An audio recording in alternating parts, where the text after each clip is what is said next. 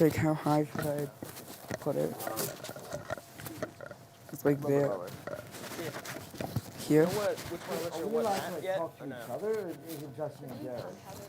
I don't know, you said we're not supposed to. Jake is. No, we're not talking yet, but... So I think it might just be me and Jared. Are we live? Sure don't want the high school? Yeah. I just see. I put like all the wire behind me. Maya, what's the status? Oh, sorry. Can I like tap on the glass or something when we're live? Yeah, did that. No meaning to tap on the Jake, is that good? So we got what? Yeah. Wait, I'm gonna join the live I stream. put it like behind me because That's the best you can do. it wouldn't clip onto the pants. Yeah, I get it. Jake, one of the weight classes is 101, not 102. Yeah, they changed them this year. Are they now 7? It's 101, 108, 116. So they're 8 apart. I instead thought of weight 6. classes went up by 5s. It's usually 102, but that's usually for just JV. But Wait, sometimes Sam. high schools have it. I thought weight classes went up by 5s. No, they went. 5 is too close of a jump. It's too close because, like, just within a few days, you could Gain 5 pounds. You could gain 5 You can pounds. gain it like the night before So if you really want. So you do it. So it has to be 8 because then anyone can wrestle the weight class above them or below. Because you have to be in between. That's not my phone. Because you can't gain 8 pounds and... Well, no, you have to. Everyone has really strict. Yo, guys. Like on the live stream, like we could like low key hear what you guys are talking about. Oh, we're live? No, he said no. He said there's no sportscasting, but I hear Sam on this. We're live right now. Anything you say is going out. Okay. So just be I know you can't see it yet. You know, we have the one monitor over here. We're in the triple box. We're trying to get the, monitor up.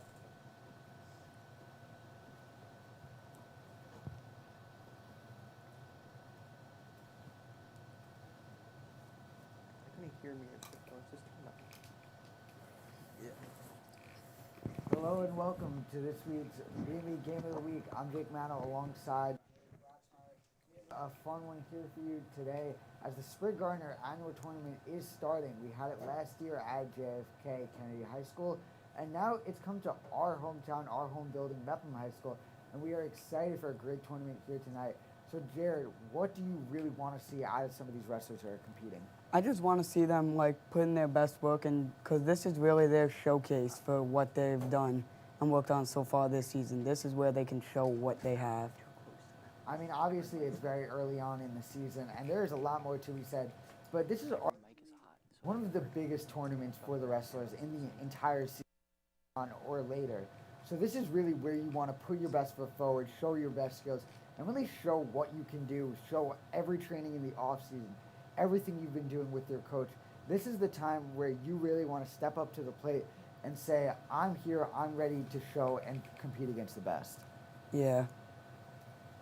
So obviously there's a lot of people at Mepham that we know personally, and there's a lot of people from everywhere, all around Long Island, who have come to this tournament. It is probably one of the biggest tournaments in all of wrestling, in all of high school wrestling sports. So what is something that you're not only excited for, but what do you expect to come out of every single athlete today?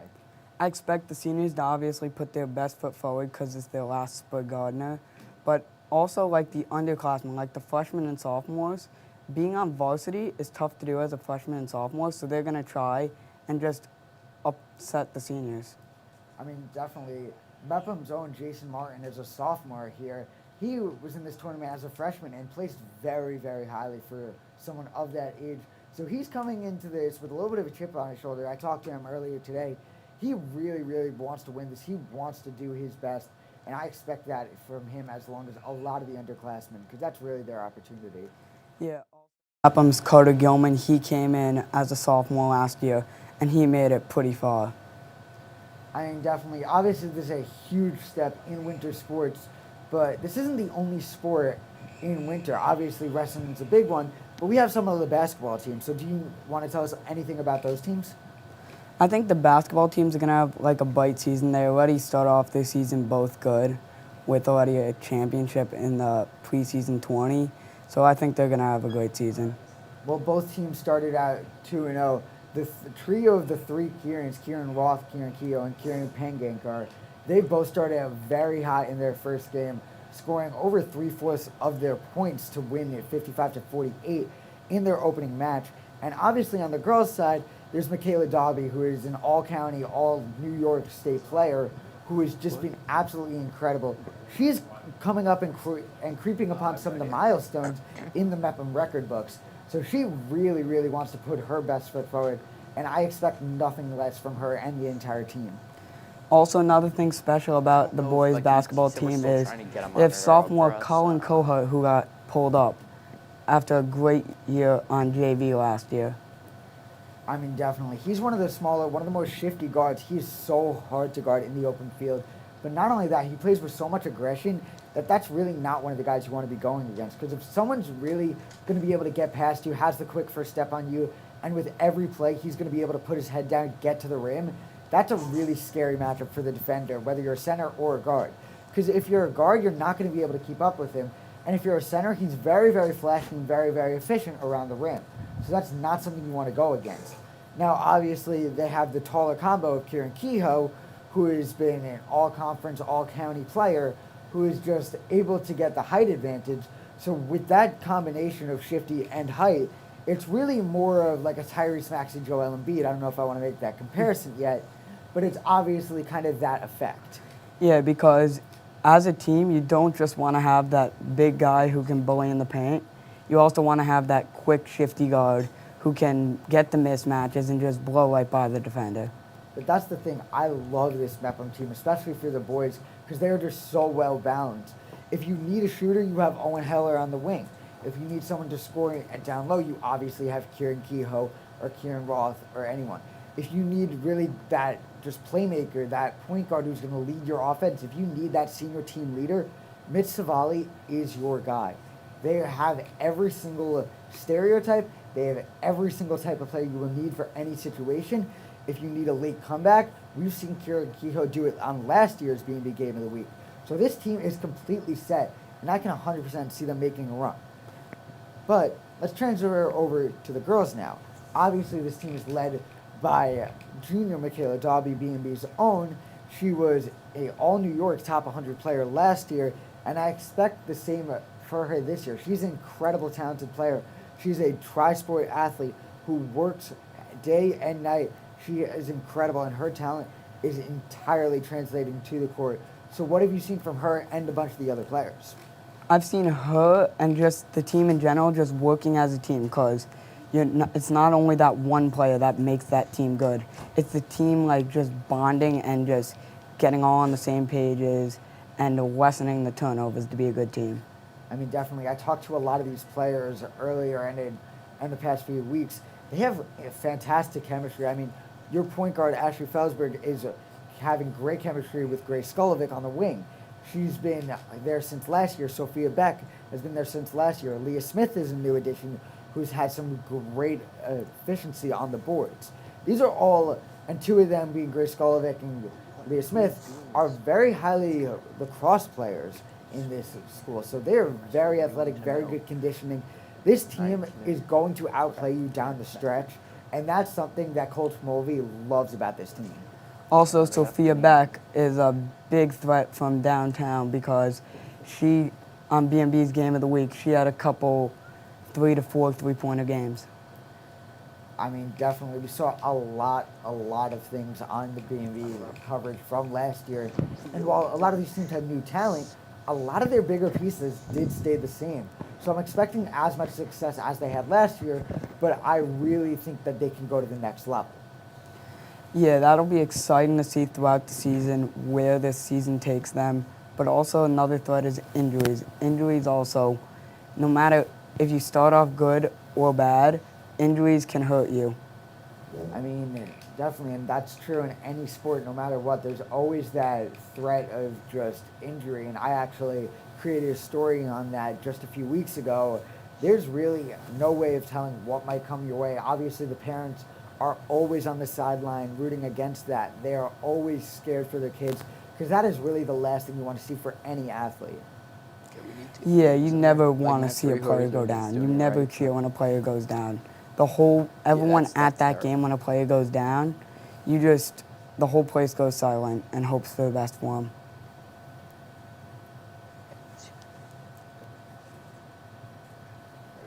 I mean, definitely. Obviously, the girls are off to a hot start. They started at 2-0. Obviously, we talked about their 48-30 win over Kennedy. So that was a huge game. Obviously, Michaela Dobby scoring upwards of 20 points in her double-double. Let's talk about her last game. They won 55-30. They're outscoring their opponents by a large number, upwards of 40 points in these first two games. They're coming out of the stretch dominating. So this is a huge, obviously, momentum shift for the Pirates to where they're first in their conference. So if you're an opposing team and you see Mepham on your schedule, what are you kind of working on to get ready for that game? You should just most teams are just gonna try and put the double on Dobby. That could lead to a kick to Felsberg or a three-pointer by Beck and just swing it around the outside of the key and just get the ball out of Dobby's hands. I mean, I like that you talk about the three-pointer because that's really where they thrive. I mean, senior Brianna Fryer, we saw her last year on the B&B Game of the Week. She almost broke the record for the most points scored in a game, having upwards of 6 or 7 threes that game. So they have a lot of threats inside and out. Michaela Dobby, I know one of her signature moves is pulling up in the mid-range. So when you really don't know where to guard, when you have someone who could score the ball at any aspect, and their defense has been incredible with upwards of 6-7 steals a game, it's a tough team to go against. So you really don't want to be on the opposing end of that.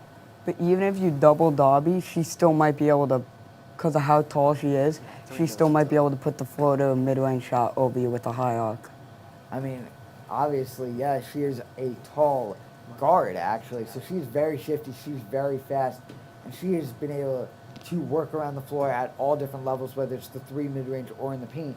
So she's been incredible for this team. That's a kid that wrestled later. But at least they're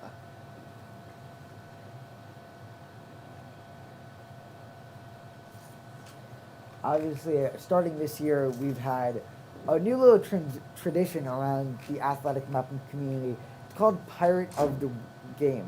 Now, obviously, that was run by the Mepham Instagram. Do you want to tell us anything about that? Yeah, it's basically like you get like a sword and also a pirate hat, and you get asked a few questions every week after a win or a loss, and at the end you just argue like a pirate. I mean, I like it because I think it's about honoring the players, and I think that's a great thing you have to do for every game because it's always about a team effort, but there could be a player who really overperformed, who really showed everything that they can do, and that is a great thing to have when you really want to honor these players, keep the team morale going, because obviously when someone gets that honor, the entire team's excited for them. So in the first game, it was Leah Smith having 7 rebounds, and last game, it was Brianna Fryer having an incredible impact from beyond the arc. So that's the exact kind of hope that they really go for. They want to honor these players. They want to respect these players for having incredible games. That's the special part about it. You can get the recognition even though you're not like the best player on the court. I mean, definitely, and that's enough about, obviously, basketball. We talked, and we really just recapped a lot of what's going on in the spring season, or in the winter season, excuse me.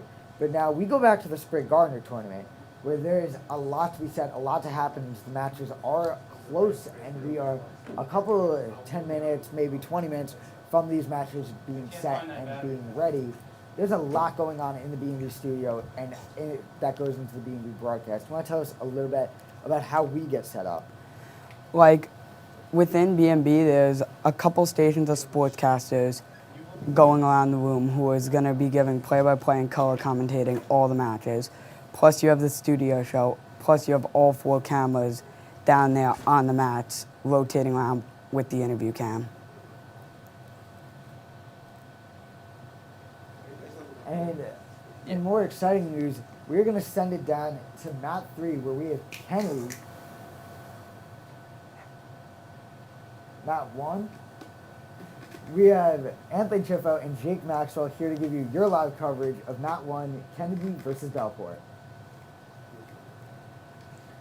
So right now we got wrestler from Comac on top, winning 4-0. You know, he's really trying to sink in that half right now. He's rolling around, and he moves out of bounds, the ref moves him back. Looks like red is going to be on bottom.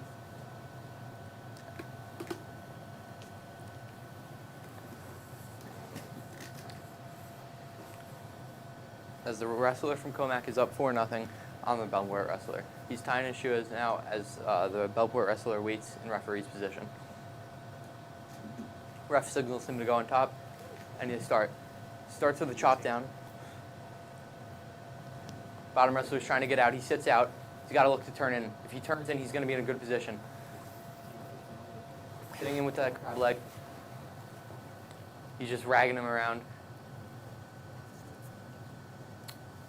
He's trying to move to those finishing positions. He's got one arm. Could look to go into hat, maybe a cross-face cradle if he's really liking that move. Kind of in a stalemate right now. Not much going on. Now he's trying to get that head under the arm to look for going into leg locks.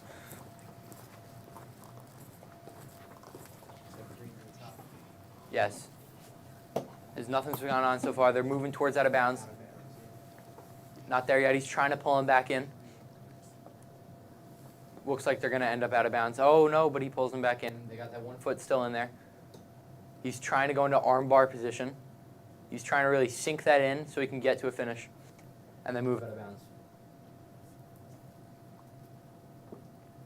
That match was pretty close to the edge, though. They were almost out of bounds multiple times during that match. And it looks like Comac's going to be on top, starting on top. Yes. Now he's trying to get a half. He's got the wrist control. Ref tells him, stop. Looks like it could have been a dangerous move. As we got the 4-1 now because of the illegal move. Looked like it was a clasp. Now it looks like we have Belfort starting on top. Oh, with the immediate takedown almost. Yeah, now he's trying to sink in that half in the standing up position. He can't get the half. Bottom wrestler's moving around very good. Belfort's just keeping him down. He's really got to try and get him on his back to get some points here. Back points, maybe even a pin. He's trying to work into the half. He's got a leg in there. He's trying to fall back, sink that in. He's got one leg. Maybe he goes for two. Looks like he's going to try and hip thrust his way for that pin. He's a little too high right now. He's got to sink back down. Looks like he lost it. He's still got a leg in there, but... Oh, now he's trying to go for a cradle. Now he's trying to really sink that leg in there and get good. The ref's moving around, telling him that they're about to go out of bounds. Now they're out of bounds. Looks like green's going to be on the bottom. Green on bottom, red on top. Excellent match so far. It looks like we're starting with Comac on top. Yes. Once again. It's been like a stalemate from referee's position. They haven't been able to really generate any points besides when they had that clasp. Now they're trying to get back to that leg again, trying to sink another leg in. Looks like nothing's going. Really just stalemate here. Nothing going on. He's got a leg in there. He can try and hip thrust to get him to that back and get some back points or even a pin. He's really trying to bring that leg around and get him to his back, but he can't. It seems like the defense on this move is very good. This is a close match. Once again, this is in the 101 weight class. Comac versus Belfort. Yes, and that's the lowest weight class you can be in high school wrestling. Looks like he's trying to get a half now with a leg in there. He's really moving that wrist down to the back of the head, trying to get him to his back, but the bottom guy will not move. He's got a leg in there. It's synced in deep. He has a perfect chance to get a pin, but he can't get him to his back, and the ref calls time. And that's the match, and Comac wrestler has won. Close match there. Yeah, a really great match. For a lot of the second half. You know, both of them wrestling hard. You know, couldn't generate a lot of points, but, you know, it was great to see.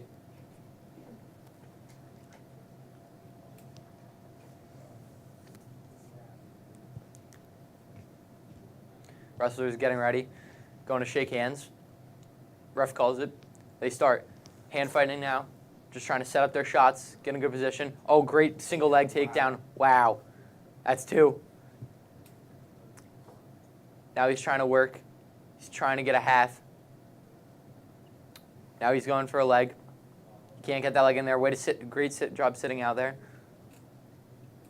Bottom wrestler is moving around, doing a good job. Looks like he's trying to get a sit out turn in, but nothing's going for him right now. He's struggling there. Yeah. He's trying to get out of it as hard as he can. Yeah, he's really, top wrestler is really, he's trying to get a head under there now, maybe going to R-bar setups. Nothing going on. Score is 2-0 right now. Oh, he tries to flip him over onto the back to get those back points. It looks like he's trying to stick in that half. Looks like they're going to move out of bounds. The red wrestler will be on bottom, green on top.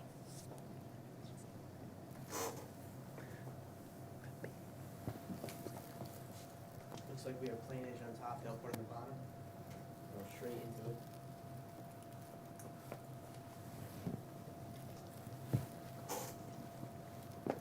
Looks like he's trying to sink it. Oh, he's got him in a half position. He's on his back. Looks like he's getting back points. Shoulder blades are not down yet. This could be a pin. He's in great position. He really sunk in that leg and fell backwards perfectly. This is very exciting to see. Shoulder blades still both aren't down. He's counting off the back points. He's going to get a bunch of points for this one right here. Looks like he did end up pinning him. Great job from the Bellport wrestler. He gets the pin in the first round.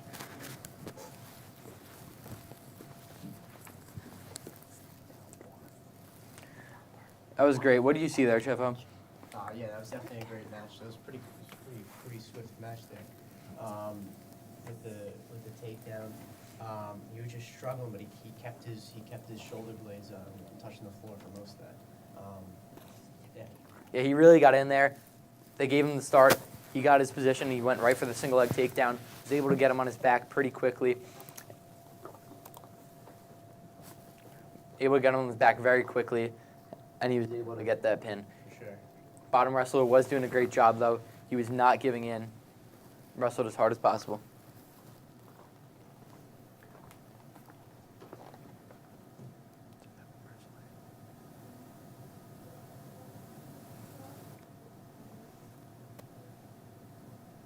It looks like we're waiting for the next match to start. Yep. Looked like we had Joseph Zazula on mat 2 right now wrestling.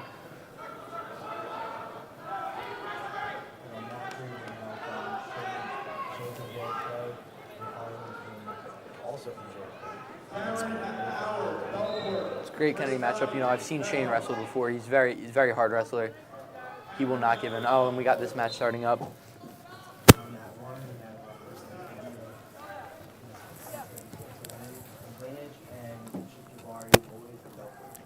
Kind of in that stalemate position right now. Got out. They're going back, setting up their new shots, trying to get a shot. Oh, he goes for the ankle pick. He cannot get it. Good defense. Good ankle pick defense there.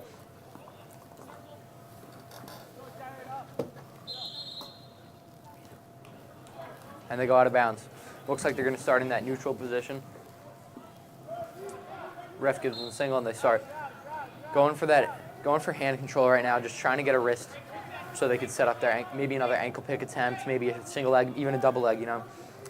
Falls down into that. He goes for the single leg attempt, trying to set up the shot. He goes for a double leg, gets blocked. Going for that front headlock now for Port Washington, or Freeport.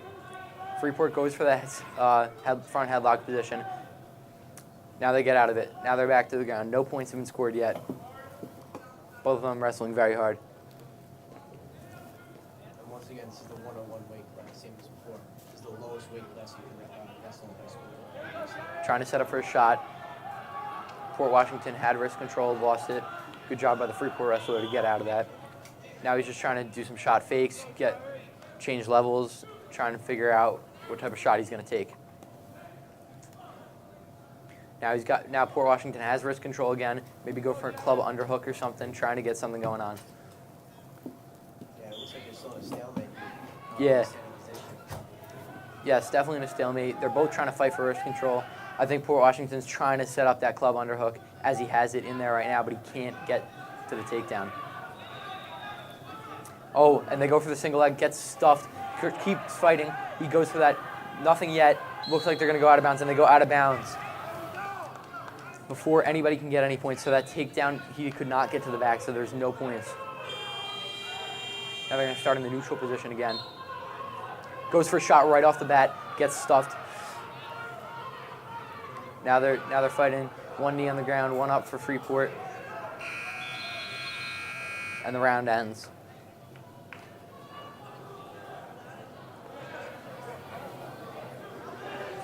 That was a great round, Chiffo, you know. Stalemate, no points scored.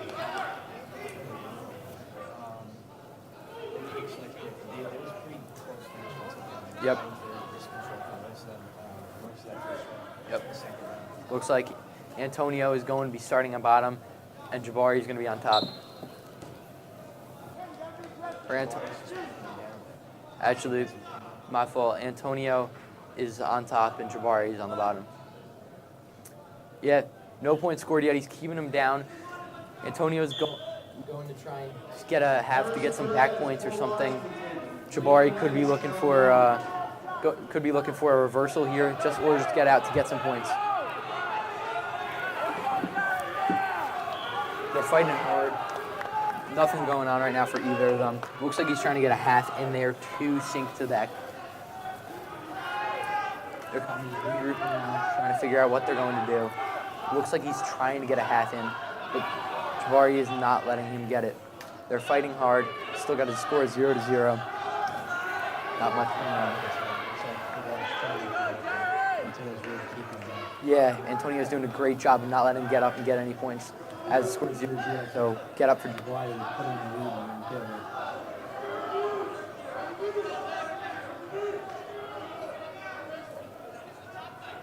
still just going right. He's fighting to get out of that. Yeah, he's really trying to get out of there. Yeah, it looks like he's going to try and set up that half with the wrist control that he's got, and the ref calls him to go back to the middle.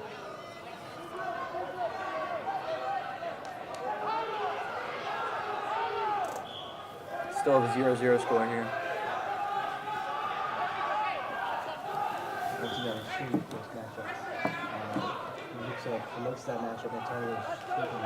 Yep, and that's what he's going to try and do again here.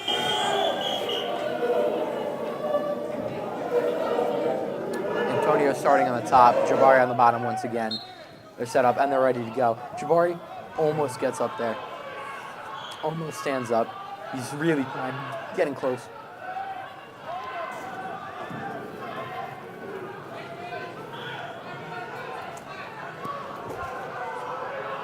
And, Antonio's still keeping him down. He's trying to set up that half, but Jabari's just blocking. He's looking away, making sure that nothing is going on. Oh, he looks like he might be able to get a half or an arm bar in here, whichever one he pleases. Oh, ankle pick to keep him down. Jabari almost got up there. Looks like they're getting close to the edge of the mat. Possibly, and looks like the round is ended.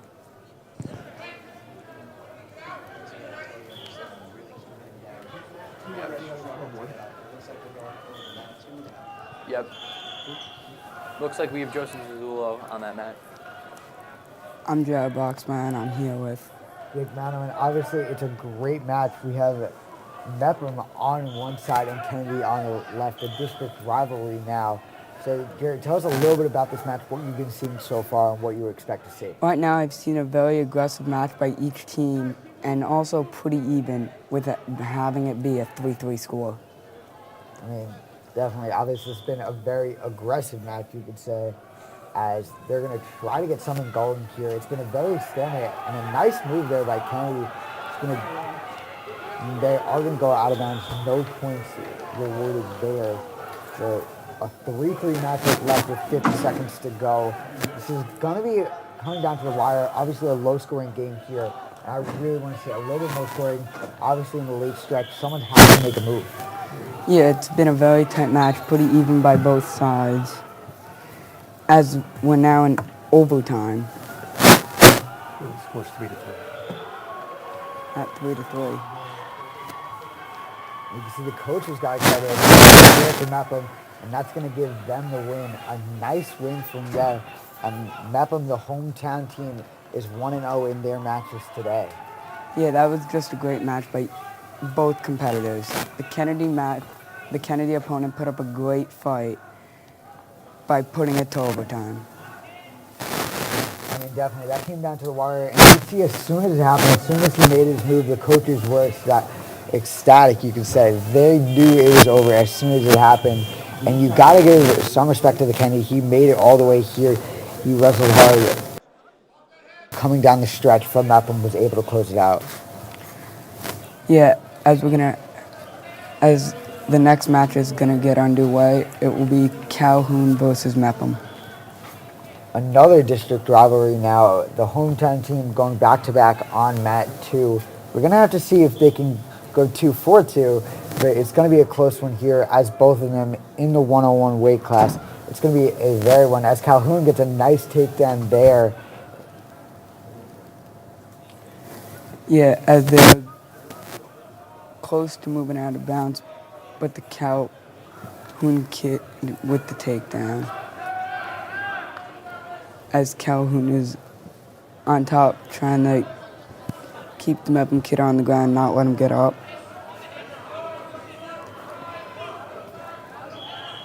He's trying to lock in a headlock. Mepham kid's trying to escape and get back up to his feet. Trying to really use his legs by swinging him around to try and get up and lock the hold loose. As he gets the turnover released, and that is a pin. I mean, And nice that- fought there from Mepham, but it looks like Calhoun really had the control there throughout. Obviously, it was a nice match there. Let's talk about B&B Sports Talk. It's coming out every Friday. We just filmed soon, so be on the lookout here. Tyler Steinberg. We'll sit down with a very special guest where you will have to tune in to find out. The boys volleyball team takes on Mic'd Up. And we have a lot of special segments on that show, so make sure you do not miss it every week at the end of the month, every first Friday of the month. Let's sit down with Tyler Steinberg and a special rotating guest every month to talk sports. As we have another match on mat 2 underway, it will be Calhoun going up against Comac, as right now Calhoun's got a great start right out of the gate. As the Calhoun kid just trying to keep him down, trying to work back points.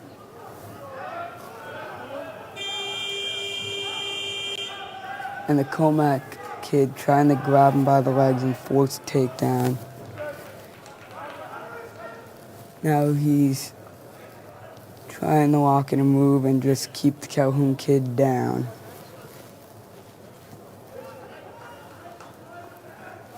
As the Comac kid's doing a really good job of just not letting the Calhoun kid get up.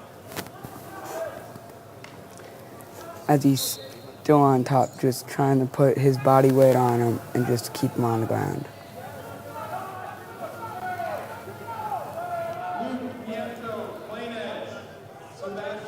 2-0 lead here for Comac. It's been a well-fought battle. A lot of low-scoring matches here early on in the tournament. I expect to see a little bit more coming down the stretch in the higher weight classes. But what have you seen from the lower-end weight classes that have really sparked your attention? I've just seen a lot of speed and agility, and they don't have a lot of body. They're still trying to use all the body weight they have and just keep their opponent down. And I think that's what it really is. Depends on how aggressive you are, and that's really what's going to kind of be the deciding factor at the end of the day. As they're fighting towards the edge and almost out of bounds.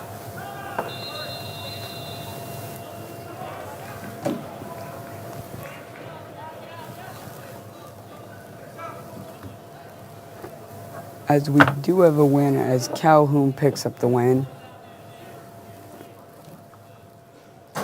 Calhoun goes 2 for 2 on the day so far, taking down Colmac, underrepresented Alabama.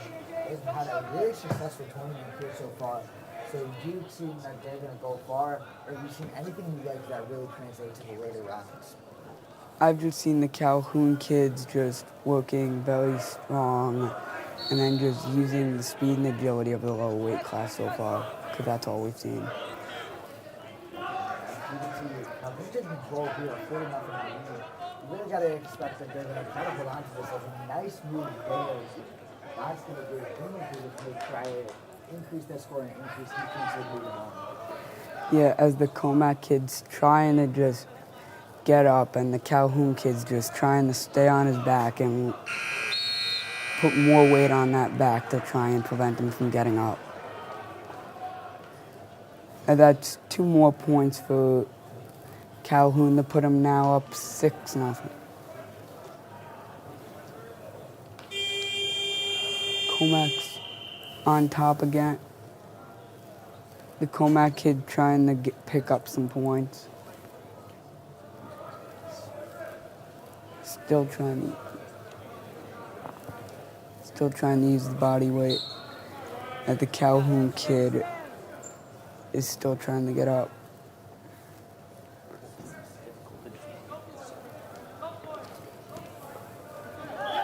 And Comac still down. Calhoun kid's trying to just work his way out of bounds and just get back in the referee position. As he's almost there, as he keeps working towards the outer circle. And the Comac kid just trying to pull him back and prevent him from getting out of bounds by getting in his way. As he keeps moving inches closer, still, as he's 1 foot out, and he gets out of bounds to get back in the referee position. Great move there by Calhoun, getting back in the referee position. Just very strong work right there by Ryan Nicholson, working his way out of bounds. As that match is winding down, we're going to send you to some action over at mat 3.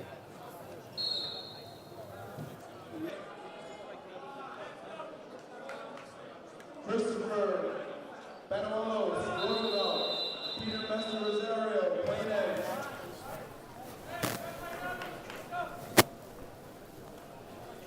Michael Asalta, Port Washington. Jake Lagusa, Bethpage.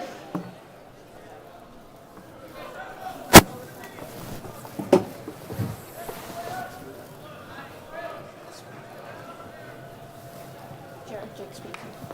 We're not gonna. All right, so you want I'm going to go.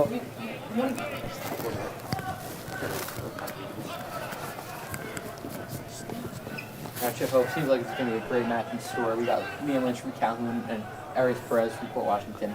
Liam Lynch is actually the 5 seed in this tournament as he came in 4th at qualifiers last year, setting him up for seeding all throughout the tournament.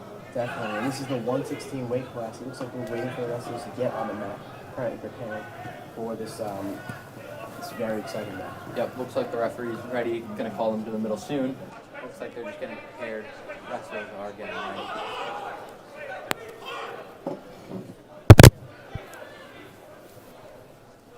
Hopefully we have a good match in store. Good high-scoring match, low-scoring, just good match. Close match, hopefully. Hopefully. And it looks like, going back to mat 2 by the way, it looks like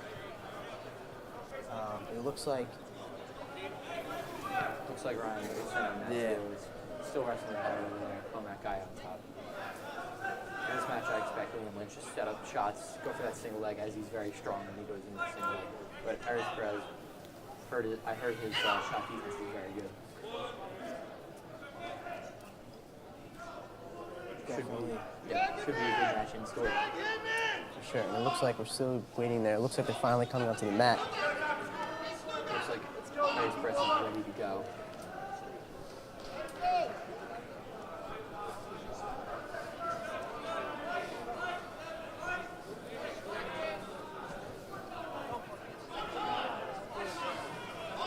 like the ref's calling him over. Oh, now we're back to mat 2. Looks like Comac Wrestler won, defeating Riley Nicholson in a great match.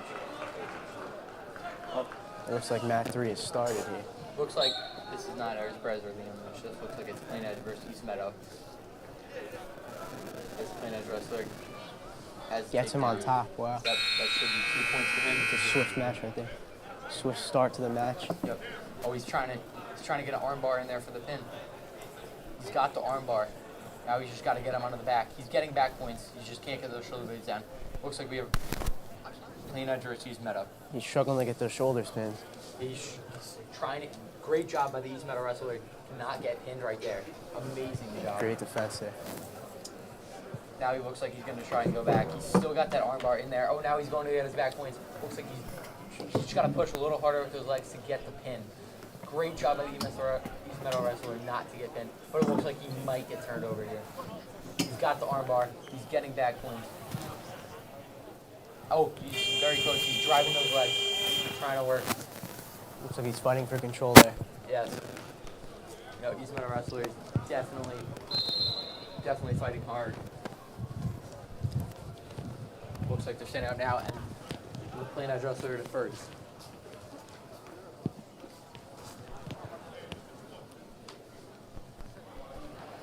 Looks like we got Chris Benevolos from Plain Edge. They're starting in neutrals after the East Meadow wrestler chose. Right now they're fighting for that wrist control in the standing position. They're hand fighting here. Oh, Plain Edge guy goes for the takedown. Looks like he's gonna get it, and he gets his 2 points.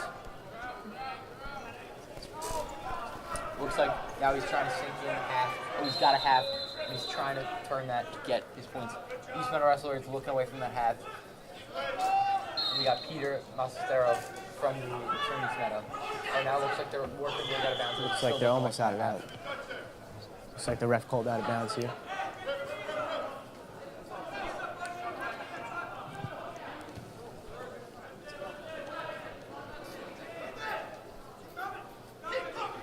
Now we're starting referee's position. East Meadow wrestler stands up right away as Peter Masistero is trying to get up. The first Benevolos is keeping him down. Looks like he's trying to work in an arm bar here as Benevolos is trying to work in that arm bar. Plain Edge is fighting to keep him down there. Yes, as Masistero from East Meadow is trying to defend that armbar, but it looks like Benevolos is going to get that armbar in, and now he's going to have to try and use one of his pins to get him down. East Meadow's struggling to get back on his feet there. He's trying to gain control of the mat. No, he can't. This is the 124 weight class, very competitive weight class. And now he's got that armbar, and he's trying to get East Meadow on his back. He's trying his best to get him pinned on his shoulders there. He's trying to get him pinned. He's trying to get the shoulder blades down. He's got the armbar in. Oh, but East Meadow gets out of it, and he's back to bellying out. Great job to belly out there by East Meadow. He's trying to get up, but there's a hat. He's got a hat. Now Benevolos has a half in there, and he's trying to turn that half, but East Meadow's looking away as he was taught. Looks like nothing's going on for either wrestlers now. Now he's trying to get that half. He's got wrist control on him. Looks like now the mouth guard fell out there. Now he's got an armbar in, and he's trying to turn him to the back and get him pinned. East Meadow wrestler has been very good at getting out of pins though, and looks like the round is ended. Going to be 3 back points for the Plain Edge wrestler though. Very intense match so far. It looks like East Meadow is doing an excellent job at staying away from getting pinned down on his shoulders there. Yes. It looks like they're starting in referee's position for this next one. Definitely, as East Meadow chooses to go on top here, as he has not been able to get up from bottom. The Plain Edge wrestler gets up right away, and he moves out as he gets 1 point for escaping. Now he's going to set up for a shot. Jump. Shot fake Check, from check. East Meadow. Keep on. Shot fake from East Meadow. Now he went for a headlock, but it did not work. He's trying to set up head control, trying to hand fight. Now he's got wrist control, and he's driving him down into that front headlock position. He's not got his 2 points for a takedown yet, but he's got a circle around to the back. East Meadow's, and he does circle to get those 2 points. Now he's going into the half. He's trying to get a leg in there. Now he's moving that half. Now he's got him on his back. Flipped over. Very close to a pin here. He's getting his back points. And East Looks Meadow, like Meadow's belly's struggling. out again. He's struggling to get him on his shoulders there from plane edge. Yeah. East Meadow's really doing a great job of doing maneuvering out of there. Great job maneuvering out. Oh, now he's bridging. Looks like this could be the end. He's still got one shoulder blade up. But he's just racking up back points here. He's getting very close. As you see, one shoulder blade's up. He's trying to move that shoulder blade down and really sink into his position. He's trying. Benevolus is really. Oh, and he bellies out again. This is just great to see from the East Meadow wrestler, not giving up and trying as hard as possible.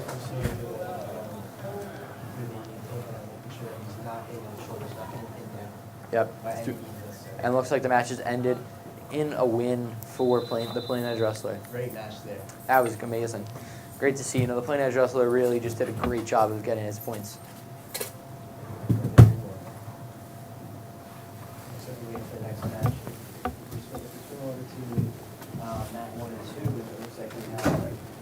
Washington, Freeport on that one. And is Nothing's going on. nothing's going on there. And Mat 1 too. Mat 1's currently empty. Yep. Looks like they're preparing for matches.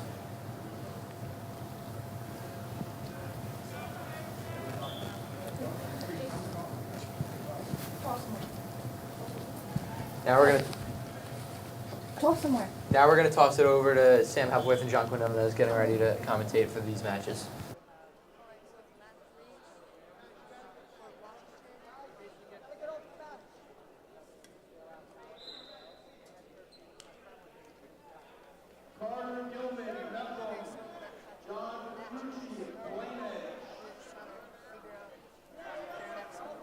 Just fighting for control. Hand control.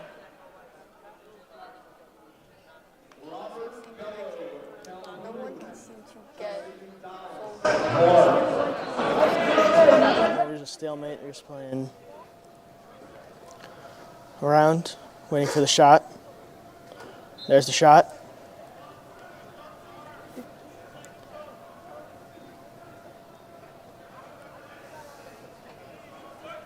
We have Michael from Port Washington, and he seems to. Oh, just trying to get out. Jake They're from almo- Bethpage is trying to get a takedown, but They're they're out almost- of bounds.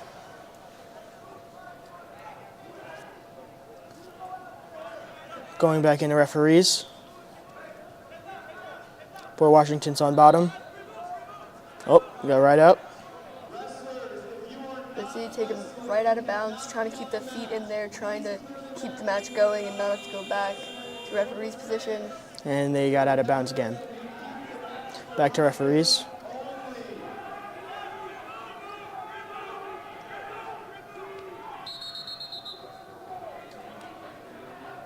Okay, so red, Jake from Bethpage has chosen to go bottom for referee's position, Looks like he wants to get some points here. trying to get that escape to get the points going, get the period going for this match, to see if he could get points to take this match somewhere. Port Washington has a leg. He really does not want to let go of Bethpage's leg. Hopefully getting around his back.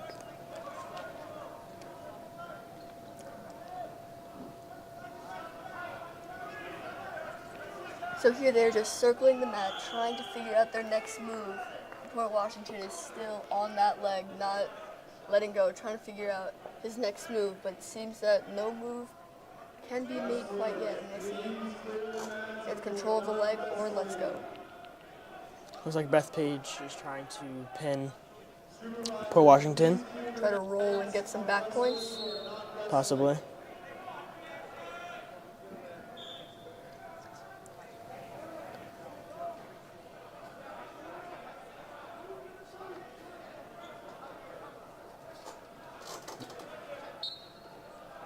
Oh, might get a Back pin. points. Let's see. Any back points? Oh, Pin. pin. Nice job by Jake from Bethpage. Nice job. When there's a pin, toss it somewhere. So these guys are ready to go. Toss it to, what are you, Matt? What? So, Matt 2, toss to 2. Now we're going to toss it to Matt 2.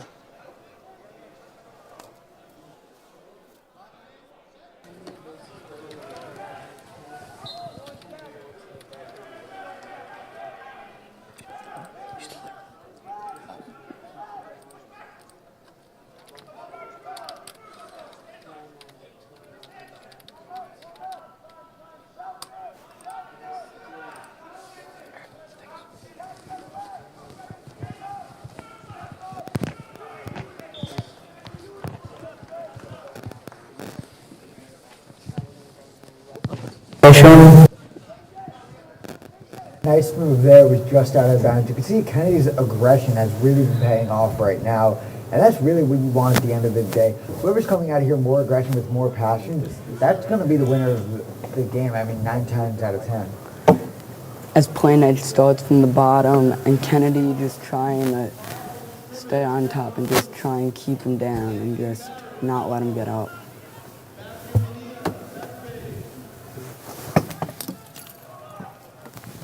As he's still on his back, the Plain Edge kid trying to work slowly to try and get out of bounds, or just work back to his feet. Going for the grab around the waist. Now he's trying to use his feet to keep him down. Kennedy's been in control of the match, I mean, for mainly the entire game. Kennedy's really been struggling to get out of his grab, been struggling to get any opportunities for himself. So you've got to credit Kennedy on just how polished of a match he has played. As now he walks both of his feet around the waist, and that is the end of round 2.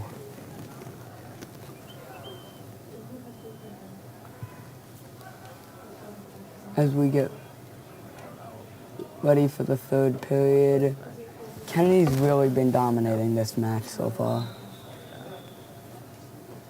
I mean, yeah, you could definitely say that. It's been a real tough match for Plain Edge. And that says nothing about his game. He's made it all the way here, which is a huge accomplishment in itself. But Kennedy has just been absolutely incredible in this match, playing an incredibly polished game, an incredibly just sound and perfectly textbook game. That is exactly the match you want to have going out of here in the first round. As Kennedy looks to keep what he had, keep the momentum that he earned from round 1, from period 1 and 2. As Plain Edge is trying to go for the takedown, but Kennedy not budging. Still pretty even to start period 3 so far. Kennedy trying to get Plain Edge on the ground, because that's where he thrived for the previous period. As Plain Edge trying to get something going, but it ends up getting Kennedy exactly what he wanted, getting his opponent on the ground, because that's where he thrives. As he's got grasp of the wrist right now, as he tries to spin out of bounds, and the Plain Edge kid now on top, trying to just earn some points and get back into the match.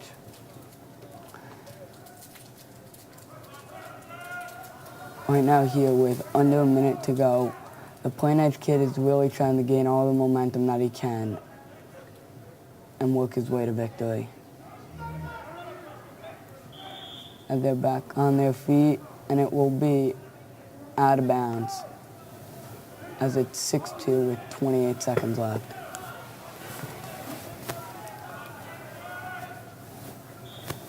Back to stalemate.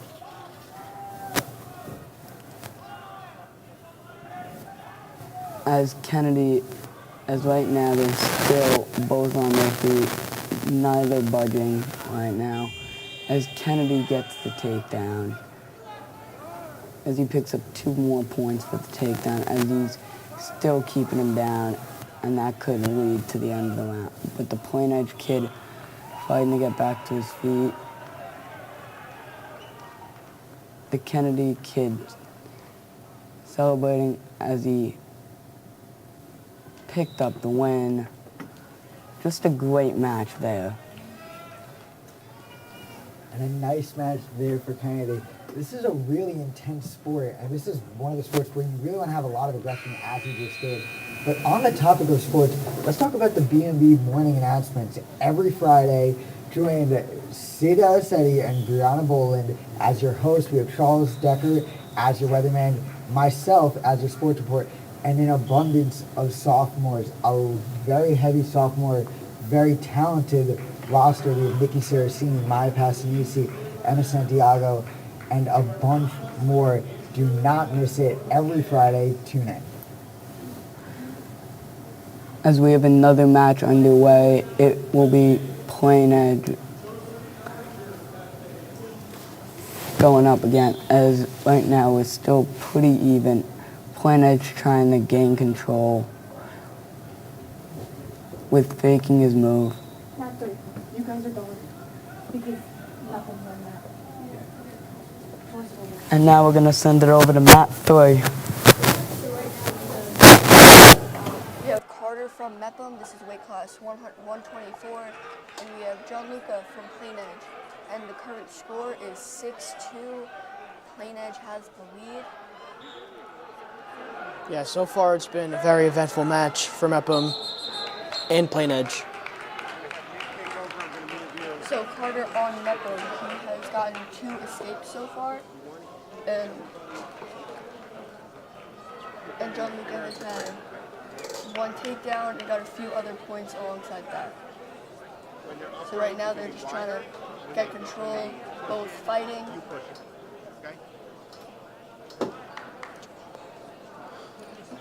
Plain Edge just got 2 points for getting around the back. Trying to roll over to get back points, but Carter is not giving up, getting that cable grip. Carter is really fighting hard here, and Plain Edge is fighting harder.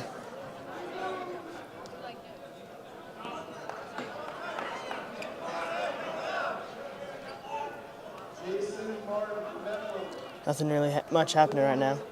Carter keeping that cable grip to try and Get out. get out, but Plain Edge is still in control, trying to switch that around to maybe get a reversal or escape. I think that's the round. Match. So the final score was 8-2. Final match, and now we are waiting for our next match. Toss it. Now we're going to toss it over to Mat 2.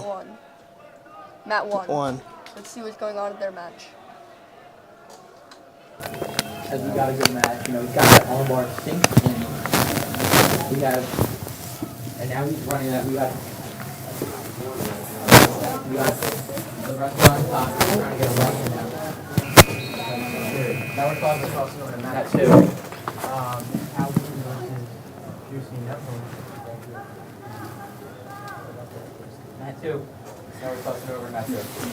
As we have Calhoun trying to fight to get back to their feet. It's just been a really dominating match so far. As he's able to flip it over, he's trying to pick up as many points as he can. And I'm going to have to disagree with you on this one. I think this is a very even match. You can see both teams have really had some opportunities. It's just going to come down to who's able to capitalize. This is one of the closest matches we've seen since the first 2 matches. There's 18 seconds left, 17, and now 15 seconds left. It's really going to come down to just who is able to capitalize on all of their opportunities. Yeah, and they're really just taking advantage of the back points there. As right there, he picked up 2 back points. As he just keeps riding the back points, that's 3 more right there. And that's the end of the first period. As it looks like we will have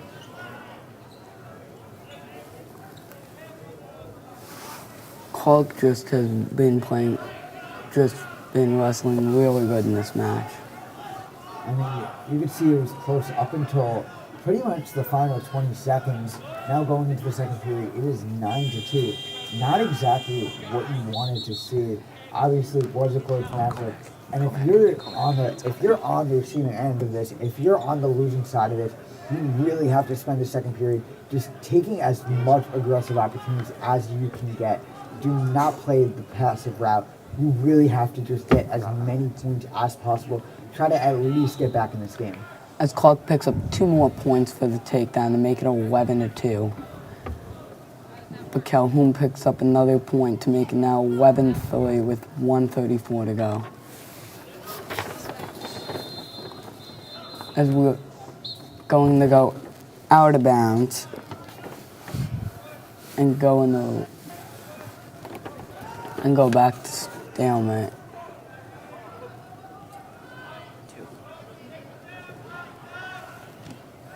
As we look to have an injury timeout.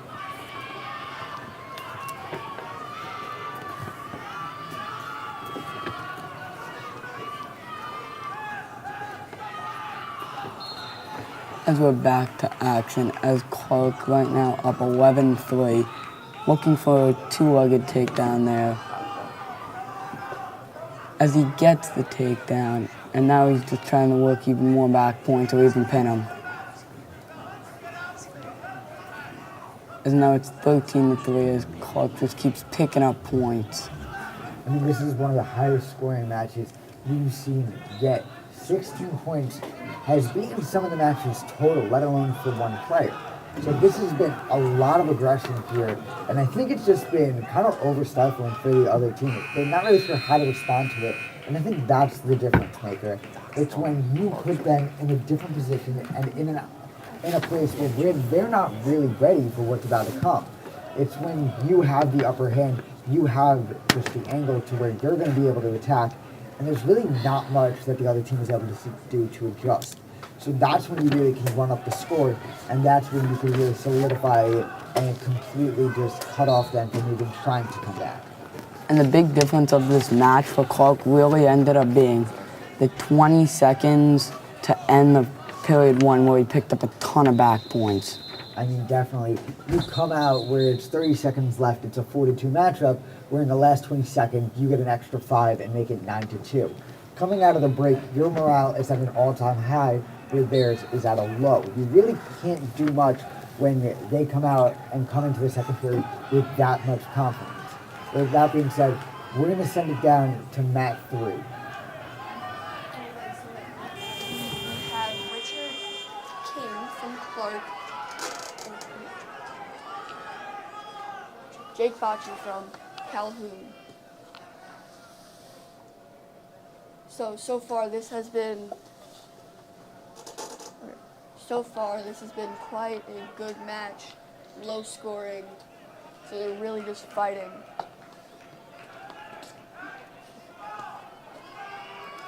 Now they're fighting for wrist control. It's a bit of a stalemate right now. Trying to find out their next shot. Let's see. Okay, then they're out.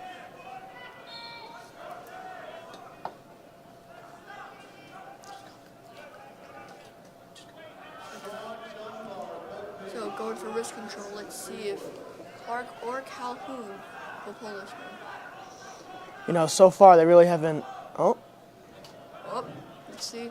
never mind. Let's see. Okay, now Clark has control, trying to get him back to the center so he can maybe get a takedown. Oh, there we go. Calhoun now has 2 for a takedown.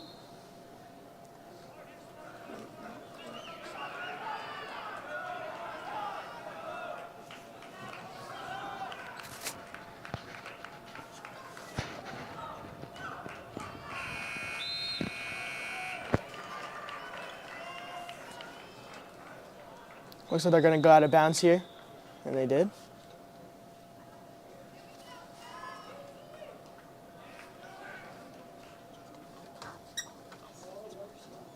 Going down to referees. Calhoun's bottom.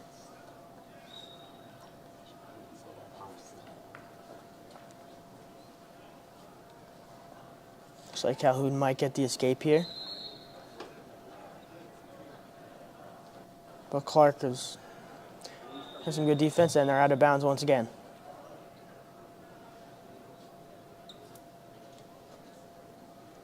Calhoun is bottom.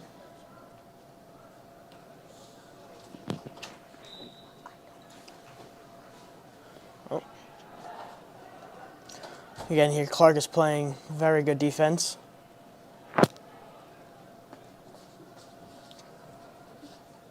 Looks like he's trying to go for a half. Oh. Clark just got 2 points from getting around the back.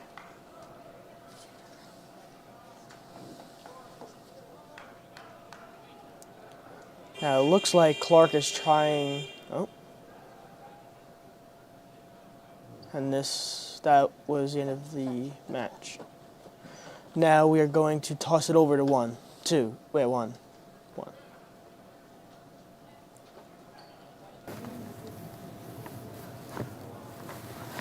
As we have Beth Page versus Beth Page here, one of the kids seems to have lost his headgear but kept on fighting anyway. As we have 7-4, one of the Beth Page kids is winning. And now he's got his headgear back. And we're gonna start period 2. I mean, this is one of the more fun matches of the tournament. You have two people coming from the same team. They practice together day in and day out. So I really think it's interesting to see that a lot of these players know each other's moves, as to where in a regular match, you have no clue what's going on. You have no clue the other players' tendencies or whatever kind of their specialties, whatever they like to do, to where you practice with your teammate to where now you're in a huge Sprig Gardner tournament match, and you know all of their moves, all of their tendencies. So that's one of the most fun things in sports, is when you really get to see these two teammates and probably friends battle it out. Yeah, that's just the very interesting thing, that you can fight some of your own friends and teammates in this kind of big tournament. As one of them's going for the pin, and that, as he helps him up, that'll do it. The hug at the end, as Red wins. That was just a good match, like, with facing your own teammate. It's a great match, honestly. You love the sportsmanship at the end. You love the respect given from teammates. But as that match is done, we're going to send it down to mat 1. Match is about to start. We have Freeport and Plain Edge. Anthony on the Freeport team and Devin Downs on the Plain Edge team. We're in the 170 weight class here. And a shot. 2 points for getting around the back by Plain Edge. Looks like a bit of a stalemate right now. Plain Edge is trying to keep him down as best as possible.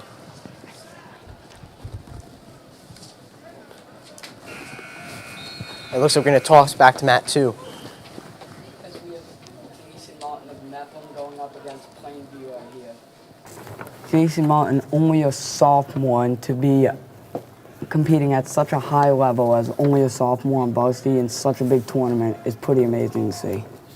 I mean, yeah, he made it incredibly far in last year's tournament. And I expect him to do the same. He's a very, very talented young wrestler. As you can see the move coming here. It's just a great move there by Jason. As we're back in the neutral position, as he picked up 2 points for the takedown. As it's 2-1 right now.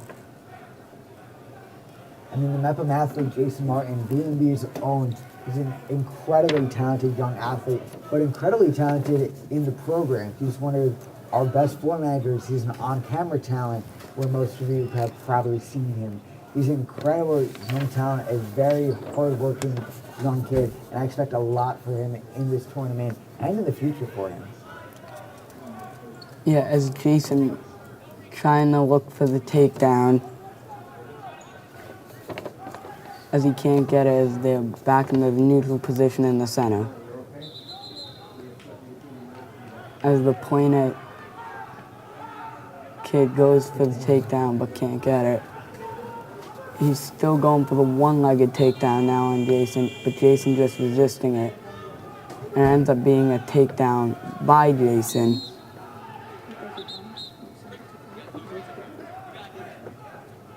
As they're going to head into the neutral position and end up going out of bounds.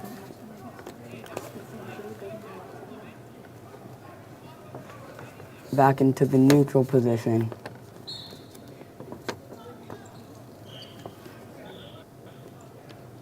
As right now, it's just been a very even match by Plainview and by Mepham. As Jason gets a big takedown, now he's gonna go for back points and maybe actually the ref called out of bounds before that takedown occurred. So 9 seconds left in the first period. Still at 0-0. Just a very even period one.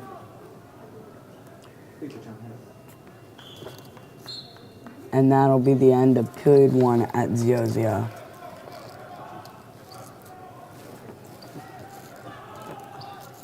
And Mepham will get the option whether to be on the top or the bottom. As Mepham will take the bottom position.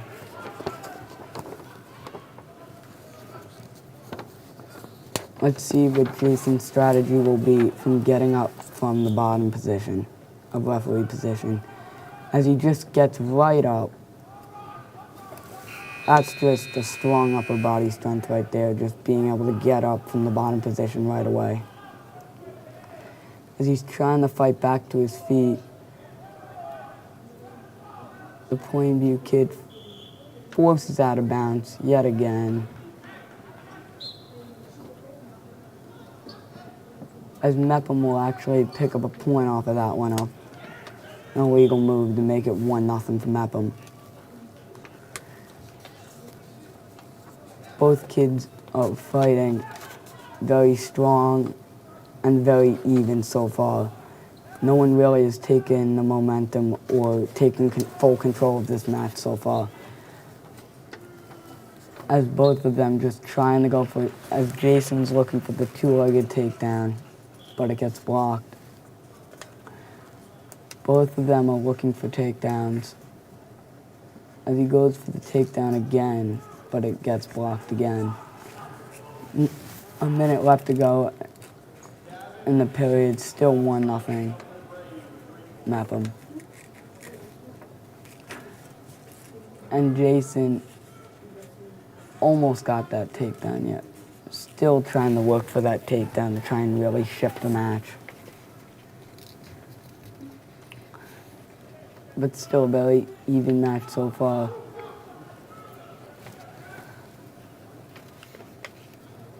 Now, obviously, we talked about Jason Martin and his presence in B&B. One of the shows he's a regular on is Midweek Update.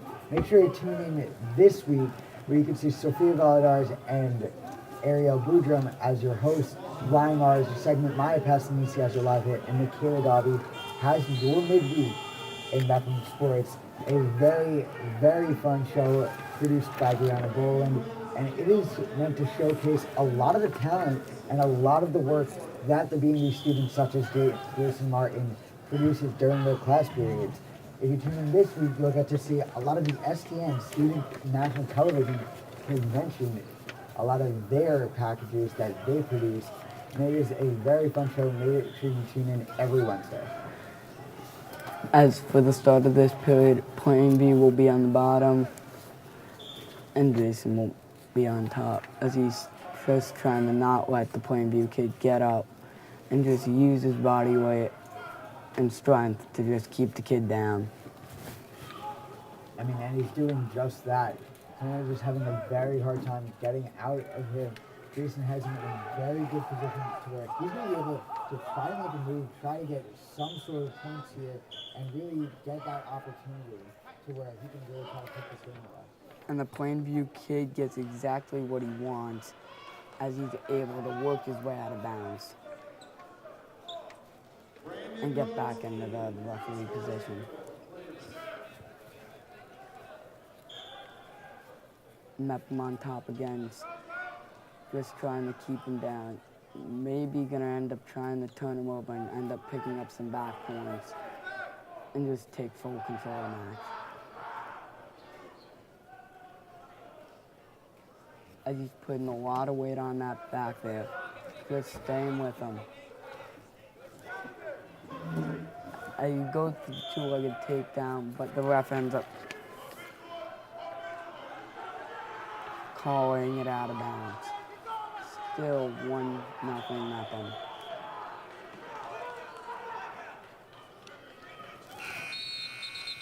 Plainview on the bottom. Mepham's still trying to keep him down. Just Jason using all his strength that he can and just pinning his opponent down to the ground. As the Plainview kid attempting to get up as he's trying to work his way out of bounds again. As he's almost there, he's got 1 foot in, 1 foot out. On the edge of it right now. Just a very even match and a great match between these two kids. There's 39 seconds left to go in the period. Plainview on the bottom yet again. Jason's probably just going to keep using the strategy that he's been using and just putting his body strength on the kid, not letting him get right up. And now I'm here with Liam Ragone. I'm on the JV team and I wrestle at weight class 170. Jason Martin is really, I mean, I've wrestled with him before. He's really like a strong, smart, fast opponent, and he's like, you know. Yeah, as Jason now picked up another point before, and that's the end of the period. 2-0 Mepham right now. Just an overall great match so far. And that'll do it. As they shake hands, and Jason ends up winning, pointing at the crowd. And now we're gonna send it over to Mat 1.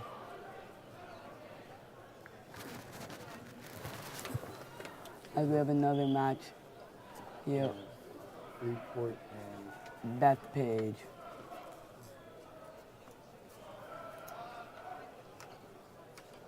As they shake hands and we're underway.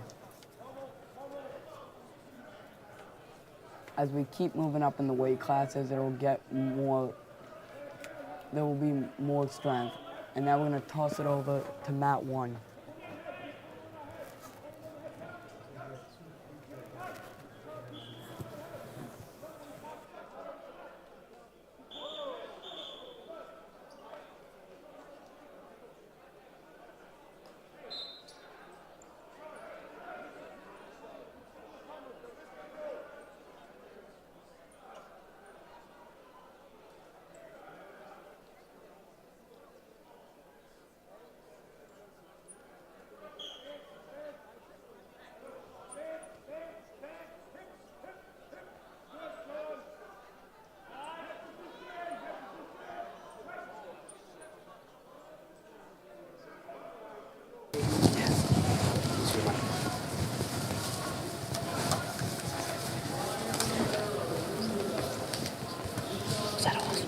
Sure, Tom.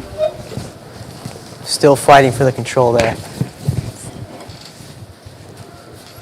Fighting for wrist control. The first minute of this match has been in the stalemate, trying to get that takedown. Neither of them have had the chance to get the other one down yet. And it looks like most of the first match is going to be stuck in the stalemate position.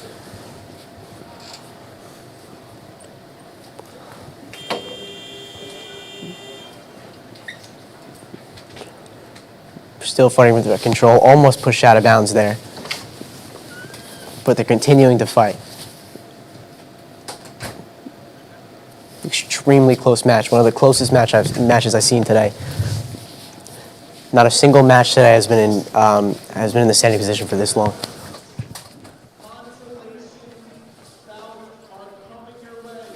Looks like Now he is.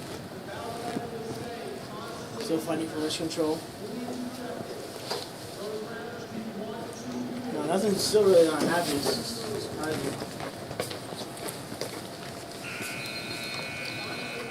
Keep talking.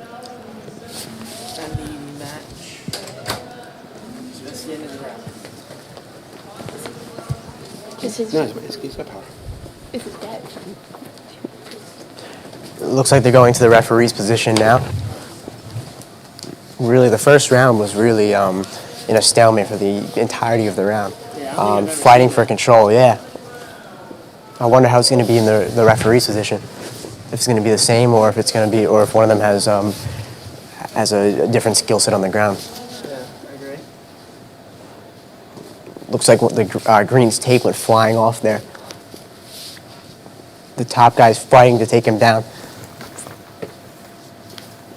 He has him on his back. Yeah, it looks like he's all about to escape. It's close.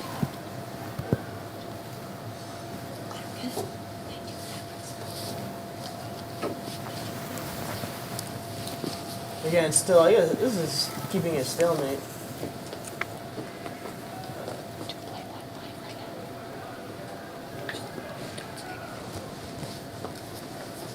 Alright. Looks like they reverse positions.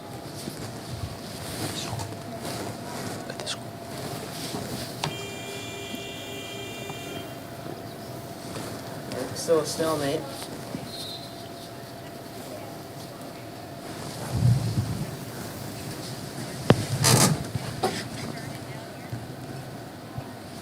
Looks like what he's trying to flip, I believe, Christian over.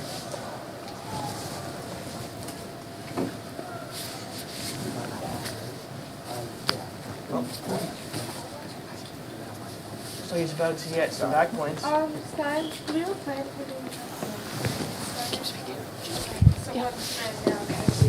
Looks like they're still. It looks like one of them has him pinned down. Christian has Juan pinned down on the floor here. Or so I'm sorry, Juan has Christian pinned down here. They're struggling to get out of this. Christian's really struggling for control. But it looks like John has that tight grasp on him. Oh, and it looks like the ref called time. Seems to be the end of round 2 there. 3 points rewarded to Christian. We're gonna toss it over to 3. We've got a match. We got Plainview JFK versus Port Washington here. You know, they're Plainview JFK on top. You know, he's trying to get him over to the back. You know, he's a little high. He's got to sink his hips down a little bit to get into a good position for this. He's trying to move those wrists down so he can sink into an arm bar, it looks like. He's trying to get that arm bar in there. He's trying to sink that arm bar in, and he's trying to move him over to his back. We got Christian Green, and he's trying to sink into an arm bar. He can't get it. Plainview JFK. Yeah. Now we got Plainview JFK still on top. He's trying to fight to get him onto his back to get some back points or even a pin. He's trying to sink in a leg now. He's trying to get that leg in. Maybe try and hip thrust over and get him onto the back.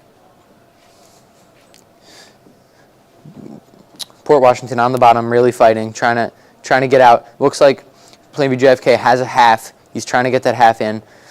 Now it looks like he's going for the leg again, and he's moving that leg, but it looks like he's got nothing going on. Really nothing. Just looks like a stalemate right now. Nobody's getting points, and the round's over.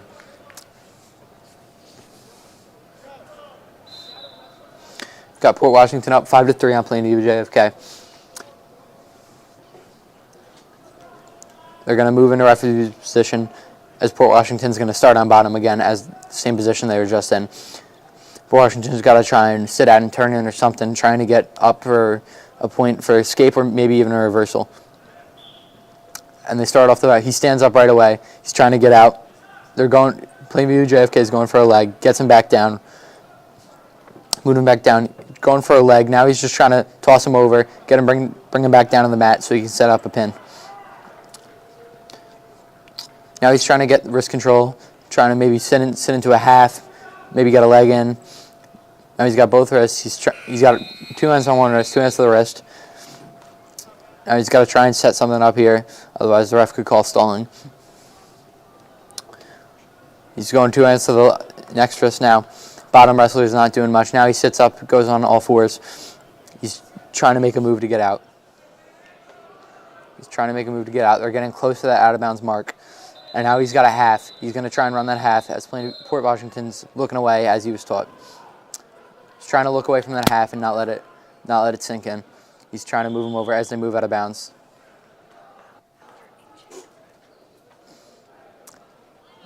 Now they're moving back into referee's position. Port Washington will be on bottom again as he's losing this match 5-3. He's got to try and get some points here as he tries to stand up right away again. He's trying to get out. Looks like he's going for an escape, and now he hips toss him back down to keep that top position, not letting him get out.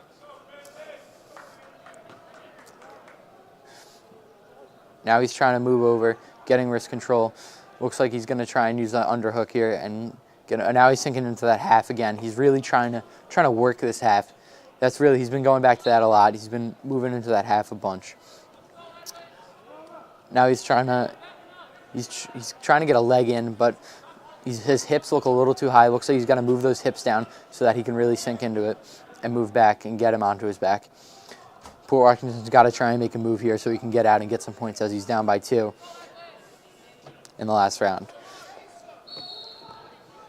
Looks like Plainview JFK is trying to get back, sit back, and try and get into his back. Looks like nothing's really going on for either of them right now, though. Looks like he's going to try and... now Port Washington's standing up, and he gets it, but the ref stops it. The match is over, and Plainview JFK takes the win in this match. Now we're going to be tossing this over to Mat 2. All right, so we have a Mepham against... All right, but it is the second period, I think, and it is 2-2 tied. Port Washington versus Mepham. And, after standing up and getting out, it's like the main thing you want to do when you're on bottom after the first period. And setting up a shot is like one of the main things you want to do in neutral position, so you could get the quick 2 points and see what you could do on top. But for Washington, As so far, it's been a very even match here, 2-2 in the second period, 52 seconds left. Just a lot of stalemate. As Mepham goes to the takedown, but Port Washington ends up on top and picks up 2 points. It's now 4-2. Port Washington trying to put his body weight on him, prevent him from escaping, as Mepham tries to edge closer and closer to getting out of bounds and getting a reset. You want to reset because first you get to reset yourself, like not even a little breather, but get yourself situated and to be ready to get out. And that's what he achieved. Hopefully he could get up and get out while Port Washington applies pressure and tries to get back points on, or maybe even a pin. Mepham on the bottom here, he's just going to try and use his upper body strength and just try and get up as quick as he can. There's 5 seconds left in period 2, 4-2 Port Washington. And that'll conclude period 2. honestly, with like 4 seconds left, you want to try like a quick move like the Gamby roll, I'm pretty sure, to get that quick, to get out and get that 1 point. As Mepham starts on top, as he's trying to pick up 2 points to tie it. Instead, Port Washington picks up 2 points now, making it 6-2. As he's just trying to keep him down and keep him from rolling over and reversing anything. Now, when you're on bottom, also, you could like stand up or sit out. And what he did there was a sit-out reversal. And it's really about speed. If you don't have speed, it's like, you know, you have to rely on anything else. As Mepham tries to get out of bounds again, instead, it turns into a quick pin win for Port Washington. just a very strong match there by Port Washington. Just using his body weight and just forcing him to try and go out of bounds.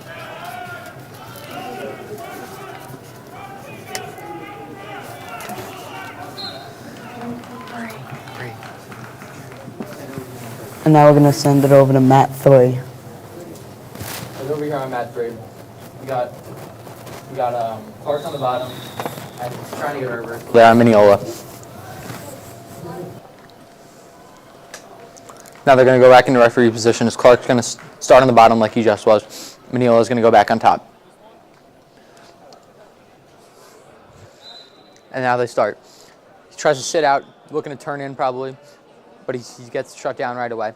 Mineola's going to try and move into a half, maybe get a leg in there, and trying to get him. Now he's trying to move that ankle, trying to walk around it, trying to move him around, get him onto his back. Now the ref calls stop. They're going to start in neutral. As Mineola is up 6-0 in this match. Starting in neutral, they're going to go straight to head control. Maybe trying to get a wrist, maybe go for a club underhook. Now he takes a shot, and they're going into, now Clark's on his knees. Richard Adams. Now they're back into neutral, going to try and fight for wrist control. Hand fighting here. Now I'm going to throw it over to Mat 2. Match so far against Calhoun, already up 5-0. 5 seconds left to go in period 1. As Calhoun picks up a nice point to make it 5-1, and that'll conclude period 1. As the ref flips the coin, it decides what position the winner wants. The winner has a knight, the winner is flipping the coin. As Calhoun will elect to take bottom, and let's see how Mepham can try and maintain control of this match. Mepham is on top, and what he tried doing there was getting a cradle, and then now he's working a 2-on-1 that turns into an escape, but Mepham getting back, preventing that escape.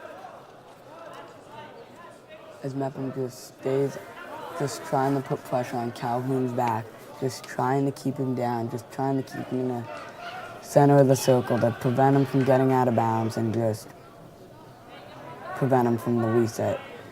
As Calhoun does figure out a way to escape to almost out of bounds as he tries to keep moving closer and closer because he wants the full reset.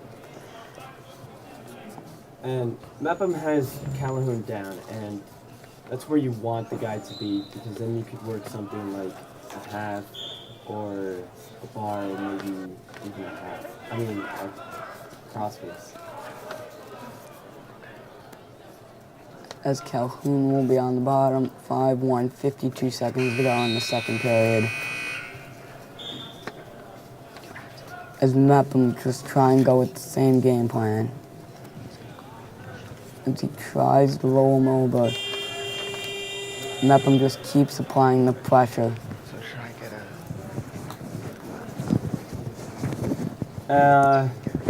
Yeah, so what Mepham is trying to do right now, you could see, or could have saw, the hand on his neck. That's a half.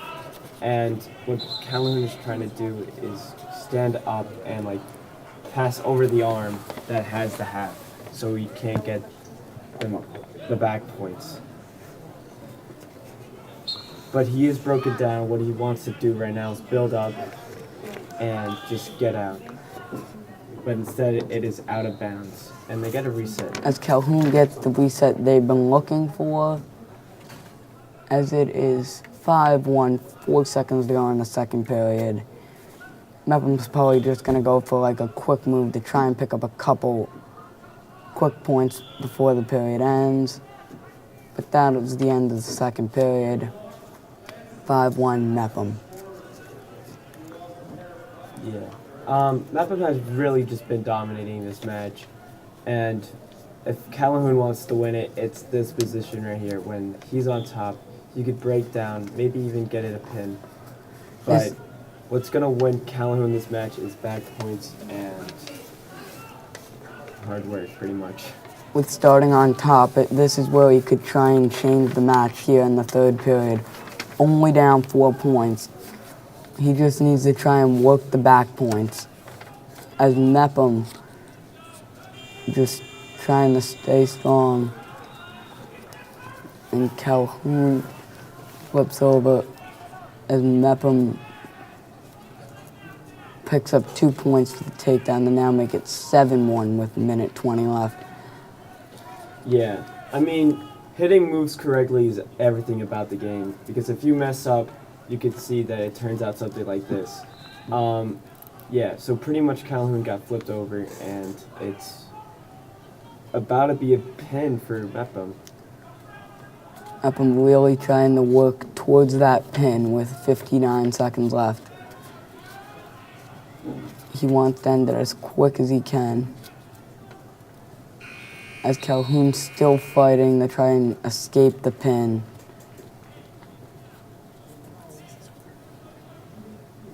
But they couldn't, as Mepham comes out with the win, and now we're going to toss it over to Mat 3. Yeah, over here on Mat 3, we got a great match going on. We've got wrestler on top, trying to work in a cradle, it looks like. Now, when you're going for a cradle, you really want to make sure that, oh, now there's a switch, and now you have Cougars on top. Oh, now he's trying to get out.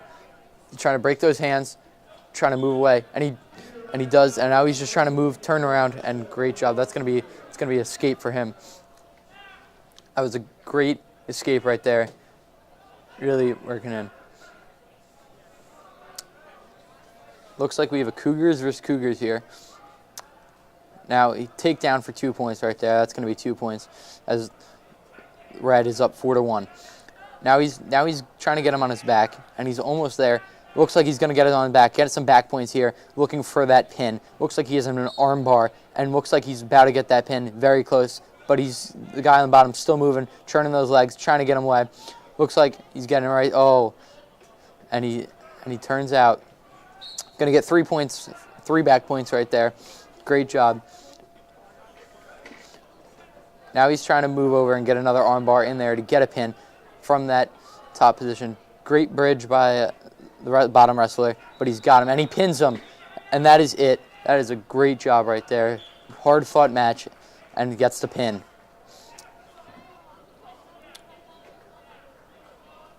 Really great job. Use the arm bar from that position. See them shake hands. Respect, of course. Very respected game. Great match we saw. Now I'm going to toss it over to Mat 1. And it's what are your... See you.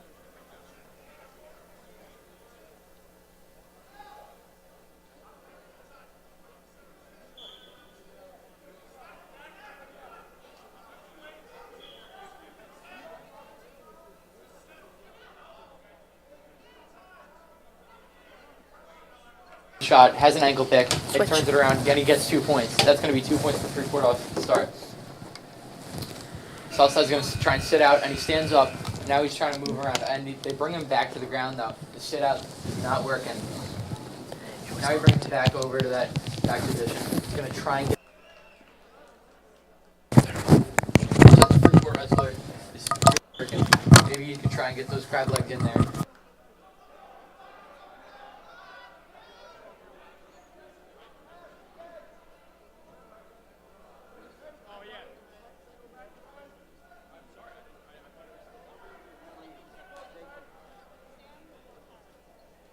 Going right back for it. He's going right back for that crossface cradle.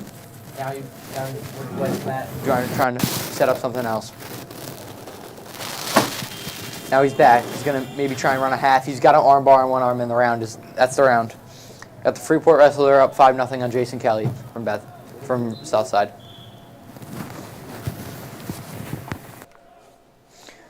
Freeport wrestler defers. Gives the Southside. He chooses neutral. Freeport wrestler up 5-0 on McDay from Southside. They start in neutral, shot fake. Now he goes for the shot, gets it, and gets the takedown. Great job changing levels, mixing the wrestler up. You know, that's just great wrestling that you see right there. Now he's trying to sit out again, and he gets him on his back. This could be a pin. He's getting back points. Ref's counting them off, and he pins him. Great job. Oh, now we're going to send it downstairs to Jake Mano for an interview. Thanks, guys. I'm Jake Mano here with Anthony Barrett. First, I want to say congratulations on your first win. Thanks. What was going through your head during that match? You know, I should have got my legs out more. You know, definitely when I was on bottom, I should have stood up more, you know, but I just got to listen to my coaches. You know, that's who you're going to learn from. That's who are going to bring you, you know, the most good advice. You know, just got to listen to them more. But all around, it was a good match, you know. I mean, definitely. It's obviously good to really kind of self-critique yourself, have a lot of things that you want to improve on going into the next match. So with that being said, what are you kind of looking forward to in this next match and as this tournament progresses? You know, definitely got to watch that match back, you know, see what went wrong, how we could fix it, talk to my coaches, because they're my biggest support, you know. Definitely got to watch that, see what we can improve, and then take it from there. I mean, definitely. I know your coaches, from talking to them, have given you a lot of support. Yeah. How have they kind of just made your confidence just given a huge boost and really translated to your performance? You know, honestly, just talking, saying you got this, you know, believe in yourself. You know, once you hear from another person, then you believe that you can do it, you know. Yeah. And I know you know we have to ask this. What do you think your chances are of winning the entire tournament? Very slim, but, you know, hopefully I can do it, you know. Just got to believe in myself and trust God, and let's do it. I have a lot of confidence in you. Good luck for the rest of the tournament. But that's it for us. I'll send it back to you guys upstairs.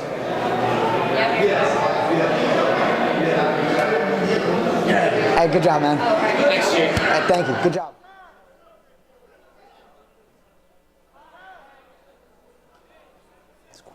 And they move out of bounds.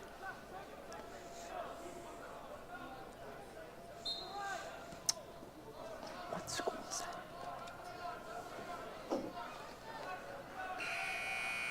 Freeport staying on bottom. Cougars on top.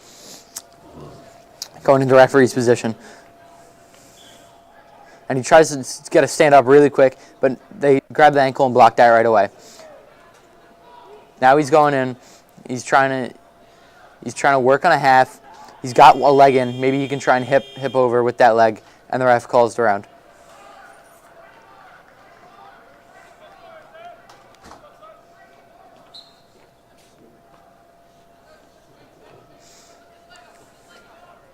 Looks like the Cougars are going to defer to Freeport.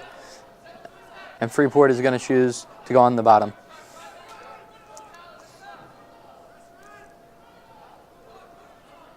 Now they're going to go back in the referee's position where they were before with Freeport on the bottom.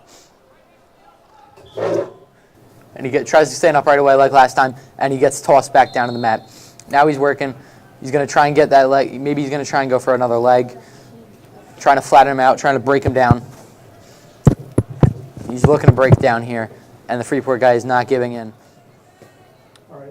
The Malgreen Cougars versus Freeport. Freeport is up 2-0 right now. He's trying to flatten him out, but Freeport is not giving in. Now he just keep working on that flat out, and the ref calls out of bounds. Now they're going to go back. Freeport will be on the bottom. The Malgreen Cougars will be on top.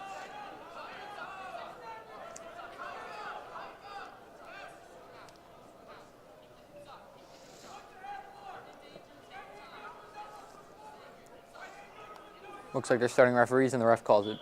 They start. He tries to stand up right away again, and he's trying to sit out now. Will he try and sit down and turn in, or will he just go for stand up? He could try and, oh, and he gets flattened out here. Now he's going to try and go back to that all fours position. Now he goes back to that all fours position, and he's working. He's trying to get, the Malgreen Cougars are trying to flatten him out, but nothing's going. He's trying to stand up, get that escape, but he gets tossed back down to the mat. Really nothing going for the guy on the bottom here, but the guy on top, still, he's just keeping him down. He's not generating any points, and that's what he's got to do. Now he's trying to get a half in. Freeport guy's trying to look away from that half so that he won't get pinned. Now he's getting moved over towards his back, but he's flattened himself back out. Now he's going to go back to that all fours position, and they're going to regroup and try and figure out what move they're going to go for next. Guy on the bottom's kind of just staying there, not looking for an escape here, just trying not to get pinned. Guy on top's really working for a pin, and the ref calls it.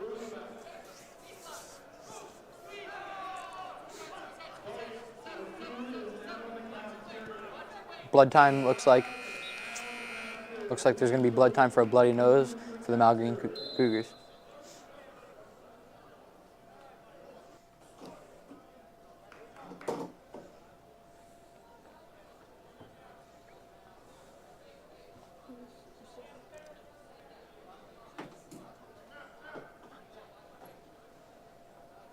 Looks like they're bringing paper towels over to clean up the blood, trying to get back to the match as quickly as possible. We're going to send it down to Jake Mano for another interview.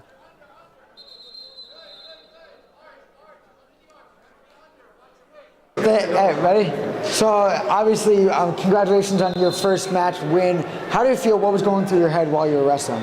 You know, a lot of things. I really was thinking about, you know, just winning. Pinning is like the move, but honestly, I was thinking about eating a McDonald's burger. That's a little bit of an interesting thought. Seems like you're kind of wanting to get out of here. Do you really see yourself being able to win this tournament? Well, I can possibly place top 3. I'm aiming for number 3, bronze. You know, I look really good with bronze. You know, it's just my thing.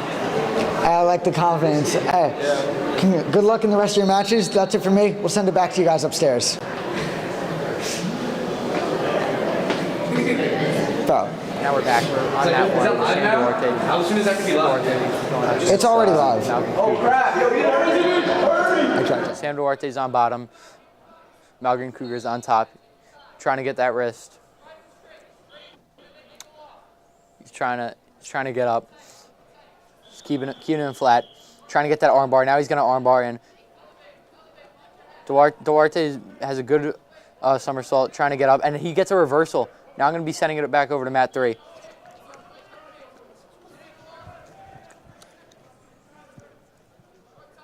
All right, now we have the Malgreen Cougars versus Freeport here on mat 3. We're going straight into the match. Almost out of bounds there.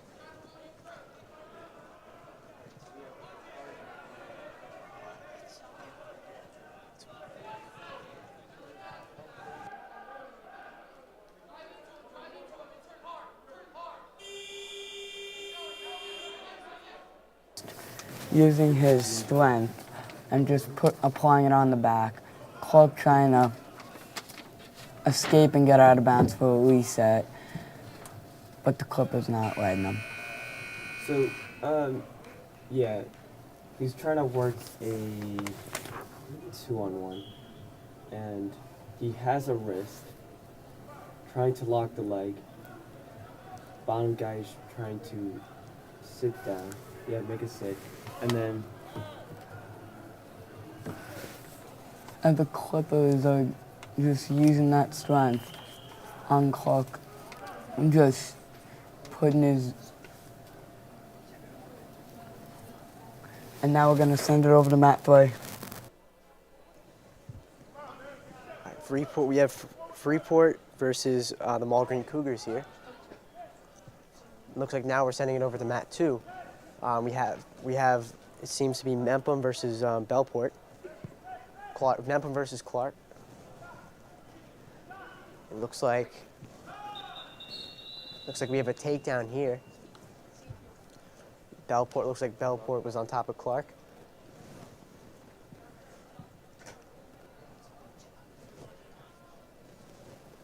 All right, it looks like they're starting in the neutral position.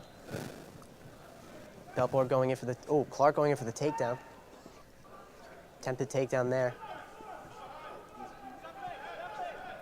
Belport gets secured on top.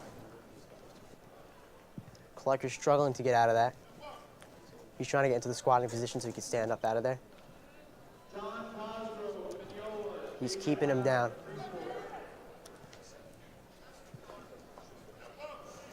Belport's keeping Clark down. He's trying his best to get out of there, but he just can't. Belport's trying to get Clark into the... It looks like now we're sending it over to mat 3.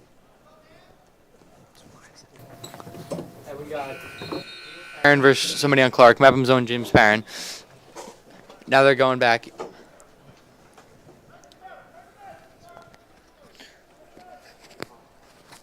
Looks like there was a headgear mess up. Now they're going to be starting in neutral.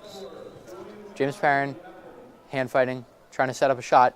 He blocks a shot. Now he's going in. Very scrappy match so far. Perrin's moving back to the middle, trying to set up a shot. Perrin, they're in head control now, looking for maybe a club underhook. Now there's a takedown. He's trying to defend the takedown, trying to whizzer out, and he goes for that whizzer, and he gets the takedown. So now it's 2-0 Clark on Mepham. Perrin's trying to sit out now, turn in maybe, but no, they got wrist control. Now he's got one hand on each wrist. Now he's going for a half. He can't get it. He's trying to get that head down so he can go in for a half. Perrin's just trying to fight out and not let him get the half in. Now the ref stops it and they're moving back towards the middle. Looked like the round was over. Now Red gets to choose, and he's going to choose bottom. Looking to get out right away as Perrin is on top. And they start. He gets out. He gets up. He's getting out. Tries to get out, and they go out of bounds. No escape for Clark. He's going to go right back to the bottom. Probably going to go right back to that move where he just stands up right away. Looked like it was about to work, so he's probably going to try that again, and he does. Perrin flattens him out, trying to keep him flat, not let him get out, not get that escape as he's already down 2-0. Perrin's got to sink his hips down, otherwise he's going to get caught with a reversal. He's got to move those hips down, sink back, and then flatten him out. Perrin's staying on top. He's trying to get a leg in, trying to get that hip toss, and now since his hips were high, he gets flattened back. Coach Richard's giving him good advice. Clark wrestler is ready to go. Clark wrestler is going to try and get out right away once again, but Perrin makes sure he's on top. He's trying to flatten him out. He has a half. Now the Clark wrestler gets up, and he's running away. Perrin does not let him get out though. Great job by Perrin. As Clark wrestler was so close to getting out, but Perrin kept him down. Now Clark wrestler is trying to get out once again. Perrin's still trying to keep him there. Clark wrestler is going to try and whizzer out. He's trying to whizzer out, and Perrin drags him out of bounds. Now they're going to reset in the same position. Clark wrestler on the bottom, Perrin on top. You can see both wrestlers are gassed, but they're going to keep working hard. Tries to stand up right away. Perrin flattens him down, and he gets a reversal on Perrin. That's going to be 2 points for the Clark wrestler with a reversal. Now Clark wrestler is on top of Perrin. He's trying to get a half in. He's trying to really sink that half in so he can go for a pin. Perrin's looking away from that half. Now he's trying to chop him down. Trying to set up for a pin move. He's trying to get that head under Perrin's arm so he can set up for an arm bar, but he can't. Perrin's blocking it. Perrin's going to try and sit out and turn in here, but Clark wrestle's all over it. Perrin turns forward. Now he's got to try and get up. He sits out again. He's really trying to go to that sit out. He feels comfortable with that sit out move, but the Clark wrestler is all over it. Now Clark wrestler's a little high. Perrin's got to try and get a reversal. He's running the half though, and Perrin gets out of that half. Perrin's going to try and go for an All-American move here if he can slide those knees a little closer, but the Clark wrestler's got the ankle so he can't move those knees.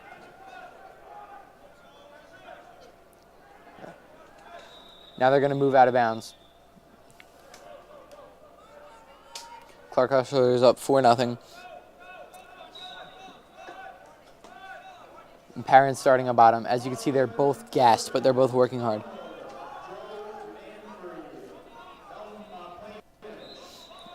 Perrin's going to try and sit down. The ref calls it right away. All right, Perrin's on bottom of the referee's position. Now Perrin's sitting out. He's really going to moving that sit-out move, trying to move that wrist away, and looks like the round's over. You'd see both wrestlers are just so gassed, as I said before, but they're both hard workers, and they're both really trying. Now I'm going to toss it over to Jared and Leo, over to mat 1. All right, so we have a good matchup over here at mat 1, and it is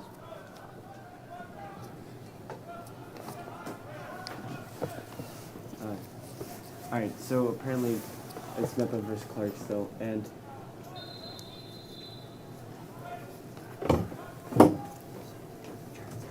Now we're gonna send it back over to Jake Maxwell. Now Perrin's going for the takedown here. Is Clark wrestler still on top?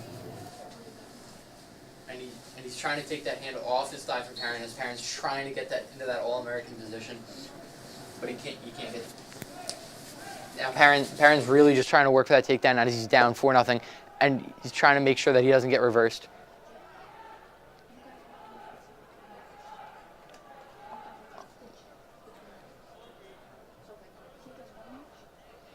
Well, it's the same match. Perrin's going.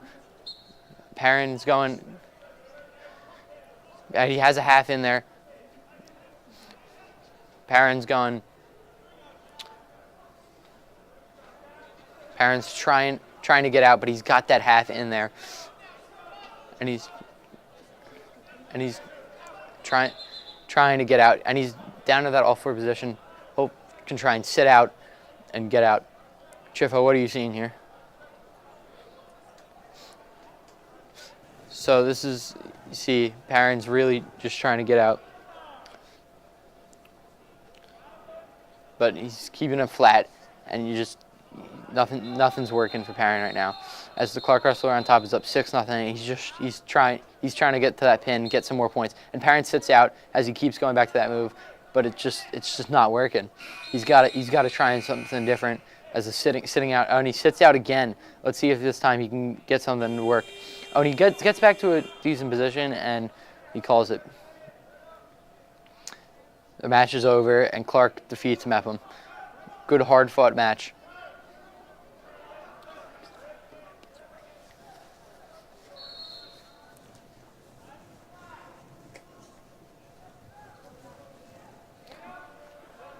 Now I'm going to send it over to Jared and Leo. all right. So we're on mat 2. It is Mepham versus for Washington, and Calhoun with a roll, trying to get the pin, getting back points. Both shoulder blades are on the ground, and it is a pin. Pretty quick match here. Calhoun picks up the big win over Port Washington. Just a very quick match and a very quick pin. All right, it is. Now we have Freeport against Mineola.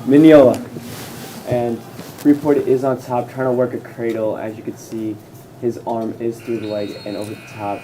Both Freeport. Oh. As they roll out of bounds, and we'll get back into position.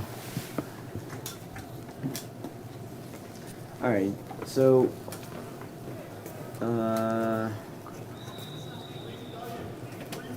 as they are standing around and are looking to go into the neutral position to resume this match. Yeah, with Mineola taking bottom, it is a great opportunity to get a free point, only if he has the determination to get up and explode out, while Freeport is trying to chomp down, or maybe even another move. As we have John Cosgrove on the bottom and Jason Lara starting on top.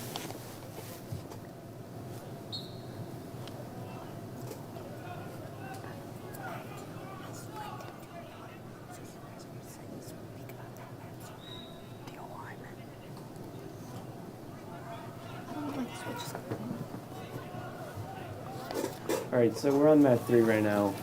Now mat 2. We have Toomey on Mepham and Roosevelt this is a higher weight class, so these guys are going to be stronger. And end of first period, I'm pretty sure. And Mepham wins the coin flip and chooses to go down.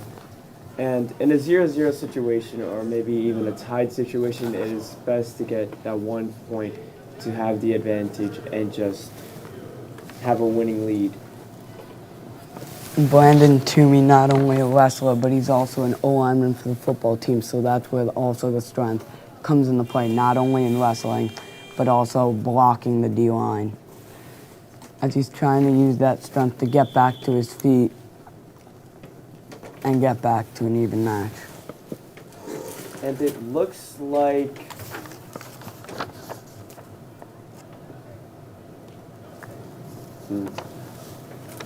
We'll go back to the referee position with Mepham starting on bottom. Toomey's trying to use his strength to get back to his feet and get back to stalemate. As now he's working to the outer circle, maybe trying to work out of bounds, but Roosevelt has a nice grip on his arm. Roosevelt flips over Toomey with a half, and with almost both shoulder blades down, it is a pin. And Roosevelt comes out with a big win over Mepham there. As they shake hands and Roosevelt wins, and now we're going to send it over to Jake and Chiffo. Chiffo, I'm excited to see this next match that we're getting ready for. Very excited for this. Looks like it's a Kennedy versus Kennedy match coming up. What do you expect from this match, Chiffo? It looks like a lighter weight class, but I expect it to be just as intense as all the other ones. Now we're Looks over. like we're sending over to. We're back to match 2 and to 1 now. Back to mat 1. We're back to mat 1. So we have Comac, and now the round ends. Looks like they're going to go into referee's position as Green won the toss, deferred it, and Roosevelt's choosing down. Comac on top. Justin Marshall from Comac. Oh, now we're Swinging over to mat 3. Now we're back to mat 1. And now they're going to start from referee's position, trying to get up right away. He's just moving him down. Oh, and looks like we're going to get a revert. Oh, no. Looks get an escape for Roosevelt, but no reversal as we thought we were going to see. Now they're back into that neutral position, looking to set up a shot from Armorando from Lawrence and Justin M. from Comac. Now he's trying, get the takedown for Comac. Now he's trying to set up something to get a pin. His hips are a little high here. He's got to try and sit back down so he doesn't get a reversal on him. They're getting close to that out of bounds marker. But, and now they're out of bounds. So what did you see from that takedown, Chiffo? That was a very intense takedown. It did end up going out of bounds, so unfortunately it wasn't as successful as you wanted it to be. But great performance from both ends here. Yep. Comac. I've seen today Comac has been very consistent with a lot of the wrestlers today. Yeah, I've seen the same thing. Comac's looking strong this year. But Lawrence is trying to fight and get out of this. Lawrence wrestler is really fighting hard. And Comac pulls him back on his back. Looks like we could have a pin here. There are back points being given out. His shoulder blades are almost down. Comac's trying to get that cradle in, and it looks like we might get a pin. Looks like there could be a pin here. And there is a pin with the crossface cradle from Comac. As you see, got a little, Lawrence's hips got a little too high. Comac was able to get him on his back, threw that cradle in there, and was able to get the win. Comac, I've seen great stuff from Comac today. Now we're going to be throwing it over to Jared and Leo. We are on mat 2 where it is Kennedy versus Kennedy, the lighter weight division, where more things are going to be going faster, and with movement, we have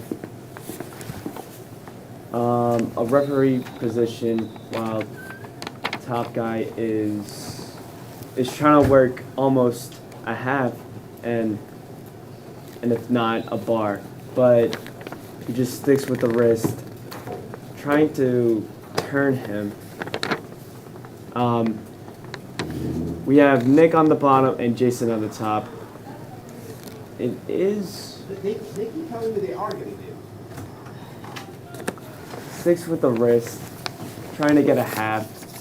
He gets a half and a wrist he could turn and perhaps get a half Nelson on him. As it's been a very even match because these guys have probably wrestled each other throughout practice with being on the same wrestling team. That's the interesting thing about this tournament. As we have Jason now on top, using his strength, trying to pull him back, just trying to stick with him. Just very strong by Jason, but Nick trying to spin out. Nick now on top. Jason spins out yet again, as now he's got him in a headlock, but Nick trying to grab for Jason's leg to try and hold him down. Yeah, in the same position as before, Jason is on top, trying to work a butcher, what ref calls it, and flips the coin, and it is Jason's choice. Jason chooses to go on bottom and maybe get a 3-point point advantage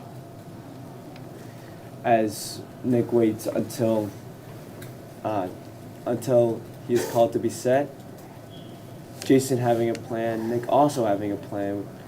As Jason, using his agility there, going right from the bottom to being right on top and just spinning out right away and just taking control. Jason getting his 2 points on a reversal. It is 2-4 right now, and Jason breaks him down, trying to break him down, trying to throw him over, and ref calls it. And that's another point picked up there by Nick to make it 4-3. Now Nick can tie it up right now because he is on bottom, and if he gets that escape, it's going to be very valuable for later in the match. As you thought he had the escape as he gets to his feet, but that's just a great move there by Jason, just pulling him right back down and getting right back on top. And we have Mepham on mat 3 with William Callahan is out there going up against the Clippers, as we are gonna get this match underway. Ref giving out the signals. William Callahan will be on, takes bottom. And trying to explode out, but with the heavier guys, it's going to be more pressure on you. As he's on his feet and they end up pushing one another out of bounds and going back into the reset position. Now, I've wrestled Liam before in practice, and he has more speed than you think that one would have. And he is broken down right now while the Clippers is working at half Nelson, turns him over, and it is a pin. And a pin by Hayden, and that's a nice win there by Bellport. Very good on both sides as they shake hands. And as Hayden shakes the other coach's hands, we are sending it to Matt 2. Sending it over to Matt 2 here. We have Kennedy. Once again, it looks like they're just finishing the match right now. Now we're going over to Mat 1, where it looks like we have Mepham versus the Vikings. Clark versus the Vikings. As they're in referee position, as Clark's going for the escape, but Port Washington brings him back down. Washington's not letting him get the escape. But it looks like he flips him over and going for the reversal now, and he gets there a 2-point reversal. That's huge. You know, reversals are a great way to get points in this game. Great way to get points in this game. You know, really just working hard, going for that reversal. You know, now he's on top. They're almost out of bounds here. Yep, very close to being out of bounds. Being out of And now they are out of bounds. The ref's sending it back to the middle. Yep, and Green is going to be on bottom as they were before, and Clark will be back on top. Looks like we're sending it over to mat 3 currently. Yep, and now we have Roosevelt versus Freeport in the heavyweight division. So, you know, these guys are just so strong. You know, these like the speed part of the game goes away in this division, but the strength part goes so far up. It's just great to see these guys wrestling. Couldn't agree more. Now they're in head control. You see them moving back and forth, you know, trying to set up things for shots. We have Freeport versus Roosevelt. See, change. Trying to yank each other down there. Yep. They're still in the neutral position. Yep. Now the round is over. Changing levels, you see from the Freeport guy. We have Anthony Garcia and Roosevelt and Richard King and Clark. It looks like Roosevelt's going to be on the ground position. Malik Duggan from Freeport is up. This is a 0-0 match through one period, which is great. You know, just see two guys wrestling hard. For sure. Starting in referee's position. Freeport pushes Roosevelt to the floor. Yes, and he's trying to flatten him out and work into a pinning situation. You see him trying to push that head down so he can get into a half. But Anthony from Roosevelt is just he's not letting him get him to his back. You know. He's starting to regain control there. Oh yeah. It looks like he's starting to be successful. He's starting to lift his body up. Yep, looks like he's going to try and get into that all-fours position so he can maybe sit out. But looks like Freeport's going to try and turn him over now. As he gets to that back, he's trying to turn him over and get him to that backside. Trying to get that pin or some back points as we have a 0-0 match here. Nothing going on for either of the wrestlers. Just trying to set up new things. And once again, Freeport's still just keeping Anthony down. He's trying his best not to get flipped on his shoulders here for the pin, and he's doing a very successful job so far. Staying on his stomach, staying leveled out, not allowing Freeport to flip him over on his back. Yep, it's great. But then you see the Freeport guy just not letting him get up. You know, Roosevelt's trying to get up, and Freeport's just not letting it happen. As you see, they're both trying to set up what they're going to do next, game planning, thinking how am I going to get a point in this match as the match is 0-0. It looks like they're in somewhat of a stalemate right now. Yes, I would say the same thing. You know, there could be a stalling call, you know, as both of them aren't really doing much. You know, the Freeport guy's trying to work around, move around on top, and trying to get him over to that back. But no points are going. You know, I think getting back to neutral is big to get some points. It looks like they're working closer and closer to getting to the edge as well. Yes. Roosevelt is inching upwards towards the out of bounds line. Yep. Looks like Roosevelt really wants to try and get onto that all-fours position so they could sit out and turn in. I think that'd be the best move right now. But, you know, as you can see, he's trying to turn his hips right now. Coaches are going to coach him up, and he's going to bring him back to the middle as there was nothing going on. Round was over. Now, I think now. It's a very close matchup. Now Freeport's on the bottom. I think they should have gone to the neutral position, but you know, coaches have the game plan for this wrestler. For sure, and it looks like Anthony's starting on top this time. Yes.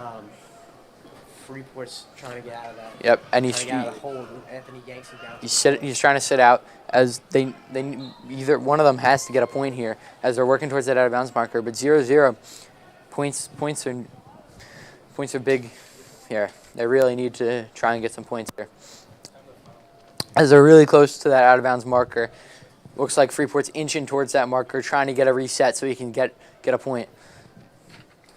They're both right there. They're staying, and the ref calls them out. Now they're going to go back to the middle, go back to that referee's position. Freeport will be starting on bottom. Roosevelt will be starting on top. Once again, a pretty close matchup there. They're very similar in strength here. A lot of the matches have been a stalemate, honestly. Yeah, it seems like the skill is very. They're both very. Both very skilled wrestlers, but you know they're both so good that they're Looks like Anthony just yanked his leg up and got him straight. Yeah, he flattened him out. He used that ankle to flatten him out. Now they're trying to get some points on the board as this match is still 0-0. He's trying to work. He's trying to get that arm under. Go to 2-to-1 wrist. 2 hands on 1 wrist. He's trying to get him so he can sink into a half. But Malik is just not giving in. He's not letting him do anything. As he's trying to run around and get over so he can get him onto his back and get some points. But nothing's going on for either of them right now. As he gets back on all fours, but he's going to use that ankle to get him back flat. Make sure he's pinned down the whole time. Yes, make sure he's flattened out, not letting him get up, not letting him get to that all fours position to maybe sit out. See, he goes for that ankle again, and they're moving towards that out of bounds marker once again. The ref could be calling them out of bounds very shortly. As he's trying to get a leg in. Now we're going to be sending it down to Jake Manna for an interview. This is nothing.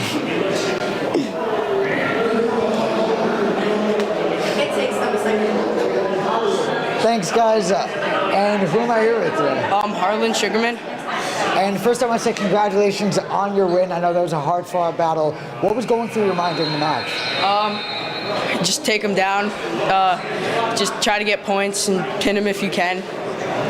I mean, yeah, definitely. There was a lot of aggression I saw out of you, and that's a very good thing. So what are you kind of working on going forward, and what are you going to kind of go back to your coaches? What are you guys going to talk about? I'm just going to work on taking better shots and getting out on bottom. And definitely. And now, what do you think is your chance of winning this whole tournament? I can't win. I already lost. But I'm going to try to come back and take third. Hey, that's a great mentality. That's it for me. Now we're going to send it back to you guys in the studio.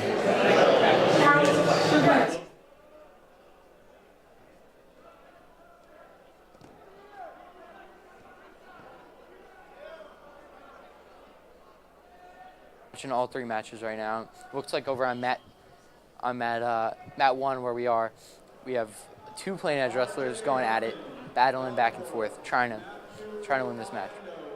Looks like the top plain edge wrestler is trying to sink in a half here, try and get something going on. Yeah, we have a same school matchup here. Those are always fun to watch. Yep. Especially because the players know each other so well, and now they have to fight to see who progresses in this tournament. Yep, they very well could be the.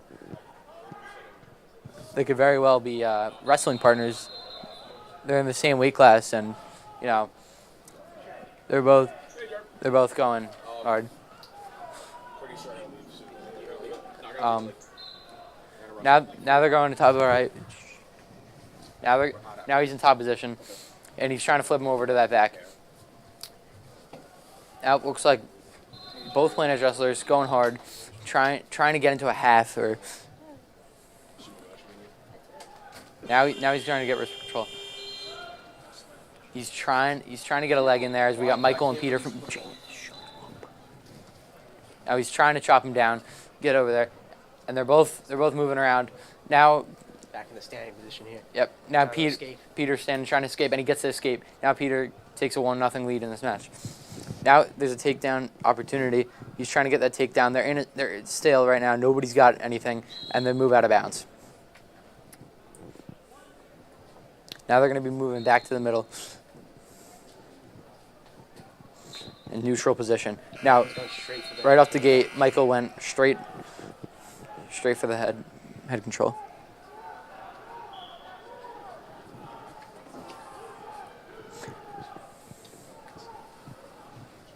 It looks like they're starting in referee's position here. Yes, as Peter's on top, Michael's on the bottom. It looks like Michael's trying to get straight out of it. And Michael he's very close to getting out. He's not out yet, but he looks like he's going to try and go for a reversal and not just that 1 point for the escape. He's trying to work around to the back to get that reversal. And now he gets that reversal, 2 points. Now Michael is up 3-0 in this match against Peter, both from plain edge, which is always great to see, you know, 2 teams competing against each other. Definitely. And it's still a very close match. You can still go either way. Yep, 3-0. Evenly matched competitors. 3-0 is not over. Oh, now he's trying to move him to the back. Michael's trying to get him on his back, but he turns back to the flat position. Michael's really working hard to try and get him to his back, trying to set up with a half maybe. Looks like they're just trying to set up their position here. Not really going for any moves yet. Michael's trying to move him around, run him with that ankle control. Now he's trying to flatten him out, trying to get him flat. But he just will not budge there. No, Peter on the bottom is not moving. Now he's trying to get that ankle so he can really flatten him out. Peter sits out. Peter sat out. Okay. Now Michael's still on top, just not letting him get up. Peter's in that all four position as he's trying to move those wrists away so he can set up something. Peter's still struggling to get out there. Yeah, he's trying to sit out, but it's just Michael's not letting him sit out. Oh, and now he does sit out, and he gets the escape. That's 1 point for the escape, so now the score's 3-1. Michael's still on top, but Peter's one takedown away from tying it up. Yeah, and once again, it can still go either way. Yep. Well, now he's going for the takedown. He's going for a double leg, as Michael's going for that double leg takedown right off the bat. Peter stuffed the takedown, though. Now they're back. They're going for, and he goes for that single leg takedown, and he gets it. That's another 2 points to make the score 5-1. As he's trying to, he flattens him out, and that's the round.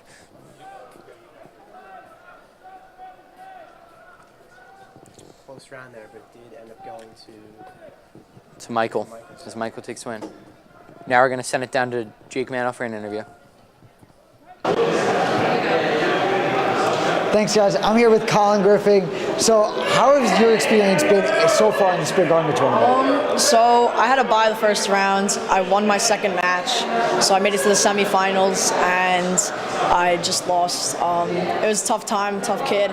Hope he does well in the future. Well, I'm sorry for the loss, but that's a great performance here from you. What was kind of going through your head as you progressed throughout the tournament? It was kind of up and down. My confidence is always something I have to work on and something that I need to improve. But after I won that first match, my confidence was up, and I thought I'd have a chance to win this tournament. Went in, and it happens, you know. You can't always win. I mean, definitely. Coming out of that match, what is something that your coaches told you to kind of pick you up and to work on for next time? Just to be more aggressive sometimes and to shoot more. And when I'm on defense, I just gotta work a lot harder. So. All right, thanks, Colin. That's it for me, and back to you guys in the studio.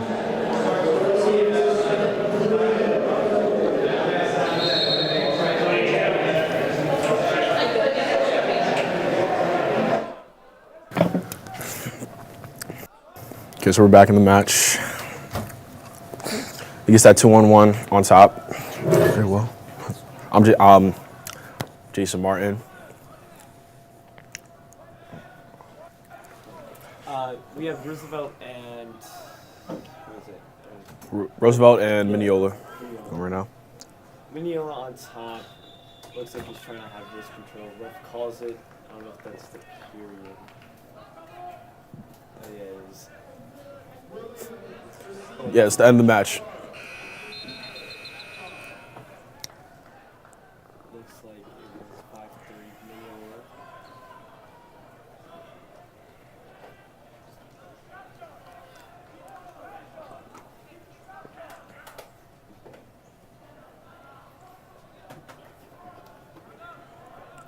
Yeah, unfortunately we didn't get to see that match, but I'm gonna assume Mineola did pretty good.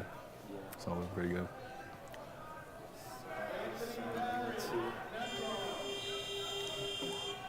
We are on mat 1. No, this is mat 3. Calhoun and Beth Page. Looks like it's the second period. Beth Page takes bottom. Calhoun is on top. Beth Page looking for that escape. Yeah, it was a good way how we got behind, and then once he started turning in, he dropped down to that single. Actually, very smart move. Trying to work into a reversal right now when he's sprawled, trying to get the legs back, but Calhoun is holding that leg for his life, and it is looking like it's on the box. Yeah, Beth Page did a good job of defending that, keeping the hips down on his head. Well done. Beth Page on bottom.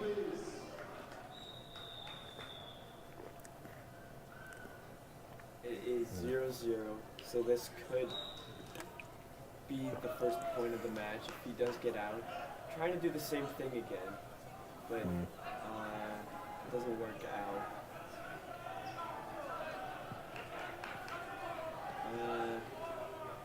He just gets behind. You can't hear him? Oh. Okay, he's trying to get hip to hip, going for that far ankle. Trying to just break him down right now. Staying strong on bottom by Bethpage, though.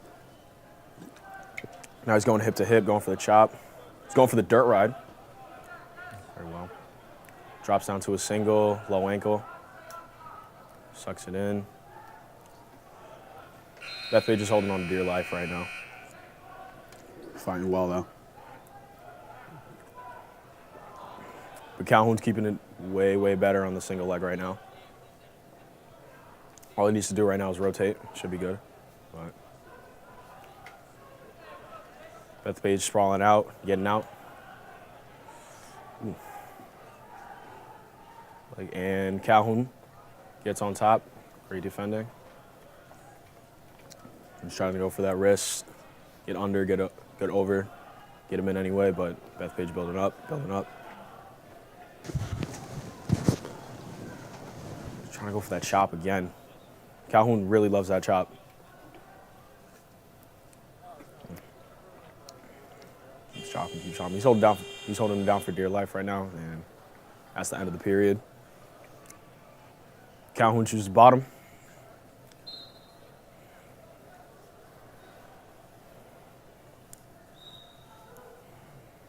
Doesn't move. He's trying to build up. Bethpage tried to go for the cradle, didn't work out. Goes to the cradle again. Calhoun defending well. Calhoun's got that far leg, keeping him in, keeping him away from him. Ooh, Calhoun's getting close to a reversal though. Spears the leg. Both north-south now. Bethpage keeping that head down, tucking him in. It's a funky position. Pretty good scramble right now. But Bethpage get behind. Fights well for that. Looks like Bethpage trying to work a cradle. Very popular move this whole tournament. Been seeing it a lot. Bethpage locking the Calhoun's leg, trying to get behind, trying to get that leg. Trying to spear that ankle. Pretty good. Got it under. Oh, it got loose. But he still got the two, I'm pretty sure. Calhoun looking for a sit, but Bethpage recognizes the back pressure and flips him over. Still on top with Bethpage. Breaks him down. Now he's going to try working a bar. You can see the arm on the back. Now he's trying to get... He's got to readjust on that one. He's a little bit too high. Yeah, he has to watch the weight, and that's the period. No, it's potentially dangerous. Oh. But it might be the period. Yeah, I called it potentially dangerous, but good call by the ref. Bethpage is on top. Calhoun looking to explode out. Gets his 1 point. 3 shots. And he has that leg. Calhoun is good with holding the leg on the shot and not just giving up. Yeah, that's textbook right there. The minute you get out from underneath, you just go right back to the shot. That's when he's open. It's pretty good offense by Calhoun. That's the match. And Bethpage wins. As his hand is risen. Oh. Oh, looked like the ref made a little mistake. Well, that was a pretty good match between Bethpage and Calhoun. Pretty good scramble, pretty good match.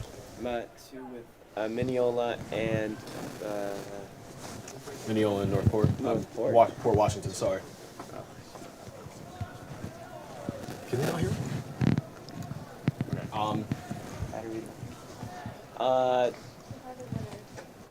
Port Washington on bottom, trying not to get broken down, but Mineola's switching sides, it's kind of hard to see what he's trying to do right now, but Yeah, he's really hopping around pretty good though. having good movement. He has a wrist. Yeah, go on. Now tight waist. Trying to break him down again. Yeah, sucking that arm in, it's pretty good. Trying to bring him in tight so he can move in, but that's the end Right now? Okay. Mat 3, I'm pretty sure. With Mepham and... All right. Yeah. Now we're going to send it to Jake Maxwell and Schifo.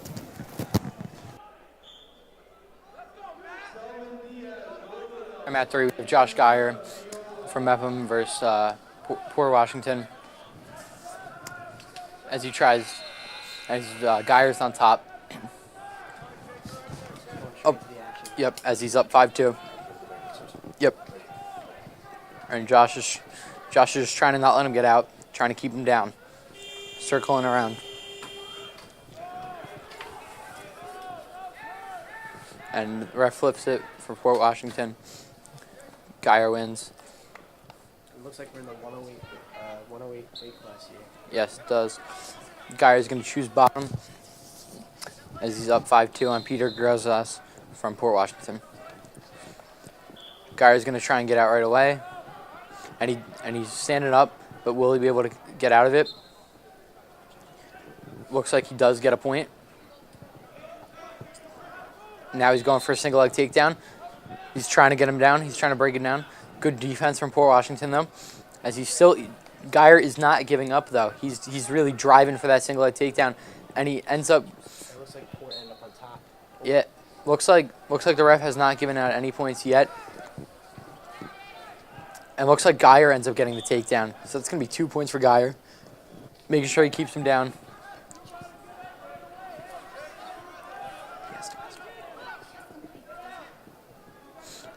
Now Geyer trying to get a half.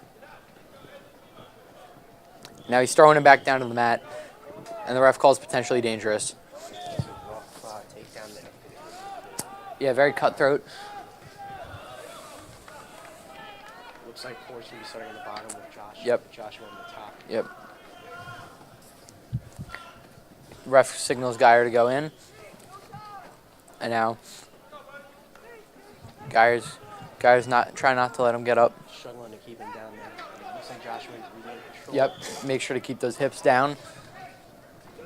Let him go.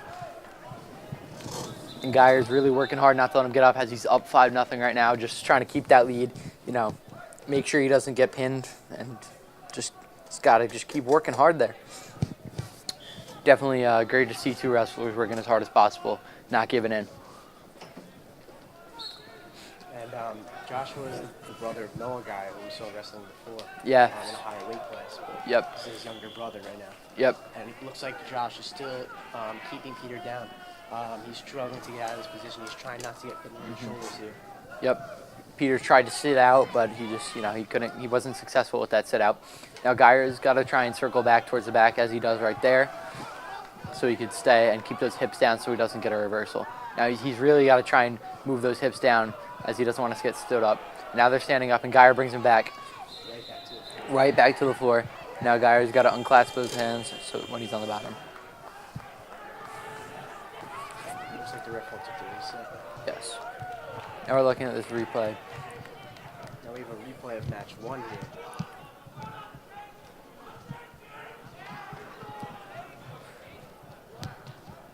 All right. Now we're back to Geyer versus Peter. And Geyer does not let him get out. He's just, he's trying to underhook that shoulder, and he's trying to sink in a half. But Peter's not letting him do it. He's looking away from the half. Geyer's trying to run it now. Geyer's got to circle back to the back and get those hips down. Now Geyer's he's really trying to get that half, but Peter's he's not having it. He's really just not letting him get the half. Now Geyer's just trying to flatten him out here. He's got to get his hips down, grab an ankle to flatten him out. And the ref calls around. Intense round there. Yep. Looks like Josh is going to be starting on the top with Peter on the bottom in referee's position. Josh is going to try and chop that arm, I think. And he does, and he chops the leg. Went for the dirt. Straight down. And now he's on top. He's got to set those hips back so he can go chest to chest. But Peter's staying on the stomach. Yep. Peter gets back to the stomach before a guy can do that.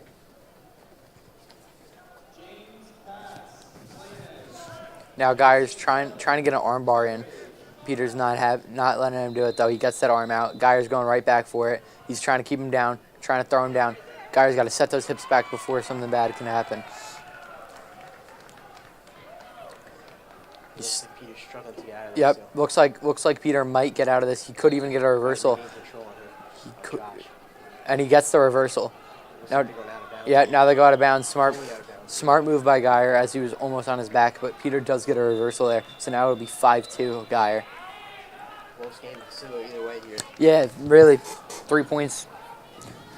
Looks like Peter's going to be starting on top. Yeah, Peter's going to be starting on top now after they go out of bounds. And Geyer's trying to get up. Peter takes Josh straight down to the floor. Yep, flattens him out. Josh is trying to control the situation. Yep.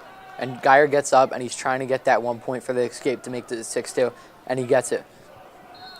Now Geyer is up 6-2, and he goes for the takedown, and he's trying, and he gets the takedown. Geyer poked that head out to get the takedown, so now Geyer's up 8-2, and he's going for the pin. He's got him on the back. He's getting his back points. You just got to get that shoulder. It looks like Peter's getting back into his stomach. Geyer gets 3 back points though, so now he'll go up 11-2, getting closer to that tech. All he needs is 5 more points to get a tech.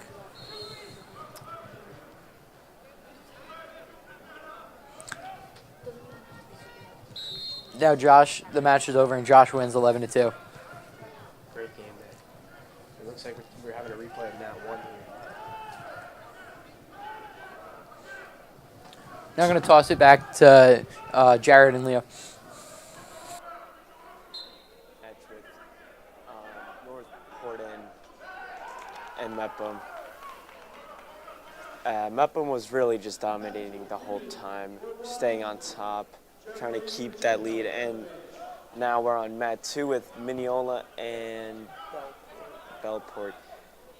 Bellport on top breaks Mineola down.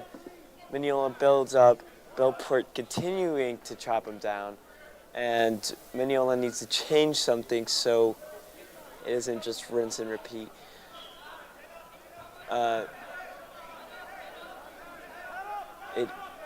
Mineola trying to I don't know, it's hard to see from here, but from Bellport, trying to just stay defensive and trying to get back points. Yeah, Bellport just RJ him and just staying on Matt's back, just trying to keep him down and try and get back in the match. Down that way.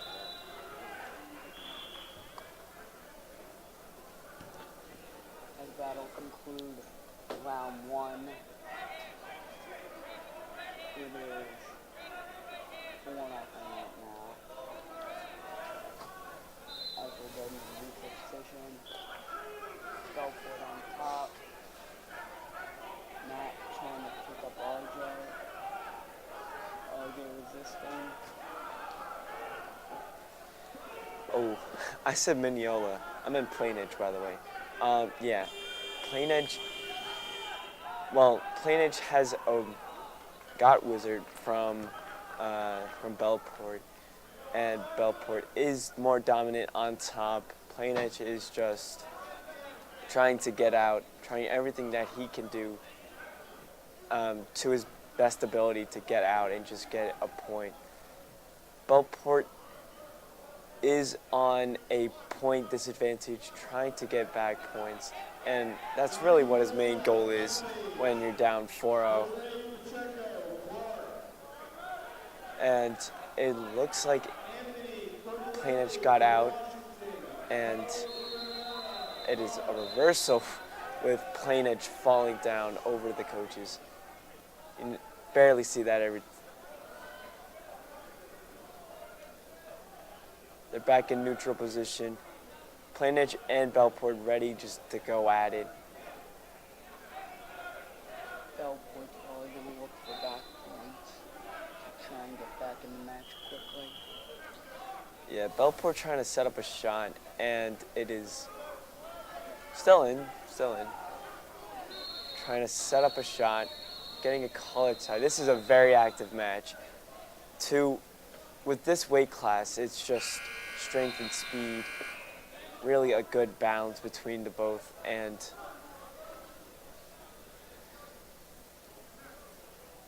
they're ready to go at it. Bellport needs to set up a shot if he wants at least a chance to get back in the game. They're circling. Plain Edge looking to be more defensive since he has that point advantage, and that's really all you need. Yeah, he's in a defensive position, inside collar tie, looking for a shot now. They lock up, and looks like they're about to hit the camera. As I said, this is a very active match with this weight class. Still in neutral position.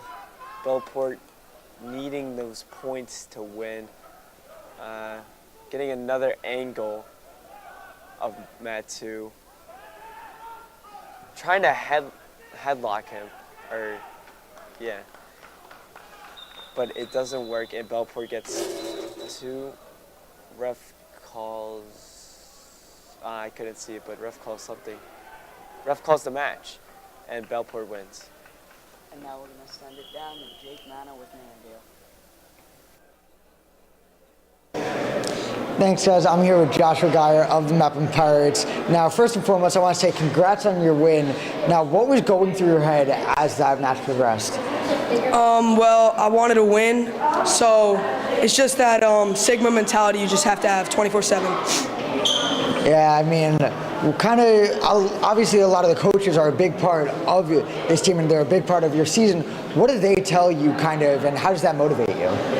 Well, they're a big support, and they help me make moves, making moves. And obviously, lastly, what do you think is your chance of winning the entire tournament? I mean, very minimal, because I already lost my first match, so I think the best I could get now is 3rd place. That's all right. We rocking with 3rd. Well, congratulations, and I hope you have a good rest of your tournament. Thank you. Now back to you guys upstairs.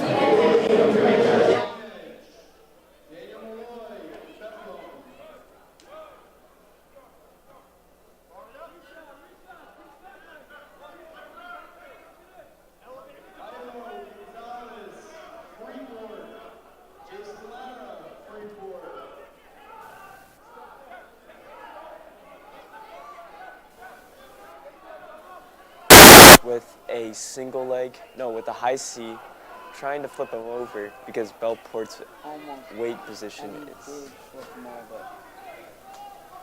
looking for a mat return right now. He's on the side.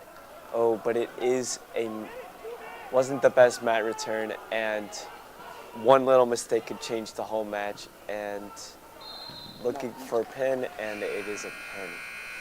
And that is a win for Bellport over Mepham by 10. That was a good match, but it was also a quick match. Very quick match. With only 5 seconds left to go in the first period. Now we're on, I think, the first match where it is Bethpage versus Fort Washington. Fort Washington. And Bethpage on top, looking to get behind, spinning around. But just spinning around isn't going to be enough, so you need to do something like spearing the ankle so you can get that leverage and that you can guarantee those 2 points. Both wrestlers are out of the frame. Referee calls out of bounds, and it looks like they're neutral. While Bethpage is tying shoes. struggled losing the match in the neutral position. Bethpage looking like he's ready to take down Port Washington when he does have the point advantage, but the collar tie looks like nothing gets out of it. Port Washington does shoot, but even the best shots could turn into a pin. Patrick trying to get back onto his feet. Jeffy not letting him. Jeffy, I think, gets the 2 points for control, and referee calls, I forgot what it's called. Like, calls the match. Calls a pin. And the winner by pin will be Jeffy and Bethpage. That was a very even match, low scoring and ending by pin. And now we're going to send it over to Jake Maxwell. Great matches going on over here on mat 2. We got Bethpage on top. On mat 3, you got Calhoun. You got over to Bethpage versus Plain Edge. Bethpage is on top in this match, up 2-0. As Plain Edge is going to try and stand up, though, trying to get that stand up, trying to get escape, get that 1 point escape. But Bethpage gives him a mat return. Now Bethpage is back on top. Plain Edge is trying to stand up, though, and they get that. Looks like they're going to get an escape as they're moving towards that out-of-bounds marker. And Plain Edge looks like they get the escape. Looks like. Now we're over here on mat 1. We got Bethpage versus Clark. Saw this Clark wrestler earlier today. He did a great job against Calhoun. Came out with the W. Now he's wrestling over here against Bethpage. Jason Kelly from Bethpage. Now he's trying to set up his shot. Both of them trying to figure out going hand fighting, head control, wrist control here now. He's trying to get that wrist so he can set up maybe an ankle pick, looks like. Now it looks like they're going out of bounds as the coach's bucket got kicked with a sprawl by the Clark wrestler.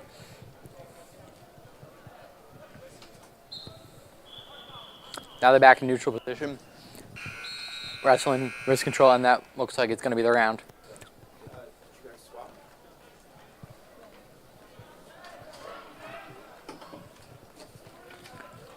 Looks like Green is going to be on bottom, which is the Bethpage wrestler. Clark's going to be on top.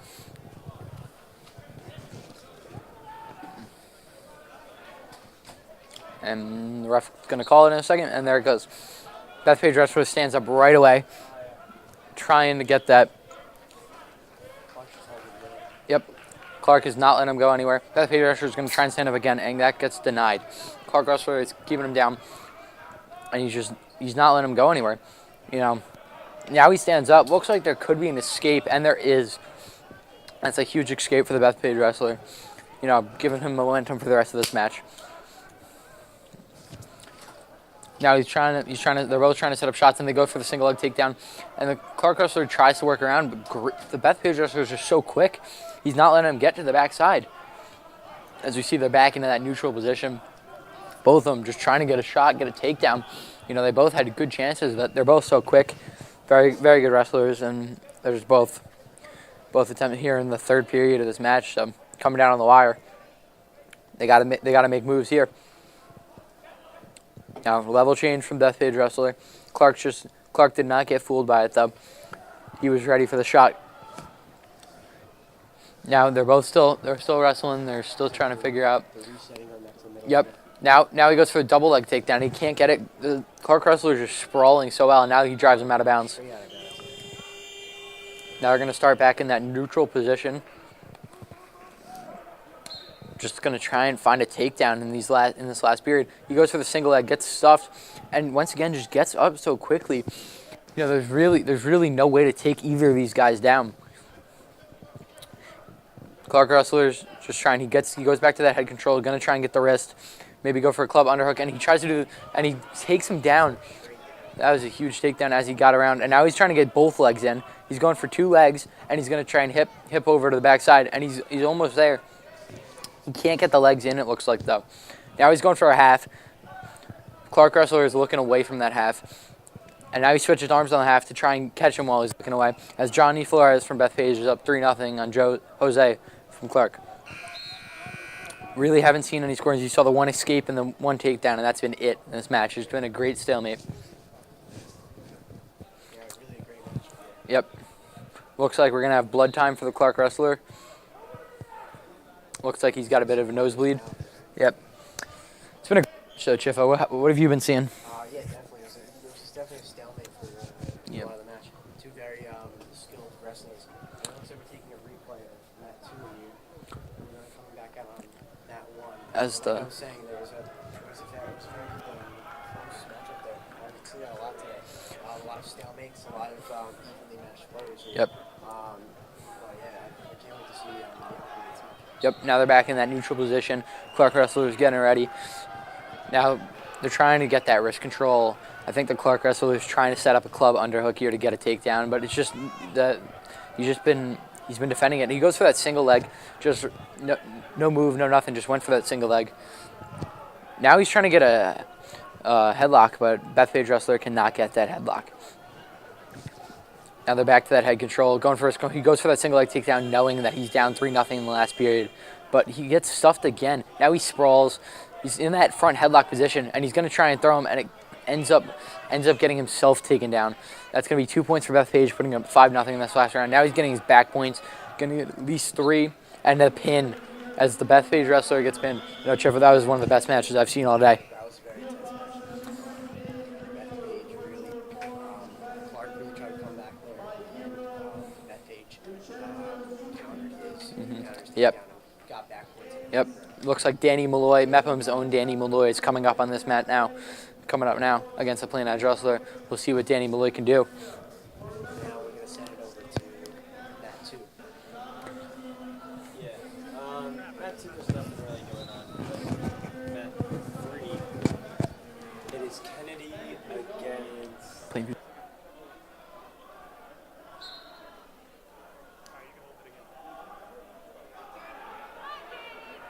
Kate in a weird position right now, but looks like they're getting themselves situated back up into neutral, and we're sprawled by Plainview. Kennedy looks like he's dominating right now on top, and he goes for the bar arm, and looks like he's trying to roll him over. Yeah, I'm not yeah, he went for a bar arm and then did a move that I don't even know that turned him over, but they're back into neutral. And Kennedy shoots, goes for the leg, gets him down, he rolls over.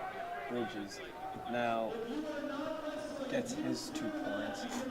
It is Hendrik Capo against Brady B. Capo is on top, trying to flip him over with that half. Doesn't have enough grip to do it, and lets him up actually, so he could get a reshot. Notices his stamina is low and that he's gassed, taking advantage of it and getting that 2 points. Looking to do it the same thing again. Plainview takes a shot. What a sprawl from Kennedy, getting his 2 points. Now Kennedy's just looking for points, not pins, but it may turn right now because one shot could turn the whole match. Kennedy with one shoulder down, Plainview getting his back points. Plainview getting his back points. Kennedy trying to get out. Ref calls it.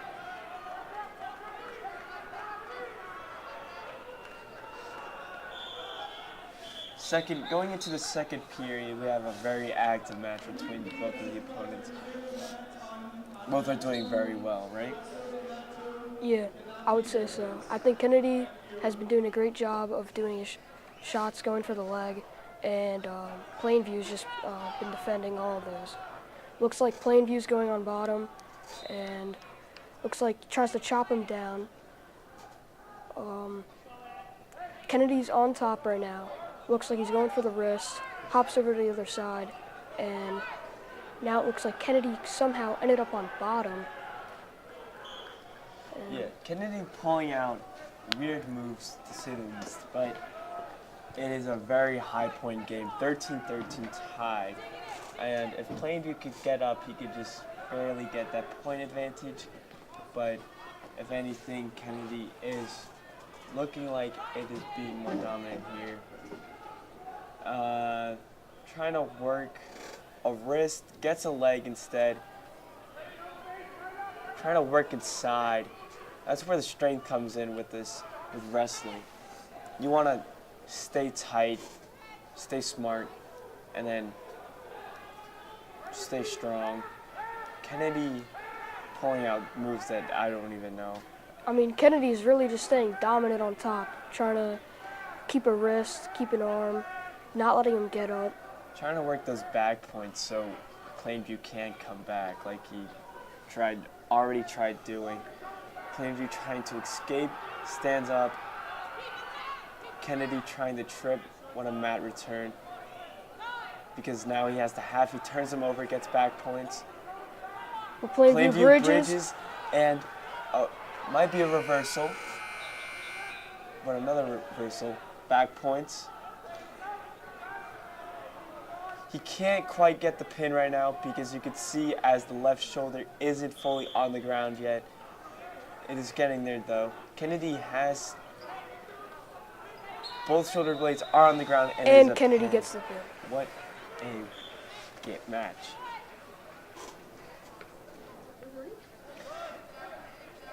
I mean, from seeing Hendrick wrestle, it was very good, and you're sending it downstairs to an interview. Thanks, guys. I'm here with Andrew Davis. First off, congrats on your last win. Can you just walk us through kind of what your mindset was going in that last match? I just wanted to make it to the third round, make it to the third round of wrestlebacks, get my third place. I already knew I lost the match yesterday, and I'm just hoping I can be the second day champion. I mean, yeah, that's a great mindset. Obviously, the coaching has to be a huge part of where your mindset is and just where your whole head is at. What have the coaches really told you that have kind of boosted morale? They really tell me to stick to my basics because I tend to do things that I'm not really used to, things that I don't really know well, and that's mostly where I give up my points. So they try and keep me the stuff I'm good at and the stuff I know how to do. And lastly, kind of, what's your mindset? How confident are you going into this third place match? I'm very confident. I know that I'm here to kill anyone who gets in my way. This third place is mine. All right, that's great. Good luck to you. Now back to you guys upstairs.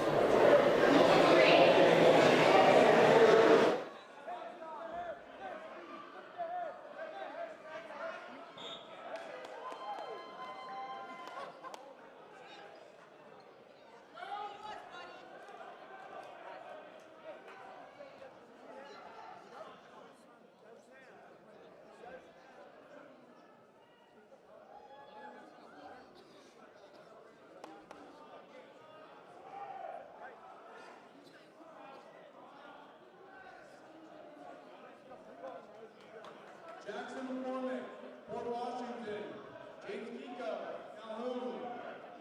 Braden Maltry, Homac. Dominic Rico, Calhoun.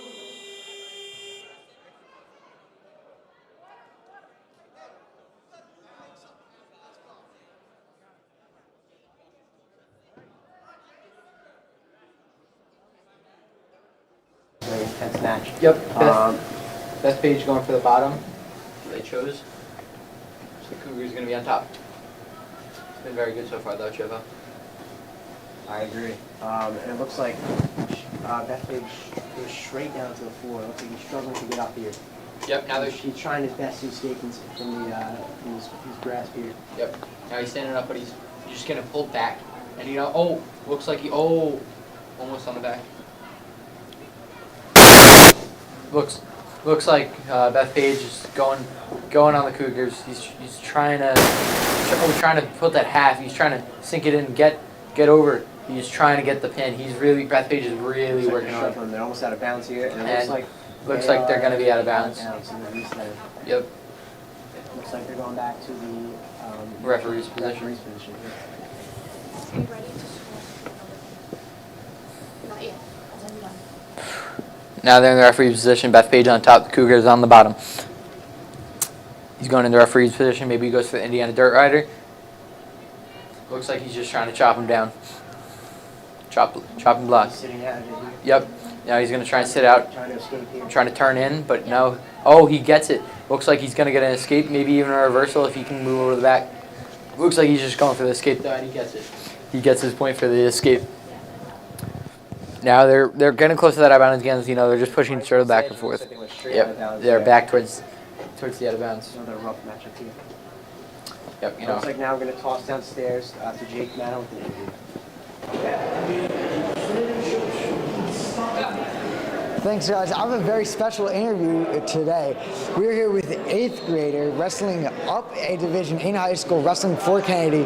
So kind of tell us about just the transition wrestling on a high school team, how the guys treated you, and what's your mindset going in? The guys treat me well. The practices are hard, but it's good. It's very hard. So kind of walk us through how your tournament's been going, kind of what's your mindset going into these next matches? I lost the first quarterfinal match pretty bad, but now I'm in my third wrestle-back match to go to the third place match and just wrestle hard. I mean, yeah, that's really impressive, and that's a great story. So kind of how have the coaches treated you? What have they told you on the sidelines? They told me, you're in 8th grade, just take it one match at a time, enjoy it. So kind of as an 8th grader, when you're going up against a lot of the bigger kids and a lot of the older kids, what do you kind of work on in practice to get your body in ready shape? I definitely do extra conditioning to try to get up to the strength of the older kids because I'm way younger, obviously, so it's got to get to the level of the competition. That's perfect. Thank you so much. Good luck in the rest of your tournament. That's it for me. Now back to you guys upstairs. We're back to the three boxes here. The three very intense matches going on Yep. all at once here.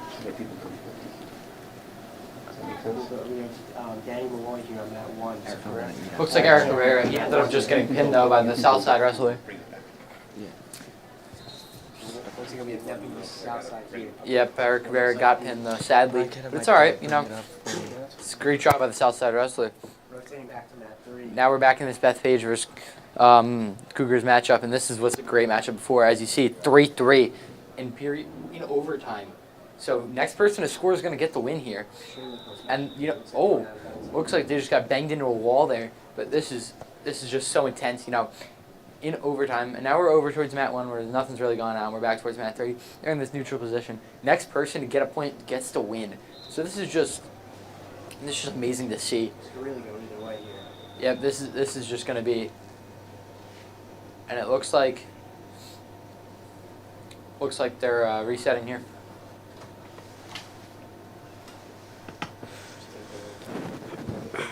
Yep. Looks like there might be some blood time or yeah. Looks like there's going to be blood time here.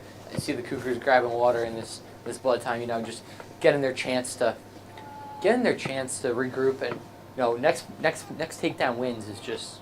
It looks like the coaches are giving a pep talk over there, trying to get them motivated to secure the victory here. Yep. Oh. And it looks like going over to mat 2. Freeport here. with the pin on Freeport right there, you know. Another school versus school match here. Looks like we're in round 2. After the pin. And it looks like the green one won. Yep. You know, that's just you know, it's great to see. Probably wrestling partners together, you know, same weight class, probably wrestling together all the time, and you know, just seeing them battle it out together in a good matchup it's just great to see. For sure. I mean, we've seen a lot of the school versus school matchups today. Yep. It looks like we have another one on mat 1 here. Actually, that looks like it's going to be Calhoun versus Port Jefferson. Similar uniforms. Yeah, very similar uniforms. It looks like it's one of the lower weight classes here, and looks like they're fighting for head control. Yep, going for the wrist control. Looks like they're both very aggressive wrestlers. Look like they just want to get in there and get that takedown. Looks like they just were both like really want to. Look just how aggressive that level change was. You know, he's just with the ankle pick, but he gets out of it. Looked like it was more of a slip than a.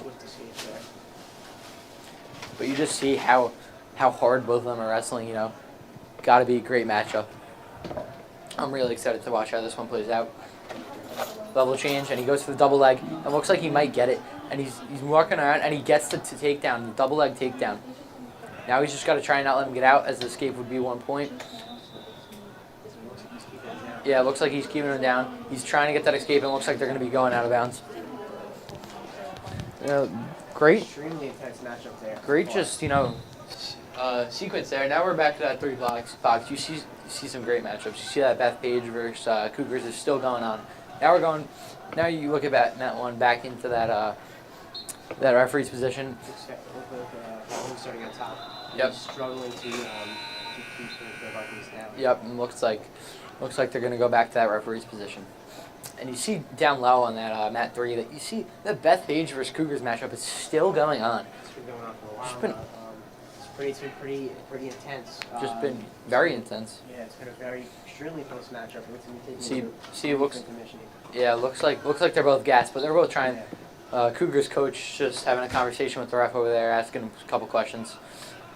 But Bethpage looks like he just wants to wrestle. He just wants to get in there and wrestle. Bethpage is just ready to wrestle.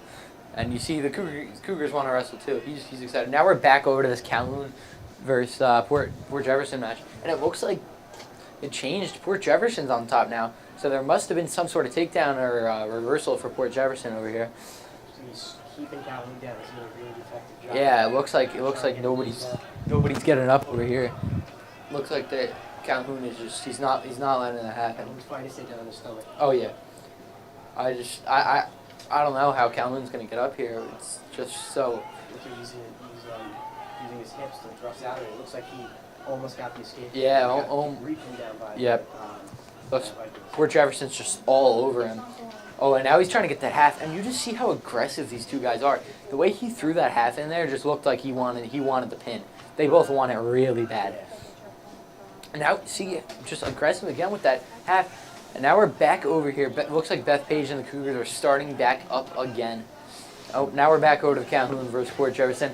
We're playing close to the edge here. Looks like Calhoun is regaining control here. It looks like the Vikings still have control of the Yep, keeping that control. Doesn't look like Port Jefferson's gonna let him out. I don't know if Calhoun's getting close to that back too.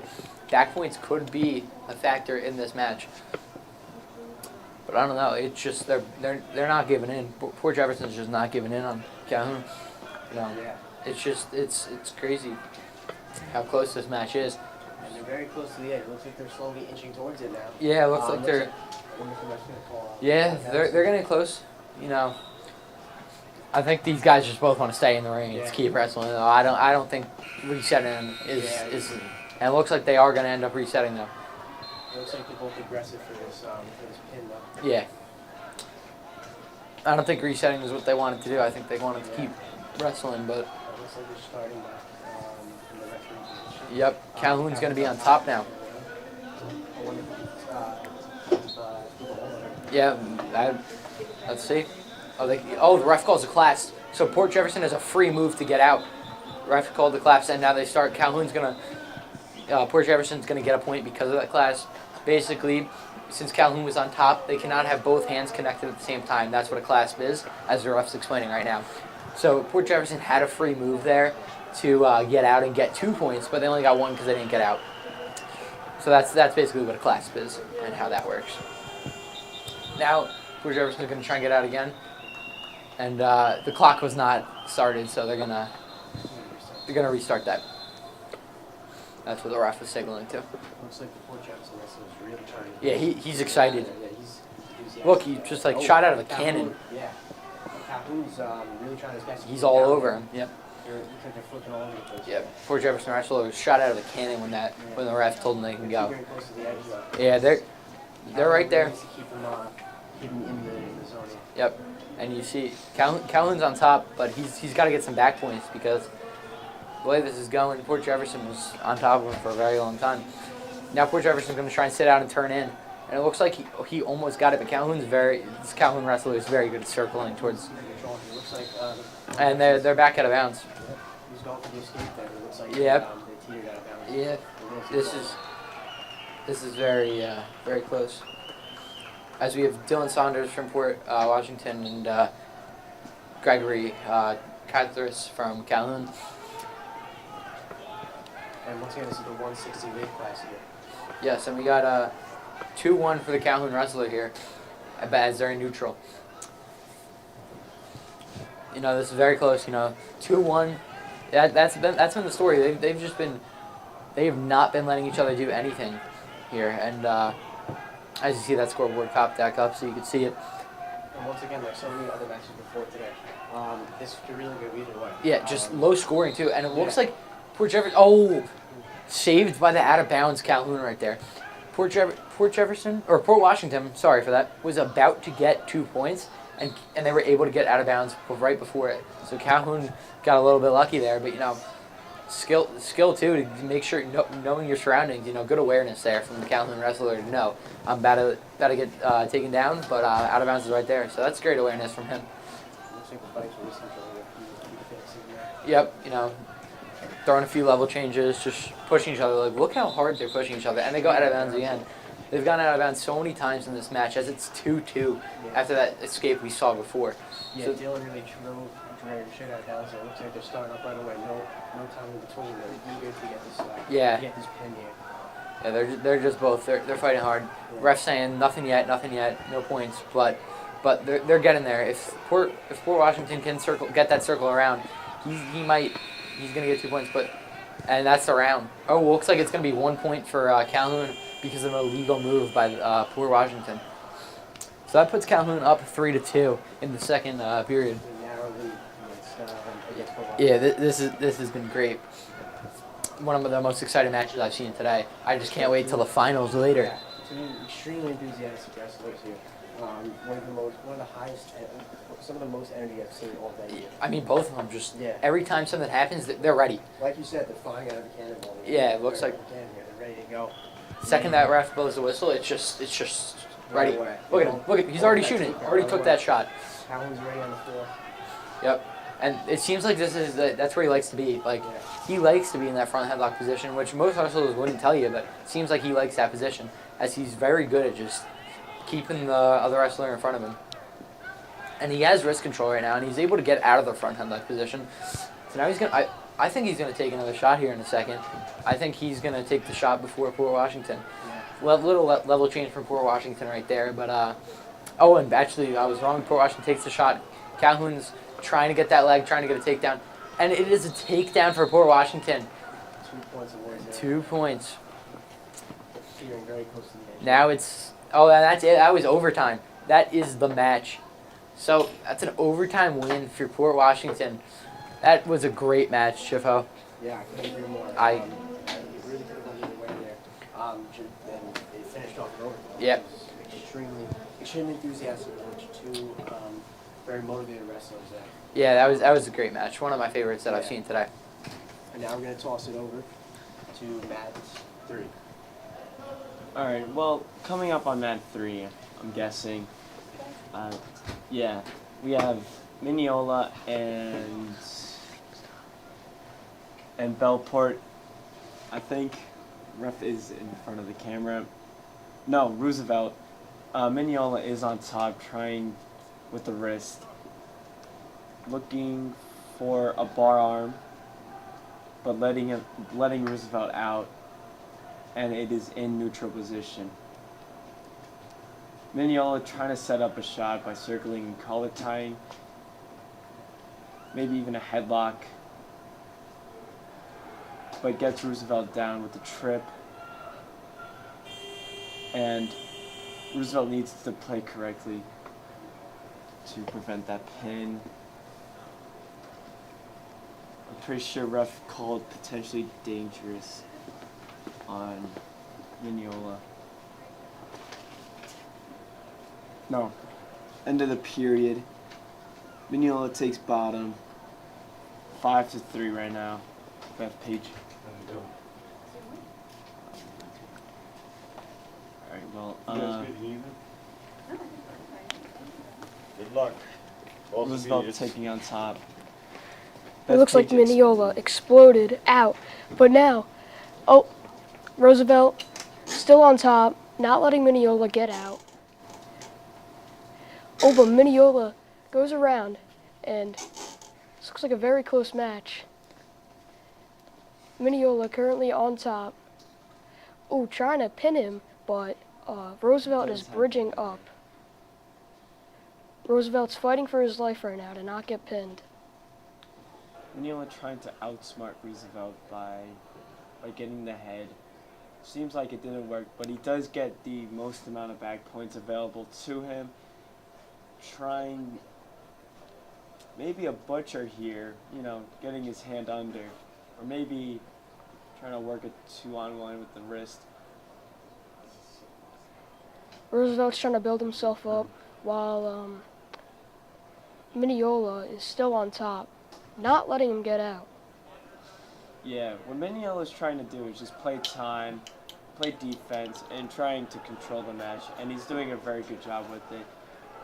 Roosevelt trying his best, making an effort. He does get out, and that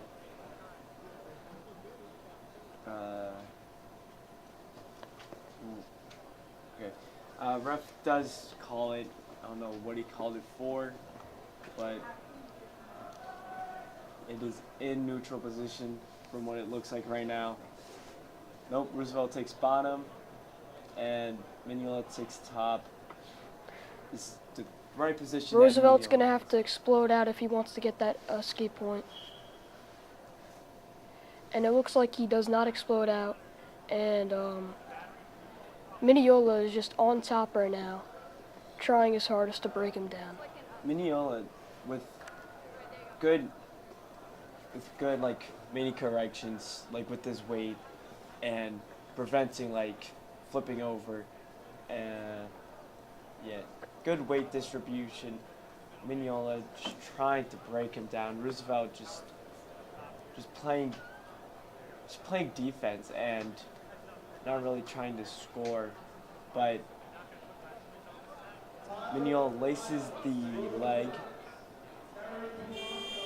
trying to get inside, and that is the match. A big win for Mignola, you know, with Roosevelt. I mean, I have to say that was a pretty entertaining match, but at the end of the day, Mignola came out with the win. Sending it down to Jake Meadow with an interview. Thanks, guys. So, obviously, congratulations on your last win. That was a nice, hard-fought match. I mean, hard-fought. And what was going through your head through the entirety of the match? Well, throughout the match, I was like wheezing, gasping. I was up like 2, so I just knew I had to ride him out and like last. And crazy thing that happened, popped on my shoulder during the match, but he popped it back in somehow. I don't know. But yeah, it was a really hard-fought battle. Yeah, so what was your coaches telling you during that? What were they trying to motivate you with? Oh yeah, they were telling me lots of tips like heavy hands, keep pressure, snap downs, all that stuff. Yeah, so what is your kind of mindset? What's your mentality going into this last couple matches? Just win. As simple as that? Yep. I like it. That's it for me, guys. Let's send it back up to you guys upstairs. It's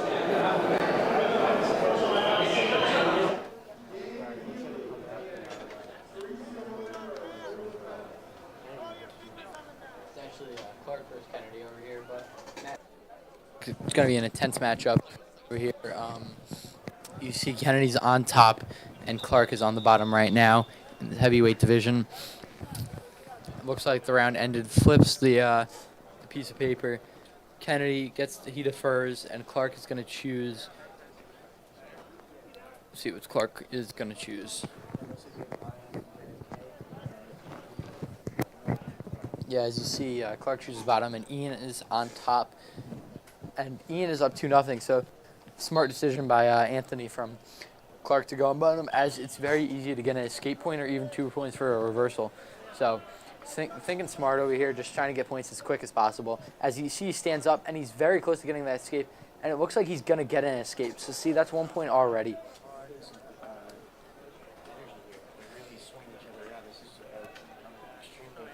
Yeah, definitely a good one to watch. As you see, just the Clark wrestler just had to catch himself from falling because he was moving too quick. And he drove him right out, but no takedown there. It's going to be out of bounds as the Kennedy wrestler just went for that double leg and drove him so far out.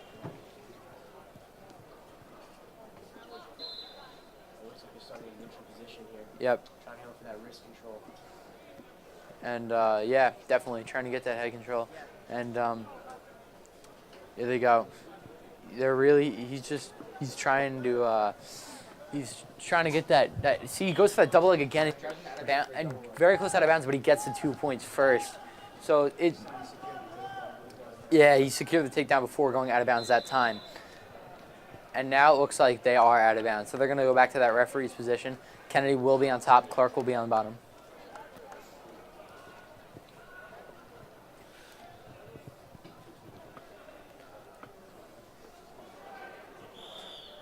All right, and now Kennedy's on top, Clark's on bottom. And looks like he's going to use the Indiana Dirt Rider to try and flatten him out. Yep.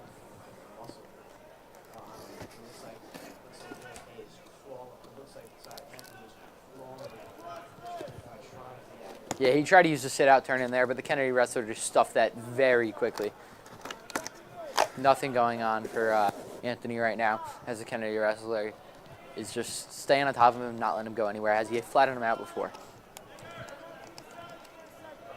Now he's got 2-1, 2 hands to 1 wrist. He's trying to keep him flat, but I don't know. Nothing's going on right now. He's trying to set up and tries to sit out and turn in, and he almost got it, but the Kennedy wrestler shuts him down again. That time, the Clark wrestler got very close up. He was about a split second away from getting a reversal. The Kennedy, Ian from Kennedy is up 4-1, and that is the end of the round. Up 4-1, going into the third period. As each period's 2 minutes, so you got a 2-minute match in all. And now Kennedy wrestler chooses to go on the bottom. Clark's on top. It's a little bit risky, you know, giving yourself a better chance to get in, but at the same time, it's a good way to get points and get back into that standing position. As one escape, like right there, a reversal, 2 points, as I was just saying. So now he's on top, and he got 2 points for getting to on top. Yeah, that was a very quick reversal. He had an idea, and he executed it perfectly. Yep, he's trying to get wrist control to try and move into that half. Clark's in the all-fours position. He's got to try and grab an ankle and flatten him out so he can get out of that all-fours position. Now he's circling to the other side, trying to get a half on the right side, and then he's going to try and circle to the left, but he's not really sinking it in. He can't get it. The Clark wrestler is trying to get back to the all-fours, and he's probably going to try and sit out here like he's been doing before. That's what he seems to be most comfortable with.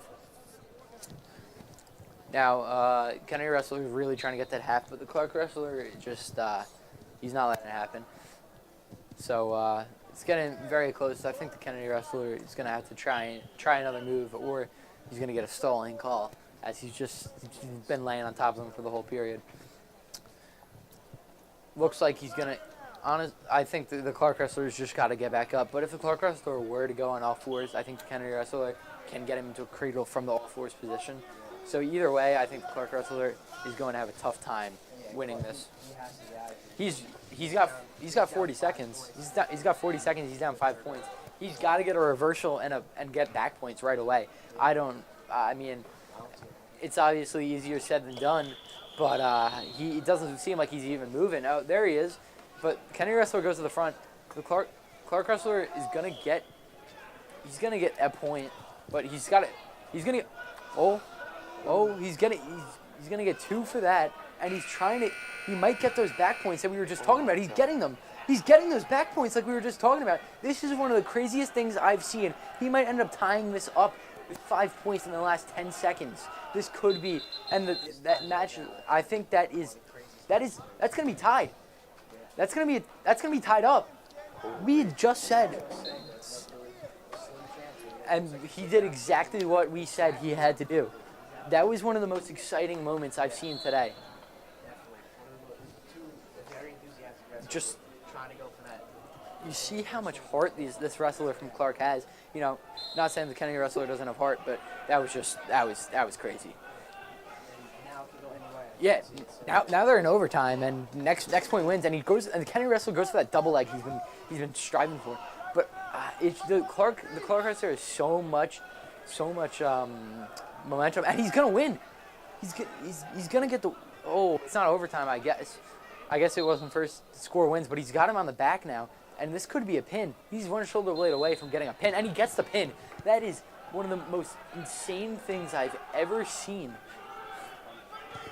Down by 5 with 20 seconds left, comes back and wins it with a pin. That was crazy. That was very unexpected. I can't believe what I just saw. As you heard me and Chifo, we were down in the Clark Wrestler. We had no idea. I can't believe that. But that just shows that nothing's impossible in this sport. Now we're gonna send it to Leo. Looks like we are going on to very good matches around here, especially that last one. What a comeback. You never see it. Like what's his name's match? Zeus. But on the second match here, we have Freeport against Comac, and it looks like Comac's going for that leg, trying to take him down right now.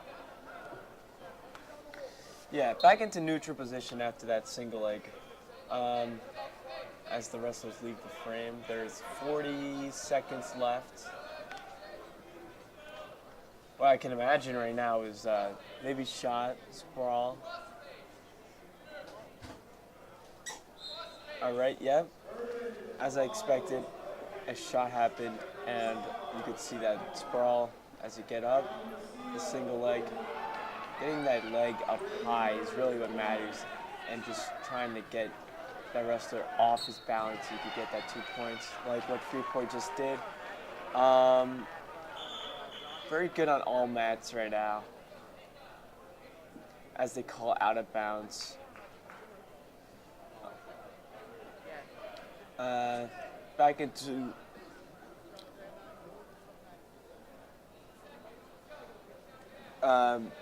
Freeport goes on top with the game plan as well as bottom. And what I'm seeing right now is just a lot of hard work on all mats as we move to mat 3.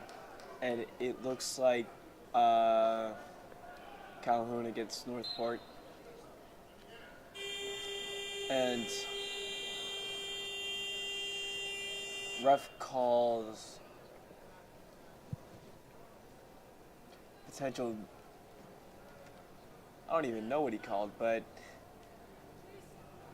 looks like they might go back into neutral position. No.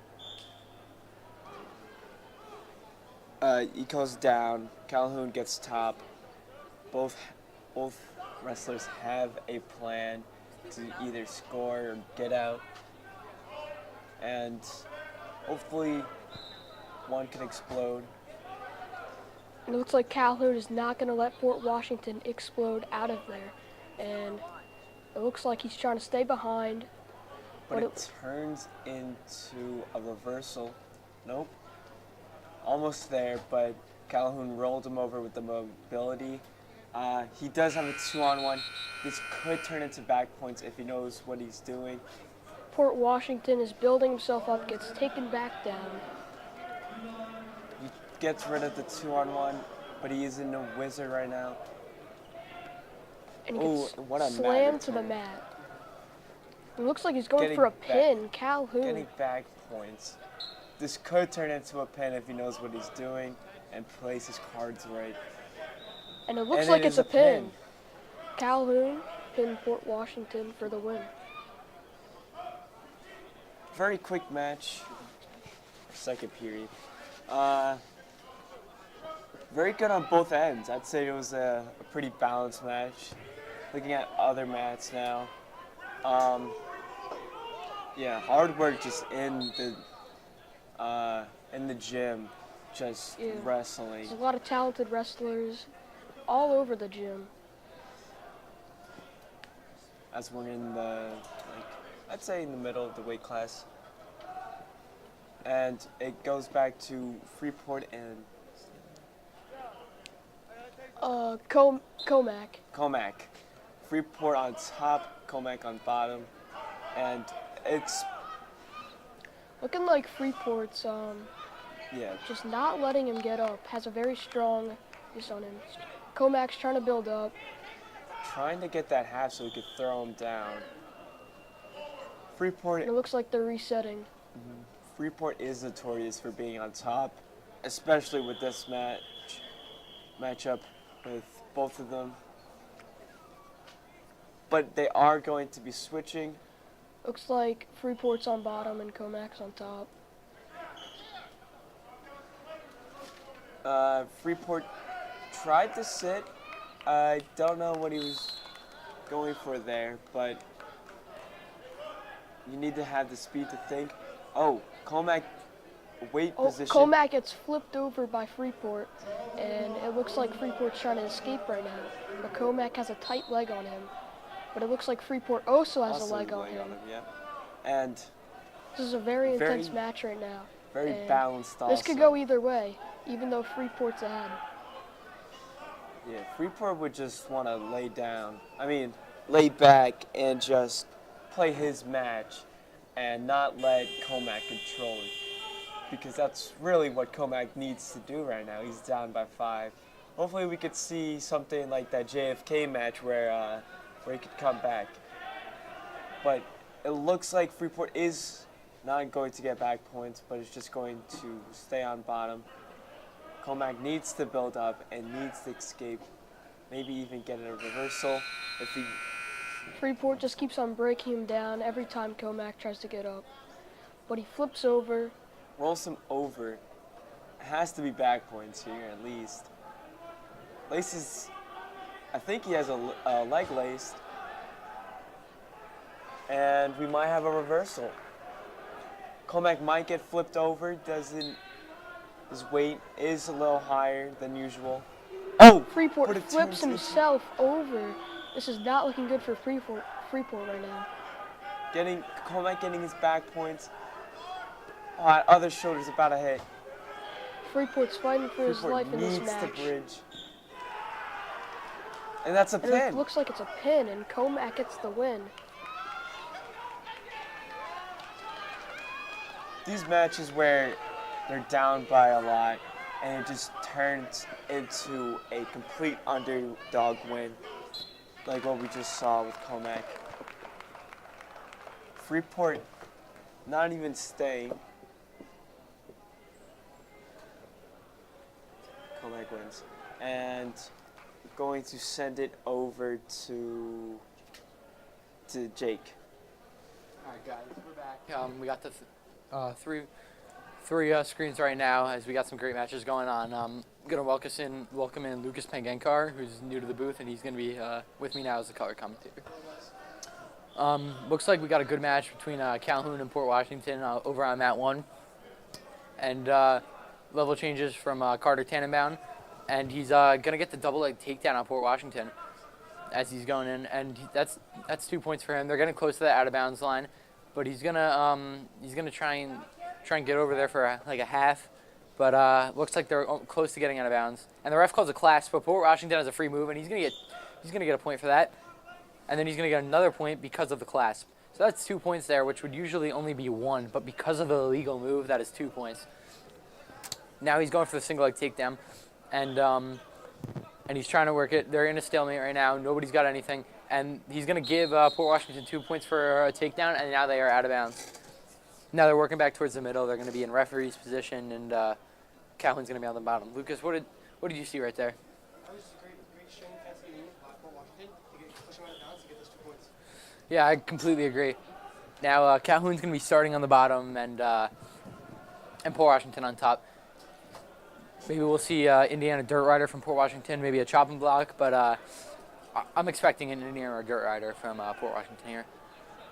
Looks like he's a little too excited. Jumped the whistle. Definitely excited to be in this match. And Calhoun sits out where Port Washington can even get a move off. Now he's standing up, and now he's going for that for the escape, but he can't get it. Port Washington brings him back down to the mat. And just some great wrestling we're seeing right now. Now Port Washington's gonna try and get 2-to-1 wrist and try and get a half, but the ref calls it stalling, and he's gonna flip, and Red gets to decide where he wants to go. He defers it, and Calhoun chooses bottom. So Calhoun's gonna choose bottom. I expect to see another try and try and sit out from Calhoun as he just did before. It was very close to working, so I think he's just going to try and sit out again as quick as possible like he did before. Let's see, and he does. He does try and sit out and turn in, and he gets up, and he gets out for the escape. So that's going to be 1 point for Calhoun as Carter Tannenbaum gets the escape. Now he's going. He's trying to set up level changes. Now they're fighting for wrist control here. Let's see who's going to take a shot first to try and get the takedown. He grabs the head, and poor Washington goes to the single leg, and Carter gets taken down there. She tried to stuff it, but he couldn't. So that's another 2 points for Washington. It looks like we're going to be in store for a high-scoring match here. Poor Washington tried to get the half. Carter looked away like he was taught. He looked as soon as possible to make sure that he wouldn't get the half ran on him for the pin. Carter's just trying to make sure that he doesn't get put on his back, and the poor Washington guy's really trying to get to his back. But his hands look a little low right now. He's got to bring them back up towards the head to get towards an arm bar or a half or a cradle even. We'll see what he tries to set up, but right now it looks like he's not setting up anything. Now he goes to bring the right shoulder down, so it looks like he's going to try and work a cradle, and he goes for the cradle, and he's very close, but Carter's trying to get a takedown wall. Oh, and he gets the cradle, so he's on his back, getting back points. He's trying to fight out of it, but he gets pinned. That was very exciting because what do you see there? That was a great move from Coach Jackson. Get that cradle and get those good backwards, and hopefully great match so far. Yeah, it was great. He ended up getting the pin, but it was a great match. They both hard fought from both of them, so great to see. Now we're back over here, over on Mat 2, Kennedy versus Kennedy. So we've seen that a couple times today from team versus team, and it's just great to see because, like I've been saying, like, if you're in the same weight class, you're most likely going to be wrestling partners with the person. So these people are probably wrestling each other every single day for hours. And it's just so hard to beat those people because they know your every move. So they know what you're best at. They know what you're worst at. So it's just, see how that score is 0-0 right now in the second period? That's just a great example of how they're going to know every move. Now it's 1-0 to the escape from the red Kennedy. But see how they're just circling and nothing is going on for either of them. He's trying to set up a cradle here, but he cannot get it. And they're in they're neutral right now. Like, nobody's got any points here, but it looks like the green is gonna try and get up and get a takedown. But red's staying strong, not letting him get up here. And neither of them still got any points. The red's got to try and circle around to behind, like he does right there, to get 2 points. That is going to be 2 for red, making it 2-1 red. But still, so close. Now it's 2-2, back to a tie. It's pretty cool because as a coaching standpoint, I don't even know what you're doing as a coach here. Are you coaching them, or are you just letting them brawl out? It's just so cool to see two teammates wrestling each other. Just, you love to see it. And he goes for the single leg, he goes for the high C, but he can't get it. Now he's moving. Oh, and he circles behind. He's trying to circle behind. That looks like he's very close to getting 2, and that's going to be 2 for red. So that puts him up 5-1 now. That's going to be 5-1 for red, and that's just, it's great to see how close this match is going to be, because 5-1 really isn't that big of a deficit in wrestling. Now he's going for one hand to the wrist. He's trying. Now red's back there, and he gets to escape. That's going to make it 5-2. Very close match. Now he's going for wrist control, and that's the round. Great first round to see from these two. 5-1, 5-2 from Jason B and Colin G. I actually saw Colin G wrestle last year. He was very, very good. As you see, he's down right now, but I've seen him wrestle, and I think he can easily make a comeback here. Great match so far. They really showed a lot. It's so good to have two Kennedy wrestlers versus each other, and it's just like so much teamwork. Just as Jake said, I don't know what the coach is doing at the moment. He's very excited for both the wrestlers and the green for both of them. Yeah, it's great to see, but it's also sad to see because one of your guys is gonna lose as a coach. So but it's all love between the two. So it's great. It's great to see, especially in a tournament standpoint. Just knowing that one of your guys is gonna come out on top, guaranteed in a match. It's gotta be nice to feel as a coach. So now the two of them just wrestling hard, and 5-2 for Colin G. Sorry, I messed up before, but like I said, I saw Colin G wrestle last year. He's just a very good wrestler. Now he's working towards that pin, and he's trying to get there, but he had an armbar and he lost it. Now he's got 2-1 wrist again, and he's trying to look. He's going for the half, but he can't get his arm to the back of the head. Now he's going for the half on the other arm. He just can't get it. As the bottom wrestler is doing a great job. He's doing a great job. Just now they're out of bounds.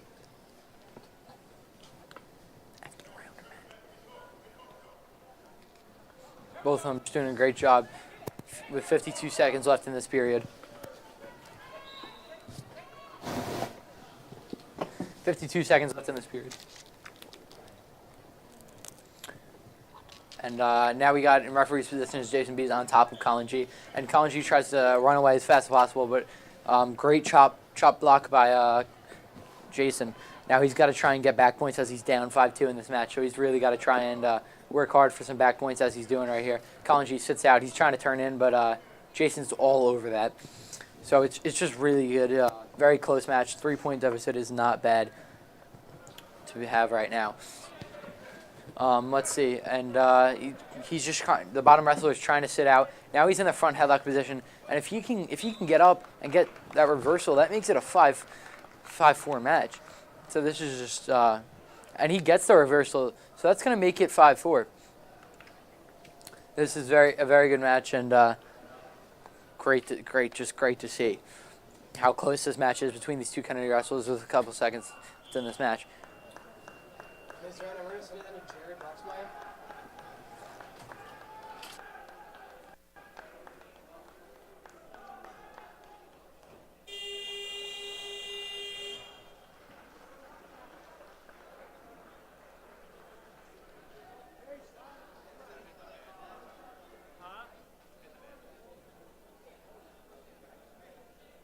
On the Koshkin, what was the outcome of your last match?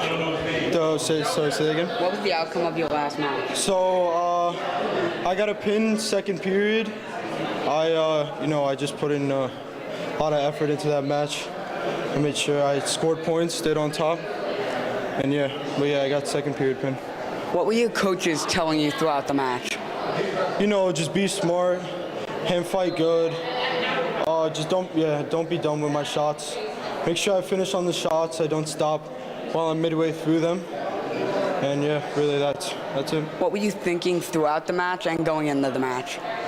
I was thinking I just have to win this match and move on. That's it, really. There's no losing this match because I want to do good in this tournament. So all I was thinking about is just winning the tournament, wrestling hard, and that's it. Yeah. Thank you. Now back to you guys in the studio.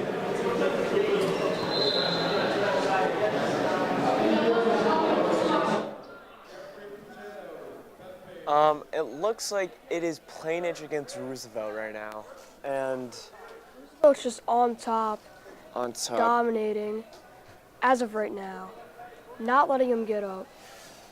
With each match, it gets heavier and heavier, and when it gets to the heaviest, it just resets, and again, until the finals. Roosevelt Just trying to find a way to get an arm or anything, trying to break him down and maybe even go for that pin. Hand fighting right now on the bottom. I mean, that's what's most important. Trying to get that half. That's what he's been trying to do. Trying to get a 2-on-1 on that left arm, and he gets it. Oh, wait. He gets it. No. They're starting to get close to that out of bounds, but they get pushed back in. Roosevelt wants to stay in and catch what's it called, Plainage off balance and off guard. Roosevelt has a 1-point lead, and I mean, really, Plainage should be just exploding out right now and just tying that up, and that's Looks like the it's match. the end of the match, and Roosevelt takes the win. I mean, too bad we couldn't see the full match. I bet it was good.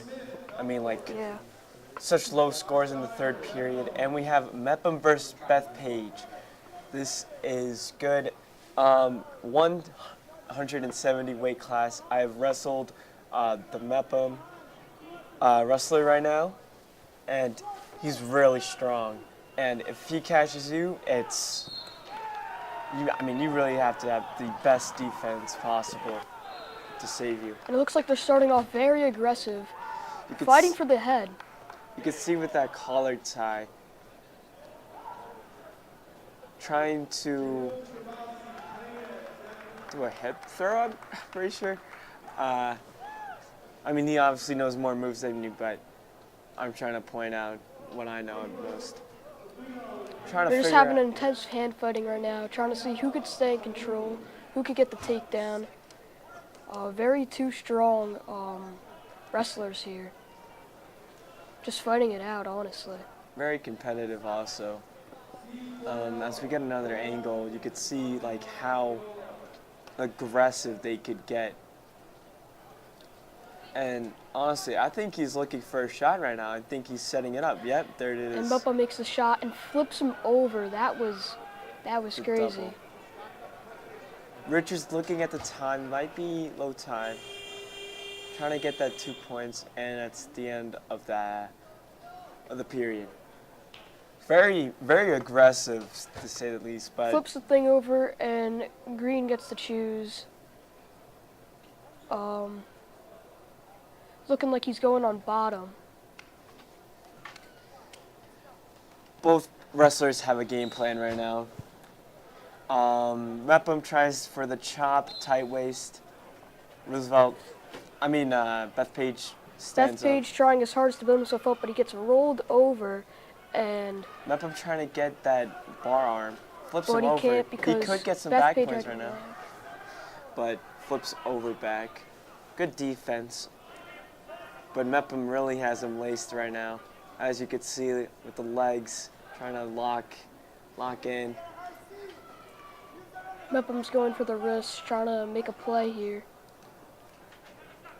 He's looking for a butcher right now. Looks like he's cross-facing and just trying to keep him down. He could have a mat return. But Bethpage building up, tries the mat return, but Bethpage Mepham's falls on him. But Bethpage doesn't take the most out of that failed takedown. But Bethpage going for the pin, but Mepham is bridging right now to not get pinned in this match.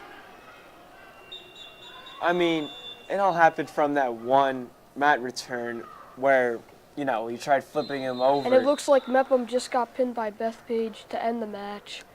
That one was pretty intense, but at the end of the day, Bethpage won. Bethpage pulled out.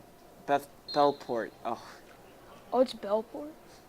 That was Bethpage. yeah. I mean,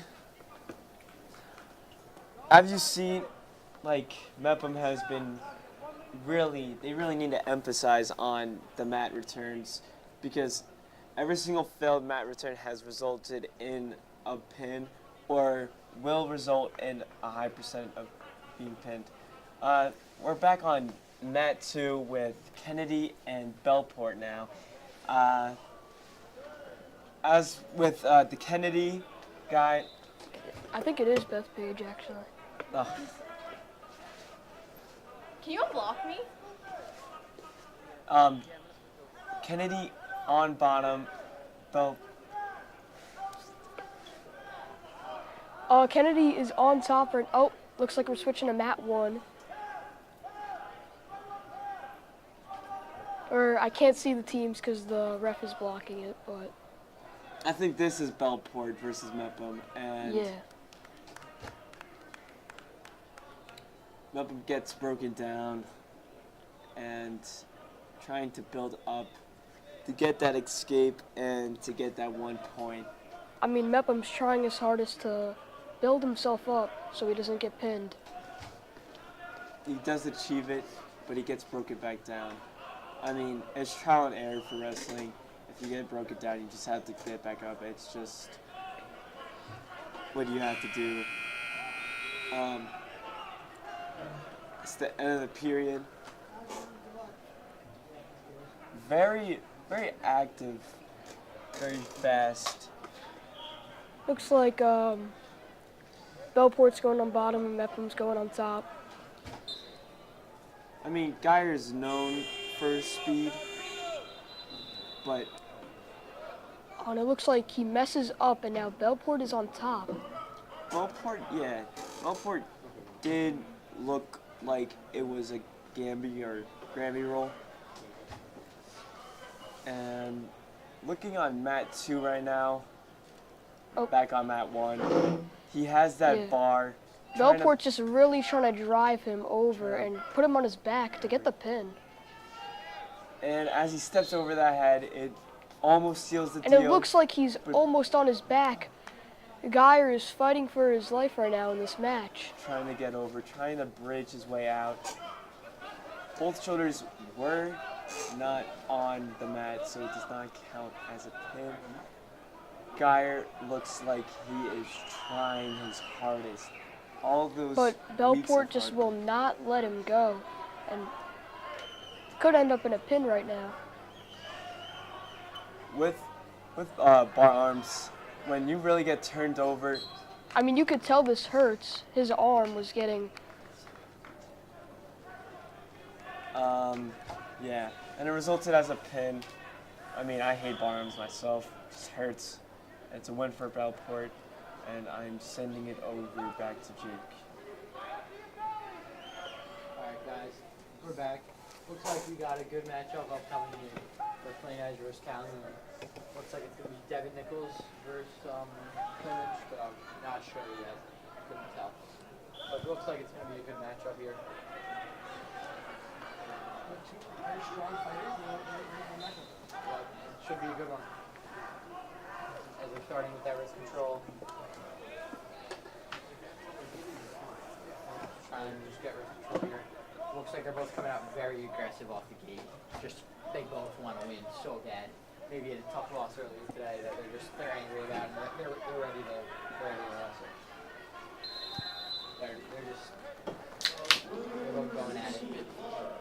They're going at it and just see how Plainedge has the ankle and he is able to get around for the takedown. And Calhoun wrestler actually lost his headgear and is covered in his eyes right now, and that's got to be a tough obstacle to deal with. But he's not giving in. He's still wrestling hard. And the Plainedge wrestler is on top, so 2 points for him. But Calhoun wrestler still has have a chance here. All he needs to do is get up and now he's trying to work in a half, it looks like, but the ref calls it and sends him back to the middle. That's just horrible. It's in his eyes. You can't really see the fight. Yeah, I completely agree with that. Plainedge chooses to go down after later in the fought. And they stuck down and starting to top in referee's position. And now we're going to be sending it down to Jake Madoff for an interview.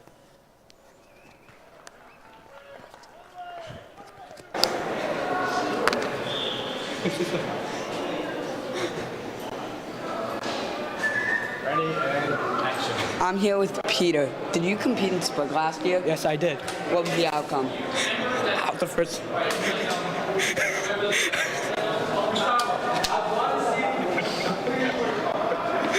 won. I won as the first 7th grade ever. Are you competing this year? No. Why? I got injured and took it off the stretcher. Went to the hospital, sadly. Are you looking forward to competing next year? Yes, I want to win next year. Yes. Back to you guys in the studio.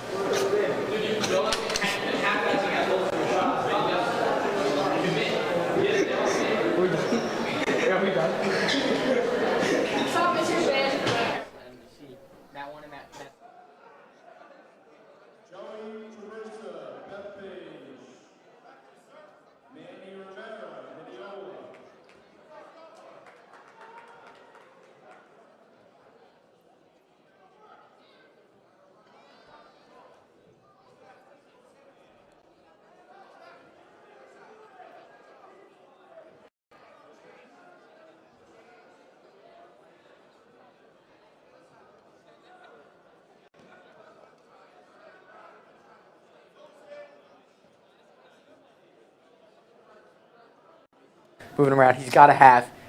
Calhoun wrestler looks away and gets out of the half though. Great job, that's textbook right there. Now he's trying to just trying to chop that arm down and flatten him out again. And Calhoun Wrestler does try and sit out and turn in, but it's going to put him on his back. Now it looks like Plain Edge is in store for some back points, and it looks like they call it. And his headwear comes off again. Yeah, it looks like this headgear is very tough. So now looks like they're going to start in the referee's position again with Calhoun on bottom and Plain Edge on top as they just were before the call. So now he goes for the chopping block, and he's working towards that back to try and Calhoun Wrestler's reaching back, which you never want to do, but it ends up working out for him in a situation to get a reversal. So that's a little bit of luck thrown in there, as you're always taught to never reach back, but he does, and he gets a reversal. So that's gonna be 2 points for him. That was great move, right, Lucas? Yes, that was a great move by Calhoun, and he gets those 2 points that needed 2 points for Calhoun. Yep. Now he's trying to run a half, but he didn't have the half sunken in, so he really couldn't get anywhere with it. And the Plain Edge Wrestler gets a reversal, so that's huge for the Plain Edge Wrestler, getting that reversal. So it looks like Plain Edge is still on top as of now, but it's a very good match and it's very close. See how hard both of them are wrestling. You see the Calhoun Wrestler's elbow is so red just because of how hard he's been wrestling, and look at him just battling it out. So you see he's trying to drag him, trying to get into a situation where he can get him onto his back. He's trying to chop that arm. He's really he's going for that arm. As you see,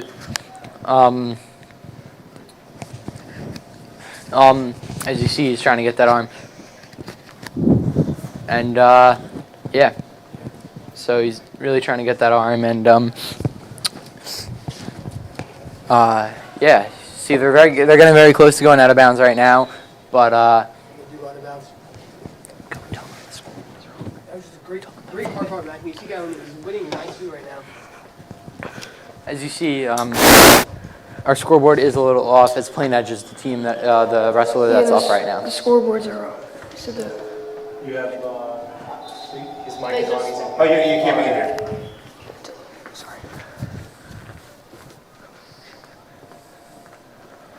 As they start our referee's position, the Plain Edge Wrestler just lets him get out because he's very comfortable with himself in the neutral position.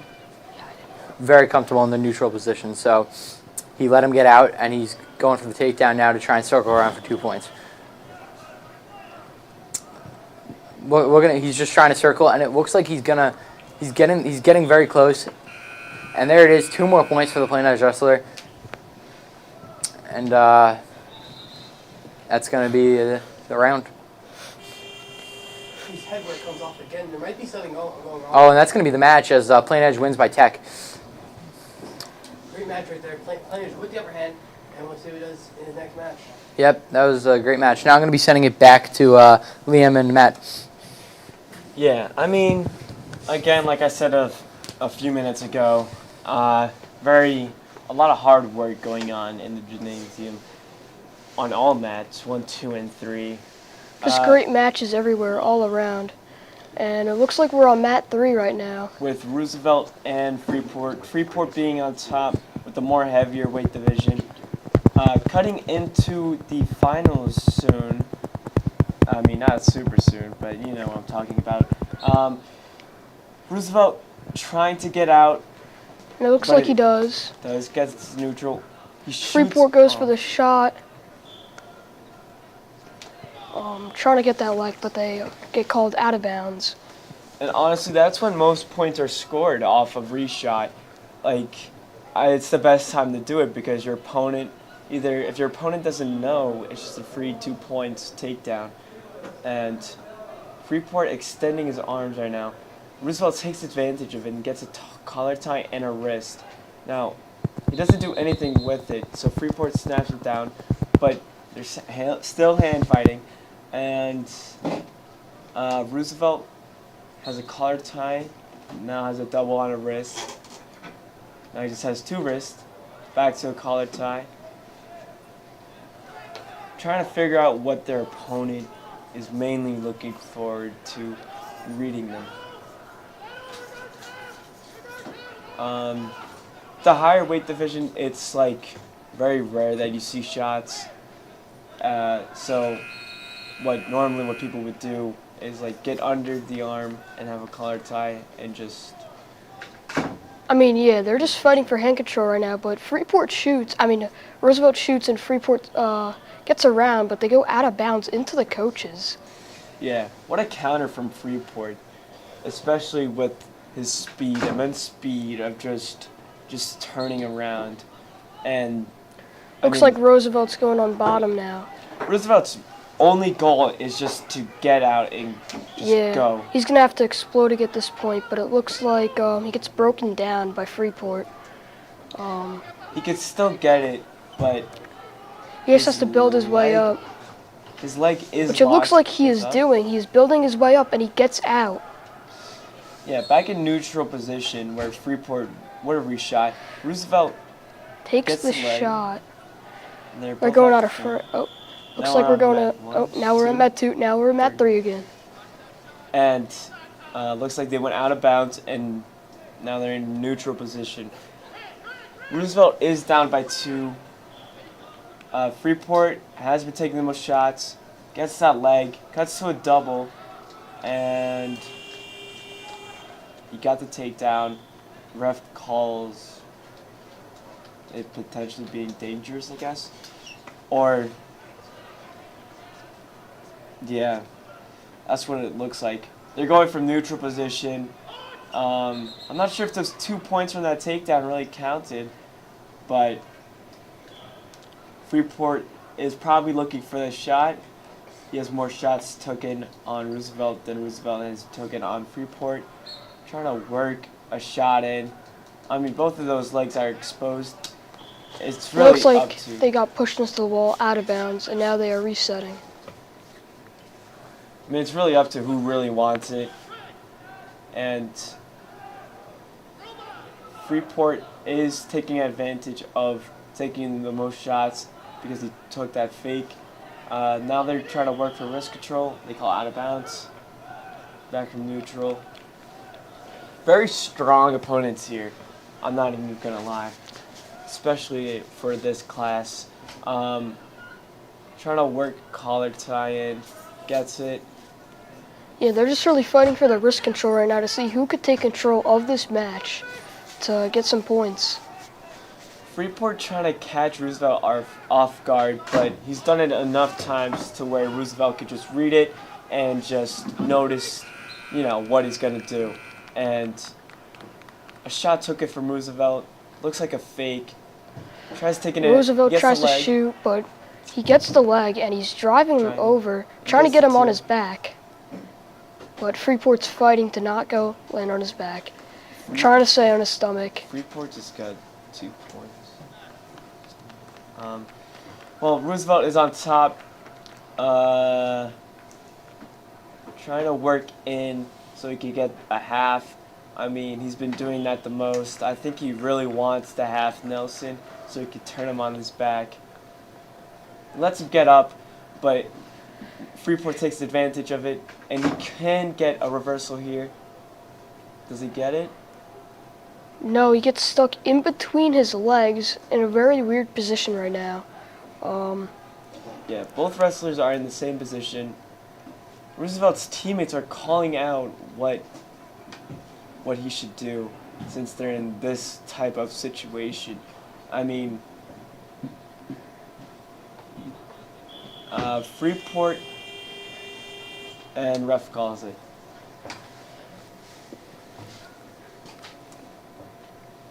It looks like that's the match. I'm pretty sure it was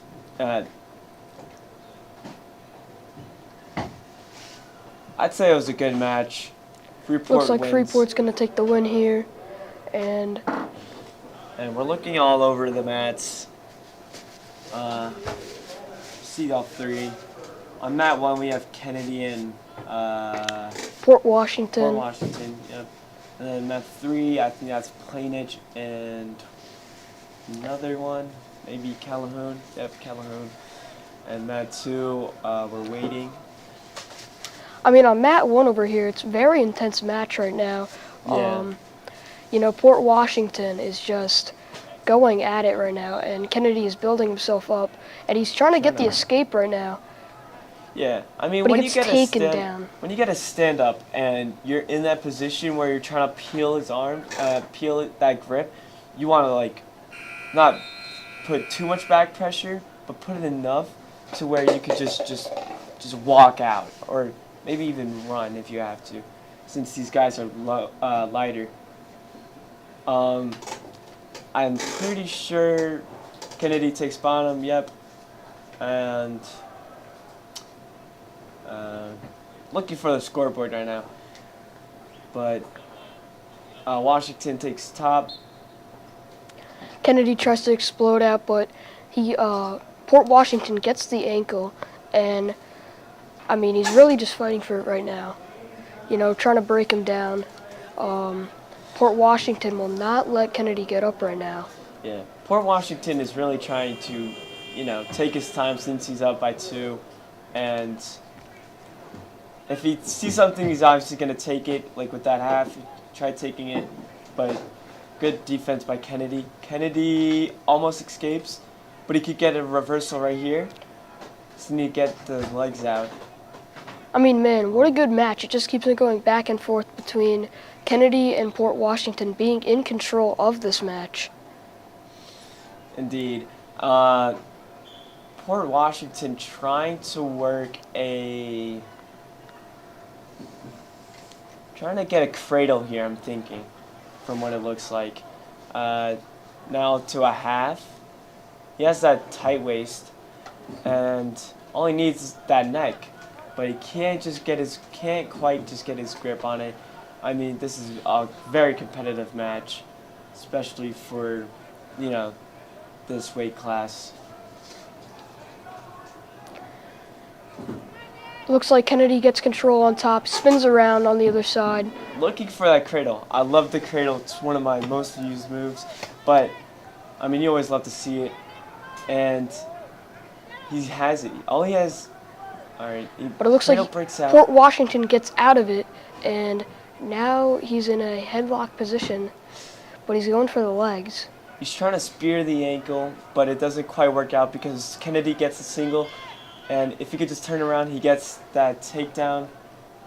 I think a reversal. Kennedy's going to have to break him down here, but Port Washington is trying to build himself up.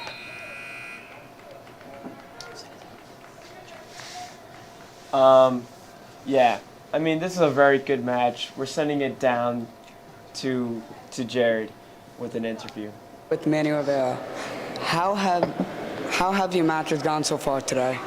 I think I've been executing pretty well. I've been getting all the setups I need, and looking forward to this next match coming up.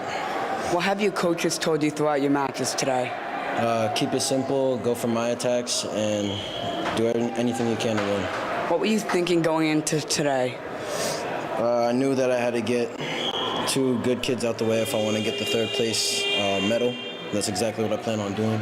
Good luck at your next match, Manny. Thank you so much. Now back to you guys in the studio. Yeah, sending it to Lucas.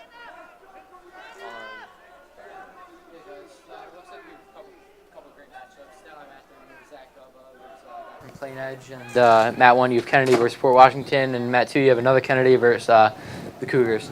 So down on Mat 3, you see Zach Gubba on the bottom, Plain Edge on top. And he's trying to use the All-American by Gubba from Calhoun, and he's just got to peek that head out. And as I think the coach is telling him to do right now, peek the head out so that he can get some points. And he does pop that head out, so that's going to be 2 points for him. What a great reversal by Calhoun there to get out of that move by Plain Edge. Oh yes, I completely agree, Lucas. That's a great job by Gubba. Now he's going to try and get a leg in, try and get 2 legs in, but Plain Edge is blocking the one and actually taking that leg. Now he's going to try and get himself a reversal, but Gubba's just not going to let that happen. Calhoun puts him in a headlock. You see him down on the ground. Yeah, he's just trying to get into a good position for himself to get some points. That's all he's trying to do right now. Nothing too special. See, now he's on top, but he's got to sit those hips back, because if he doesn't sit the hips back, he's gonna get into some trouble with a reversal, as his coach is telling him to do right now. Now he's in a cradle. Now he's got him in a cradle, and he breaks it. He breaks the cradle. Ref signals for no points for anybody, and just a good match so far. His hips are a little high. See how he sits him back right there. He's trying to dig his head in there to get some opportunities opening up with a half, an arm bar, or maybe even a cradle if he's really going for that. But I think the half and the arm bar are the things that he's got to aim for, because he doesn't have the length on the kid, and you really want length when you're going for a cradle.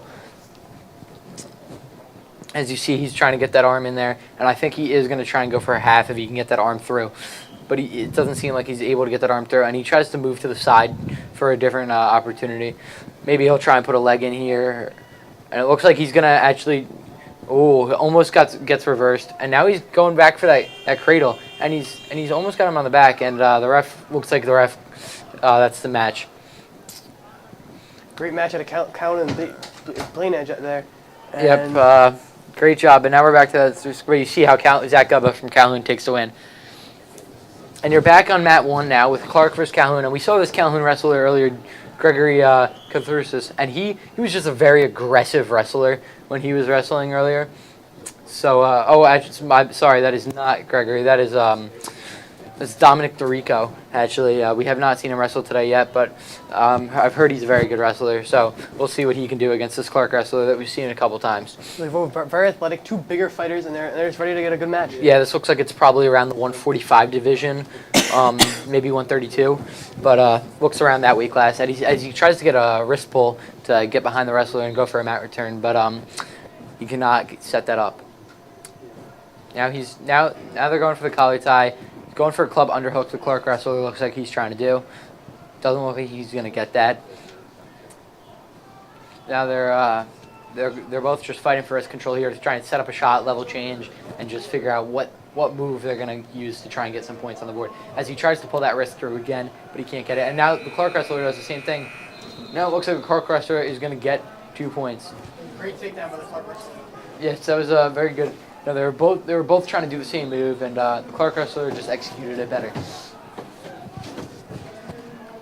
Now we'll see what they have in store. As DeRico's going to start on the bottom, and the Clark wrestler is going to start on top in the referee's position. We'll see what's going on now. And the clock does not seem to be working, so they are waiting for that. So far, it's been a great match, and the Clark wrestler is pushing more. He has that takedown, and they're going to go back to the referee's position. Yep, they signaled to go back in, as you see. And you see Mepham's own Chris Noddy getting ready for his match over by mat 2, but he's not up yet.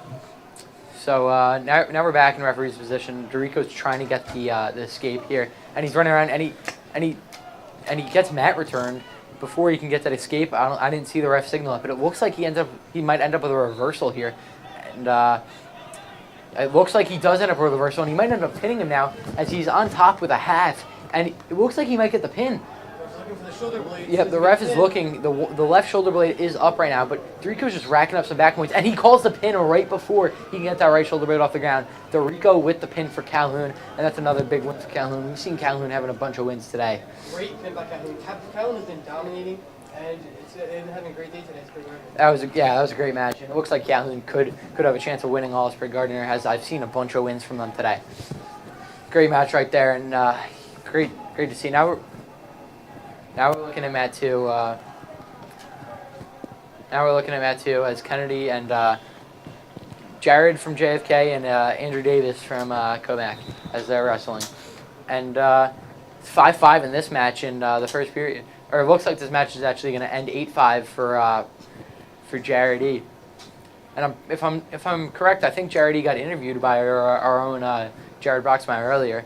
So he's definitely been having a good day. Jared Eisenberg. Now let's see what's going on mat 3. Saw a Calhoun wrestler over there, I think, and see, looks like Jake Candela and versus Plain Edge over there for Calhoun, as you can see. So let's see what Candela can do over there on mat 3 as they drive him out of bounds. Ref calls out of bounds, and there's Candela and there's the Plain Edge wrestler. Coach is telling Candela to get a hand on that wrist. And referee position with Calhoun on top, and Yep. See the whole entire Calhoun team watching Candela wrestle in this match, as obviously you just see that team aspect coming in. And Plain Edge Wrestler tries to sit out, but Candela is all over that. Now Candela's going for the ankle. Now Plain Edge Wrestler, see the mat return from Candela there, as the Plain Edge Wrestler tried to get the escape.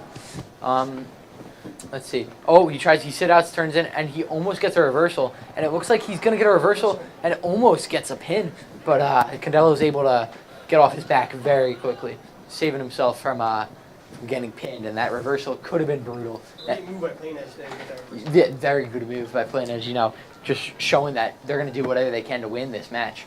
So obviously this kid is going to put his best foot forward and wrestle. Now they're kind of in a neutral position. No one's really on top. Plain Edge is a little bit on top, but anything can happen from this position. The ref calls it. He's going to send him back to the middle, put him in referee's position. So far, it's been a great match between them two. We saw that reversal by Plain Edge, and hopefully he keeps going. Yep, looks like Candela's going to get to choose where he wants to go. He looks like he deferred, and Candela's going to choose down against Nicholas Aquino, as Candela is going down to referee's position, as you saw them both catching the rest of that before, because they're just both put it all into this match. Now Candela tries to run away right off the bat and gets brought back down to the mat. Now Candela does the same thing, and he gets flipped. This could be a pin. And he has that one shoulder blade off, and it looks like he's going to be able to belly out, but I just don't know. He's getting back points against him, and Plain Edge is really running that arm bar in. That is he really sunk that arm bar. This could be a pin. It's getting close. But he gets that other shoulder blade and he bellies out. That's still a bunch of back points for Plain Edge, but Candela is able to save himself from the pin, and he's very close again, and he's able to roll out. That wasn't as much of an opportunity as just that's where he fell. Now he's going for a half, and the Plain Edge Wrestler is just all over Candela right now. Candela really has nothing going for him right now, so we'll see what happens. But Plain Edge, there could be a pin in the near future for Plain Edge. Jay Candela, he keeps getting out of those pins. Let's see if he can keep it doing. Yep, and Aquino is just, he's a great wrestler, this guy from Plain Edge, because he's throwing him around right now, and he's getting there. So this is a very good match. Two great wrestlers going at it. And Candela tries to get up, and he gets mat returned, but they go out of bounds. So Candela's going to start on the bottom. Aquino's going to be on top in referee's position once again. This is a great matchup, Lucas. A great match so far, and you see them back in referee's position. Nick Aquino on top. And he hits him with a takedown again. Yep, and this is a great match. Jay Candela's actually been on varsity since his freshman year, so he's a very experienced varsity wrestler. But Aquino looks like he's very good too, and big skill set brought in. So let's see what else we got in store for us today. They're getting close to that out of bounds mark. They're about 1 foot away from going out of bounds, and the ref calls him. Getting close to that wall, you can't give them as much room as you can give them on any other spot. Now Candela's going to be back on the bottom, Aquino on top, and Aquino's coach is telling him what move to do. And let's see if he can execute. Candela gets up right away, but he gets that ankle, flattens him out. Now he's going to try and flatten him out, as you see what's going on here. Looks like Candela's going to have to do something quickly, as he hasn't gotten any points lately. The Plain Edge guy is trying to put on, and they go out of bounds again. So now Candela's ready. He's running back. He's ready, but Aquino doesn't look like he's gassed yet either. I think Candela is going to try and do that same runaway move right again, and he does, but he does try to get up. He didn't come out as quickly as last time, so you can see that he's gassed, and he looks like they're going to go out of bounds. Oh, Aquino's getting some back points in there, but looks like they go out of bounds again. So, this is going to be a very long match, just because how many times they've been going out of bounds. Oh, and it looks like it is over. And Aquino takes the win, and it was a great match though. Great match. Now I'm going to send it back to Liam and Matt, as we're in this, as we're seeing some great matches. Yeah. As seen as the match before with Calhoun and Plain Edge, I mean, it was really just a match of just hard work and who wanted it more. Looking on mat 1, we have some intense movement. Mat 2, we have strength. And mat 3 just starting off. Back on mat 1, we have Plain Edge and that's Freeport. Freeport and another team. I don't know, but Looks like Freeport is, oh, never mind. Looks like the ref called something. All right, and the other team that we don't know the name of chose bottom, and looks like Freeport's going to start on top and hopefully get some back points. But yeah, the team. Freeport knocks him down. Doesn't let him get the stand up. We're sending it down to Jared with an interview. Thanks, guys. I'm here with Jason Martin. How does it feel to be a finalist for Sprig? Honestly, it feels amazing. This is my first year at this tournament, and I'm honestly very proud of myself. What have your coaches been telling you throughout all your matches today? Just stay hard, be myself, just do what I like, and I'm a good wrestler in general, so just be you out there. What were you thinking going into your first Sprig Gardner tournament? Honestly, just no pressure, win all your matches, and hey, if you get to finals, that's great. Good luck on the finals. Thank you.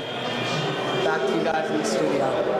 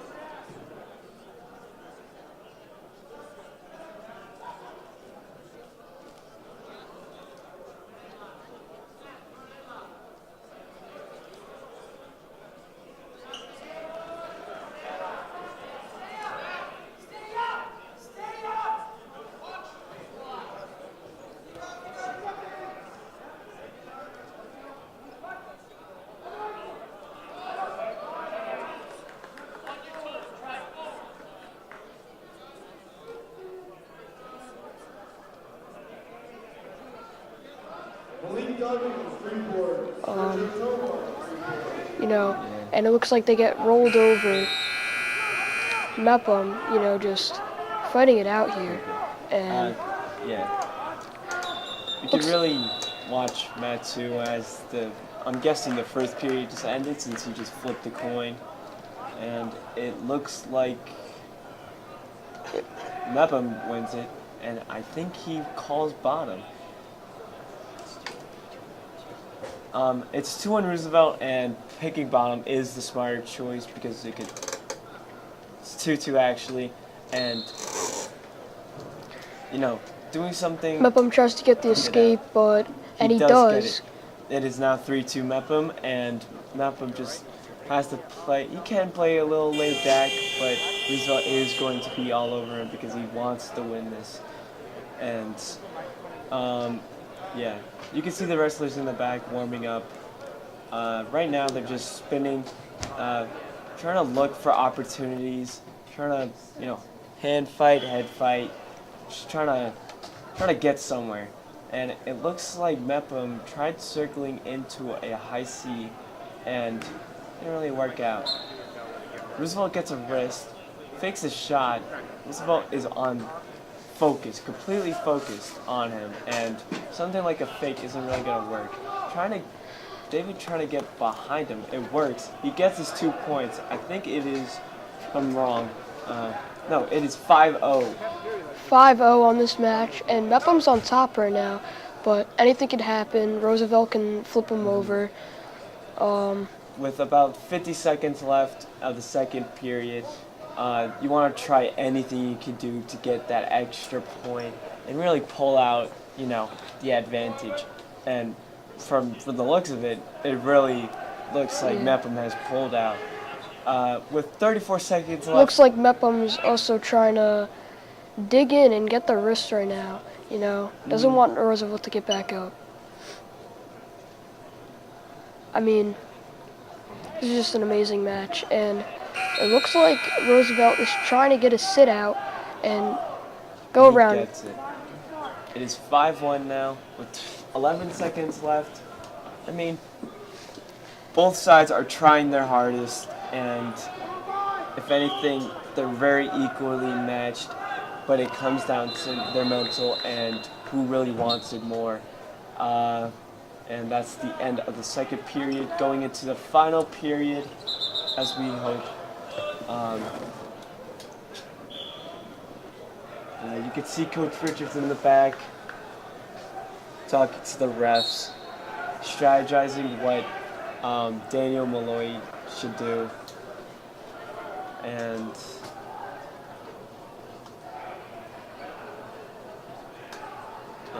Not so sure what's happening right now. I think the ref is calling something. I'm not sure exactly what is happening though.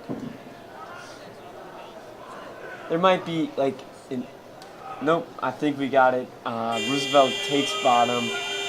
Mepham takes top. And it's all down to who is going to Yeah, Mepham trying to claw him and, really break him down.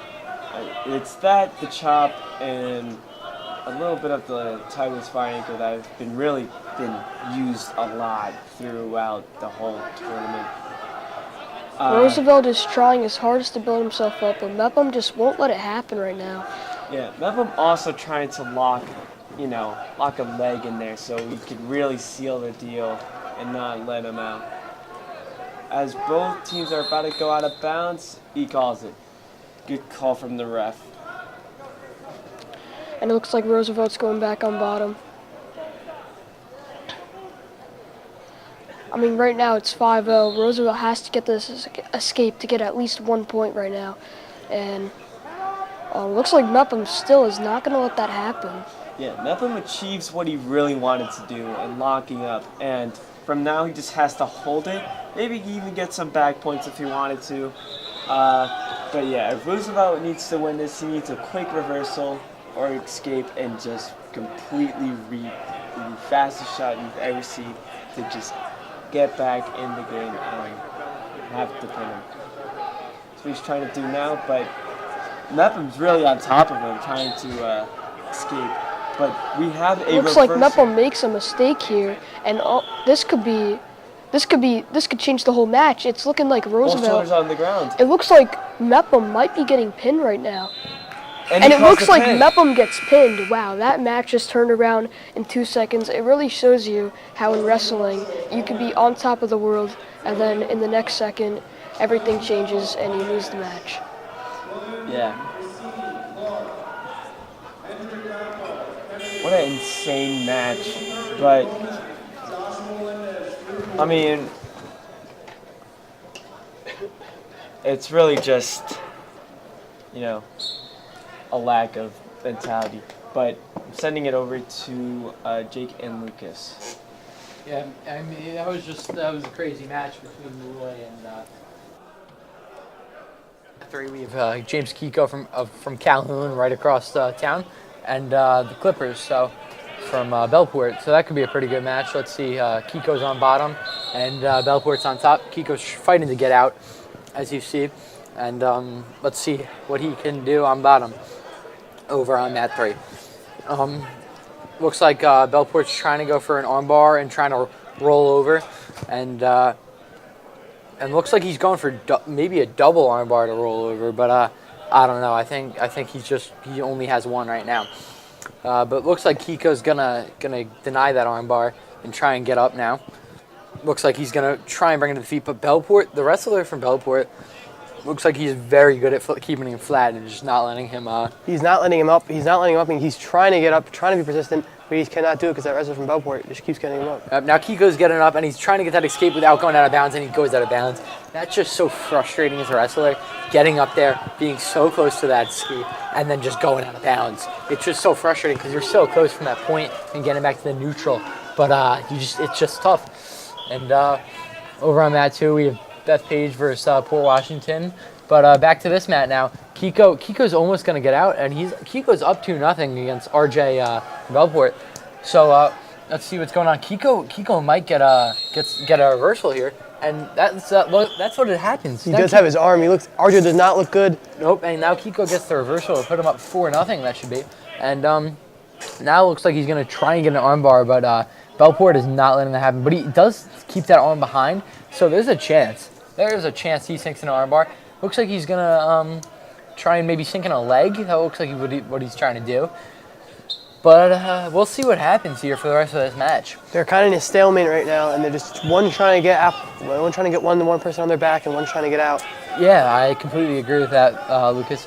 But Kiko rolls, and they're going to go out of bounds here. So that's going to be nothing going on. Kiko's going to start on top, and the Bellport wrestler RJ Herman is going to start on bottom, which starting on bottom is never a bad thing because you can get points quickly if you really have to. Once again, you see that whole Calhoun team just recording their teammate and watching it because it's just such a good team aspect of the sport, just supporting their guys as Kiko's trying to chop him down and find him out. Now he tries to sit out, and now he's up, but Kiko brings him out of bounds. And they go out of bounds. And almost gets his revenge for RJ pushing him out of bounds before when he had that escape. So, kind of the same thing happened to both of them, which is kind of funny.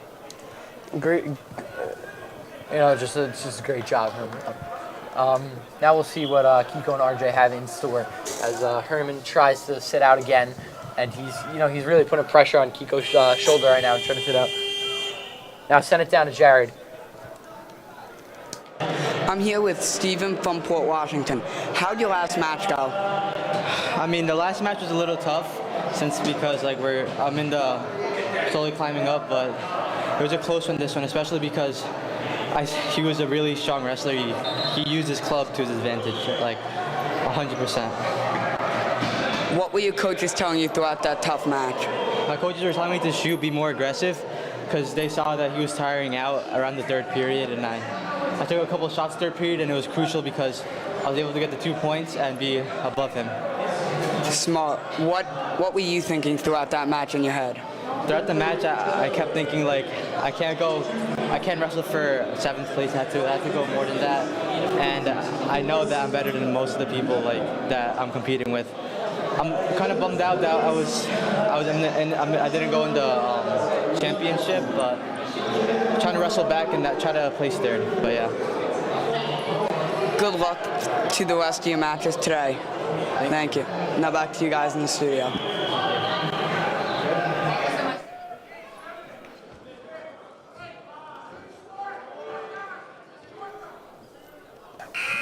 Bellport wrestler is going to be on the bottom, and Kiko's going to be on top. As you see, Kiko's, walking over there, arms loose. He just looks ready to wrestle. I can't lie. He would not be somebody I want to wrestle right now. He looks scary. And now he's going to try and trap down. And Bellport wrestler is staying strong though. And you got Kiko up 4-0 over there, and he gets a. Did he get any back points? I don't think the ref gave him any back points, but he was very close to getting some back points there. Looks like he does end up getting some back points there. It looks like he got 3 back points right there. So now he is up 7-0. And 7-0 Kiko, and he's so close to getting that pin. Ref is looking for the shoulder blades there. Yeah, the ref is definitely looking for the shoulder blades, and looks like there's gonna be some stuff. So Lucas, what did you just see right there? That was great trying by Kiko to get him on his back, but Herman is not letting him get him on his back. Yep. Now Kiko circles around. He's gonna go for that ankle, and he's gonna try and he's gonna try and find another way to get him to his back, but now he circles back to the back in a good position to be. He's gonna try and flatten him out to look for some and now he's going for a cradle. He's looking for that cradle opportunity, but he shies away from it right a couple seconds after going into that opportunity for the cradle. But once again, now he's looking for it again. It looks like, but it looks like he could get a leg in there if he really tried. And yeah, good round. And they go back up in the referee's position, and you see Bellport is going to be in the bottom. Oh, the end of the match. And the match is over, and Kiko wins. Hard-fought match from both wrestlers, but in the end, Kiko easily walked away with that victory.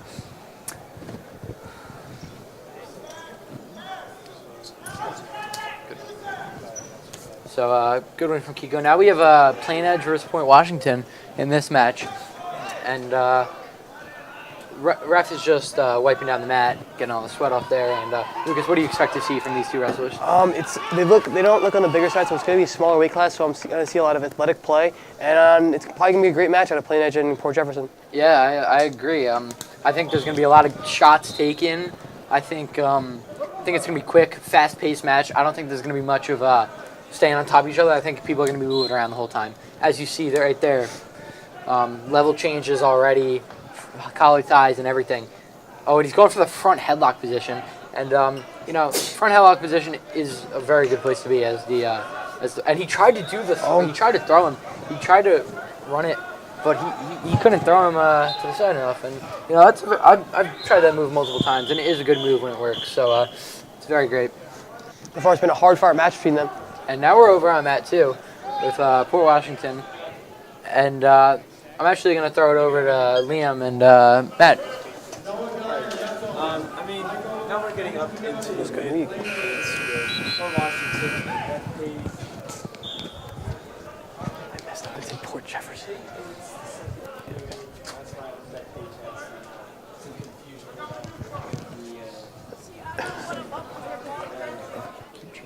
It's so stupid.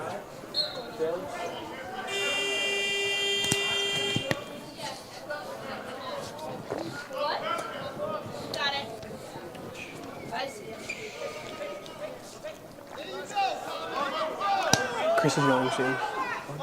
Not yet. I know. I saw him preparing. He's been getting ready for like an hour.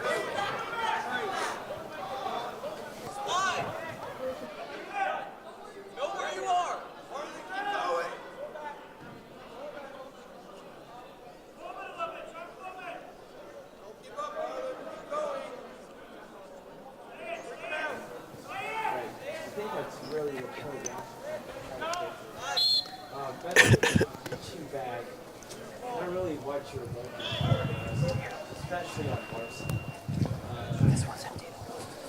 And that's the end of the third period. Looks like Port Washington is going to take the win here today. Very good match between both opponents. Now we have Clark and another school, Clark being red. And probably Kennedy, Clark versus Kennedy, two very good schools, especially with this kid, Capo. We're on Mat 1 right now with Bellport and Kennedy from what it looks like. Yeah. I mean, right now, Kennedy just has to build himself up or he's screwed right now because Bellport is just going at it right now, trying to get him into a cradle, and I think he just did.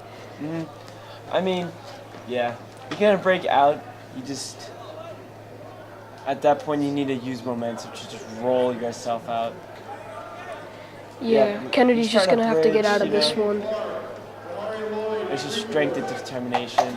Getting another angle here. You can see that he's trying to get the leg, and he called it. No, he called the end of the period. Sorry. It's either. Oh, no, I think he did call the match. Looks like that's going to be a win for Bellport.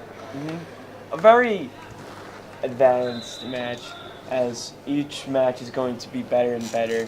As we progress into the finals. We have Clark and Kennedy. You can see the spotlight is getting brighter, and while the sky is getting dimmer, Clark is in a tight situation with Capo trying to get those legs. I mean, he does have the double. He just has to push, but Clark in a front headlock position missed it. He could have gotten it, but I think they're in a whistle right now. Kennedy getting behind. I'm not sure if he gets it too, and I think that's the end of the period. I mean, from the looks of it, it looked very just like complicated. Yeah, that was a very intense period. But now they're resetting to go into the next one. Yeah, props to the wrestlers who actually have to wrap their mind around like wrestling people like this, and it's just really just them versus themselves. Kennedy tried getting out. I mean, he did get up, but that last resort of getting that leg just really helped Clark out as he goes for a sit. Holding on to that leg, Clark is switching to a cradle maybe. He just has to get that leg under. Kennedy can, no. Yeah, Kennedy's in a tough spot right now. You know, Clark is just just on top right now, and he's trying to go for anything he can, you know, try to go for a cradle, trying to get his arms. Yeah, I mean, oh, yeah, here comes the cradle. As you can see, the arm on the leg, and then trying to reach through. But Kennedy does get a free point and just walks out. It is 1-2 right now, JFK. And a headlock. Actually, no, collar tie right now. Turning into a front headlock. That's what I was waiting for. If Clark could just, get off his knees and add more pressure to the other JFK. Okay. Yeah. I mean, Kennedy's just, what's it called? Like, very, very focused on their match right now. And yeah, this one is a pretty intense match, you know, it keeps on going back and forth between who's in control of this match. Right now it looks like Kennedy's building his way to take the leg, and he's just trying to stay on top of him. Doesn't want to let Clark get out. yeah, I mean, these wrestlers, even the referee, are very good. As you can see, they were just crawled up into a ball. They were trying to fight for that little advantage that could turn into something big, because one small step could turn into a mile in wrestling, as the referee calls the period. Yeah, I mean, two very advanced wrestlers here, you know. Anything could really happen. Either one can win this match. Looks like they're neutral right now, and they're just fighting for positioning. But it looks like Kennedy takes a shot and is going for the leg. Has to knock over Clark right now, and he does. Yeah, I mean, if you really stick your head out the box, you can see that Kennedy is, dominating right now. As you can see, with 1:35 on the board left. But Clark, there still is a chance for Clark to pull it out, as you've seen multiple times with these comebacks. All it takes is that little mistake that could turn into, something big. Trying to shoot, I mean, like, that's what you have to do, right? You need to get points. And it could work. He just needs to get behind, get his 2. Yep. Trying to get in that front headlock. And I'm sending it down to Jared for an interview.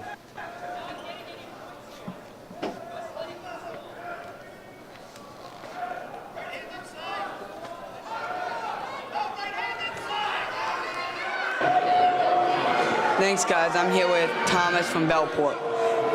Thomas, how did you, Sprig Gardner, go today? It was a pretty tough journey to get here. It was a long night last night, but had to bounce back the next morning and just try to wrestle as hard as I can. What place in your weight class did you come in? I took third at 108 pounds. How does it feel to come in third place out of everybody in your weight class? It feels pretty good. I'm coming off as a freshman, wrestling the varsity tournament, so it felt pretty good. Are you looking forward to hopefully doing better next year, maybe? Yeah, I had a tough round in the semis. I lost 4-1, which hopefully I can bounce back from that next year. Hopefully take the trip home. Great luck next year. Thank you. Now back to you guys in the studio. Thanks so much, Thomas.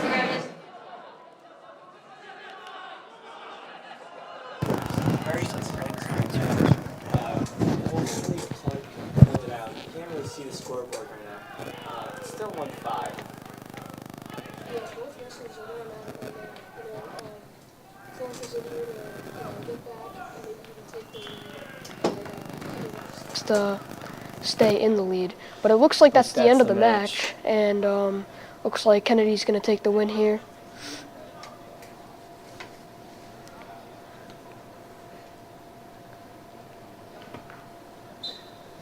A very good match from both sides. Sending it to Jake and Lucas. Take it. Looks like Mat 3 could have some good action as they're in between periods right now. Lucas, what are you looking for in this match? I'm looking for a class 130, bigger class, and they're looking for a great match, and we'll see who comes out on top. Yeah, as you see, Bellport wrestlers going down as the Cougar wrestlers on top right now. We'll see what goes on in the referee's position, and he tries to get up right away as he tries And he's unable to get up as the Malgreen wrestler is trying to get him. And he gets out. Oh, and he gets out. Good escape by the Bellport wrestler. Great escape by the Bellport wrestler. That's going to be 2 points right there. Yeah, that's huge for the Bellport wrestler. That's a nice little point for them. And we'll see what they can set up, what shots they can set up for the rest of the match. As right now, they're just trying to get into that collar tie position. Oh, and he goes for the single leg takedown. And he gets it. That's going to be another 2. And Bellport wrestler looks like he's in business right now. And here he is. Let's see what he can set up. Maybe go for that pin. Looks like he's trying to drive that head under the arm to set up an arm bar situation. But he's unable to get that head under the arm. So now he's just going to try and figure out what move he's going to set up next. As the Mel Green wrestler tried to sit out and he turned in and he got up. And it looks like they're going to go out of bounds before the wrestler can get his point. So we're going to see Comac go on the ground, and then we're going to see Bellport go on the top. And yeah, so he's going to make it out. Let's see what the Mal Green Cougars can do from the bottom. Bellport on top. And let's see what they can do. From referee's position, they're gonna he's gonna go down, and it looks like he's gonna try and set up something, maybe try and get a leg in as Comac. I'm sorry, not Malgreen. And Bellport versus Comac, and looks like he's gonna try and figure out what move he should put in next. Looks like he was thinking about going for that. Now he's gonna try and go for that half as he puts one hand to the wrist. And let's see what he's trying to do. Now he got one to the wrist. He's got to try and get 2 to the wrist if he really wants to set up that half the best way possible. Bellport's trying his hardest to get him onto his back to get that pin. Yeah, definitely. Let's see what he's got in store. Oh, he's gonna go for a cradle now. It doesn't look like he's gonna be able to get to that cradle. So now he's gonna try and circle back around, but he's gonna circle the front, maybe go into that front headlock position.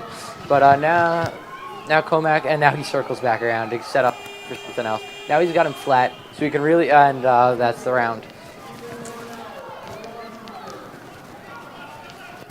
Out of Bellport there. He showed his athleticism. And we're going to switch over to Mat 2 here. Oh, yes, and we got Nicky Sedita versus Ryan Nicholson, crosstown rivals over here. So this is going to be a pretty cool match to watch, as they are both great wrestlers, 2 of the best in the county. And both seniors, too. Last ever Sprig Gardner for both of them. So this is going to be a pretty cool match to see. You see Nicky Sedita gets the takedown there. And that's going to be points. Oh, and Calhoun gets out. Yep. Looks like Sedita fixed his headgear, and now they're back to wrestling. Sedita's going in there, and now he's getting that front headlock position, and he goes for the shot now, and Ryan Nicholson is up 2-0, and Nicky Sedita gets tossed, and it looks like he might get pinned here. He's moving around, he's fighting. Looks like it could be the end for Sedita, and he gets pinned by Nicholson. You know, it's a great match. You know, Nicholson is one of the best wrestlers in the county. So is Sedita, but it was a hard fought match. You know, either of them can beat each other on any given day. I don't know, you saw Jake today, but Calhoun looked great today, and they showed they can persevere. Yeah, if I'm correct, win Sprig Gardner. Pretty sure Calhoun, as a school, is in second place for Sprig Gardner right now, trailing behind Plain Edge, and that's it. But I haven't seen it in a little bit, so they could be in first place now. Over on Mat 1, looks like we have some good action going on over there, as Plain Edge versus Comac. And it looks like Comac might be hurt, so let's see what's going on Mat 2.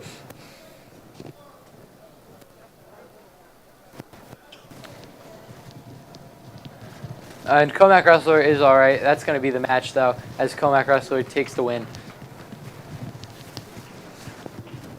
This Comac Wrestler was interviewed by Jared Broxmeyer before, and I think he has a really good chance of going really far in this tournament. Over on Mat 3, we got this match back up, Bellport versus Malgreen, and let's see what's going on. And they get up, and they're fighting.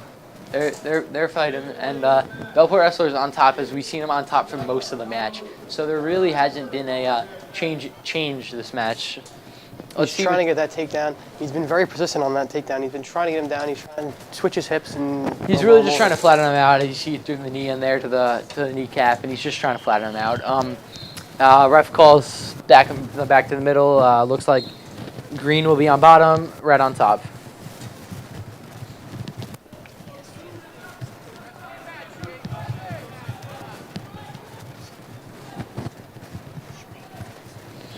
Now we got Bellport back on top, and he's bringing him down, and looks like he's trying to sit down, turn in, and the Cougars can just not. He's just not being able to get up, and it's difficult to get up against as this Bellport wrestler. It looks like he's very, very good.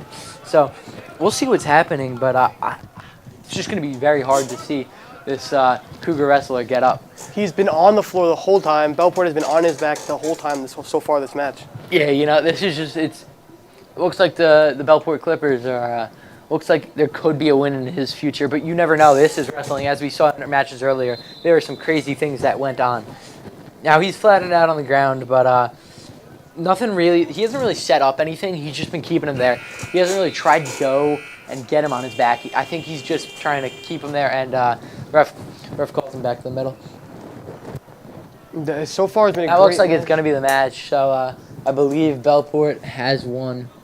Great match out of Bellport and Comac there. Yeah, it was a really good job by that Bellport wrestler. He did an amazing job to win. Just not let that the Cougar get up and get the win. That was great. Send it over to Matt 2 here as we see some action going on by Freeport and Clark. Yes. Great match. As the flip goes, and what do you think? What do you think you're going to see in this match? Two smaller wrestlers, probably guessing very athletic, and we'll probably see a great match. Probably see a lot of movement and not a lot of stoppage in play. Yeah, I don't think people are like right here. I think somebody's going to get up right away, or there's going to be movement towards the back. There's going to be something. See, he gets up right away, and yeah, and movement towards the back right there, as I said. So there's definitely a different aspect when it's in the lower weight classes, because it's a lot less weight that you're trying to pull, and a lot of more quicker style of play.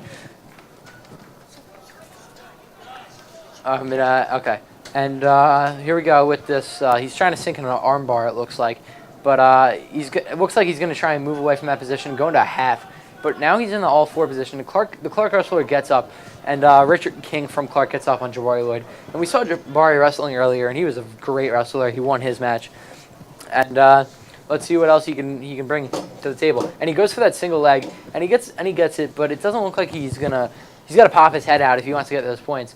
So the only way to get that takedown is if that head pops out, and that's what his coach is telling him to do right now. He's saying, pop that head out. See, the ref just signaled nothing. Clark coaches are telling him he's got to try and get that leg out of there. The ref signals again, nothing, because he still hasn't been able to pop that head out. And if he's able to pop that head out, that'll be big time for Jabari, as he can get some points. And that seems to be the round. Oh, no, it does not. And there it is. So far, it's been a great match by Freeport and Clark. And maybe you can see that in the next round. Yeah. And Green's going to be on the bottom. Oh, looks like they're actually going to start a neutral, as there was no points to be given out in that round. So nobody was a clear bottom or top. Now the Clark wrestler goes for a shot right away, as he was kind of defending the shot. Oh, and he takes him down. Clark wrestler takes him down. He gets the takedown. And now he's got Jabari on his back. And Richard King from Clark, who's down 2-1, or up 2-1, could have a good opportunity in this situation. So we'll see what he can bring to the table now, and see what he can do from being on top. He's got 2-1, so he's got two hands on the one wrist. That's what that means. And he's gonna try and set up going in half Nelson and go out of bounds. So the ref's gonna bring him back. Jabari will be on bottom. Richard will be on top. So far, it's been a match out of both of them, and we're gonna go in a neutral position. Actually, that's on me. They chose the neutral position as the round ended. Oh, and he gets thrown right away, and he's on his back. There's going to be back points to be given out. There's only one shoulder blade down on the ground. Looking for the shoulder blade. Could be a pin, and he gets out of it. Way to keep those, and he gets 3 points though for the back points. So, great job by the Clark wrestler Richard King not to get pinned right there. But now Jabari is up 6-2 on Richard King. A lot of back points at his bar, as you see. He's been very persistent, and he almost gets him on his back again. Yeah, he's working towards it. He's got an arm bar in there. He's got a single arm bar, and he's working towards that, getting back to the back and getting some more points.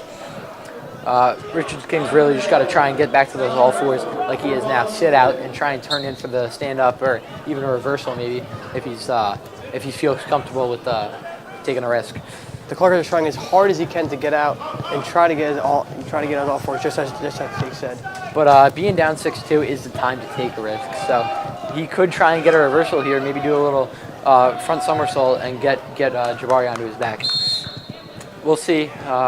Who knows what type of moves they're thinking about right now, but they're just trying to get Richard's just trying to get to his feet, and Jabari is just trying to keep him down and get him pinned. As they're moving towards out of bounds, they're very close, and the ref's telling him to get back to the middle, and they can close him out. So now Jabari's going to stay on top, and Richard King's going to be on bottom. So far, it's been a great match out of Jabari and Richard King out of Clark and Freeport, and we'll see how they do in ref position here. Yeah, in referee's position, let's see how they do.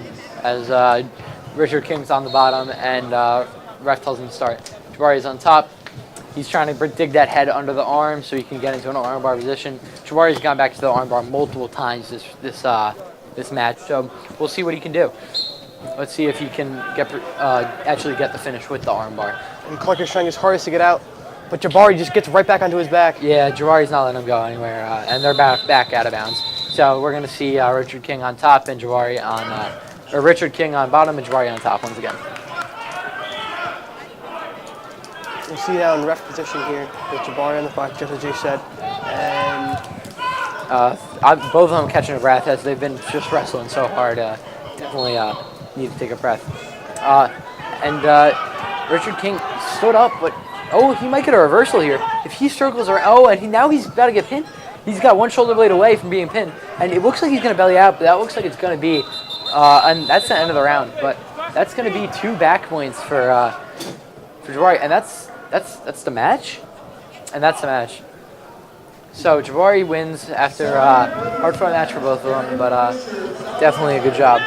Now I'm going to be sending it over to Sam and Matt to talk. Looks like we're on mat 3, and it's Beth Page versus Port Washington. Right now, Beth Page is on top, goes for the half Nelson. Really just dominating right now. Not letting Port Washington get up.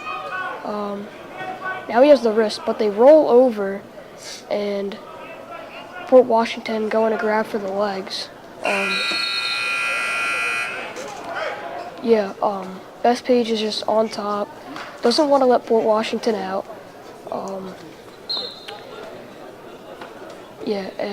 He goes for the wrist.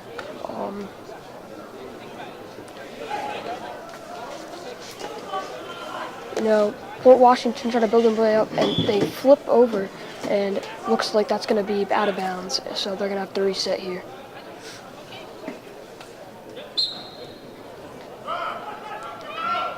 And it looks like Port Washington is going on bottom right now. And he tries to explode up, but he can't because Beth Page stays on top of him, not letting him get out. This is a very intense match right now, but it looks like the ref called something. I think that's the end of the match. And it looks like Beth Page is going to take the win here.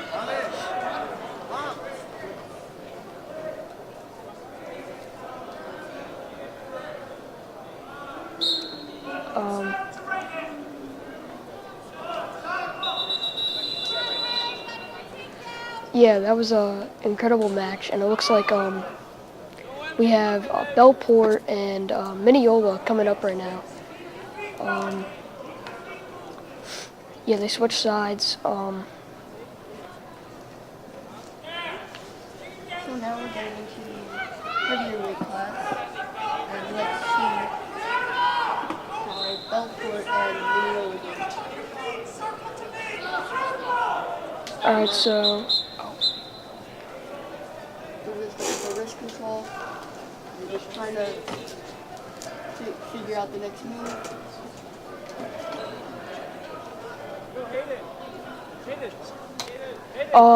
Yeah, so they're both fighting for wrist control right now.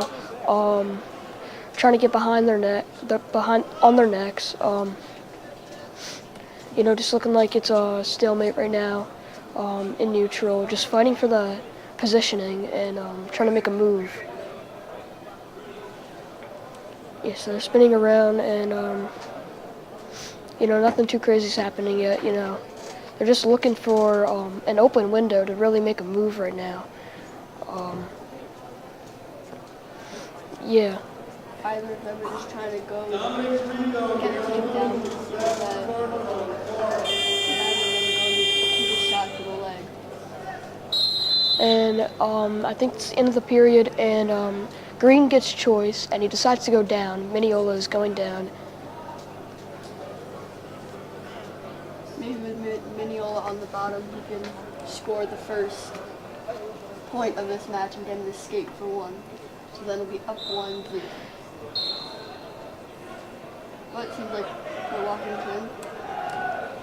Oh, they're way out of bounds. They land onto mat 2, and now they're going to reset. Oh, looking on mat 2, we have Clark versus Roosevelt, and they're also in a same kind of, you know, position here like the last match. You know, they're just fighting for wrist control and seeing who can get an open window to make a play here. And I mean, both wrestlers are seeming like they're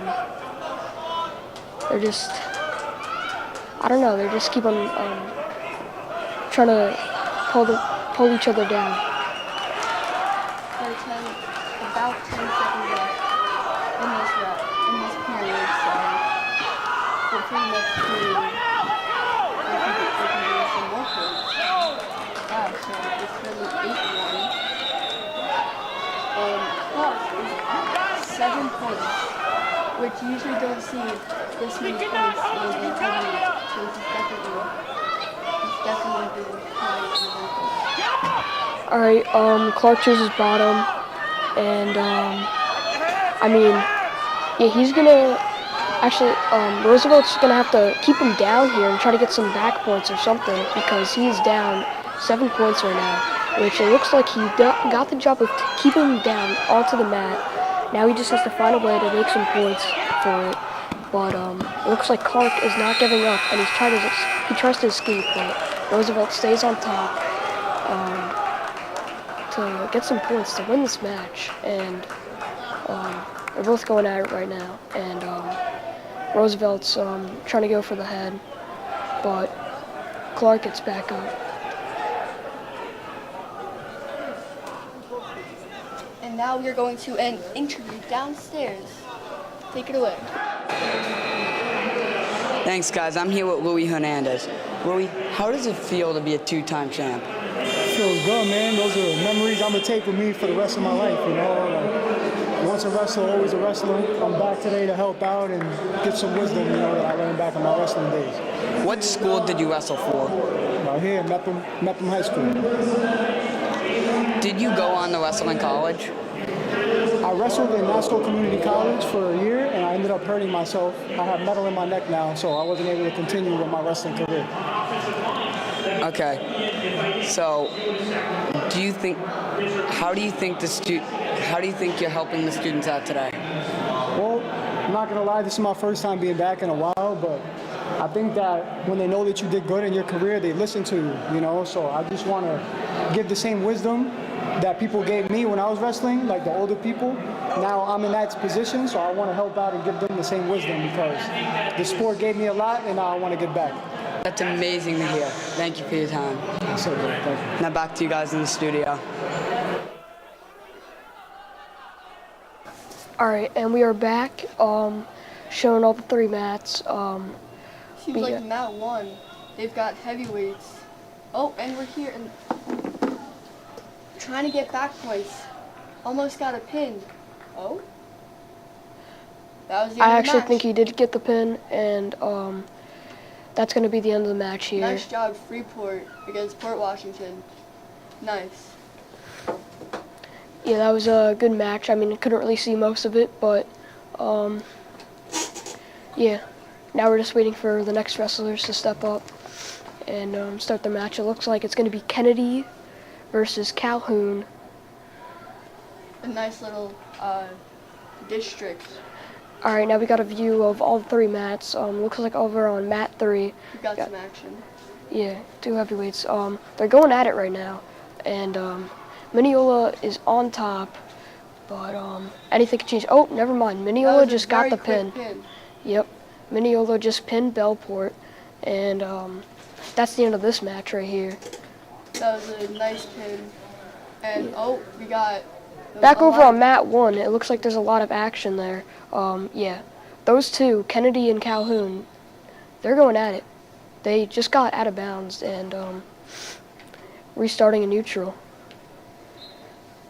Yeah, this is one of those matches where it's very fast and just a lot of action here overall. I mean, shooting for the legs, and Kennedy's got to make sure that Calhoun can't pull it back in. And it looks like they're just going back and forth between who has control, and Calhoun tries to do a mat return on Kennedy. Looks like they're out of bounds once again, so they have to reset. So with these smaller weight classes, they're much quicker, so they get out of bounds much easier. So let's see if they're going to stay in, and if Kennedy can get an escape or a reversal. It's looking like Calhoun is trying to pin Kennedy, but it didn't exactly work out as he planned. So now they're back in sort of a referee's position, but Kennedy builds up and gets the escape here. So back in neutral, Calhoun shoots, but Kennedy sprawls. Now they're back up again. All right, and it goes to green, so it goes to Kennedy. Kennedy gets choice. Oh, but he defers, and now Calhoun gets choice. And he chose, I believe bottom. Yeah, he chose bottom. So, as of right now, it's looking like it's 0-0, but a very intense match. I mean, it could go either way. And, yeah, so. Let's see if, Calhoun could have tried for an escape, but Kennedy's keeping control in this match. Yeah, I mean, Calhoun is just holding onto Kennedy's leg right now to not let him get out, and flips over, and they got the reversal. Calhoun has gotten the reversal, making the score now 2-1 with Calhoun 1 point lead. So now he's just trying to figure out his next move. They're gonna go for the leg, or Kennedy can maybe get an escape. Kennedy does look like he just got the escape, but now they're going back at it. Kennedy shoots, and it looks like they might be going out of bounds, and they just got called out of bounds. Now they're resetting. Very close match right now. Actually, it looks like it's 4-2. It could be anyone's game right now. Anyone can win this. Back in that neutral position, you know. Both wrestlers are looking pretty strong right now, you know. And it looks like they're out of bounds again. They were going straight into the crowd, and looks like now they have to reset. So they're back in the neutral position, so it's anyone's game. Anyone can go for a shot, try and get a takedown, and get JFK can either get the 2 point to tie it, or Calhoun can just try and... out of bounds, and Kennedy gets thrown into someone by Calhoun. So it looks like they're gonna have to reset here. Right back at resetting. Anyone can take a shot. Seems like Calhoun went for it. Yeah, Calhoun just has to keep it in, but I don't think Kennedy's gonna let him get his legs, and he doesn't, and they're both out again. Back into that same neutral position, fighting for the head, fighting for the wrist control. Calhoun goes and shoots for his legs, and he gets it, and he's just fighting on top right now. has Calhoun as the dominant in this match, and he's proving it here by not letting Kennedy get any escape or any more points. And that's the end of this period, so let's see how the third period goes for this match. Yeah, both good wrestlers here. Very quick too. Yeah, they're very fast and move around a lot. As you saw, like they got thrown into someone, and yeah. So now they're just back fighting for wrist control, hand control, anything that they can get to find an open shot or really anything. And looks like Kennedy shoots, and looks like it's gonna be. Almost got a pin. Looks like that's out of bounds. If that move was a little bit closer in here, that could have been a pin, and that could have been the end of this match. But luckily for the opponent, it was out of bounds, so he can now redeem himself and try and end this match with a lead. Yeah, so they're both just fighting for that control again. You know, they're just both. Oh, never mind. So yeah, one of them. I mean,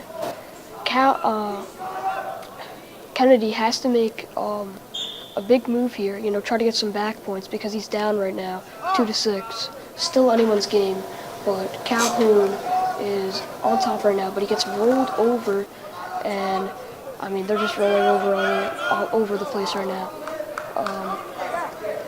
Yeah. Calhoun just now up out of bounds. As mentioned before, 101 especially being the lightest weight class. All the wrestlers that make up this weight class are very quick and easily get pushed out of bounds right as it's going. So really, they got to be quick with these shots so they don't get pushed out of bounds that easily. Yep, looks like they're going back in neutral once again, fighting for the wrist control. Calhoun tries to take a shot. He's stuffing the leg in, trying to spin around. Really trying to just get some back points or just some control and dominance in this match, but yeah. Both wrestlers are, you know, just fighting for it right now. And Calhoun goes for the shot, but misses the leg. And then Kennedy goes for the shot, and Calhoun flips all the way over. And Calhoun is staying on top right now, not letting Kennedy get any points. Both wrestlers so tired. Yeah. And that was now the end of the match. It looks like the win's going to go to Calhoun for this one. And, I mean, there's been a lot of wins by Calhoun in this one. So. And now we are going over to Jake and Liam for the next match. Yeah, thanks, Sam. Over on mat 1, it looks like we have Mepham's own Chris Noddy fighting or wrestling against somebody from Mineola. That should be a good match. Over on mat 3, it looks like we have a Freeport versus Cougars matchup. Mulligan Cougars. Both good matches going on so far.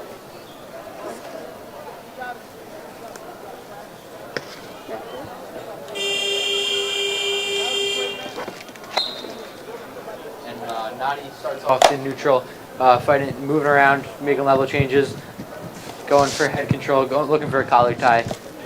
See what he can do here.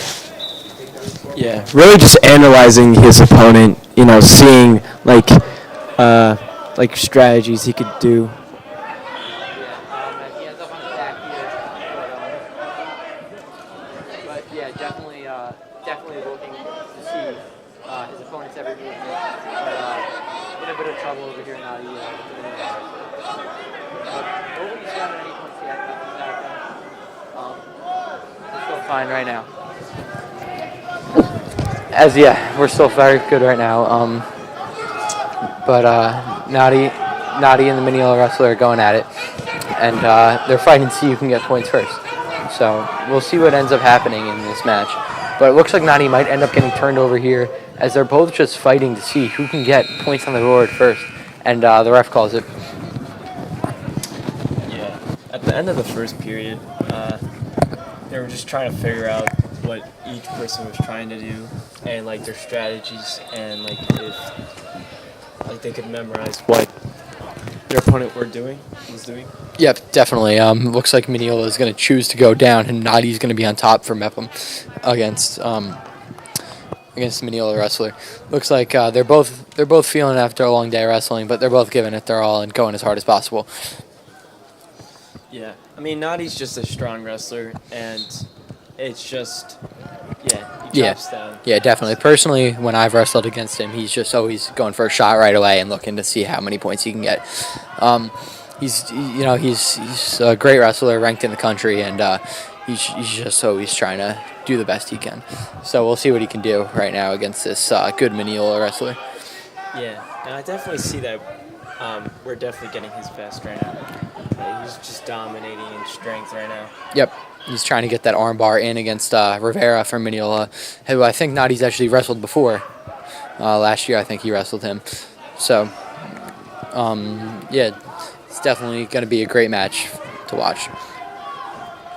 And seeing Nadi wrestle, he always seems to keep matches low scoring, and he's just always dominating when it comes to not giving up points. So, I think we can expect a good, hard-fought, low-scoring match today out of these two, as we're still at 0-0 right now. We'll see what happens the rest of the way, but looks like Nadi's trying to use that arm bar and go. And the ref calls potentially dangerous, and they're going back. And he's just explaining to Nadi right now what he did. Yeah, if I'm wrong, correct me if I'm wrong. It was on the bar, right? Yes, it was on the arm bar, yeah. Yeah, I mean, over there by the shoulder and like the arm, it's just a sensitive spot. You pull it too hard, do anything to it too hard, it's just gonna... Yeah, 100%. But as I was saying earlier, but the team aspect of wrestling is so great. Like, you just saw the whole entire Mepham wrestling team watching Nadi wrestle in this match. You just see how much they're going to support him. And you saw Coach Hill giving him good advice going into this. But the Mineola wrestler looks like he's going to give Nadi one of the hardest fights possible. Let's see what's going on here. Still, Nadi started out on top, and he's still on top. So no points have gone either way yet. We'll see what happens. Nadi has his foot around the Mineola wrestler's body, and he's trying to figure out what he's got to do to get some points. And he's gonna sink his hips back and try and figure out. Looks like he's trying to get a leg in, and he's gonna do everything in his power. Looks like there's a chance for a reversal here, and looks like nothing's happened yet. As the ref's signaling nothing, but looks like the ref called stoppage or the end of round one. I mean, with two very good wrestlers, it also takes a very good ref also. Oh, of course, to analyze what's going on and who's doing what and everything that's going on, definitely. So you got to give props to the ref. And now Nadi's starting out on the bottom as he chose bottom, and Mineola is going to be on top. This is, like I said, I expect a low-scoring match out of these two because they're just so. It's so hard. Either of them, both defensive players. It looks to be. Yeah, and I'm pretty sure that he missed it, but what he tried doing was like move before the whistle so he could perfectly time it. I mean, we've been told to, try our best to like start before the whistle and not get called on it, but yeah, you saw like his leg twitch so he could perfectly move right when that whistle just, Yeah, they're just trying to teach you timing and how to perfectly get your advantages. It's not like you're cheating or anything. You're just trying to get your timing down, and that's it. But this Mineola wrestler is on top as he started, but he's trying to get that wrist, and he's trying to figure out how he's going to get back points and not let Nadi get up from here. Nadi's got to work to get it up here, but it's definitely going to be tough. Gets this great wrestler. the ref's telling them, he's saying, you guys gotta start doing something. There's gotta be points scored. As it looked like Nadi's mouthpiece fell out right there. And now now the Mineola wrestler tried to run something, but Nadi looks like he's gonna get escape, and it looks like they're gonna go out of bounds, and it looks like nobody got any points. Nadi picks up his mouthpiece, and he's gonna go back in the referees as on the bottom as nobody has any points. Yeah, I mean, both wrestlers are very good on top, and you could see their talent show, especially Mineola, just his talent completely showing. Yeah, I mean, wrestling a guy like Nadi cannot be easy, as he's one of the best wrestlers in the state, and just showing that, like, Rivera's obviously right there with him in skill. So he's getting that leg, he's sinking that leg in there now, and Nadi just did a great job defending that, saying you're not going to get the leg in there and sink it in. So Nadi's just saying you're not going to get any points on me. So and the ref's going to send Nadi back down to the ground, and looks like the Mineola wrestler's in a little bit of pain. Yeah, it looks like he pulled something in his thigh, or maybe even Yeah, maybe a little cramp, but he's right back. He's tough. He's right back in it. This is a great match. You know, I said it from the beginning. I just like scoring points on either of these two. It's just gonna be, as Nadi gets a reversal, and that's huge. That was a great move from Nadi, and now he's got him on his back. There could be some back points coming in, and Nadi wins. Nadi wins by pin. insane. You could see the excitement flowing through the crowd, especially on Mepham's side. I mean, you could see Nadi brings his arm up after the win. He's just saying that was great, and huge win for the Mepham wrestling community. Now I'm going to send it back to Sam and Matt. I mean, yeah. As you're looking at, yeah, that was a really good match. And as you're looking at all the three mats here, on mat 2.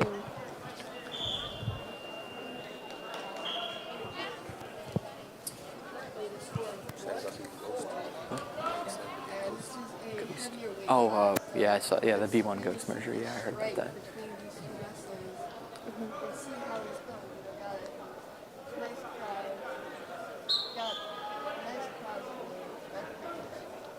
Freeport shoots, but Bethpage did not let him get the leg. And Bethpage is currently in a front headlock position, coming towards the back there, trying to spin around, but then he lets Freeport spin on top of him. And Freeport's going for around the waist, maybe even a mat return here possibly, but Bethpage is just trying to, not let him get around him, which he succeeds to get his arms off him. And then now Freeport is on top of Bethpage, and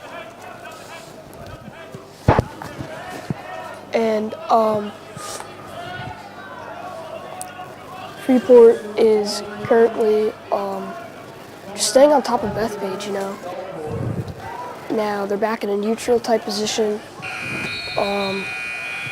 Really just trying to find any kind of shot.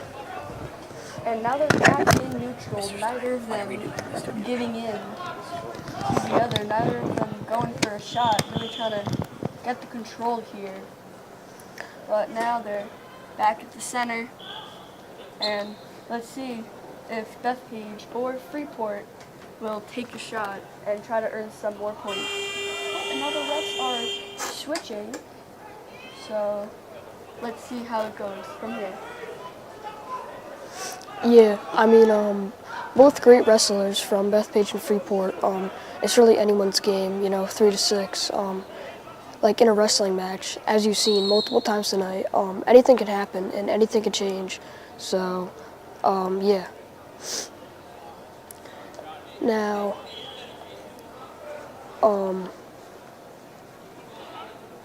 Now we don't quite know what's happening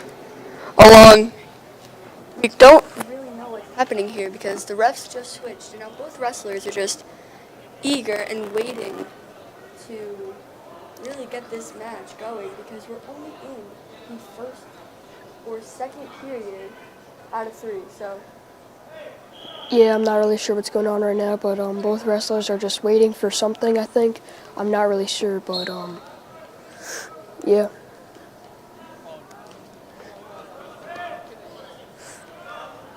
Let's see where this goes. We got both coaches at the points, with the scorekeepers, really just trying to figure out what's going on. Yeah, and like I'm still not exactly sure why they're just pacing back and forth, but I mean, I hope this match starts going soon because I mean, they look very eager to start wrestling again, but as of right now, I mean, there's just nothing happening, you know. They're just both pacing back and forth. So I mean, something needs to happen soon. And the scoring for this match. Oh, looks like we're looking back at both of the 3 mats because nothing was going on in mat 2. At mat 1, though, it's looking pretty intense right now. Bethpage versus Mineola. Yeah, Mineola, and Bethpage is looking like he's on top right now, and it looks like they're resetting.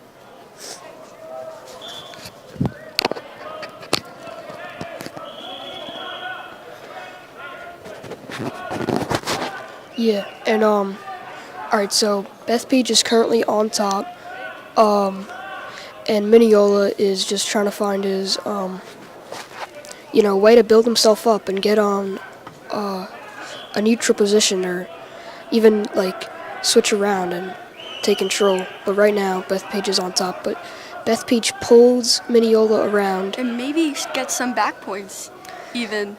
Yeah. They're trying to get one shoulder blade down. Oh, the ref calling back points. 2 back points for green, for Mineola. Yeah, it's a 5-3 match right now. Oh no, 3-3. No, 3-5. My bad. And so it's still anyone's game here. Both wrestlers are out of the frame right now, but I'm pretty sure they got out of bounds. As they're going to reset right now. Yeah, let's see what happens. I mean, this is a great match so far. Pretty intense on both sides. We're in the 2nd period right now, so, well, might need blood time again. But the ref and coaches are talking, but you can see the wrestlers are just eager to get back in the match. And they flip it, and we got red. So it is now Mineola's decision. Yeah, we can't quite see where Mineola's. Oh, we're on mat 2 right now, where it's Freeport versus Bethpage. They're finally back in neutral. So, still anyone's game here. Yeah, so. Let's see where these wrestlers take it. They're finally back after a few annoying minutes of waiting, and they have 1:10 left. Yeah, Freeport takes the shot there and tries to go for the leg, but can't quite reach it, while Bethpage spins around and gets on the back for back points. And, Bethpage is just on top right now. Not letting find where to go with their hands, try to get some control, because if not, the ref might call a caution. Yeah. Doesn't want Freeport to get back up. Stays spinning around. Really just not letting Freeport get out right now. Staying tight, staying in between his arms. And this match is pretty close right now. Last time I saw the scoreboard, it was 6-7. So let's see how these 2 wrestlers try and get this match going. Bethpage in the lead, 7-1. A 1-point difference in the 2nd period. It's really anyone's game. Yeah, that is a pretty tight score. I mean, it literally is anyone's game here. Freeport just needs 1 point to tie this right now. And Bethpage, though, is staying on top, Doesn't want Freeport to get that 1 point because, he ultimately wants to win this match, right? But, I believe that was... Oh, no, that's the end of the match here. And it looks like the win's going to go to Bethpage for this one. Yeah, it was a pretty close match there. Both great wrestlers here. And now we just have to wait for the next one. All right, so it looks like mat 1, we've got same Bethpage and Mineola just still going at it. Yeah, looks like Bethpage is breaking out here. Got these. Yeah. Got the now escape, they're nice. fighting for wrist control right now. And Mineola takes a shot, but Bethpage doesn't let him get the leg here. Trying to spin around, but so is Mineola. Mineola is actually holding on to his legs right now, so he can't get out. But it looks like Bethpage actually does get out here. So now they're both back in a neutral position, fighting for wrist control. I mean, anyone's game, obviously. And, yeah, they're both doing great. I mean, it's a close match, 7-5. Yeah, I mean, they're really just fighting for that wrist control right now. And, and Mineola shoots for the legs, and, he is wrapped around. Keep it in bounds. Yeah, he is wrapped around one. Out of bounds. Now they're out of bounds. Yep, ref called it.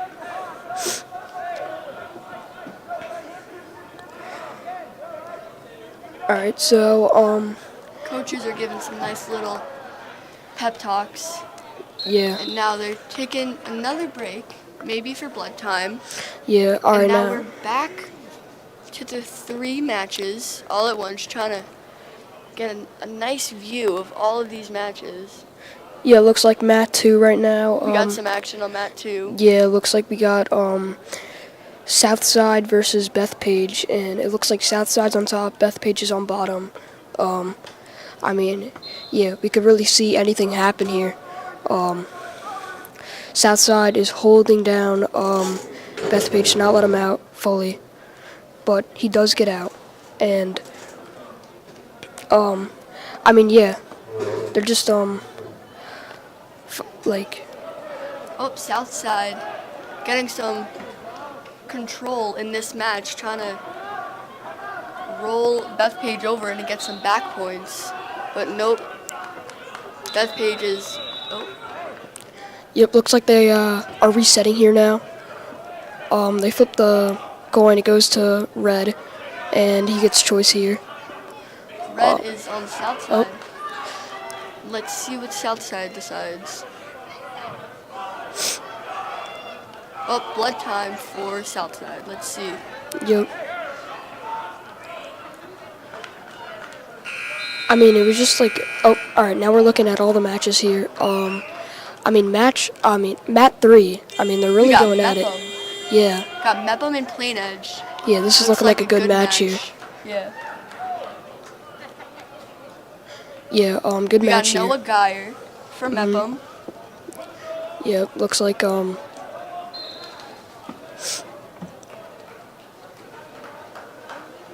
Alright, yeah, so Plain Edge is on bottom right now, Mepham on top.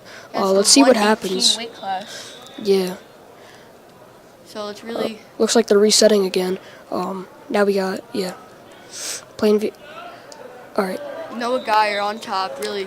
Plain Edge really seeing the whistle, like coaches tell him, and just really trying to get that escape to score some points here. Oh, but yeah. Noah not letting go. Yeah, this match is pretty intense right here right now. Anyone's game right here. I think they just got out of bounds, so now they have to reset once again. But this time in the neutral position, and yeah, both wrestlers. Oh, nice sprawl by Plain Edge here, and Mepham is wrapped around him though. But Plain Edge has his legs right now, and is not gonna let Mepham get out anywhere as of right now. Yeah, Plain Edge is on top right now. Trying to break him down more, you know. Maybe even get a pin here. But we'll see what happens. You know, he's trying to break him down. But Mepham gets back up and he gets out. And Mepham shoots right away but can't quite get the legs. And then Plain Edge actually turns around and gets Mepham's legs. But it looks like they're going to be out of bounds maybe. Actually, yep. They just got called out of bounds. So now they have to reset.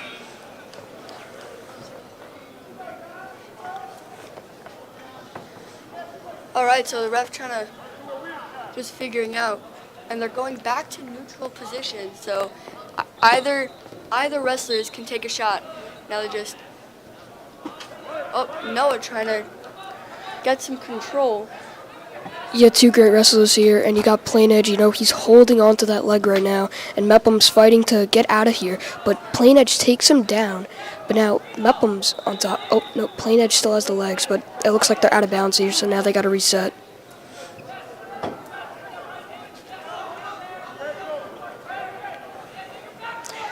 All right, both wrestlers are going to the neutral position now. Anyone's game here.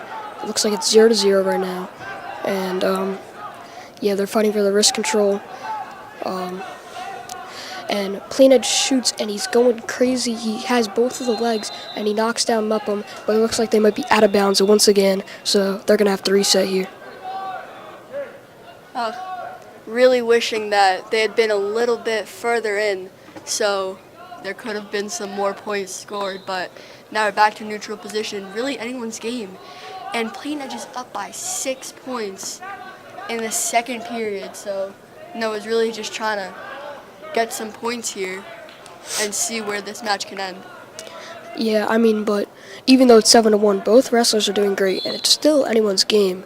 But Plain Edge is still dominating. He's on top right now. He doesn't want to let Mepham go. But I think that's the end of the period here. So looks like we're going into the third period, and I think it's Mepham's choice. Yeah, so Mepham's on top and Plain Edge on bottom. I mean, let's see if Mepham can make a comeback here and let him down, but Plain Edge tried to get an escape, but Mepham proving dominance. But then Plain Edge then gets that escape. So now it's 8-1, and yeah, not letting Plain Edge try and do a wizard, but got him down on the mat instead.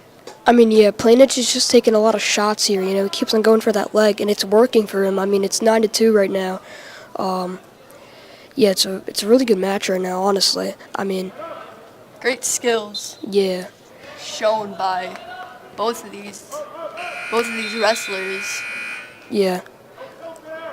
I mean, Plain Edge still on top right now. Just really doesn't want to let Mepham out, but he actually does let Mepham out, and now Mepham is on top. And reversal too, so now it is 12-4. Yeah, I mean, Mepham could make a big play here. You know, we've seen it multiple times tonight. You know, we've seen other matches where it seems like the other guy's gonna win, and then boom, the other person gets pinned. But we'll see what happens when it plays out.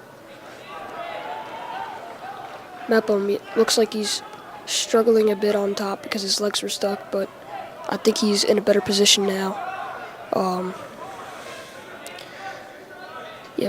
Mepham tried to crossface. Really just trying to roll him over, try to get a few back points or a pin even. Mepham's just trying to dominate on top, trying to grab the wrist, get anything that he really can, because he needs some points here, because it's the third period and it's 12-2, so he definitely needs some points.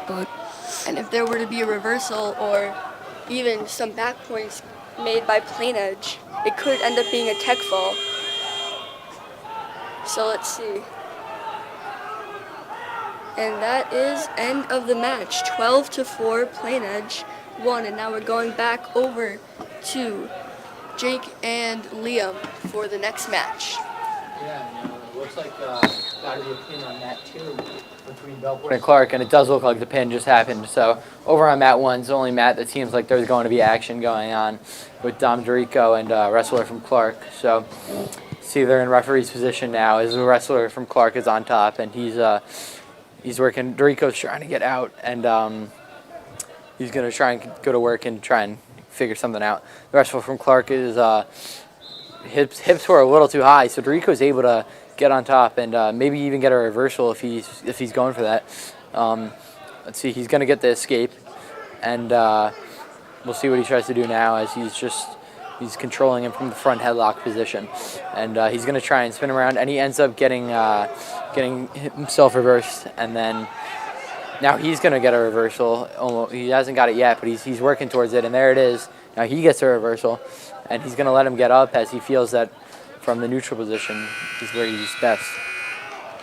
Yeah, Going back into referees, I'm guessing. Oh wait, no, that's the end of the match.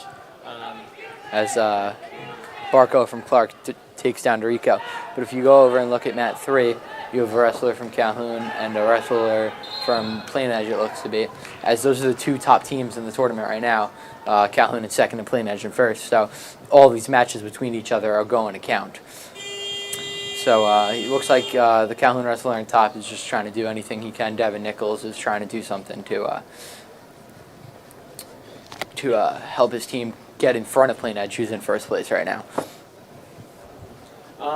It looks like Plain Edge won.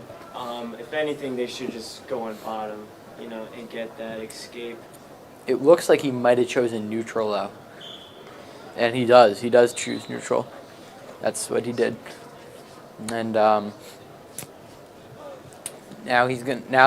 let's see what Plain Edge wrestler can do from neutral since that's what he chose. He took a shot. Looks like he's getting stuffed though, as Calhoun has the grip on that leg, being up 4-2 right now. But it looks like this shot could pay off if Calhoun lets go of that leg. And Calhoun's got to get around since they sprawled. It looks like they're going out of bounds, and that's what's going to happen. So they're going to go back to that neutral position. So let's see what happens from the neutral position this time, as nothing really happened last time. Plain Edge took a shot, and Calhoun sprawled, and that was about it. Devin Nichols versus John Luca. Yeah, now that I'm seeing the score, it was definitely a good idea to go neutral, to see if you could get that shot off and maybe even get a takedown to tie it up. Yep, and now Devin Nichols gets that takedown to make 6-2. So nothing really going for the guy from Plain Edge right now. You're right though. Definitely a smart idea. Down by 2 to go neutral and just get a quick shot off, which he tried to do. Did not succeed, but definitely the right mindset. So we'll see what's going to go on for the rest of this match as they go out of bounds. So they're going to go back to referee's position where John Luca will be on bottom and Devin Nichols will be on the top. Now let's see what type of move Devin Nichols wants to use from the top. Maybe a chopping block and or Indiana Dirt Rider maybe. Definitely. John Lucas sits out right at the beginning, so Nichols couldn't get a move off. And definitely a smart idea to sit out and turn in, but got shut down pretty quickly. So we'll see what's in store for the rest of this match. Yeah, I mean, it's definitely to have speed and determination if you're going to go for a move like a sit-up. Yeah, and it looks like Calhoun is going for a half. Yeah, but it looks like he called it a full Nelson. He did say potentially dangerous, and that's when they do call the full Nelson. So definitely don't want to try and get in with a full Nelson. Yeah, I mean, definitely a dangerous move. Yeah, a free move, or if that was just the warning, like the next time it could, potentially turn around the game. Oh, 100%. There's been matches earlier today where a free move turned from 1 to 2 points and it tied up the match instead of being up by 1. So a free move can definitely change how the match is played. Yeah, definitely. Now Nichols is still up 6-2 on John Luca, and being on top, it's a dangerous spot just because of the reversal and then straight to a pin. So being on top it's a win-lose situation, because being on top you can just kind of sit there and let them do all the work, but at the same time you don't want to get reversed and get moved right into a pin. Yeah, and from the looks of it, Plain Edge has just been doing sit-out and a stand-up, and it's pretty, memorizable and just easy to read. Yeah. So he has to pull something, out definitely. of this. Even if it's just a sit-out turn in to try and get a reversal instead of just standing up, at least try something else with a sit-out than just sitting out and standing up right away. Definitely. So now Nichols on bottom, which is if I'm winning, I think bottom is the place to be, because you can add to your lead with an escape or reversal, and you just gotta stay put on the bottom. You don't have to try too hard for a reversal. You could just get an escape, or you could end up just sitting there and he just got a reversal and he almost got the pin, as he got 3 back points and 2 points for the reversal. Yeah, I mean, Nichols is just a very smart wrestler, and so is Luca. Don't get me wrong, but it's just a dominant match of just who wants it more, and it's definitely comebackable. Oh yeah, but it just shows that Nichols had a game plan, executed it, and is executing it as it goes. Just shows that he knew exactly what he had to do to win this match, and that his game plan and his skill set has just been a little bit better today. But as we see, Nichols is trying to go for the arm bar right now, and he's really trying to get that arm bar in as he is in that top position, and just not making sure he doesn't do anything silly. So as long as he doesn't mess up, I think he's gonna come out with this one, as he's in that arm bar situation right now. He's up 11-2. Also, only 6 more points, and he's got a tech. So definitely the best position he could be in at the moment right now. Yeah, I mean, he's really just gotta be conservative here. There's no need to try and do anything flashy or anything when you're up 11-2 in the third period. So doing anything flashy is really not a good idea right now. He should just stick to his basic wrestling skills, and if something tends to happen that can get him a pin, then he goes for it, but not urgent for a pin. Definitely, if he sticks to textbook wrestling, he's definitely in that direction to win right now. Oh yeah, just throwing a couple halves maybe, and that's it right there. He's gonna win the match, and he didn't do anything too silly. Yeah, definitely a well-played match from both ends. And that's really a huge win for Calhoun, as they're trailing behind Plain Edge in the tournament standings right now. So that could put him in first place. And looks like we have some good matches going on over on mat 1. Looks like we have Calhoun versus Roosevelt, and there looks like there's a pin situation going on between Calhoun and Roosevelt right now, but he gets off his back. So they're definitely fighting hard. This looks like it's a heavier division. So this looks like it's Division 152 between Kiko from Calhoun and the Roosevelt wrestler. Kiko's been on a win streak. Last time we saw him, he won his match. So let's see if he can keep it going. So yeah, see if Kiko can keep the winning mentality going. And it looks like Danny Malloy from Mepham is getting ready to wrestle soon. Kiko tries to sit out and turn in, but the Roosevelt wrestler is all over that. And now Kiko's going to try and, Kiko's getting mat. Roosevelt wrestler is going for the mat return here, but I don't know. What do you see, Matt? Yeah, it's a very interesting match right here. Roosevelt's doing a good job, and he gets that leg. Yeah, and it looks like the match is 11-9. Kiko trailing, so Kiko from Calhoun is going to have to make a move here to definitely win this one if he's trailing 11-9. As it looks like they're going to reset and go back into referees. Yeah, both wrestlers doing a good job here, as the score is 11-9 right now, and looks like Roosevelt's got on top right here. So let's see what happens. Yeah, definitely a smart decision from Kiko to go to bottom, as you can open up that reversal game and that escape game, because you're going to escape here and then you go straight for a shot, and Kiko's winning the match right there. So it's definitely the right idea to stay on bottom. Yeah, and it looks like they're resetting here, and now it's obviously easier said than done to get an escape and a shot on this level of wrestling, but actually looks like Kiko did get an escape, and it's 11-9. So, or 11-10.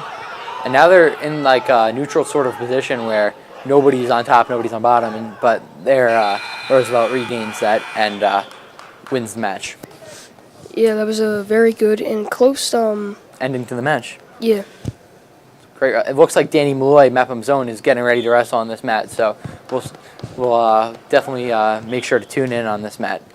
Back to mat 1 once that match starts up. But in the meantime, it looks like we have the Malgreen Cougars and Bellport going at it on mat 2.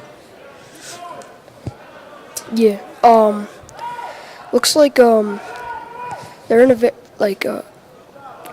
tight position right now. Yeah, they're in a good position, Bellport right now, but it's not a terrible position for Malgreen either, as he's on the way to getting. But it actually looked like Malgreen had a tissue in his nose because I guess he had a nosebleed earlier, so that could play a factor into this game. If nosebleed starts again, as you only get 1 minute for blood time, that could definitely play a factor into this match. As the Malgreen Cougars are trailing 2-0 to Bellport. Oh, Comac Cougars. Sorry about that. Now Comac wrestler is trying to move over and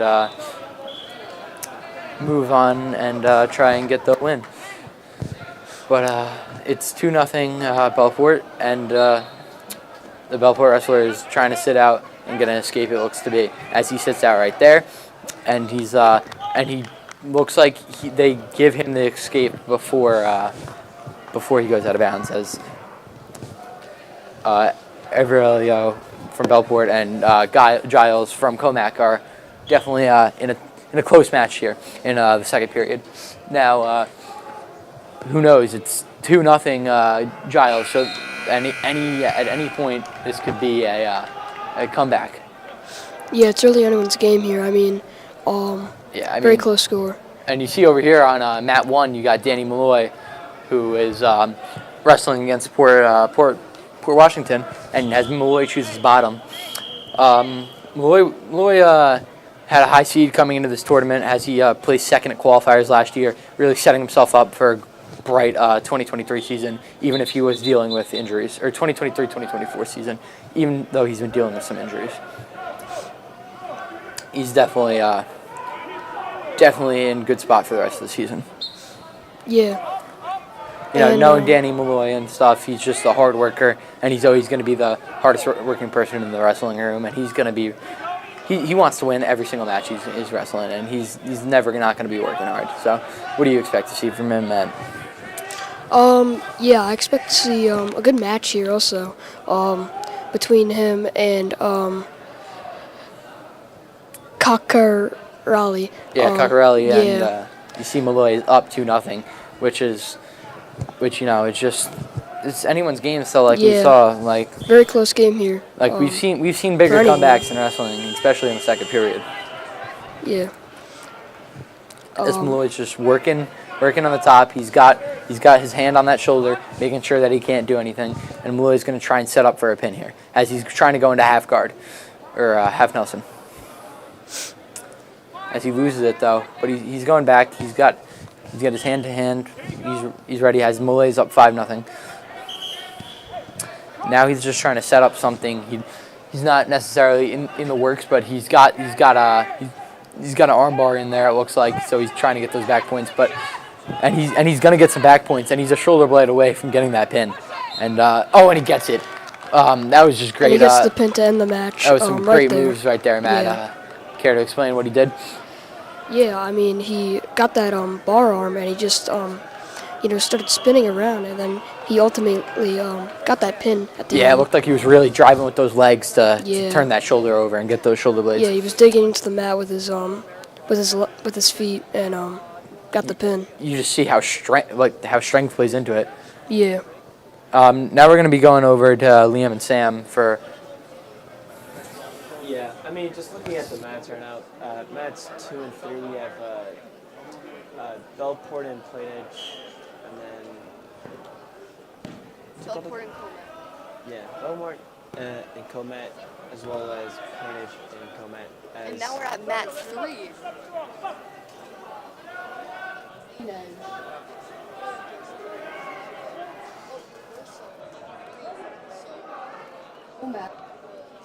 Bottom before, which we missed out on the match, but it seems like he's making a comeback and is really working and getting his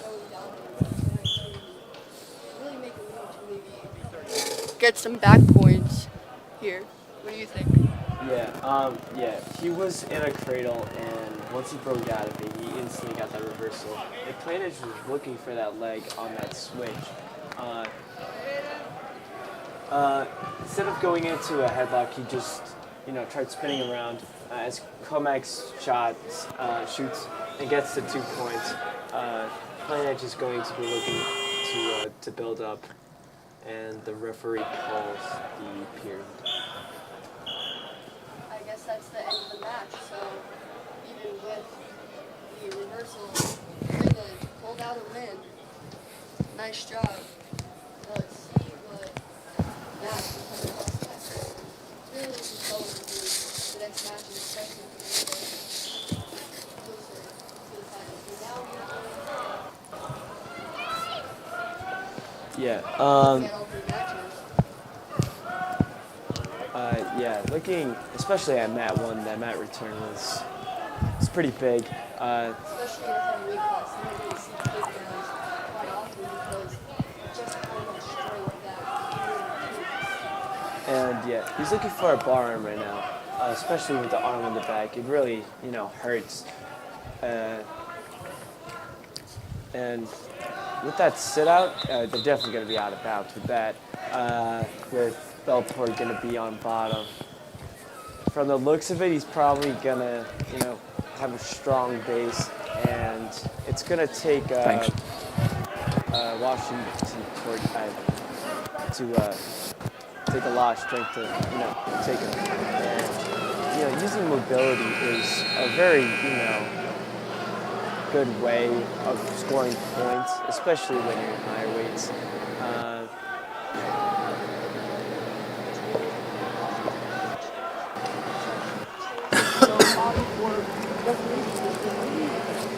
Maybe trying to get him to skate and get some points.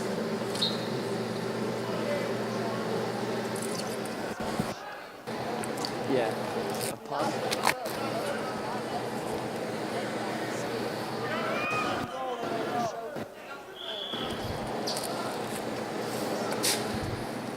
Yeah. Few inches off from going out of bounds. It was really a clutch, as you could say, to stay in and get that that escape for that 1 point to tie it up. Now it's 2-2 in the second period. Yeah, after that double, he got it. He got the takedown, and now it's probably going to be 4-2. Referee's looking to make a call here as the wrestler's about to go out of frame.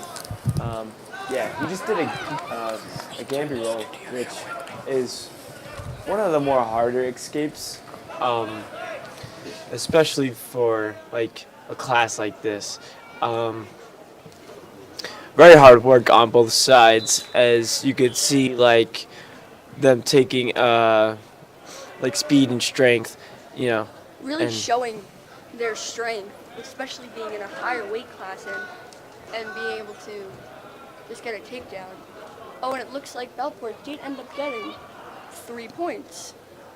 So now it is 5-3, which is very interesting when looking toward really seeing where this match goes, because these two wrestlers have really proven their strength with their current moves.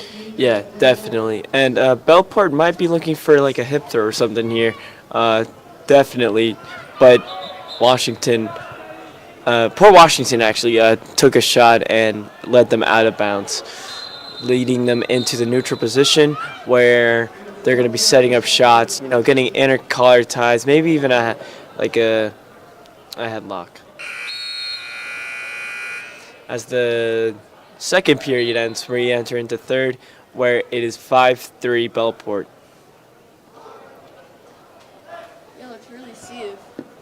So Bellport is on the bottom for the beginning of this period. Let's really see if he gets the. Oh.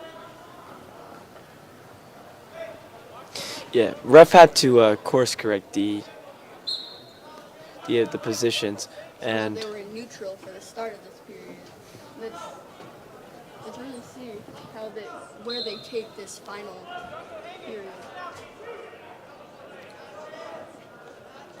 yeah, and poor Washington looking for a shot, definitely, since he's down. And even if he gets that shot off and gets the takedown, he's going to be up by 1. And that's what you really want. You want that advantage. And he does get the 2 points that he needs.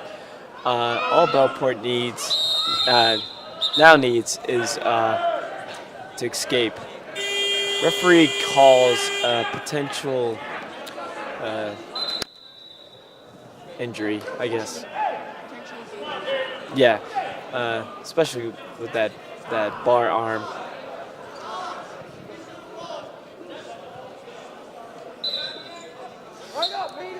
Back in referees, Bellport goes for a sit out.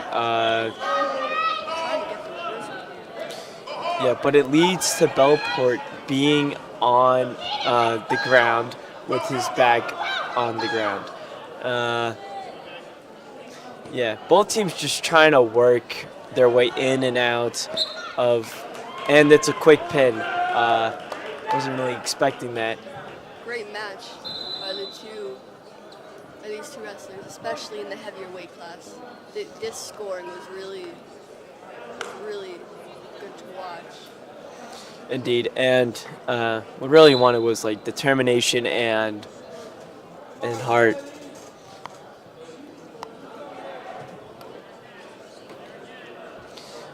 We should be going into the finals soon, I think, with 215, being like one of the highest weight classes possible.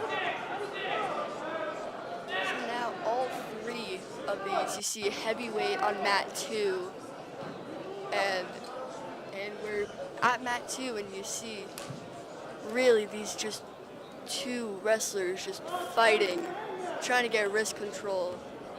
And the scoring is 3-1, 10 seconds left. And as mentioned before, just getting a takedown as a heavyweight is quite a challenge, but it does help you get in quite a good lead. And that's the end of this period. Yeah, entering into the third period, I think Bellport is up by 2 and Freeport down by 1. But yeah, I think Freeport is like more faster than you would think. Taking more shots than expected, and and just made to be more dominant. And Freeport's actually up. They ran him out of the circle, just working for it. And soon we will have the 1 hour break where we set up for the finals. Everyone is definitely looking forward to that. Top by the end of this. Yeah, Bellport getting an escape here, making it 3-2. Bellport's really going to need like a quick shot, like a reshot off of Freeport to really tie it up. And according to the score, I think he did do that. I didn't see quite clearly. But what Bellport's trying to achieve is maybe like a high C. He's got that collar tie, pretty straightforward. But now still hand fighting. Trying to get that edge of just like an open leg to take that free takedown. The coach was giving some tips, especially heavyweight, just trying to get some points, especially. And now, anyone's game, really. Yeah, with a minute left in the third period, it is 3-2 Freeport. Yeah, what Freeport is trying to do is just trying to avoid, not really like stall, but play his own game, him versus himself, and really just see through the moves and just counter. Yeah, you really see them just kind of fighting, really just trying to get some wrist control. In this match. Yeah, and if Bellport wants to win, it has to be now. They have to shoot now. They have to do everything like instantly. Gotta move quick to really win for this match.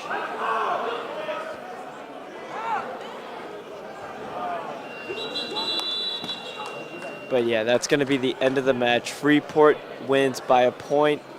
Very strong match, to say the least. Very strong match, really showing it. And I'm pretty sure the last match is on mat 3 before we actually, start setting up for the finals.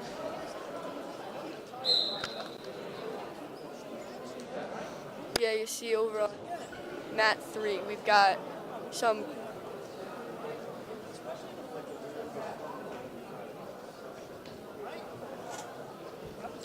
Yeah, it's Jake Maxwell here. I'm coming back in to commentate here on mat 3.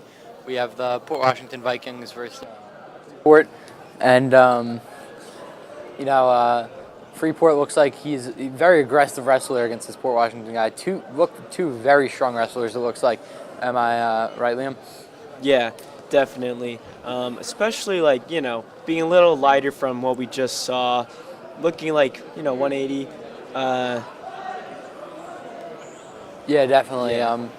Definitely around that 180 division probably. So, looks like there could be a pin coming in over here as the ref's counting off his back points, and it looks like there's a chance for this pin to happen.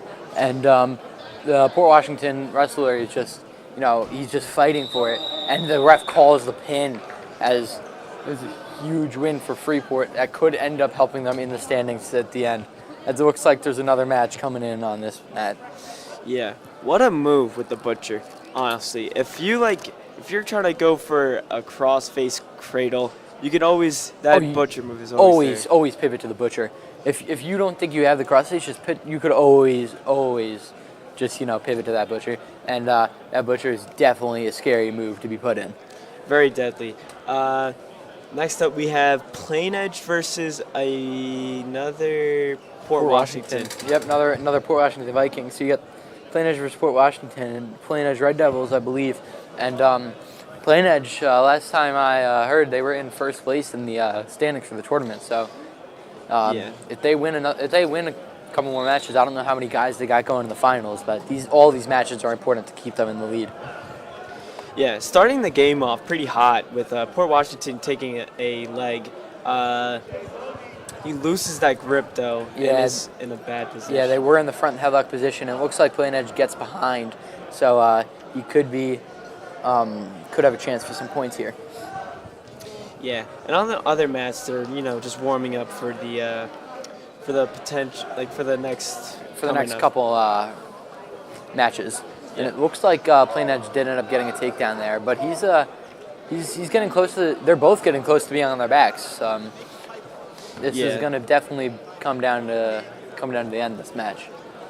Plain Edge definitely taking the back points that they deserve, from. Definitely. As it looks like they go out of bounds here.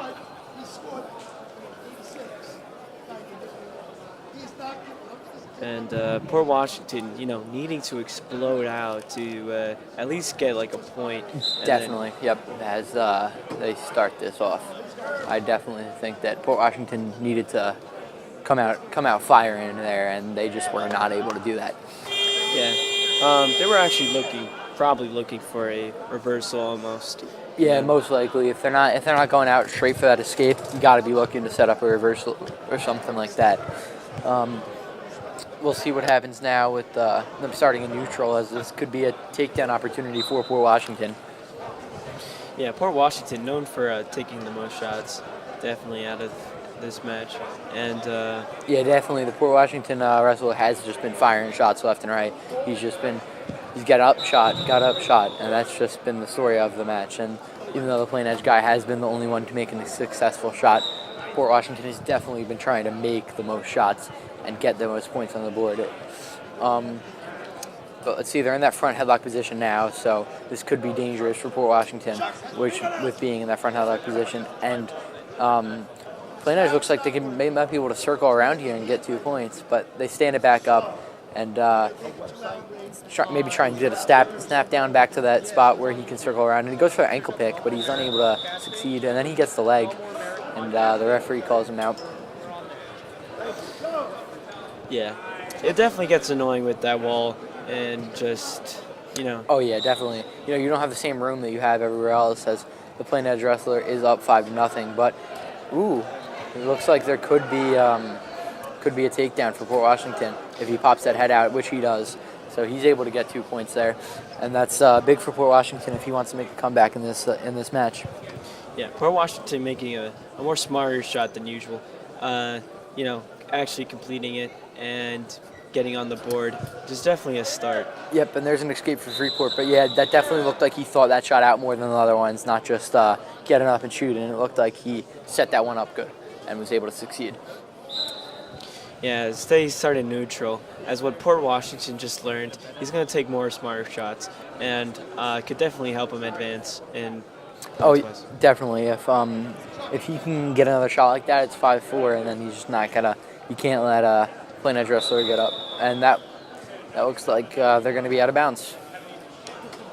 As Salerno and Ventrilo from plain edge, and 6-2 now for plain edge. Yes. Yeah. Yeah. What he's looking for right now is temple to temple, inside control. I think he's going to be more tight. Yeah, tap to the temple could work if he taps and then shoots right away. Could get that quick little blink where they aren't ready, but looks like plain edge is going to end up on top. Yeah. As he's trying to get the pin, and he's getting him out. He's close to the back. That one shoulder blade's down, but I don't think this is the situation where both shoulder blades are going to go down. As plain edge got their back points though. Yeah, both opponents look gassed, to say the least. Yeah, definitely. It didn't even look like plain edge was trying to set anything up on top. He was just rolling him over. And now plain edge chooses to go on the bottom. Yeah, which is smart. To add more points to 100%. Maybe try and even get to a tech since they're only in the second period.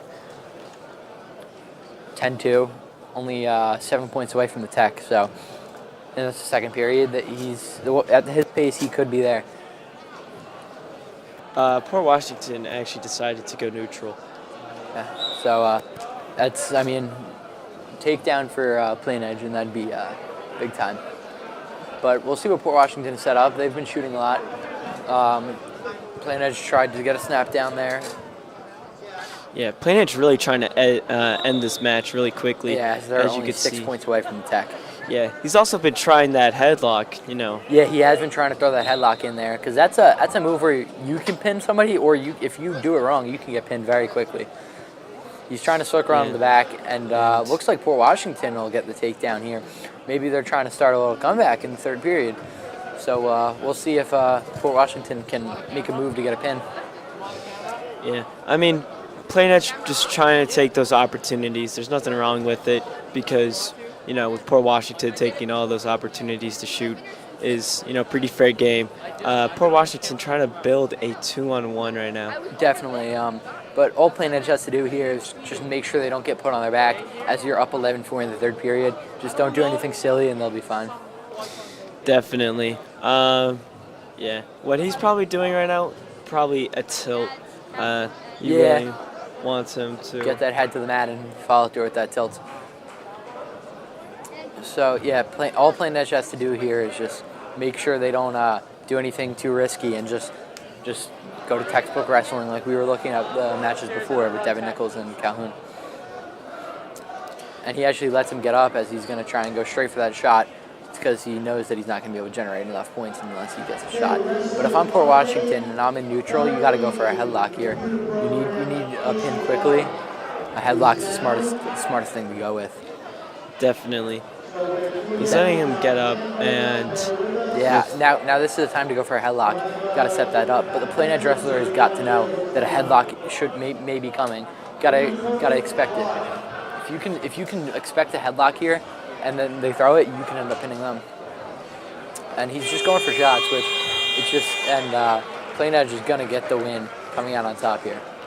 Yeah, very both experienced wrestlers. Just.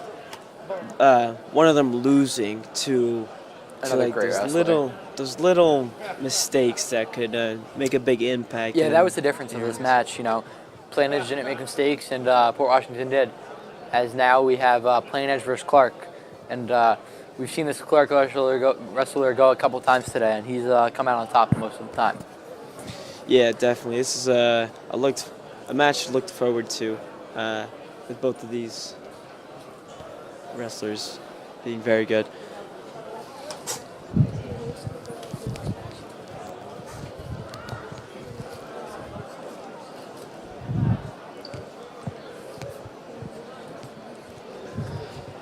Who's commentating the finals? Okay.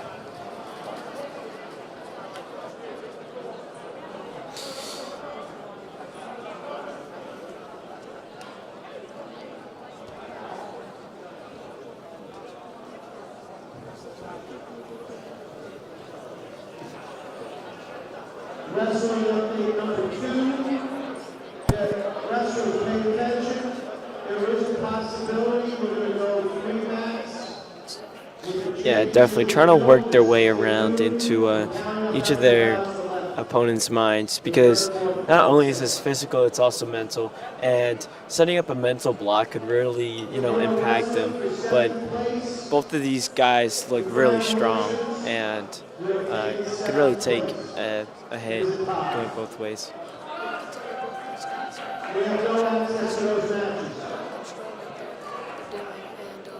We're just working to see who can find.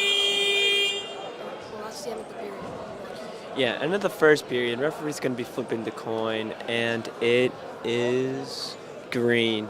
And Clark is probably going to go on bottom. Yeah, definitely one of the better choices to do, especially when it's 0-0. Yes. Alright, so it's like Clark, he tried to get that escape early on, but it looks like Plainedge is just not going to let him go, He's really staying on top just staying on top strong. Just not letting him get out, honestly. Definitely. Plainedge just applying that pressure to really just, get back points and work into preventing the escape. In like a neutral position, and they're just fighting to see who can take a shot, who can just make a move here, to get some points on the board, because right now it's 0-0. Yeah, Plainedge takes a good shot, gets him on his knees, and he gets the 2. It is now 2-0 Plainedge. Very good match. All it takes for Clark is just to build up and escape. Looking for his coaches, he needs that advice to power through this match.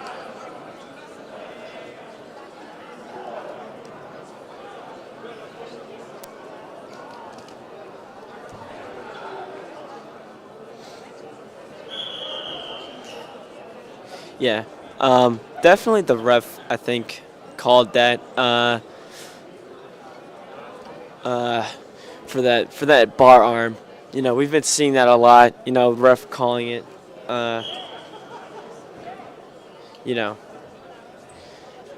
to prevent any harm.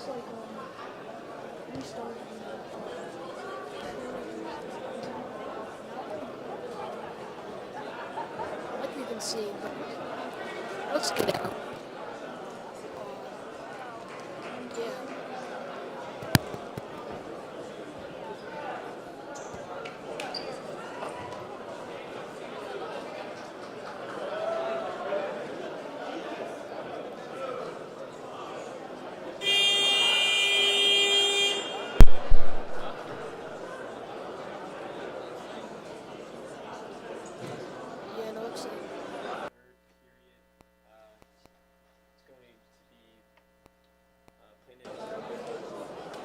Yeah, restarting here with Plainedge on bottom and Clark on top. Close match right now, 2-1. Anything could happen here. Clark can not let him go, or Plainedge can get that escape. Yeah, both wrestlers doing a great job right now of trying to stay in control of this match and try to keep wrist control and stuff like that. So, yeah.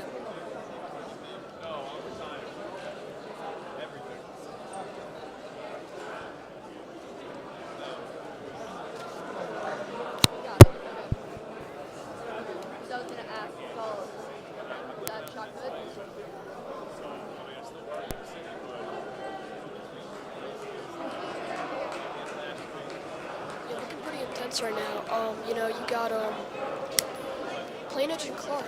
I mean, they're still going at it. It's a pretty close match here. It's only 2-3, and you know, 2-3 is not a big difference when it comes to wrestling. You know, anything can happen in matters.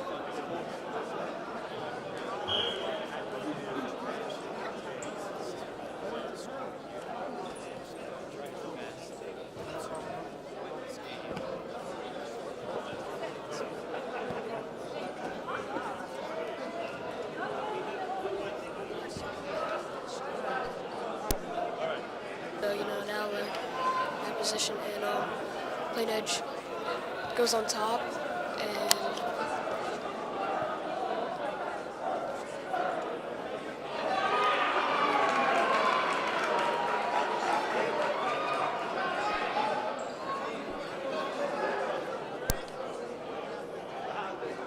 I guess no less. all right, now Plainedge is just on top. It's 2-3, so you know he really needs some points here. It's the third period, so this could really work out for him. Oh, and it's 7-2. Clark versus Plainedge. Yeah, so this is going well for Clark right now. You know, he just has to, you know, keep those points. And I think that is the end of the match here, with Clark winning 7-2 here. That was a pretty good match. Oh wait, I guess the points were wrong. It was Plainedge.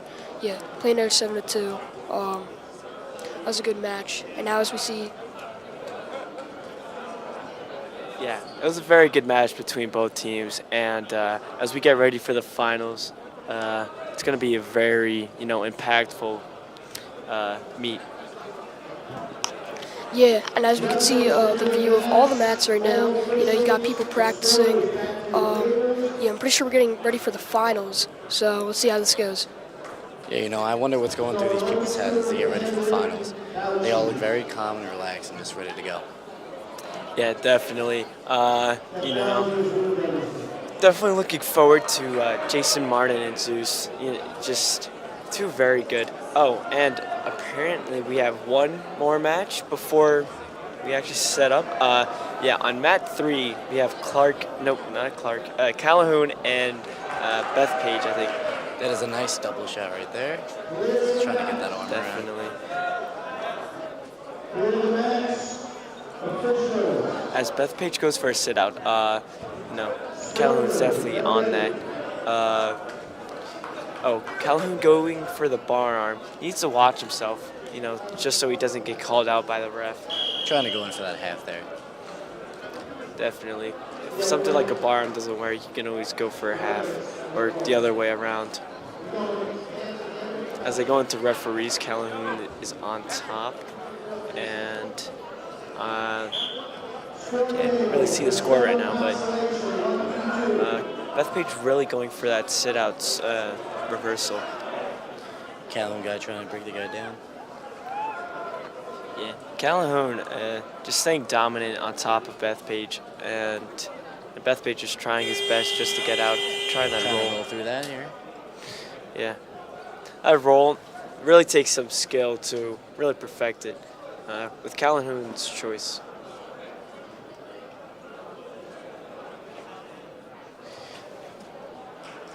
And it looks like Bethpage is going to be on bottom, and Calhoun just needing to just like stay on top and just dominate as what he's been doing. Bethpage going for the same thing again, and not working out. Yeah, as you can see, currently Calhoun is on top of Bethpage here. You know, doesn't want to let him out here. It's 2-1. I mean 2-0 right now. Still anyone's game here. It's a good match so far. Yeah, Calhoun, you know, as dominant as it is, we actually might have a pin here. Referee on the ground. That left shoulder blade wasn't quite on it on the ground, but you should have gotten back points there. But Bethpage really trying, man. Just trying not to get pinned, and that's just great determination. But it looks like Calhoun wants it more, you know. Yeah. Very hard position to get out here for Bethpage because and it looks like Bethpage got pinned. Yeah, and what a pin with by Calhoun. Really just wanting it more than Bethpage. And Bethpage just, giving up that 1 second. And 1 second could really, mean the whole match, as it just showed right there. As I think we go and wait for the finals now. Yeah, I mean, there was like great matches all day long. I mean, by all the teams and everything. I mean, all the wrestlers looked great out there, and I mean, everyone was doing good. So, yeah, that was great. Yeah, especially with those matches where they were, down by so much and then came back, in the last period, very intenseful. Hopefully, we get those type of matches definitely with the finals here. Yeah, I mean, I can't wait for the finals. With all the great wrestlers. Yeah, sending it over to Jake.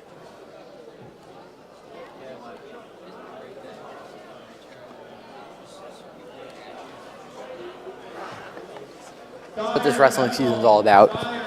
Yeah, just a very exciting day. The atmosphere was amazing. There were tons of cheers. Oh yeah, I mean, just amazing. Seeing the coaches do like just in their actual environment of coaching, and seeing all the wrestlers just doing a great job. And there's so many great, amazing matches today. I mean, I couldn't be happier with the outcome of this day. Yeah, you just couldn't pick a favorite match. They were all good. Oh yeah, I mean, there was this one match. It was 6-1 with 20 seconds left, and the person who had 1 point won in overtime with a pin.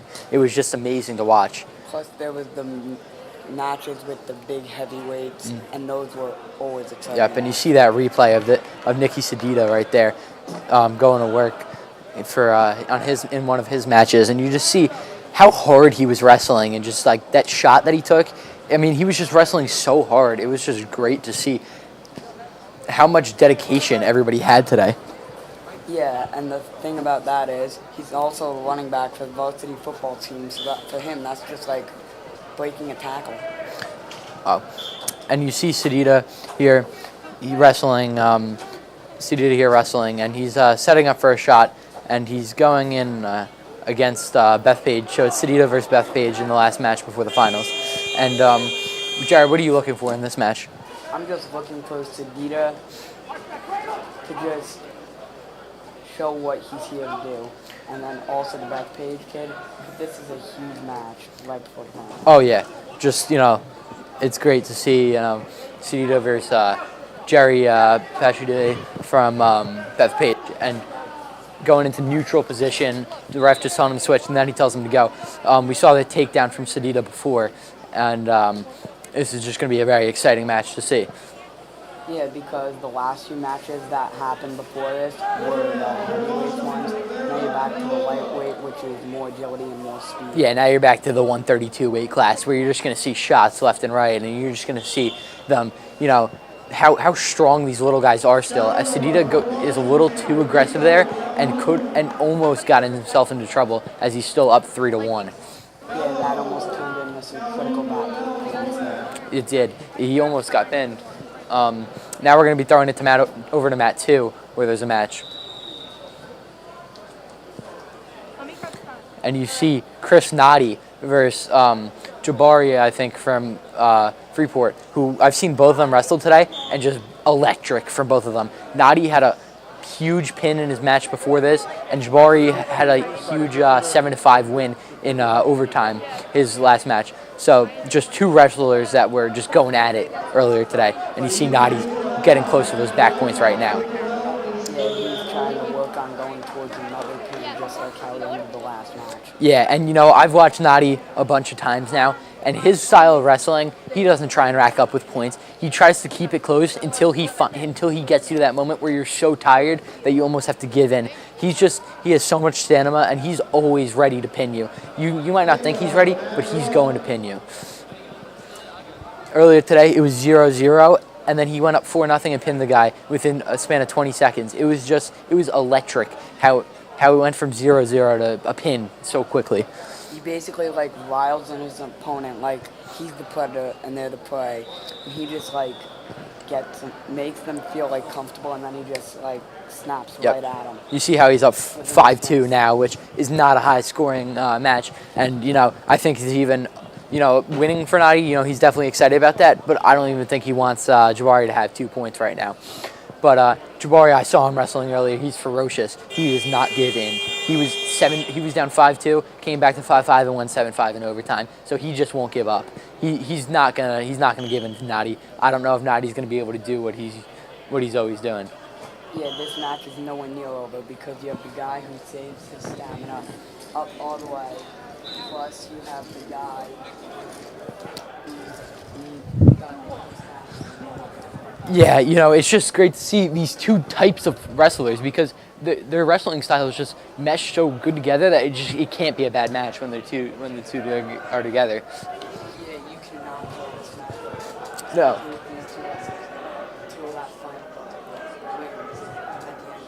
No, especially with a 4-2 score. Nadi's starting on top. He's going to make sure Jabari can't get up.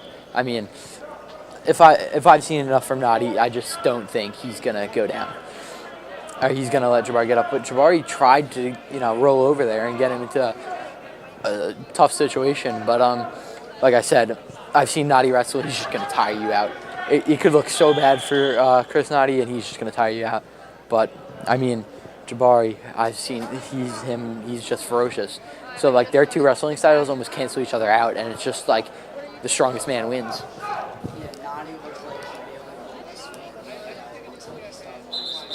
Yes, but it's just I just think Jabari's going to keep going after him. So I couldn't even give you a prediction on who's going to win this match.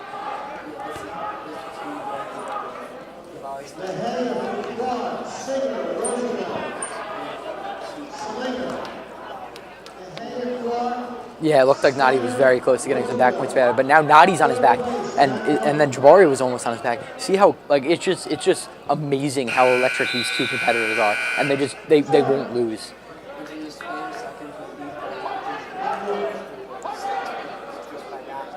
Yeah, it's just electric how neither of these guys are ever gonna I don't even know how one of them is gonna lose this match.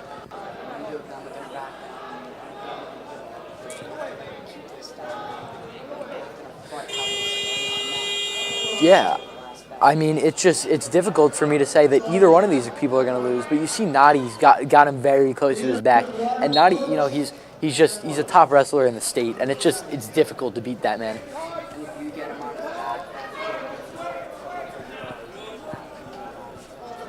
Oh yeah, and I would not want to be trying to escape a pin from Chris Nadi. Yeah, I mean, he's just racking up the points. But you're watching this, and you don't really think it's 13-2. Like, yeah, it's not how it seems. Jabari's not getting blown out. Like, I mean, the score says he's getting blown out, but I mean, if there was no scoreboard here, you would think this is 4-3, like you said. I mean, you couldn't have said it better.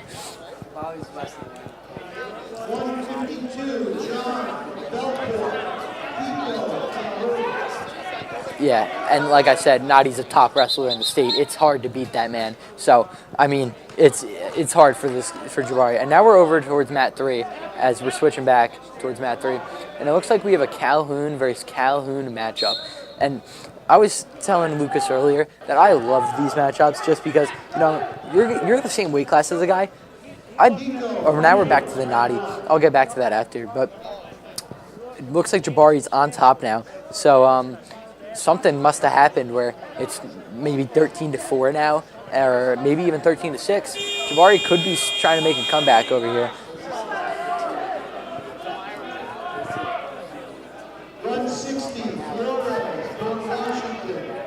Yep. But I mean, if you're Nadi here, you're up 15-4, right?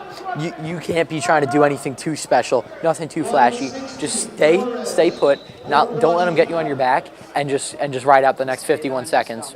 Yep.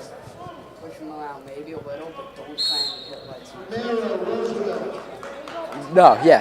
Just ride out these next 40 seconds. Make sure make sure, like, see, he just looked away from the half. That's just textbook wrestling. He didn't do anything too fancy.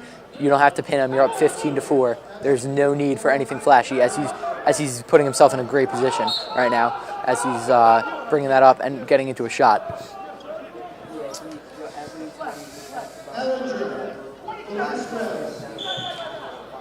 Oh yeah, I mean it's been picture perfect wrestling for Nadi this round, and this match.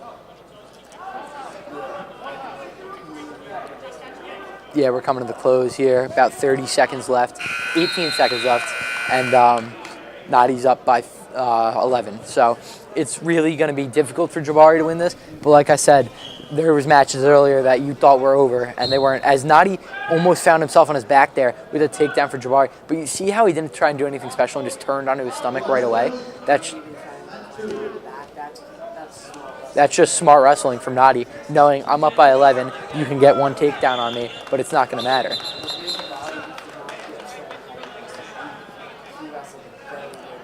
Oh, it was great wrestling from Jabari, and you see Jabari is upset because he knows he could have won that match. Yeah, yes. He just ended up on his back a couple too many times.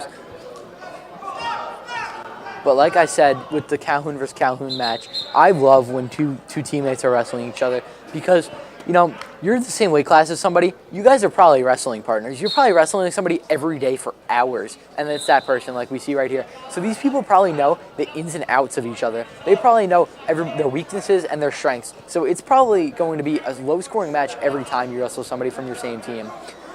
I just love the aspect of wrestling somebody from same team because you know it's all love between each other.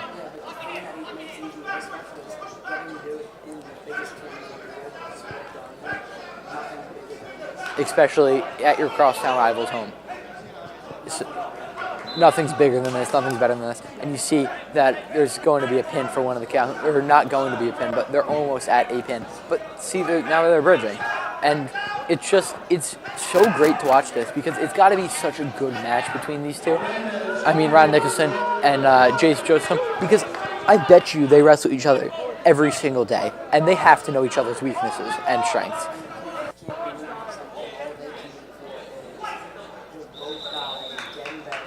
Yep. Yep. See? You see those two coaches? They're just drinking coffee, enjoying the fact that they have two wrestlers good enough to be wrestling each other at the stage. You see the score's 4-2, like I said. Low-scoring match, close because they know the ins and outs. These coaches aren't, and the coaches just aren't. You know, they're not gonna make a change in this match. They're just gonna sit there and take it in the fact that they got two wrestlers good enough to be in this stage, and it's 4-3 Jace now. So it's so close, and I expected that from seeing that it was two wrestlers on the same team. And now you see Noah Geyer over here against a wrestler from Clark, Mepham's own Noah Geyer. And let's see how he can do. I saw him win a match earlier today. Noah is a very good wrestler when he gets on top of you. He has some funky moves that he can pull out that aren't essentially moves that you learn in your everyday wrestling practice. I've wrestled against him, and he's got some funky moves that he can pull out. He's a funky type wrestler, and it's really cool to watch.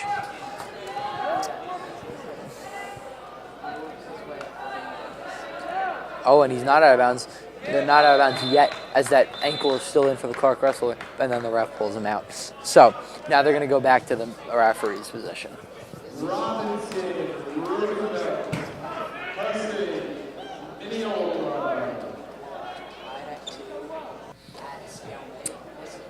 Yeah, if Noah wins the toss, I would be very surprised if he picks anything but see, he did the signal for on top because he's just so good when he's on top that it's hard. Oh, he's actually going to the bottom. That's my mistake. So I guess the Clark wrestler won the toss, unless I would really surprise me if Geyer picked the bottom. I just like I said, like he's got some really, really cool moves that he could show but I guess if you're losing 4-2 like you want to go on the bottom as it's more of a better chance of getting points on the board.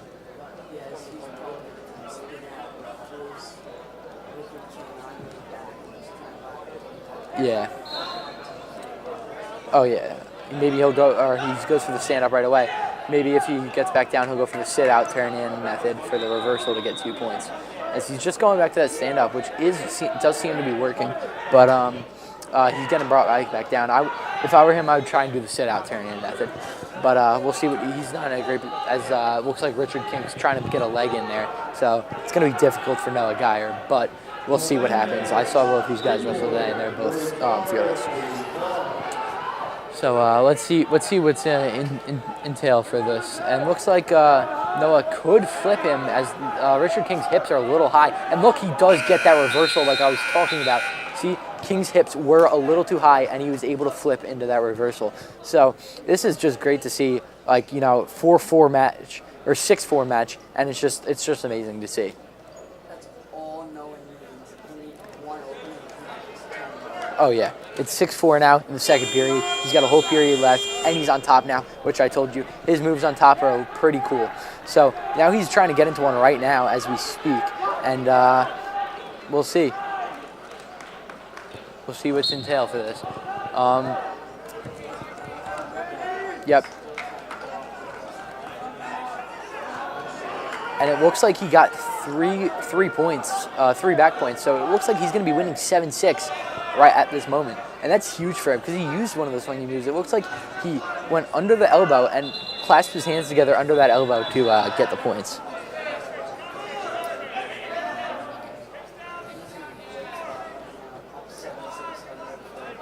And now we're over to Mineola versus Port Washington in the right before the Noah Geyer third period starts, which that match is going to be a great third period to watch. So over by mat 2, that could be a great match to watch. But Mineola versus Port Washington here. Let's see what's going on in this match. Switching over from mat 2 to mat 1.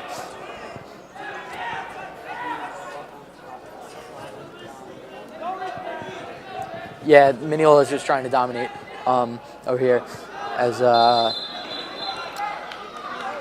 he's on top, and he's just gonna try and maybe get a leg in and get some points. Oh yeah, 100%. But Port Washington Hill looks like he's in a pretty uncomfortable position right now, as they're trying to get a arm bar in there, as he got it. So.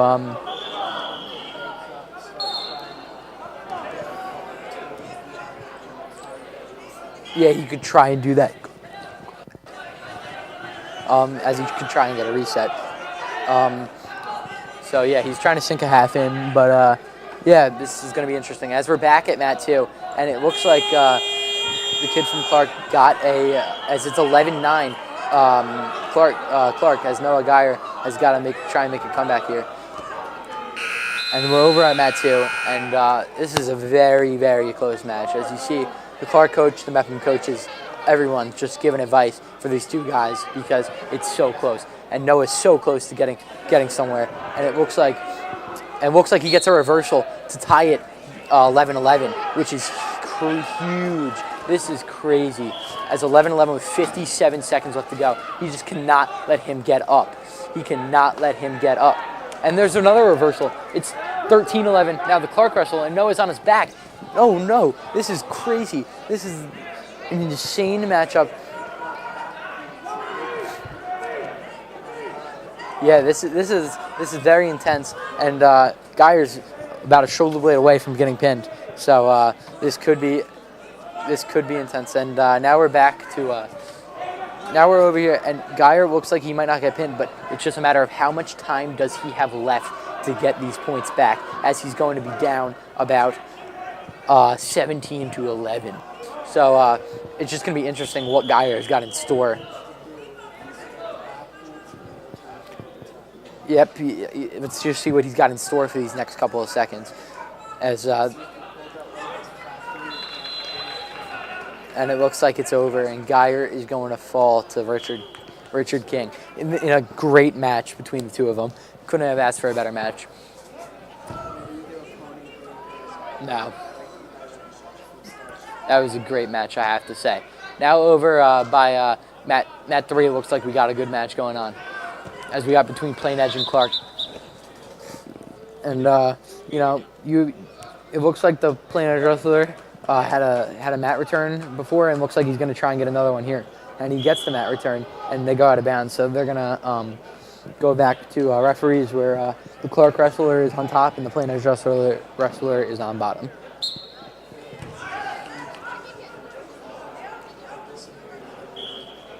Spread the deficit and increase the lead.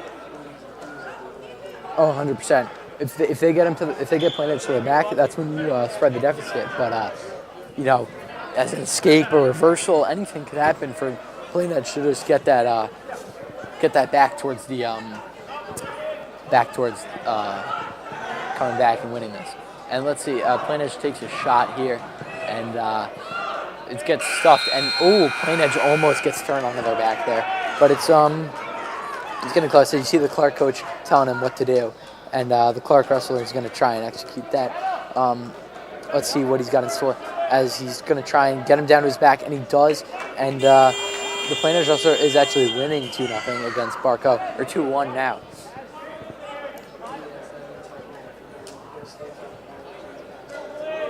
I mean, you expect a match in this stage of the tournament to be definitely a tight match, as I'm pretty sure these guys are wrestling for 3rd and 4th place.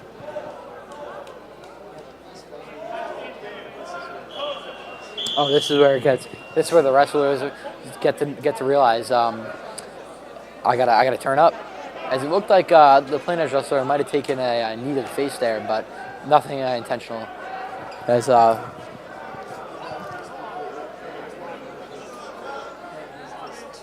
yeah, his head was just there. The Clark wrestler, you know, you're making moves. You're gonna be flailing a little bit. So his knee jerked a little bit and just hit the guy in the face, but nothing intentional. And we'll see what's gonna happen. As it looks like he might be getting close to being pinned over here, but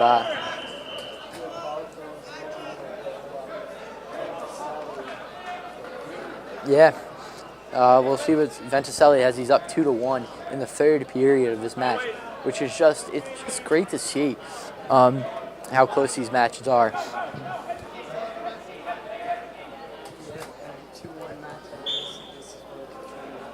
Yep, and referees, as Barco goes with a different start as other people, but I think it's because he's so good in the neutral position. He's almost trying to let the guy get up and go into that, and so he can get that takedown for 2 points.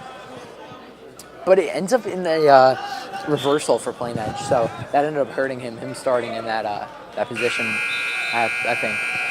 But Barco is going to keep wrestling, and he's on his back now. Back points are coming for Plain Edge, and this could be a pin. One shoulder blade away, and he gets up, and it's a reversal. Those are always great to see. From almost getting pinned to going straight to a reversal. It's just amazing. He did. Yeah, and in the 3rd period, that is crucial to be losing those points. You don't want to be giving up that many points. So it's going to be interesting to see how the rest of this plays out, to say the least.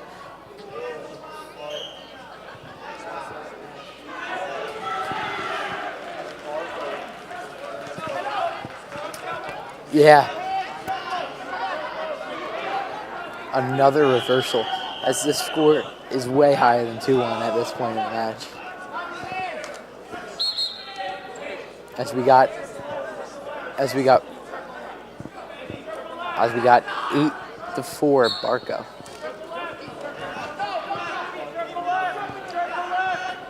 As Barco's on the bottom starting out, and Ventuselli is going to try and flatter him out and get a pin, and the match is over. And you see Barco's frustration.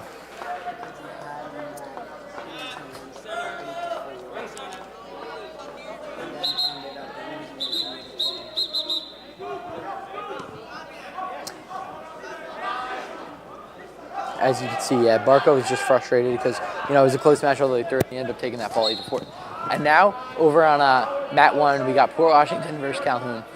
And this match is looking pretty good, as we'll see how this plays out.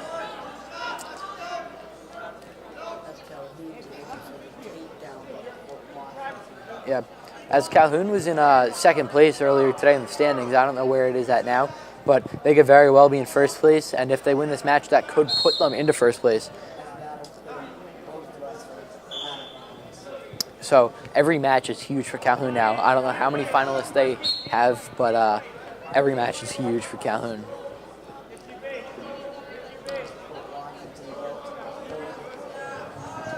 Yep, he has wrist control now, and this is pretty big. He's really got wrist control as Dorico from Calhoun has been losing some wrist control. And Dorico from Calhoun goes for the headlock, and he doesn't get it, but he almost ended up with a mat return. So Dorico's just looking for anything. Yeah, looks like they're going to go out of bounds. They've been finding themselves very close to the edge of the mat in these late stages of the. He did, and that's the end of the period. And Dorico says, "I'm going down." This is just it's awesome how close this match is between these two guys. I haven't seen any points been put up yet as I go into second period or third period.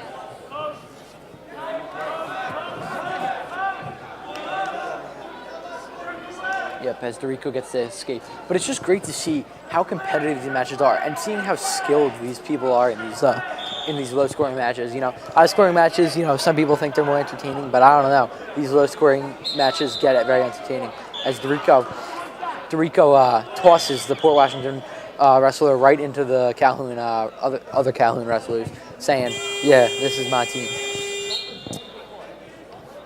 And yes, he's not got it set up yet. He's just hitting that collar tie right now, but he might want to set that up, as I saw him use it earlier. Yeah, definitely. No move in wrestling is safe. So Dorico's trying to snap him down and get to that front headlock position, but it's just difficult against people this strong, fighting these late stages. And they're going to go out of bounds again, as they've gone out of bounds multiple times in this match. It's just been so close.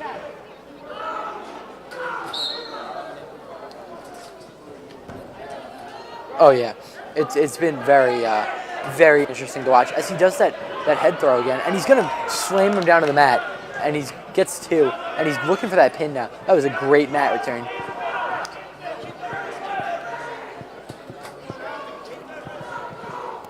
Yeah, that was a great move by Dorico. Dorico really he used that head throw and then got into that mat return and just slammed him down to the mat. So, I don't think anybody could do it better than that. Oh, and he tried to throw in the crossface cradle there, but nothing was happening.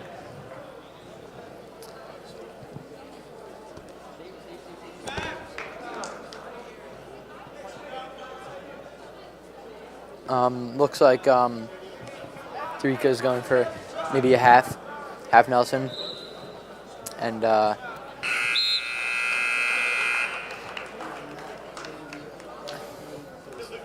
in the heavyweight division. And it looks like this match between Calhoun and Port Washington is over, and it looks like Dorico gets the win for Calhoun, as Calhoun could be moving up to first place in the standings right now. All right, and now we got these heavyweights going at it in Freeport versus Bethpage, and I expect this match to be very good. I actually have to disagree with you on that one, Jared. I think the lightweights are the best to watch, most fast-paced, and most happening. I just feel like the heavyweights, there's not much going on most of the time, but your opinion is your opinion.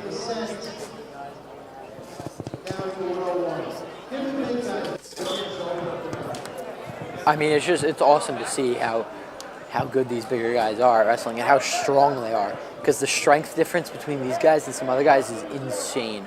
As the Freeport wrestler is trying to go to work on top. He's trying to sink in a half, but he's just, he's up 7-0. He's thinking, he's saying, if I keep him down and don't do anything too silly, I'll be fine. All wrestlers, please hand your bout sheets back to the head table at the conclusion of your match.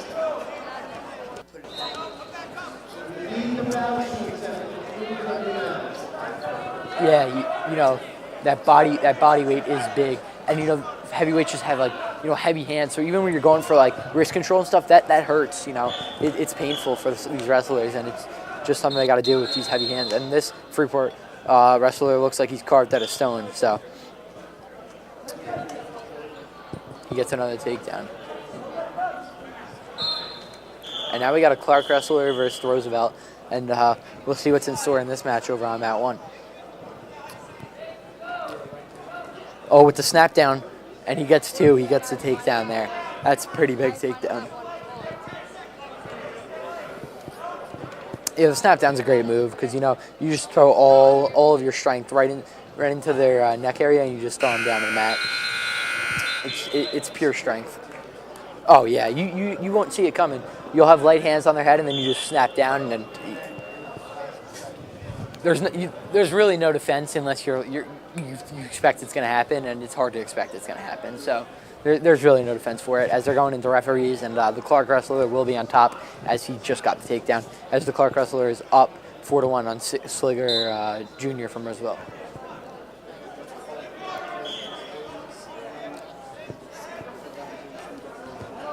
Yeah, I mean, he's up 4-1, but it's the first period, so there's still a lot of time for stuff. As it looks like he might try and attempt a cradle here as he's got that hand through the leg. And it looks like he will try and attempt that cradle and almost had him on the back.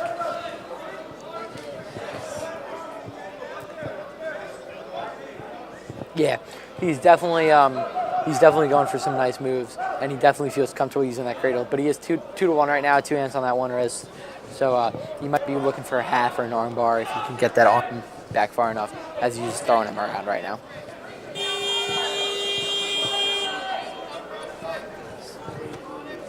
Oh yeah, and you know, he's Slinger's trying to sit out, but the Clark wrestler's got his hand on that shoulder and he's saying that you are not going to sit out on. So this is a very good match to watch. And you see he's digging that head in there. And he's trying to turn him over. He's trying so hard to turn him over.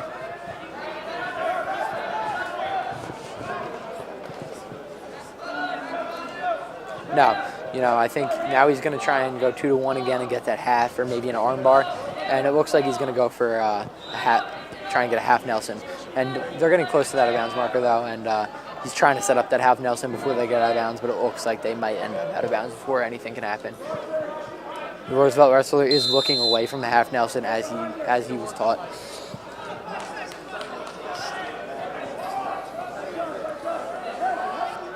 Yeah, it's a very smart move, you know.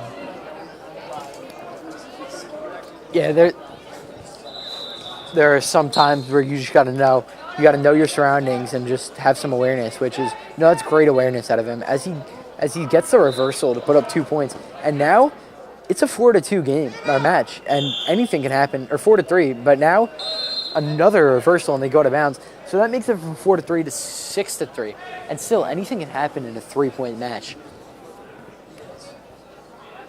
It's just it's great to see these reversals. You know, it's a great move in wrestling. It's very difficult to do, but you know, the best of the best can.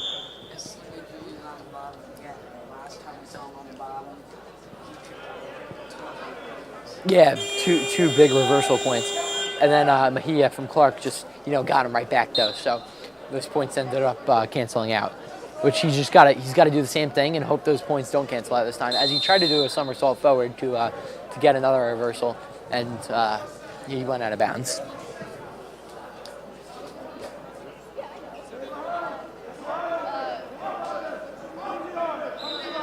Here comes, it looks like the Clark wrestler is a little too excited,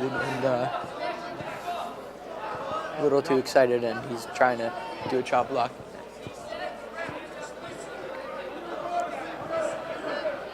And he tried to set up a chop block, but the ref said, "Yeah, you're jumping the gun." And he goes for a cradle in the air, and it ended up being a potentially dangerous, I'm pretty sure. And now Red's going on the bottom.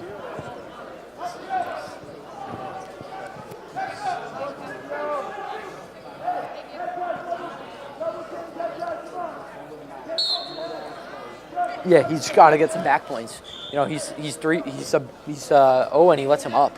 He thinks he has a better chance in neutral than he does on top, but yeah, but I guess he has very big confidence in his neutral skills, as that'll put Mejia up.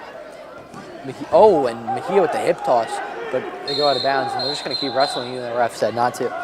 So it's 7-3 Mejia now, and it's looking tough for Slinger Jr.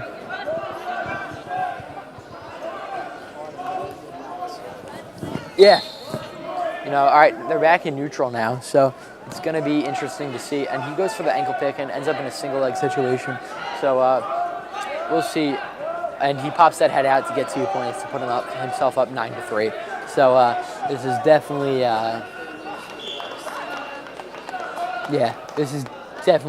you know, he's moving closer to that technical. You know, if he gets up to 18, he'll have a tech. But that's not where he's at right now. He's at 9. So he's still got a ways to go. But, you know, he could be thinking, he's saying, maybe I can't pin this guy. Maybe his bottom defense is too good, but maybe I can get that tech.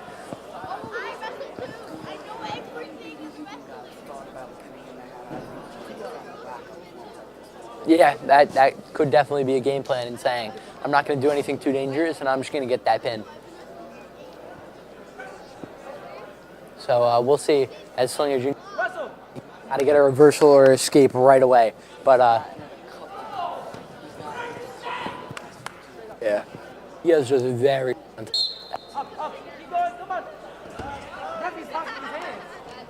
Sit out, but nothing was going on. So we'll see. Okay. And, yeah, so Slinger's definitely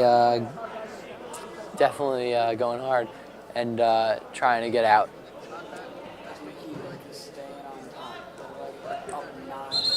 Yeah. Yeah, into the bleachers. You just see how technical the sport can get. I mean, obviously it's going to be technical, but even when they're out of bounds, you know, just the ref's telling him, he's saying, guys, be careful. We don't want any of this, any injuries that we can control. So.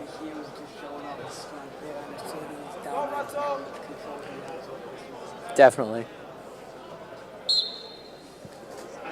Now we're going to talk about midweek update. Every Wednesday, BMB posts a new midweek update. The show that takes you in and around to Bellmore-Merrick community, to places you don't always see.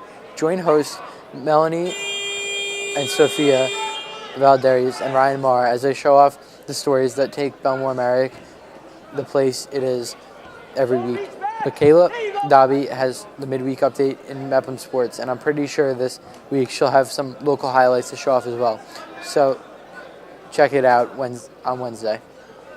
As you see, Mejia from Clark is up 9-3, and he's just giving the work on top. And what should we call it? I don't. It's gonna be it's 11-3 now, and that's the match. Mejia's gonna get the W. Lucas, what do you have to say?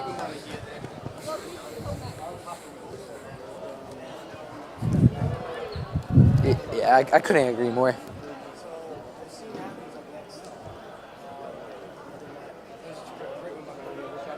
Yeah, 100%.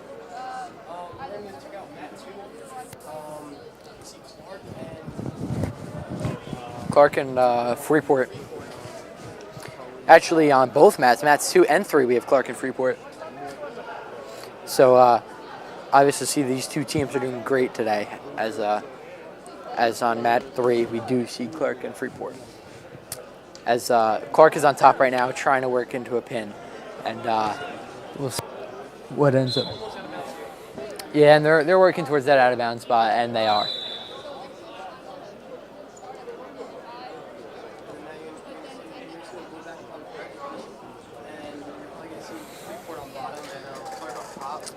Yeah, it's going to be referee's position with Freeport on bottom and Clark on top, since that's the way they were when they ran out of bounds. As you see, Clark's coach giving them giving the wrestlers some words of advice on how he's going to win this match.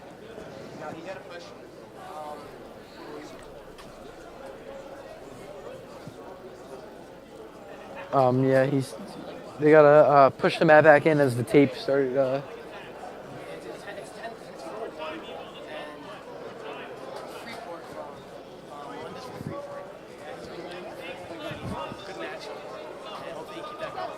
Yeah, against Rosario from Clark, and we'll see as Melendez is on the bottom, so you just gotta make sure he doesn't get pinned, and Rosario from Clark has to get some back points going.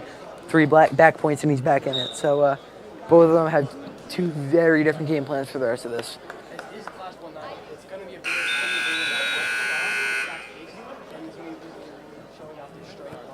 Yeah, that's definitely something that will be going on in this match as we see them stand up, and Melendez from Clark, or Rosario from Clark, cannot let him get out. He can't because he's losing, and yeah, he sends him back to the middle.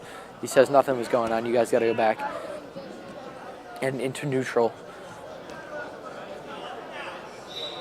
So they're starting in neutral because they were just kind of in a stalemate before. So in neutral, they're gonna see who can get a takedown first and get some points on the board. Oh, and there goes Melendez from Freeport trying to take down Rosario. Yeah, with that single leg. Let's see. He's got to circle. He's got to pop the head down, circle around to the back, but Rosario from Clark just is not letting that happen. Yeah, he's holding on. He takes his back. You never want that to happen. Yep, as Melendez from Freeport gets more points, and that's the round. So that'll put him up 6-1 going, and that's the end of the match. And Melendez from Freeport's going to take home the win. It's a great hard fought match. Yeah. Port Washington versus Freeport. And that looks like it's going to be the last match before the finals start. So we'll see. We'll see what happens in this match.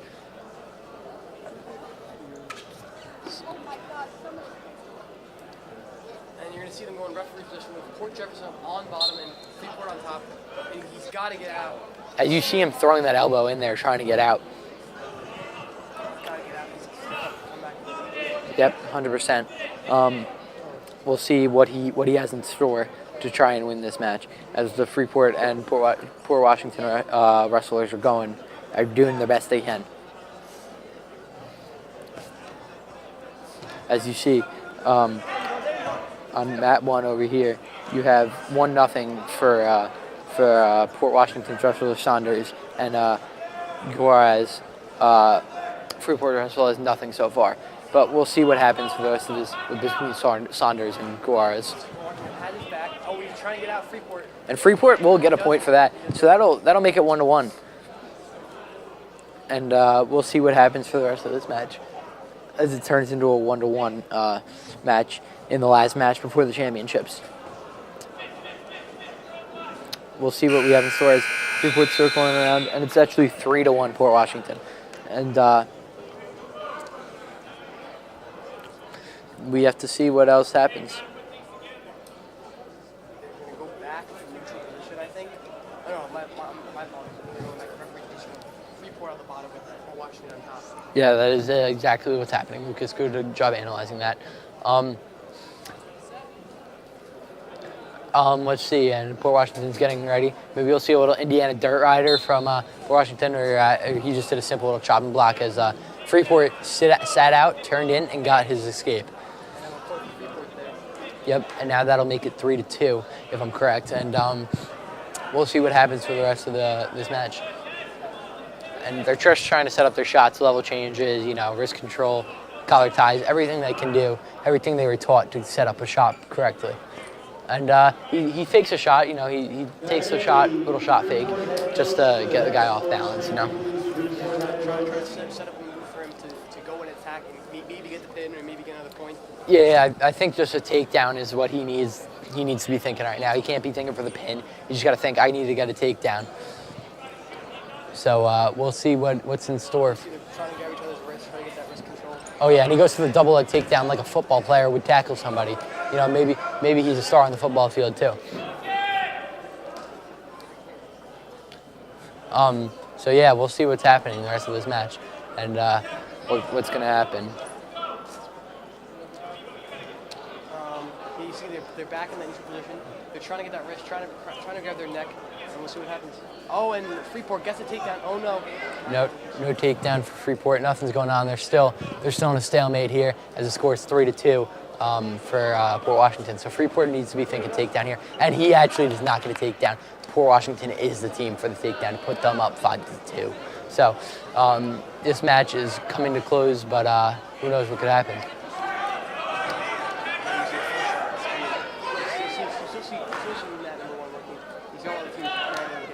Yeah, the prepping for the next match is they're cleaning up the mat 3, so that they have the spotlight on mat 2 for the championships. As you see, they're still battling it out on mat number 1 over here.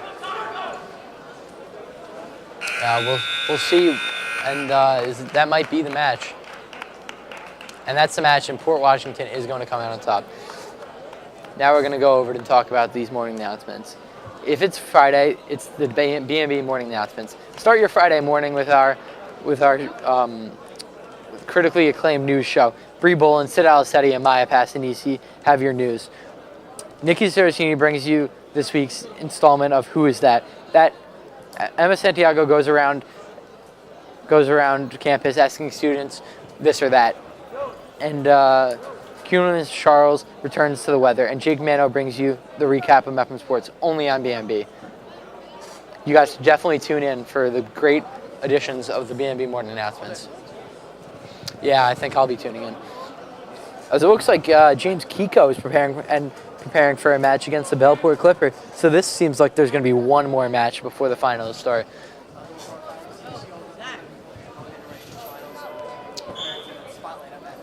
Yeah, they're gonna bring down that spotlight on mat number 2. But you see Kiko and the Bellport wrestler going at it. So and Kiko goes for a shot. He gets blocked, and then the Bellport wrestler went right for a follow-up shot. So we'll see what's going on.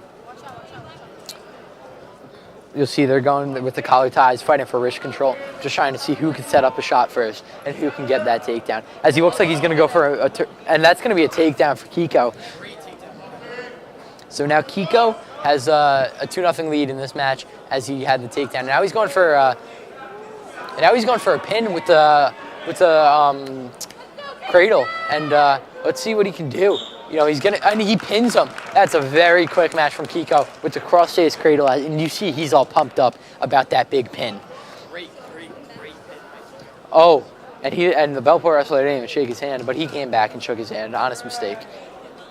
And we're gonna get prepared for the finals now, as the Mepham wrestlers are gonna be cleaning up the mats, and they're gonna be dropping down the spotlight on the mat too. And it's going to be great, these finals. I can't wait. I don't know about you, Lucas, but I cannot wait for these finals to happen. Yeah, I cannot wait for this. I've been waiting all day, and it's finally here. You see, they're cleaning up those mats, and they're getting ready for the finals.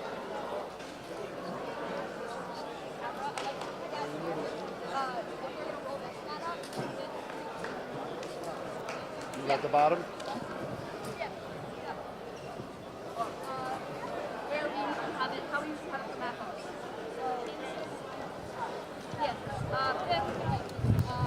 But you're gonna have the coaches. So it does look like there is one more match before the final start. Sorry for all the false advertisement, but we'll see what's going on mat 1. So slide it. Looks like they got 2 heavyweights on mat 1, and looks like they're going to be duking it out on, as you got a Mineola wrestler and a Roosevelt wrestler. But you do see in the background everybody is getting ready for the finals. So it will be here shortly as soon as this match is over and they clean up the mats.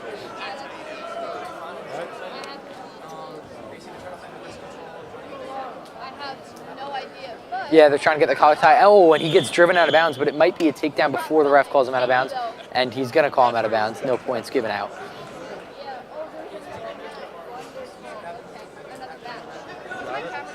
Yep, it's going to be very interesting to see as we got a 0-0 match. Okay, thank you. Yeah. And they got the Mineola wrestler has the collar tie, and we'll see what's going to happen.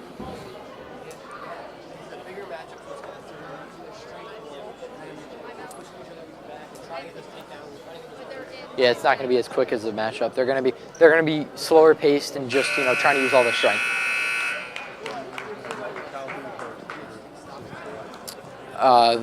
Round was over.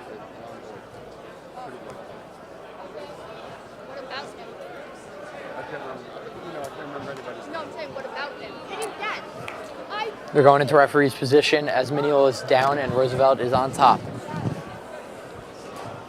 We'll see what move they're going to bring out, maybe a chop block, and that's what he tried to go with. Oh, actually, he went with the Indiana Dirt Rider as he grabbed that ankle. So I've been waiting for that move, and I just saw it now. So, I'm very excited to see that move. Now we'll see what he can do. We'll see what either wrestler can do, as the Mignola guy is going to have to try and get up, but the Roosevelt guy is going to try not to let that happen. So.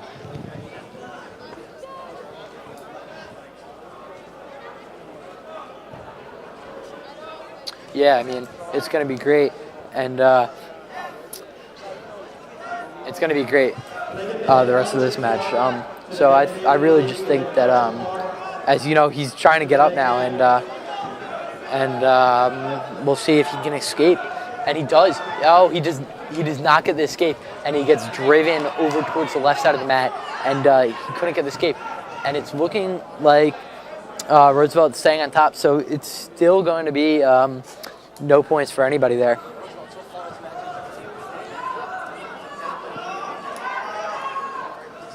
And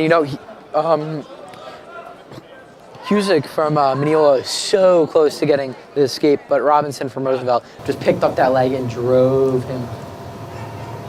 Just drove him, and it's 2-0 Roosevelt. So we'll see what's in store for the rest of this match.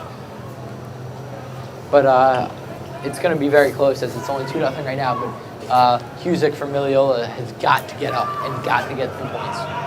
Down by 2 in round 2. He's got to get points here. Yeah, he's got to get out. I mean, if he doesn't escape,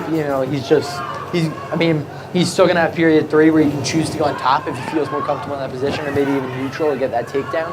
But it's definitely going to be at the top point where he needs to do something, where it's not just laying on the ground.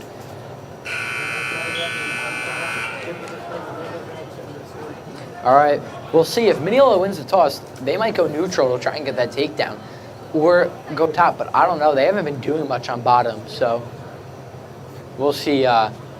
We'll see what they do. If they choose bottom, that would surprise me.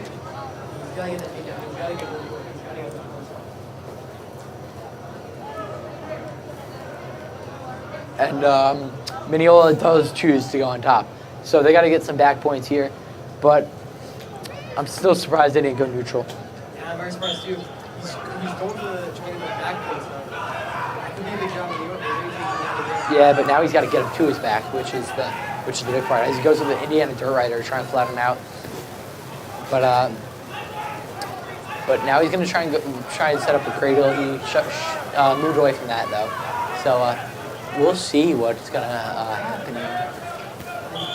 Does he get out? Does Roosevelt get out? Oh, Yeah, they get out of bounds. And Roosevelt almost got a point for that. And now they're going to go back to the being on top and bottom. And they go back to referee's position. And Mignola on top, Roosevelt's on the bottom. And he's got to get a point. He's got to get those back points. We'll see what happens here. Mm-hmm. Yeah, I mean, it's going to be interesting to see if he can get him to his back. He's got to roll him over here and try to get him on his back and get those back points. Yeah, he's trying to flatten him out with the Indiana Dirt Rider, but it's just nothing's going for him. He's got to do something. I mean, he hasn't done. He's 2-0. He's really got to do something. Yeah, there's not that much time left in this round. And after this round it's over, he's got to get points here. And the referee's saying out of bounds again, going back to referee's position. So I really think that he's got to make a move, and he's going back on top. So he's got to do something risky. It's at this point where there's not that much time left. He's down 2-0. He's got to make a risky move. And he does go for a risky move, and it doesn't look like he's going to pay off. But he keeps him down. He makes sure he doesn't get out, and he's out. So now he's got to go for a takedown, and it looks like he's shaken up. He's got to go for a takedown and then get him on his back, because that will make it 3-0 Roosevelt, and he's not one shot away now. He's got to throw it. I think headlock is the move. I mean, it's risky, but it's very, like, if he catches him with a headlock and he can put him on his back very quickly. Yeah, I agree with you. It's very late in this match, and he's definitely points. Yeah, he's desperate, being down 3-0 now, because it's not like he's one shot away. So, and he goes for that shot, and he gets stuffed into that front headlock position.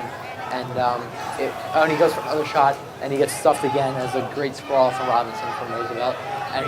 And he's going to try and flatten him out that ankle, and this looks like this, and it's going to be another 2 to put him up 5-0, and this looks like it could be it. Yeah, Robinson has a great match so far. Yeah, Very persistent. he has not done given in at all, as you see, and it was a great match to watch. Now, Lucas, it's been great. It's been great commentating with you. Now I'm going to go over and do my studio show with my guy Jared over here.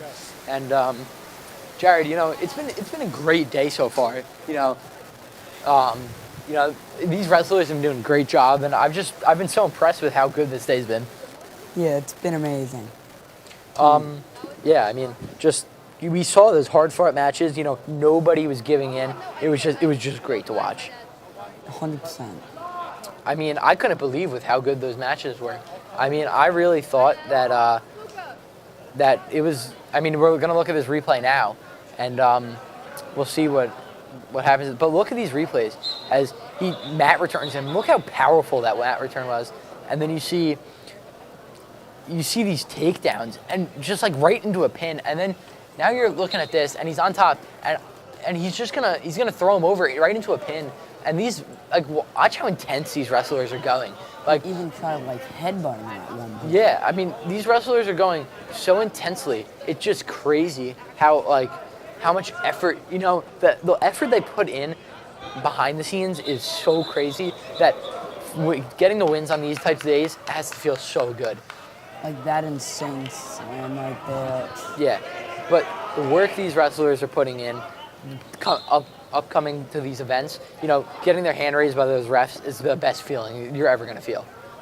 Yeah, as another amazing slam. Yeah, I mean, it's just mesmerizing to see all these great moves that these wrestlers can do. Just a great two-legged takedown. I mean, I don't know about you, Jared, but I don't think I could ever do that. No, I could definitely never. Yeah, I mean, it's crazy how much skill these guys have.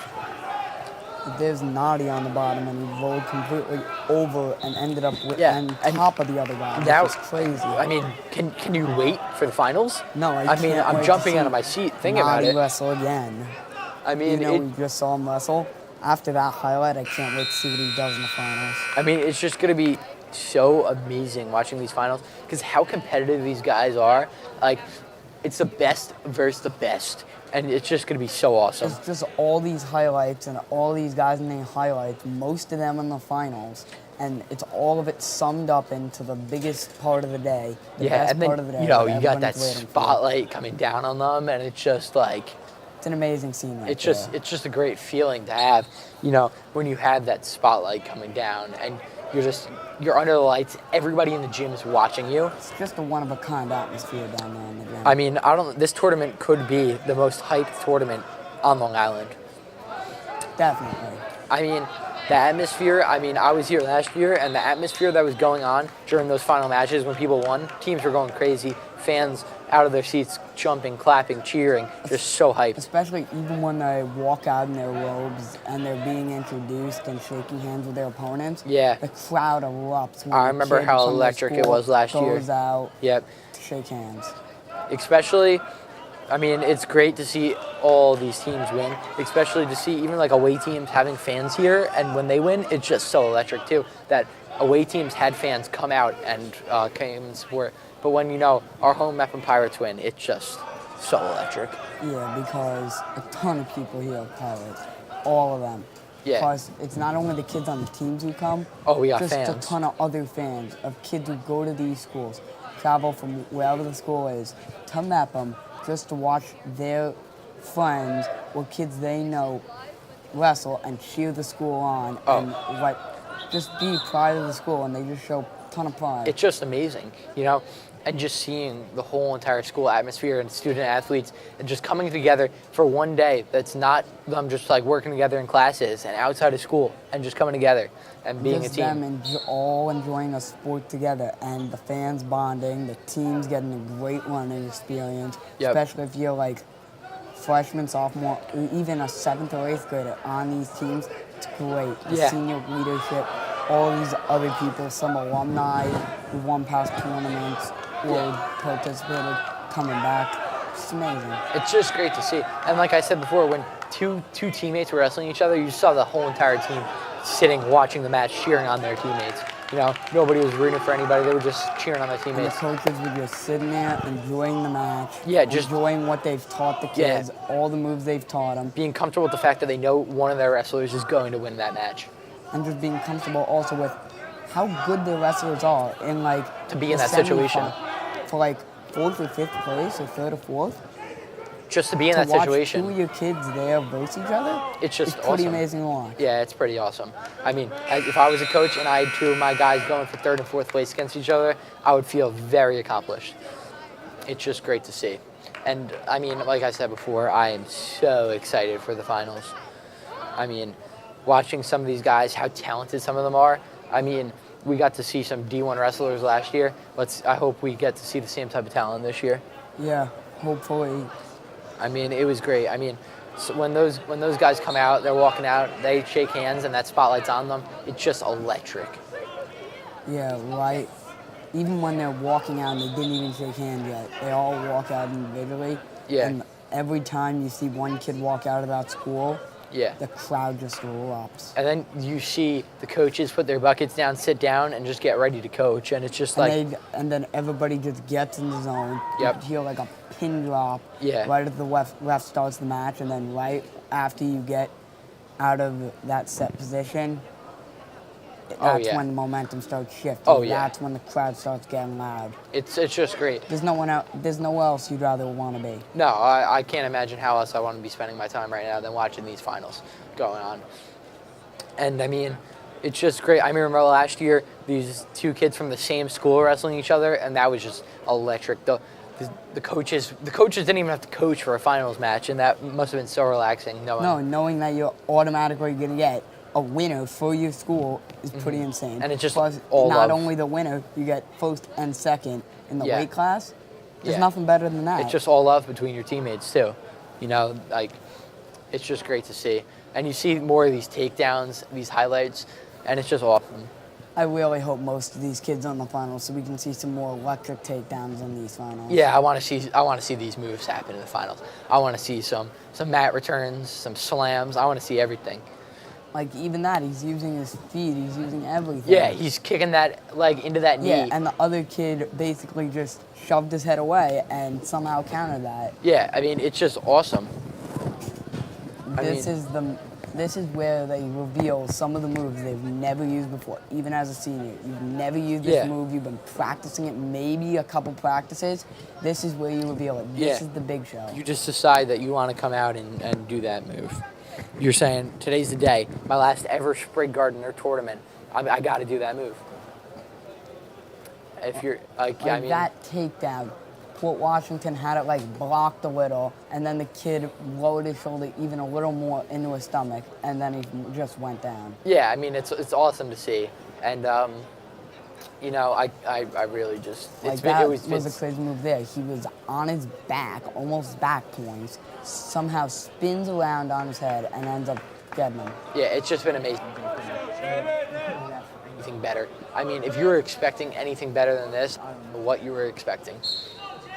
You know, there's another 2-legged takedown that ended up turning into a reversal. A double leg takedown. I mean, it's just like I'm watching somebody tackle somebody in football. Like, I mean, imagine, like you've seen these guys here. Imagine what they can do on a football field. That's impressive, but then the fact that the kid ended up reversing that out of that is insane. That's even more impressive, that you can take that hit and then reverse it. Like that kid right there, picked him up onto his shoulder and then just dropped him down and then ended up trying to go for the pin. It's amazing. It's amazing to see. And I just can't wait. I just can't wait for this. Neither can I. I mean, I'm jumping out of my seat, waiting, realizing that these finals are going to be so awesome. I mean, I mean, how much longer till they start? Like, I just can't wait. Yeah, like this day, this amazing day that started so early. Just you've been here all day watching, And nobody's clapping, tired. cheering. They're No all- one's tired. they're all still excited. None of these wrestlers, they all have their energy. Yeah. It's just summed up by the best part under the lights. They're just so excited. They're ready. Like, you think these wrestlers are tired after wrestling 4 matches today? No, they're excited. Nope. They're like Sedita, I could tell he has the stamina from playing running back. Nadi also plays football. Plenty of these other guys probably play maybe lineman or safety. I mean, or these they're are- definitely multi-sport I athletes. mean, these double leg takedowns don't just come naturally. Wrestling's probably not their only sport. No, I mean, and if you're a natural wrestler, that's awesome. That's means you skill could set's basically insane. also be a football player. You can play any sport you want. I mean, you're so athletic and so strong that, I mean, it's awesome to see. I mean, the stamina probably comes from soccer players too. It's just, to be a great wrestler, you got to be doing the other sports. 100%. And it's awesome to see these athletes doing their work. So, I mean, like I said, I'm so excited for these finals. I mean, I just can't wait. I can't. I mean, these matches I'm expecting to be either like 13-11 and like just like absolute brawling, or like 4-2 and just like stalemates the whole entire time. I mean, we just watched Sedita and Nadi wrestle, and Nadi's coming off a big win off of a very good opponent last match. And Sedita, they was in a very close match and ended up Yeah, and I'm excited to see Jason Martin wrestle in the finals. He's ranked 3rd in the county. So that's going to be exciting. And the fact that Jason Martin's only a sophomore. Yeah, I mean, Chris Nadi's been on the team since 8th grade. They are both sophomores. This is already Nadi's 3rd Sprig Gardner as a 10th grader, which is just pretty amazing. hard to believe. Yep. And last year, he made it to the semifinals. Yep. I mean. And then this year, he makes it to the finals. These matches are going to be so exciting. I mean, I can't expect a blowout or a pin in these matches. I mean, you're going to see a few pins because of just how good these guys are and the moves they know. But yeah, but it's going to come off of like some crazy counter. Probably, I can't see a tech happening where somebody wins by 15 or more points. Yeah, there's no way it's going to happen. Yeah. I mean, I really do expect these matches to be like 7-6, 4-2, 13-11. Yeah, within like 2 to 4 points. It's not gonna break 6. Definitely. And then I expect to see some, like, if somebody's down, I expect to see a comeback. Like earlier this day, I saw a Clark versus Kennedy match. The Kennedy guy winning 6-1, and then the Clark 6-1 with 20 seconds left. The Clark guy won. Pretty hard to believe that happened. I mean, I literally said to Liam, who I was sportscasting with, I said to him, this Clark wrestler had got to sit out, turn and get a reversal, and then get back points, and that's exactly what he did. Like, it's almost like he heard me. It was awesome. It ain't over till it's over. Until that final bell rings, it ain't over. It was awesome. I mean, he ended up pinning the guy, but he got enough points to bring it to overtime and then pin him in overtime. Pretty insane. Yeah, I mean, I couldn't believe it. So, I mean, these finals are going to be electric. 100%. Yeah. Like this heavyweight for the finals might end up being like very low scoring, like 1-1, 2-1. Like the big guys going at it, it's gonna be. Yeah, it's gonna be pretty awesome. Their stamina's still a little. Their stamina's a little lower than when it started, but it's not only one of them; it's both of them. Yeah. So it's still not that low because all this conditioning that they've done all season in the off season. Oh yeah, a wrestling practice. Working up from last season, all the running. A wrestling practice is the hardest practice you'll ever go to. It's the work that those guys put in to get to this moment and to be in those finals is just all insane. the running, all the I push-ups, mean, sit-ups. the weight losing, everything is just crazy. Weight losing, carrying guys on your back and like running for practices. Like, you put that work in, this is what they can show it towards. This is where they can show where they put in all that off-season work from last year's last event. This is where they can prove it. Yeah, and then Lucas, so what weight class are you most excited for? Mostly for 190. I see Jason Martin, a B&B alum. He's third in the county this year, and I feel him maybe coming out one. He's versing one of the top wrestlers in the county. I'm excited for that matchup. Yeah, I mean, I can't wait to see Jason Martin wrestle. I mean, he's a great wrestler, and that 190 weight class is pretty cool because you're right in the middle of that strength aspect and that quickness aspect, and you just see how strong those guys are and how fast those guys are. Also, that 108 weight class is going to be pretty exciting because that's where all the speed is, all the agility is. That's where all the guys are the fastest and the quickest. The 102 and 108 is where I'm going to see those high-scoring matchups come in, and then those 215 and 190 is where I'm going to see those lower-scoring matchups. Because also the tempo is completely different. In the heavyweight ones, they play it slower, and then they just They come use out all of that nowhere. strength, yeah. And then lightweight ones, they just come right out of the gate, attack, attack, attack. Energy never leaves from 4 matches earlier to now. Yeah, they're still like shot out of a cannon. It's pretty hard. It's pretty awesome. It's pretty awesome to watch that. And I love seeing guys in referee's position coming off the bottom because sometimes they just get up and they just run straight out, and I'm like, how do they even have that reaction time? And then there's when we saw that replay when the guy spun out on his head Yeah. and ended up hooking it around and ending up on top of the other guy. That was insane. Yeah, I mean, there's been some pretty crazy things that have gone on, and I'm just really excited for. This has been a very crazy day with all the matches and everything, but also a very exciting day. Yeah, as you see behind us, you see they're getting set up and almost ready for these finals. So they might start start the spotlight and start introducing all the guys and start having their handshakes, and then introducing you'll all the have guys. the 102 match.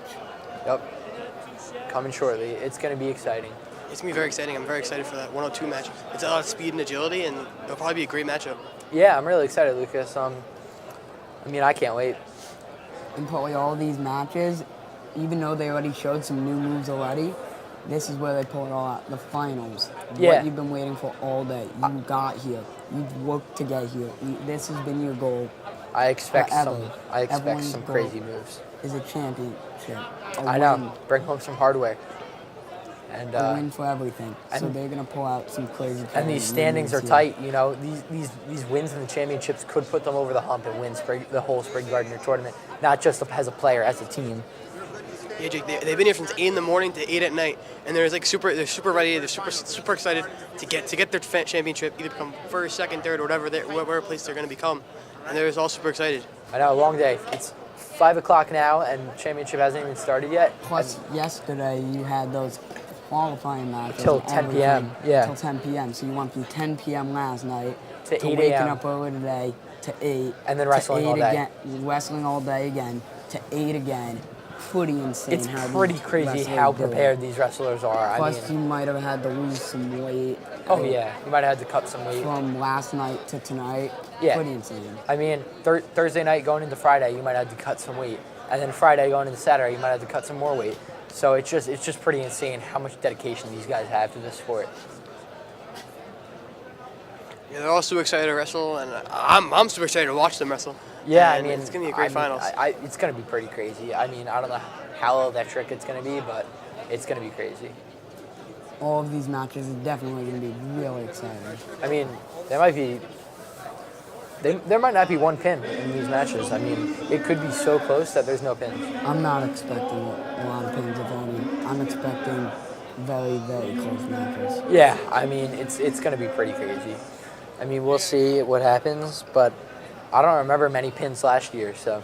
Yeah, they all want to win, and they all want to show up for their high school. Yeah, nobody's going to give in. Nobody's going to let that second shoulder blade touch the ground.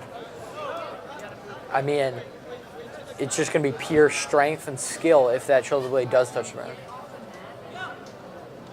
So it's going to be crazy. As you see, they're getting closer and closer to setting up the mats for the finals. As you see, our camera's showing some nice shots, and then these replays once again of these great moves. And let's just take a moment and watch these awesome moves.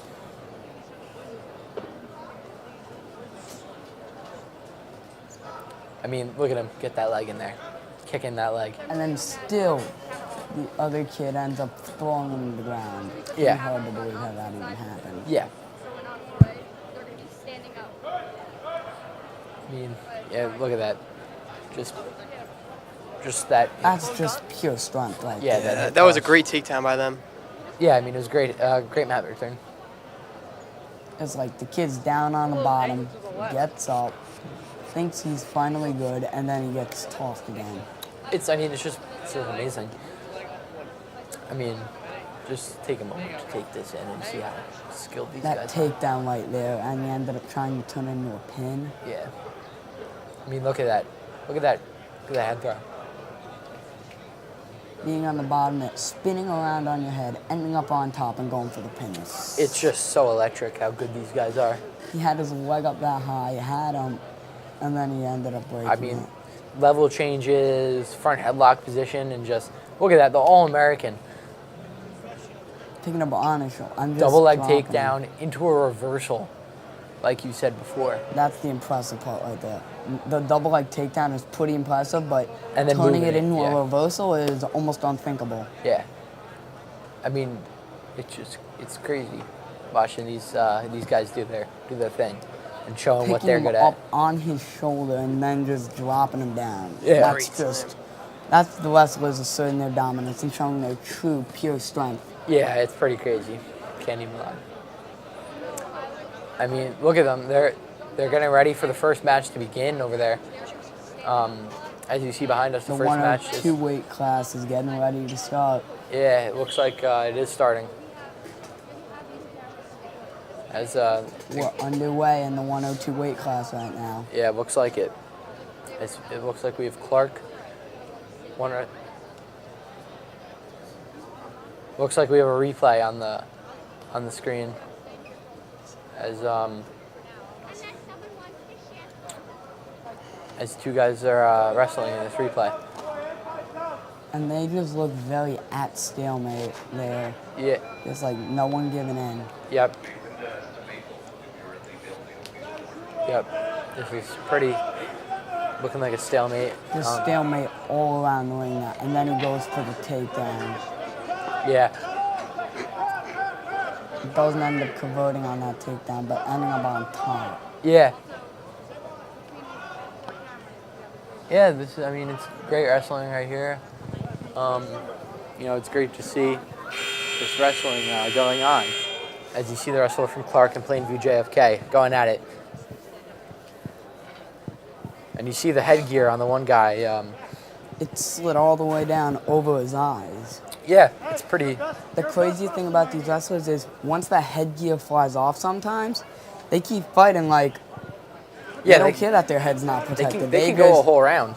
They just keep going and going. I mean, like the headgear never even fell off, and they just keep using that head and being very unafraid. I mean, that's how cauliflower ear can come around. But yeah, it's pretty crazy how ferocious these guys are. Yeah. Now they're in referees Plainview JFK on top and looking to pick him up and end up throwing him down. Yeah, he's trying to get a leg in there, trying to go on his single leg. As he did had the leg in there, but he was getting close to it. Clark ends up figuring out He's a going way to counter. He's going for a 2-on-1 here with his 2 hands to a wrist.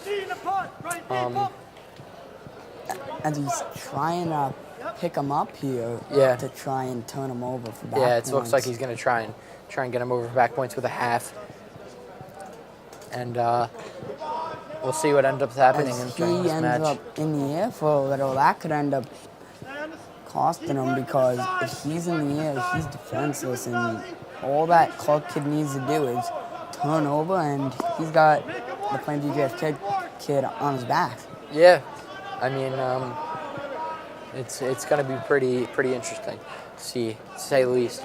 Looks like they're in that standing up position, and he might try, and he's trying to get a leg in to get him back to the ground. But as they're approaching out of bounds, yeah, and they go all out of bounds.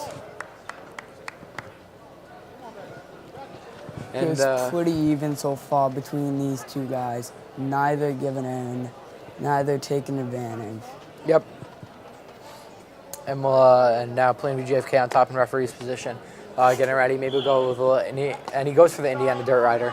And let's see how he tries to use that Indiana Dirt Rider as he's going to work. And he picks up that ankle fully, and he's really trying to. I thought he was going to do something special there when he had a grip of that ankle. Yeah, he's just trying to flatten him out, I'm pretty sure. But he's got the overhook on the shoulder, and now he's going to try and not return him if he can. As they're and they're out of bounds. Approaching out of bounds, and they're out of bounds. Once you go for that ankle, a variety of different things could happen. He could just be trying to flatten him. He could flip him over and drop him on his back and pick up some big back points. Yeah, a lot of stuff. The guy with his ankle up could end up countering, turning it over, and end up turning it into a takedown. Yeah, it could be pretty special when you get that ankle up. And now he just went with a simple chop and block to try and flatten him out, but he was unsuccessful and kept him off fours. Now he's spinning him over back points and becomes unsuccessful again. But Plainview JFK is still trying to go to work over here. And Clark's trying to get up as he's standing off right now. As he's on 1 and 2. And that looks like it's going to be the round. It looks like period 2 is about to be underway. Yep. Yes, as it looks like it's 2-0 towards Clark. And period 3 about to start. Yeah, period 3 to begin. Very even match so far between these two. Yep. Still anyone's match. Yeah. Anybody can win this one. And we'll see what ends up happening as Clark's starting on top for period 3. As he's trying to get, as the Plainview JFK kid gets up. Yeah, Clark brings him back down, sinking that leg in there. Okay. And now Plainview JFK is going for the sit-out, turn-in method. And he was unable to turn in, so he's just sitting out, and the sit-out. As he's trying to crawl his way to out of bounds, because right now he's not in a great position, and he really wants that reset. Clark keeps moving hand by hand, but every hand he puts forward, the Clark kid's grabbing the wrist and pulling it back. The Clark wrestler is really just trying to sink that leg in and get the turnover onto the back, but he's unable. When he has that leg in, he's unable to hip thrust his way to the back.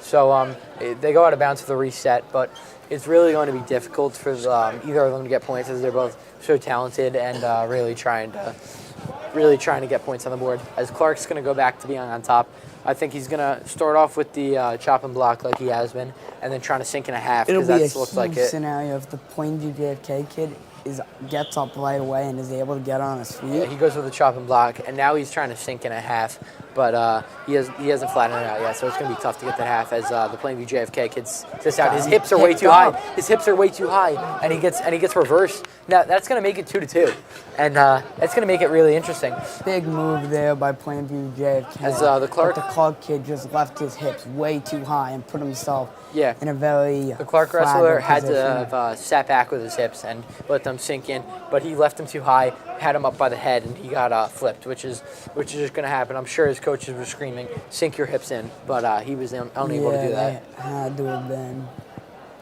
So- As we're approaching another out of bounds almost, but And the Plainview yep, JFK and they are kid out of bounds. No, he ends up going out of bounds as it's 4-0 Plainview JFK. So there's 17 seconds left. So the Clark wrestler is going to nowhere need near over. Going to need a reversal and A some reversal backhands. and some back points could end up giving Clark the win. Yeah, he's got to do it very quick, as you see. And His time is ticking. And Plainview JFK jumped the gun on that one. And let's see what Clark has in store as he's trying to stand up. And he's going to try And he is up and he's looking for the takedown. He's going to get the point for escape. Now he's got to get a takedown really quick. That moves it now to 4-1. And it doesn't look like he's going to be able to get this one go as they move out of bounds. So they're going to start in That neutral. took away probably at least 7-8 seconds, probably. The Clark wrestler is going and it's over. And the Plainview JFK wrestler is going to get the win. That was a very good match right there. Yeah, very good match. Very close, very down to the wire. 4-1, very low scoring. Yep, that was a great match to see. hopefully that's a preview of what we're going to see in the finals. Those types of That's matches. the kind of match you want before the finals. One that close, one that good, one that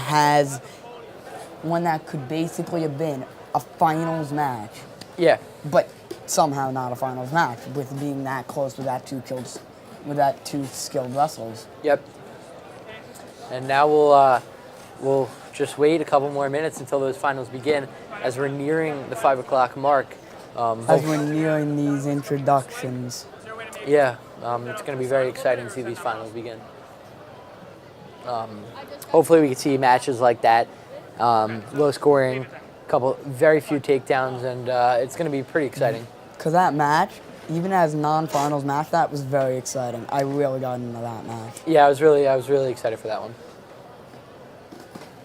Hopefully we get the final started up soon, as it seems Back like points are always crucial in all matches. They weren't that crucial in that one because there wasn't any. No back points. But in the finals, if you want points, that's how you're going to get them. You turn them over, you just keep them on their back. You don't need the pin, back points you'll take. Yep. As we seem to be all set up for the finals, so they should be starting very shortly. Lucas, what were your thoughts on that match? But yeah, we're really excited for the finals now. As the lights turn off, seems like they're getting ready for these finals. And the light above turns on. Seems like they're getting ready for these finals.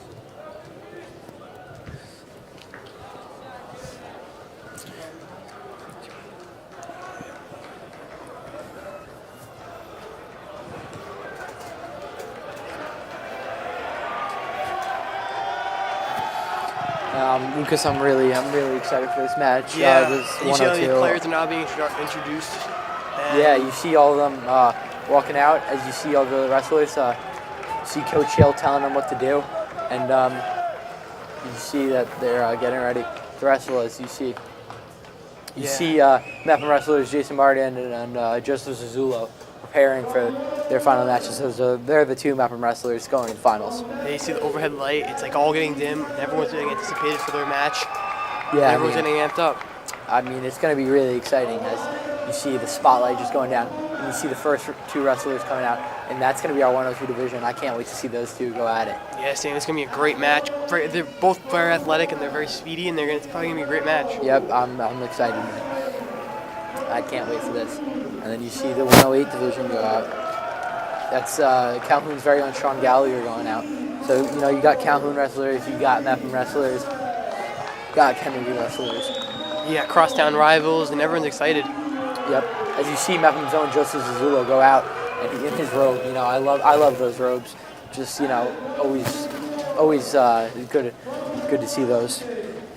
Yeah. Now we're going to see the next weight division come out, and you see the first wrestler and the second wrestler. So it's going to be another Calhoun wrestler. So we got a lot of Bellmore-Merrick kids coming out here. Yeah, they're probably all amped up to be in front of their home crowd, basically. Yep. And they're all very excited to show up for their town. Yeah, look at all these. Look at how packed these stands are. Yeah, there's no one empty seat, and everyone's gonna be amped up, hyped up, and they're all gonna be cheering for their school and all their high school and all their teammates. It's gonna be pretty awesome. I can't wait for this. I wouldn't even know what to think if I was one of those wrestlers. My mind would be racing about my game plan and all those wrestlers and what I'm gonna do. Yeah, I mean, this is pretty crazy. So I'm gonna be very excited for this. It's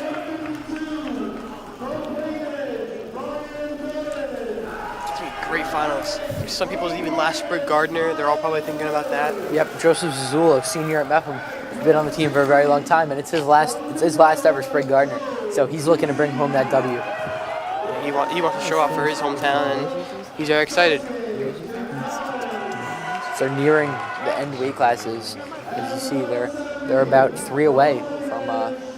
And then we get the action going. Yep. It's gonna be very exciting. It's gonna be great finals at this year's Sprig Gardner. Yep. As you see all these weight classes coming out, and they're nearing the heavyweights and Yeah. And you see Mepham's own Jason Martin coming out against his opponent. Yeah. It's going to be a great final.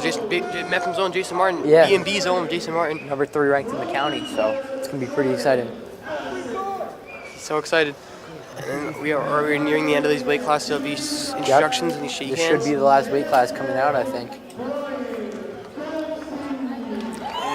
It's so far it's been great. And here comes the heavyweights. They're super excited for their match. Yep, I'm super excited for all these matches. I can't wait as we're waiting for the last heavyweight to come out.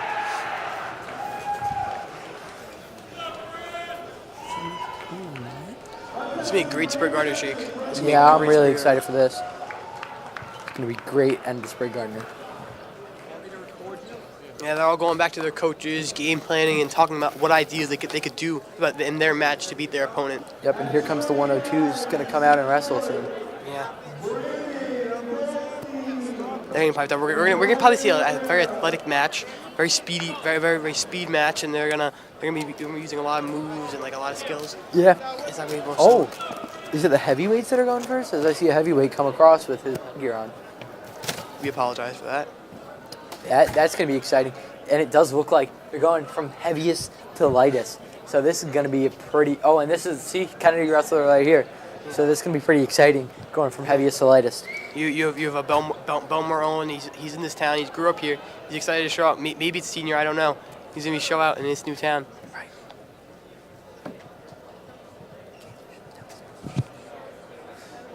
Introduction. They're introducing the relevant wrestler. They're putting their right green and red band on their legs, and they're all getting excited. And here it comes. They're getting ready. You see the Kennedy kid pacing back and forth, and you got a Roosevelt kid on the other side, and the ref's getting ready to. And oh, look at them. They're fierce. They're ready. The ref's getting ready for the signal to tell them to start, and they're both hyped up. Yeah, they're both excited, both ready. Their coaches, like I wouldn't imagine what the coach is thinking. The coach is very amped up. The first match of the finals, Sprig Gardner. Here we go. And here comes the handshake.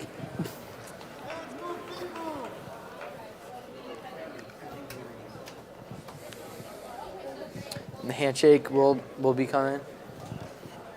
And here it comes. And it begins. The match is starting. And Kennedy is going right off the bat, going for the collar tie, coming in. They're both going strong. And here it comes. Yeah, Kennedy comes in very aggressive here. And he's ready for a takedown. We got Rivera from Roosevelt and Goldstein from Kennedy. And he went for that head throw, but he did not succeed.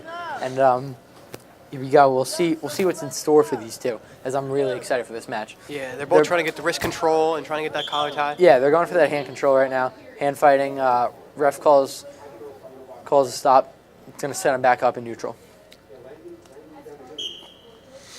And they go back at it again. Yep, they both got collar ties, and he goes with the head throw, and he has a chance for a takedown as they're getting close to going out of bounds. Kennedy grabs it's a single leg down. The ref's signaling that they're still in neutral, that nothing's happening. And he's trying to pick him up, and he gets that takedown. He's got to pop that head out, and he gets a takedown. He gets 2 points. Now he's got to try and set something up, maybe half Nelson. And he's going 2-1 right now with the 2 hands one wrist. Maybe he can go for a half Nelson. Maybe he can go for an arm bar. Maybe he can go for crossface cradle. Anything is a possibility here. And it looks like he's going to try and set up a cradle. Yeah, that was a great takedown by Goldstein from JFK. He uses his ability, uses his strength, and brings down Rivera from Roosevelt. Yeah, it looks like he's going to try and set up a cradle here. But he's going back to that 2-1. And he's really trying to set up that crossface. As you see that arms coming across that face. And he could always go to the butcher. It looks like he is going to go to a butcher. He's going to pivot from the crossface and change to the butcher. Yeah, that's smart move by Goldstein there to change to the butcher. Yep. He wasn't getting the crossface down, and we'll see what he uses now. Now Rivera's getting up, and they go out of bounds before Rivera can get up. So they're going to go into referees with Rivera on bottom and Goldstein on top. He was so close to getting a reversal right there. Rivera. He was so close to getting the escape. Yeah, very close. And the ref tells him to get set. He says he can go on, and we'll see what move Goldstein uses. And he uses the Indiana Dirt Rider, and he's trying to get him down flat, but Rivera gets up, and he's gonna try and get that escape. So we'll see. And it brings him back down to the ground though. So I mean, We'll see what he's going to try and use. Maybe he goes back to that butcher. Maybe he goes back to that. Oh, he's running a half. He's doing the half Nelson. Running the half Nelson, and it looks like Rivera was able to look away in time, so he's not able to get the half Nelson, and the first round is over. What did you see in that first round, Lucas? It was a great first round. I saw strength. I saw strength from Goldstein. He was very persistent in getting those takedowns. Rivera's got to get back on the counter, and probably a great second round. Yeah, Goldstein chooses to go down after the toss, so he's going to start on the ground. Yeah, so far we'll see how round 2 plays out. All right, and we'll see what type of move Rivera is going to use. And he goes for the chop and block, but Goldstein sits out, and he gets up, and looks like he's going to escape, and he does. He gets 1 point for that escape, and then turns it into a takedown. So that's going to be 3 points for him, putting him up 5-0 here. Now, Rivera's trying to get up. Rivera's making the attempt here, and they go out of bounds. So Goldstein's going to be on top. Rivera's going to be on bottom. Great move by Goldstein to get that reversal and let him go up 5-0 and gonna get that takedown after. It was great. Yeah, it was pretty awesome to watch. Great move by Goldstein from JFK. Yeah. Now we'll see what they're going to do as they're in neutral. And they're hand fighting right now, and they're going to go out of bounds. Oh, they don't go out of bounds. As Goldstein had a collar tie on Rivera, and now he's going for the double leg, and he can't get it. Yeah, they were just fighting, and ref called a stoppage because they weren't doing anything, and they're going to go back into neutral here. Yep. Now they're going back into neutral. We'll see who can get a takedown as it's 5-1, Goldstein. This is the 205 weight class. Pretty awesome to see. Yeah, they're grabbing collar ties and hand fighting here.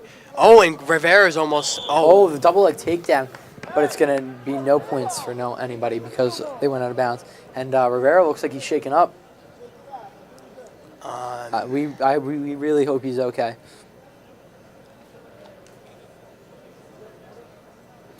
It's been a great round so far. Yeah, great round 2 so far. Goldstein is a great 5-1 here. Goldstein versus Rivera, and Goldstein does have the upper hand here. He's been getting those takedowns, but if I was Rivera's team, I would be talking about how to get those counters and how to get back on offense. Yeah, I mean, I'd just be thinking how to spark a comeback here in period 2. They still got all of period 3, and look at Goldstein. He's calm, cool, collective. He's ready to make another move. Yeah, he's ready. He's ready to finish off round 2 and get into period 3. And it looks like Rivera is going to be all right. Looks like he just had the wind knocked out of him, so that's good to hear. Oh, and I think he's ready for ready for round 3.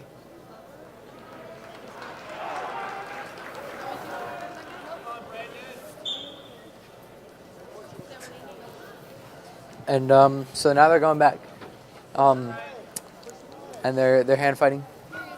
And we can see if Goldstein can repeat his win from last year. And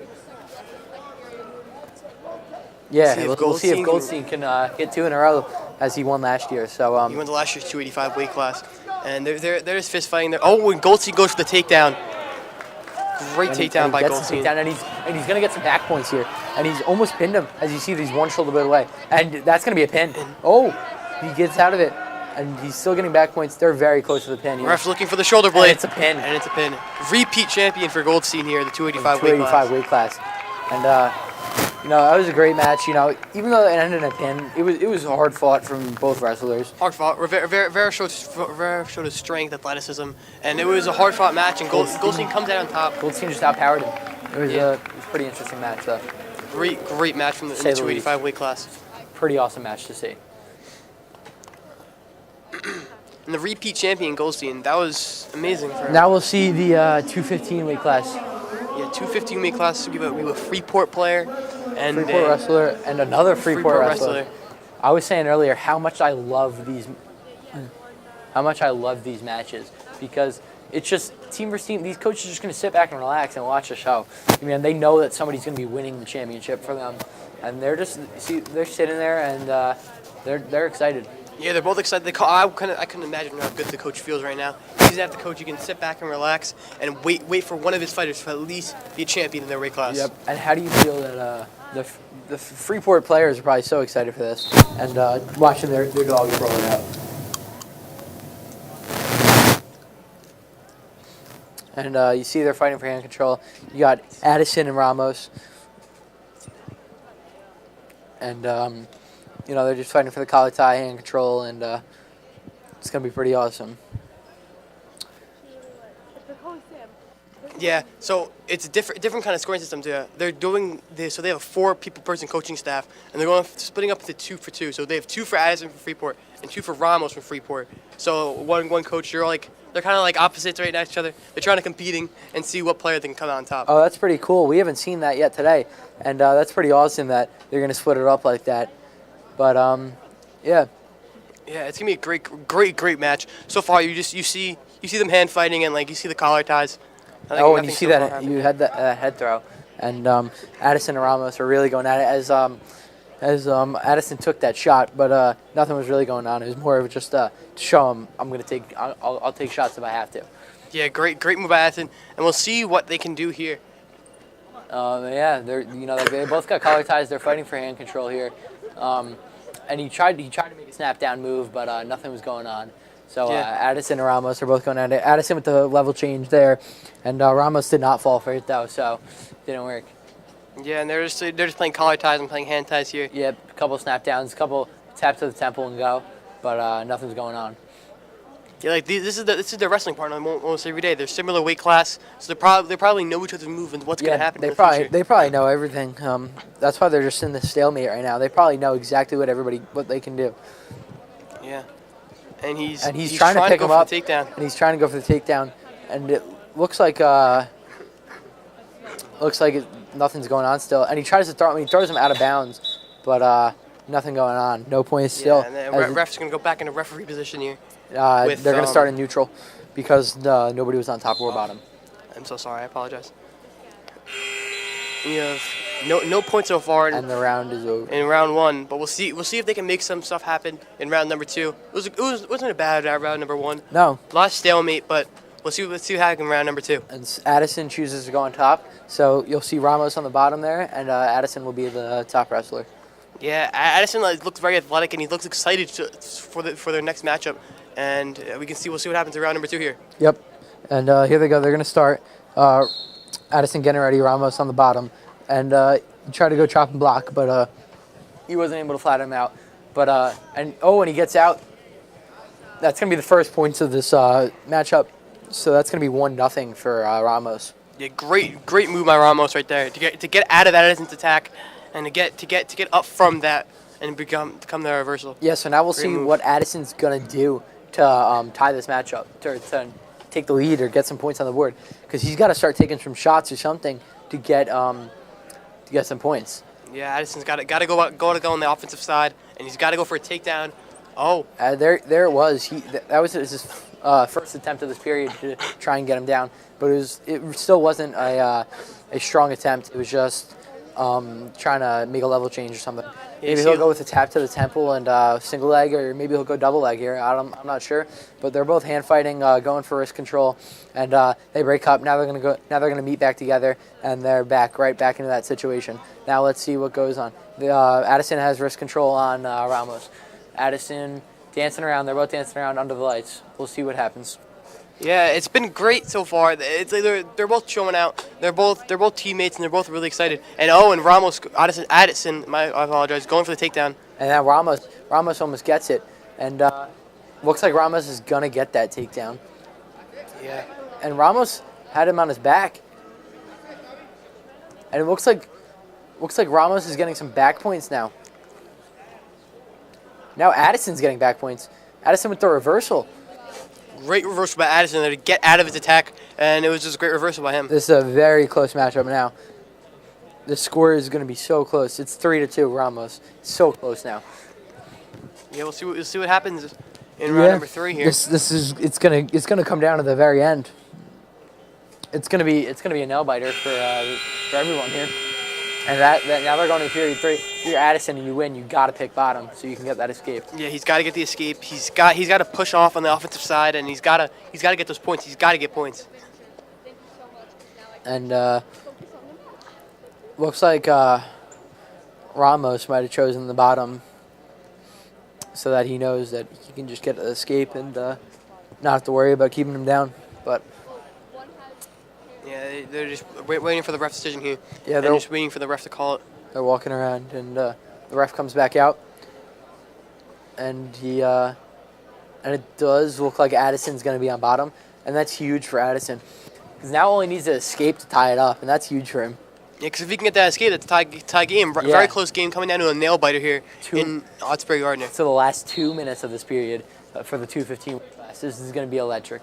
And he goes for the Indiana Dirt Rider. Oh, and he gets his. He doesn't get the escape. He was so close, as it's 5-2 Ramos. Great move by Ramos to get those 2 points. And now you're going to see Addison back on the ground, and you're going to see Ramos on the top. Yep. This is crazy. Addison really needs to get out here and get a takedown. So we'll see what happens. And he gets flattened out. It's going to be close. There's probably about minute 45 left. Great job by Ramos here to flatten him out and try to keep him in a stalemate. Now he's going for the half Nelson. He's trying to move him around with that half Nelson, but it doesn't look like Addison's gone anywhere. We'll figure out what happens, and it's still a very close match. Addison's really got to try and get up and get a shot. He's got to go for that reversal. He's got to go straight for that takedown. And we'll see what happens here. Yeah, he really needs to get that escape and then a takedown. It's gonna be, and he's going for that Indiana Dirt Rider again to try and flatten him out, and he does. But they're right near the edge, so we'll see what he does. He's trying to get 2-1, but he seems to only have one on the wrist right now. Yeah, great job by Ramos to flatten him out and keep him in a stalemate and keep him from not doing anything. Yeah, keep him on the ground. This is really awesome to see. And now we'll see what moves, because it looks like he's trying to open up the armbar, and we'll see what moves he brings out as he's trying to pull him back towards the inbounds. And now he tries to go for the reversal, and he almost has it, but he shuts it down quickly. As Addison almost escaped there. Yeah, Addison almost had the reversal with the front somersault, but it did not work. So now we'll see what Ramos is going to do on top, if he tries to go back to that armbar or if he tries to go. He looks like he's going 2-1 right now, trying to open up the half, and he goes for the butcher, and he gets shut down right away. So yeah, great flatten out by Ramos right there. Just flatten really him out. Good defense by Addison, and that's gonna be the match. And Ramos is your champion of the 215 weight class. Yep. Here at Sprig Gardner. Great to see the two duke it out together. Yeah, it was great, hard-fought matchup. It was between Freeport, they're probably best friends, probably teammates. They're probably excited to see who can go on and further their career. All right, now it's time for B&B's very own Jason Martin, I'm pretty sure. Yeah, B&B's very own Jason Martin in the 190 weight class. Mepham's Jason Martin coming out against Bellport's 190 competitor. Jason Martin looks like he's locked in and ready. He comes to the center. He's going to shake hands, and they're off. Martin's going for wrist control right off the bat, and he gets that collar tie in. He looks like he's gonna use all his strength, and he blocks that shot off the bat. Here comes Jason. And Green for Bellport. Martin versus Green. It's going to be a great matchup. Here comes Jason coming in. He's got that collar tie on him. He's got wrist control, and he defends that snap down. Yeah, it was great by Jason to get that collar tie and keeping in control of the wrist. You see Bellport from Green from Bellport. And he defends. Green gets that takedown on Martin. Now Martin's gonna go on all fours. Green's going for a cradle, and Martin's trying to defend it. Martin's trying to defend the cradle, and Green's trying to sink that head in there, and Martin's on his back. Martin's gonna try and get out of that. Martin's gotta try to get out, try to get points. He's gotta try and get some points off this, and that's it. And Martin's gonna get pinned, and Green's gonna be the 190 champion. Yeah, it was great job by Green here. He gets the pin from Jason Martin, and sad to see, but it's okay. It's sad to see, but Martin's only a sophomore. He's got many years to come. So Green is going to be your 190 champion. Yeah, great job by Green and Bellport to hoist that trophy. Yeah, congratulations to Green for the big win for Bellport. Now we got the 170 weight class, Clean Edge and Beth Page. On the scorers table to check in. It's gonna be probably a great matchup. They're both super excited, and it's not super small, but they're still on the athletic side. They can push in. Oh, and I've seen a bunch of matches from Manelli today, and he's just been great. So Dunes is going to really have to step it up against a guy like Yeah, Manelli. Manelli's looked great today. He's won a lot of his matches. Has looked great as Sprig Gardner. He's probably amped up and ready to win his match. Yeah, he's won all of his matches, and he's probably really excited for this. So it's going to be a really big matchup in the 170 weight class.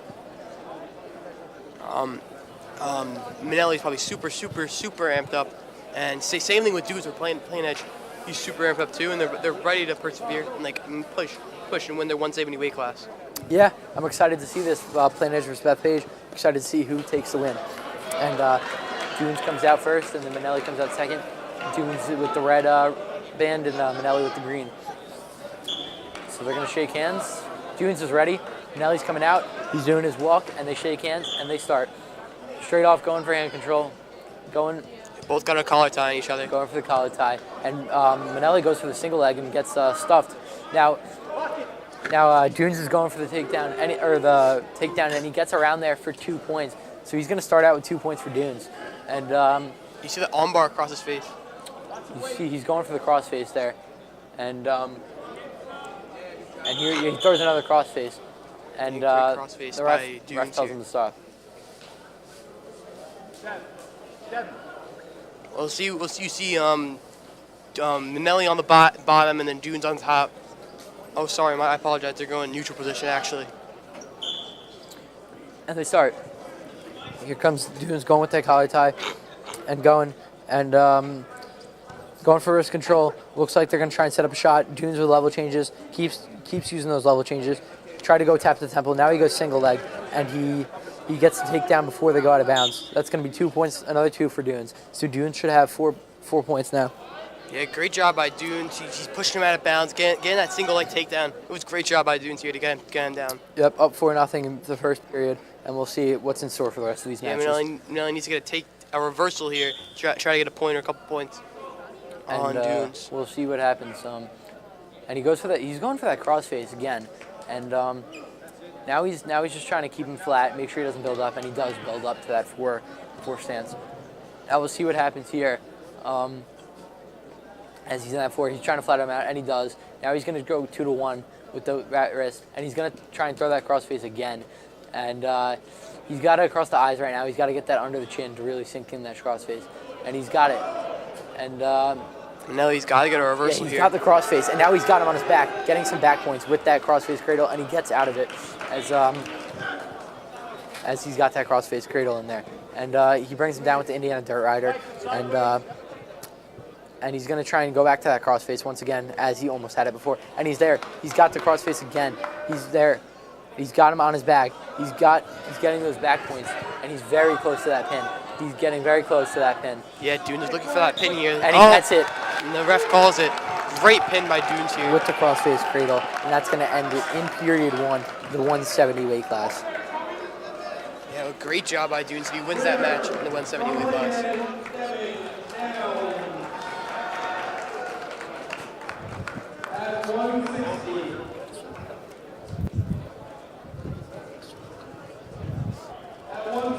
And I'm very excited to see this next weight class come out, as we got, looks like Clark versus Mineola.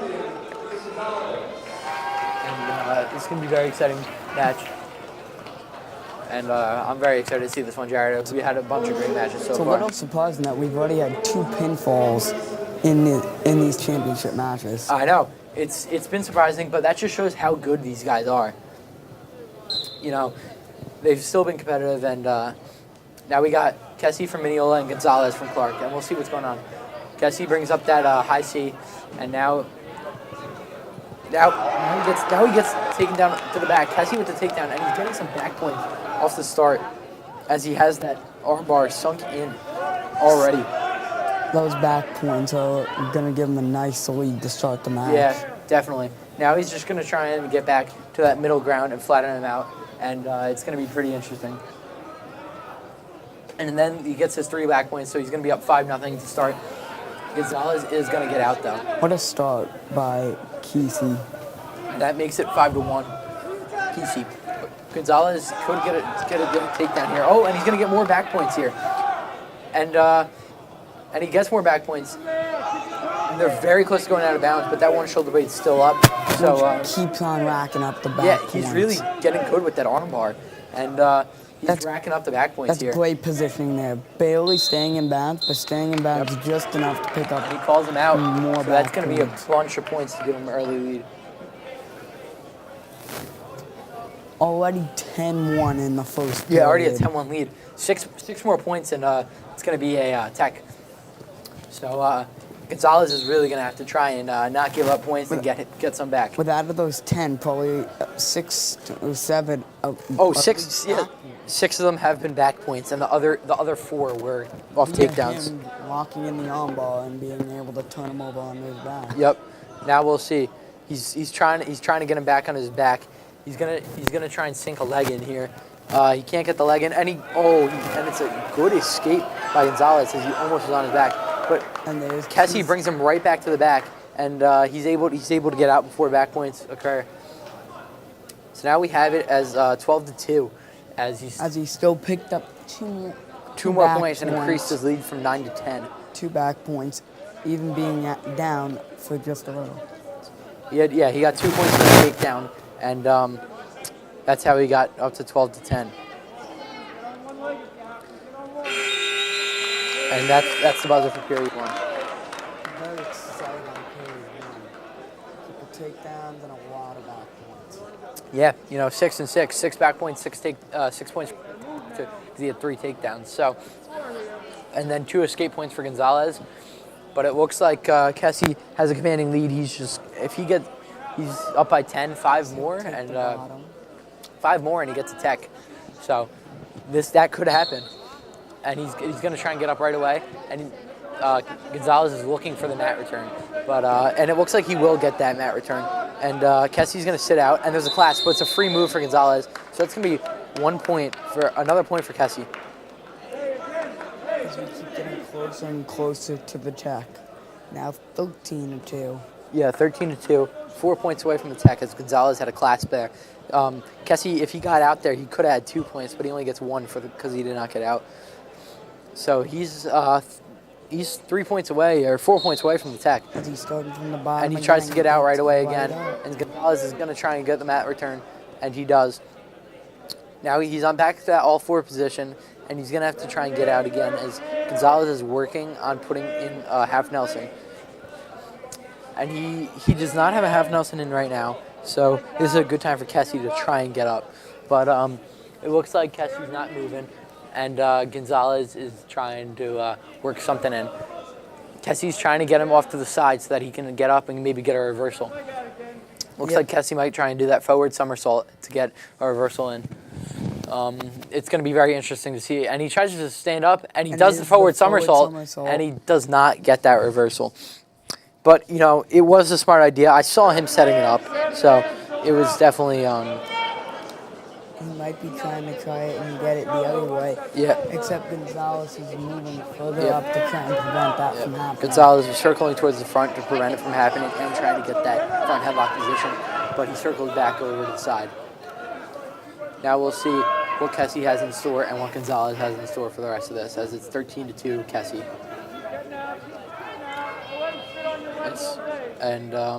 Looks like Gonzalez is trying to get some work in there and trying to throw a crossface in, but it looks like Kessie's not going to let that happen. Gonzalez's hips are a little high, and that reversal does happen to make it 15-2.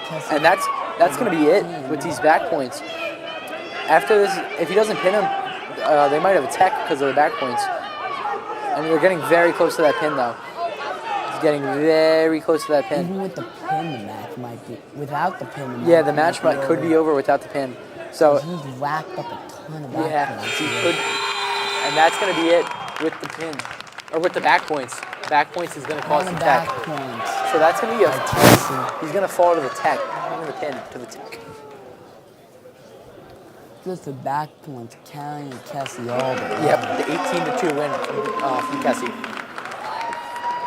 And Kessie's your 160-pound weight class champ at Sprig Gardner. Yep, with the 18-2 commanding win over Gonzalez. Now we have another school. We have Plain Edge versus Plain Edge in the 150 class. Let's see if they end up splitting up their coaches again. and using the same strategy that happened Freeport before. used it. Oh, and you see him. You see the one Plain Edge wrestler getting ready as he's stretching out, getting ready. The other one's pacing around, getting ready for his matchup. As we see the coaches split up It does, yet yes, again. it does look like the coaches have split coach each of the wrestlers, and these guys look like they're ready and excited to wrestle each other. We'll see. They're in a hard collar tie right now, both coming out aggressive. And you got Carter from Plain Edge and Gurian from Plain Edge. Now they're both driving each other back and forth. They're bumping heads. This is just a hard-fought match. And this one's going to be close, just like the Freeport one. Oh, definitely. And he's got that one leg, but will he be able to circle to the back? It looks like he's getting close to circling to the back. We'll see if he can get there. And he has not circled to the back yet. His hips are a little high. This could be an All-American reversal. And he does get that All-American to get to his 2 points for the takedown. Those hips were just a little bit too high. Yes, and we'll see what he has to do now. And now there's an escape. It looks, oh no, the ref, yes, there is an escape. So that will make it 2-1.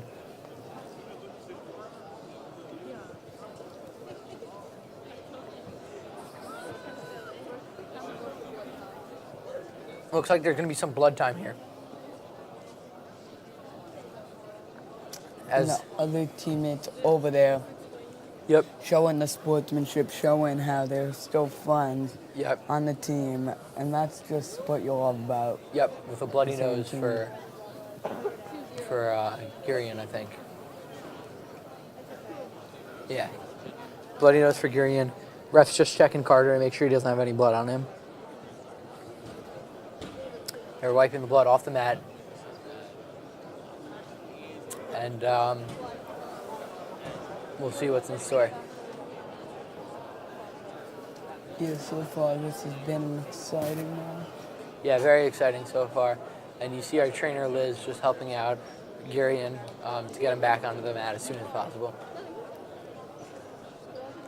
And you see Carter's ready to wrestle. He's ready when Gurian's ready, so it's going to be exciting. The rest of this match has its 2-1.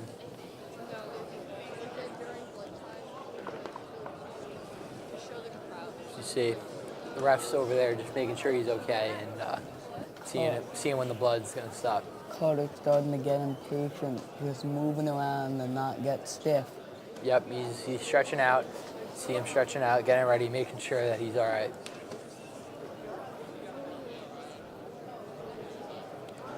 Looks like Gurian's almost ready to get back on and wrestling. They're just wiping off some blood from his hands and giving him some water. Looks like he's getting closer to being back on the mat. And you see Carter's just getting his element, locking in, making sure he's ready to get back out there, and the stoppage isn't going to bother him. As we are about to get underway again. And here we go. Carter on the bottom, Gurian on the top. You see, he goes with the chop and block to try and flatten him out. He's unable to flatten him out, but he's getting close as Gurian's using that chop and block. Carter's in that all-four position, and they're getting very close to. He's getting very close to getting him into arm bar. He's trying to get that arm bar. Now he's shot away from the arm bar, and he's trying to move into that half.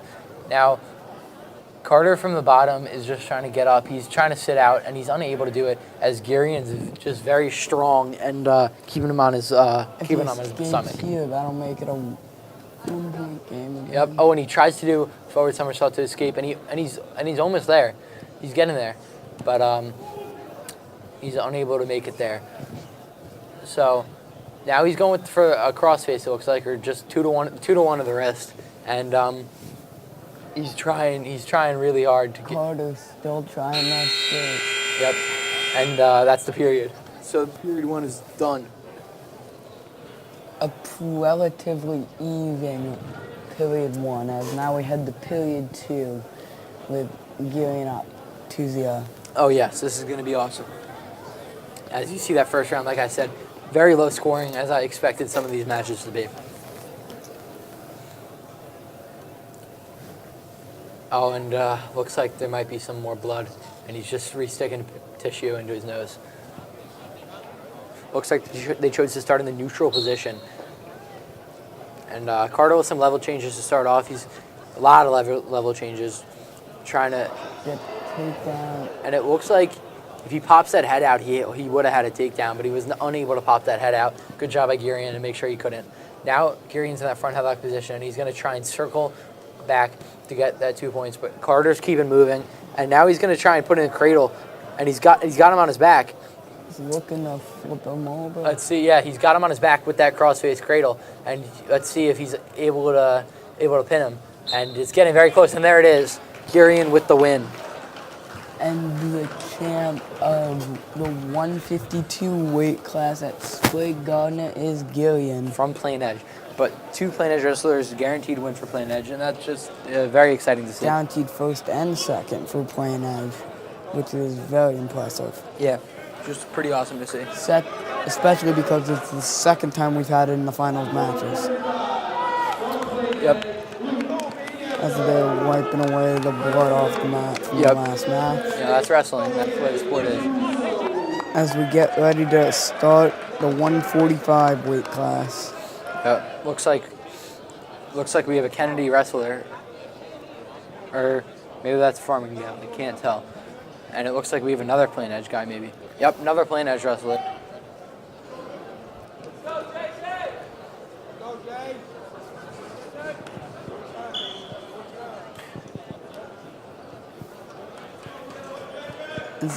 And the match is starting.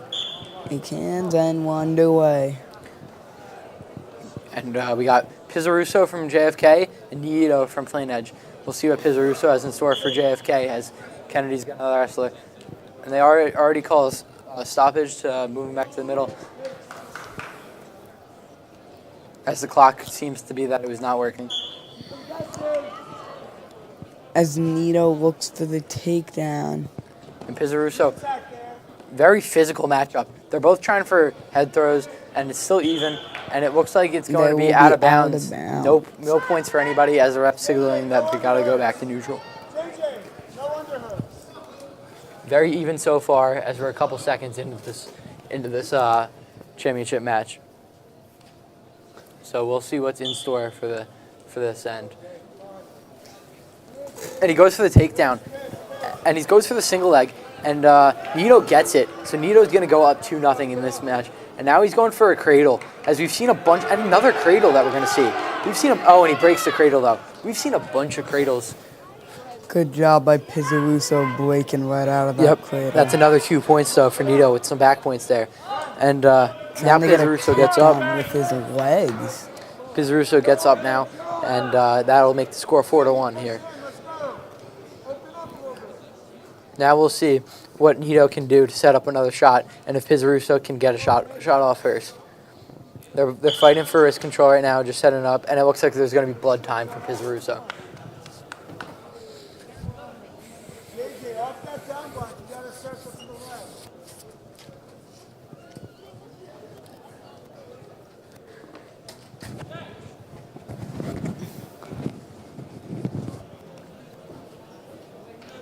As we are resuming now, and looking like resume, and they're going with the collar ties, and they are. Oh, and it looks like it's going to be another takedown for Nito as he goes up 6-1. And now let's see what he can set up here.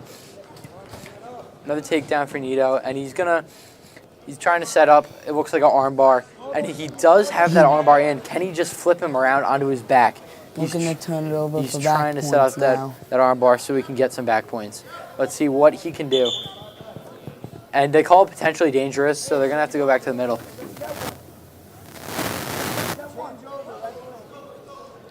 Now we'll see what they're going to do. As Pizzarusso starting on the bottom and Nito starting on the top, as that's what they were in before, as Nito had the takedown. As Pizzarusso gets right up. looking to put Nito down and to turn him over to get back points to lessen the deficit. So now it's going to be 6-2 after that escape from Pizzarusso. So now Pizzarusso is looking, Nito's looking for the takedown, and he will get it. So that's going to put him up 8-2 on Pizzarusso. And Nito is just, he's been really good from the feet. And looks like there's going to be more, looks like that's going to be the end of the period. And Nito is going to go down. He's going to choose to start from the bottom in referee's position. This is where Pizzarusso has to take advantage. Yeah, definitely. But Nito could also, maybe he's very good from the bottom. He can easily get out from that referee's position. We'll see who's going to be superior in this situation. And Nito does get out, like we were just talking about. So that's going to make it 9-2. And if he can get a couple more takedowns like he was doing before, he could be very close to that technical. Now we'll see. He's trying to set up a shot. He's trying to make some level changes, making sure he doesn't get taken down. And we'll see what happens here. Oh, and Nito goes for the shot, and it looks like he almost had the takedown. But Pizzarusso was able to get out of bounds before Nito could get to him. Now they're going to start again from the neutral position. Nito goes straight for that takedown, and he's just got to pop that head out to get some points. All he has to do is pop the head out, and he gets his 2 points. That'll put him up 11-2. And now that'll make it 11-3 with that escape from Pizzarusso. Now he's going straight back for that takedown again, and Pizzarusso stuffs it, and they're going to move towards the out-of-bounds marker. Pizzarusso just climbing back in the match. Yeah, he's trying to cut down that deficit, but 2 is greater than 1. So every time he gets that escape, Nito's going to take down. It's just not making the deficit any less. It's going to be very difficult for Pizzarusso to come back in this one. He needs some big point streaks here. And it looks like going to be some injury time as a poke in the eye. Pizarusso's back in it, and he's back. Now they're going to start back in the neutral formation, and Nito goes straight for that takedown again. And it looks like he's going to, if he pops his head out, he's going to get it. And he gets it. Looking for the pin. And he gets his 2 points to put him up 13-3. As we might end up getting a tech. Looks like there's some injury time for Nito, as he might have got poked in the eye. As we keep moving closer and closer. 5 points away. 5 points away from a tech here. Could be the second one of this Sprig Gardner finals. We'll see what's in store. Pizarusso's checking on Nito to make sure he's okay. And we'll see. Nito's been very quick with his shots. Let's see if he goes straight for another single leg like he's been doing. We'll see what's going on. He's moving back. He's setting up. He's trying to set up, and he goes for the double leg this time. And he's in the All-American formation. And it looks like he will have a chance for another 2 points. And there it is. He's 3 back points away from a tech as he's up 15-3. If he gets him on his back, that'll just about seal it. Yep. If he gets him on his back, yeah, it's gonna be very tough for Pizarro. And he lets him up. So now he's 4 points away from that tech.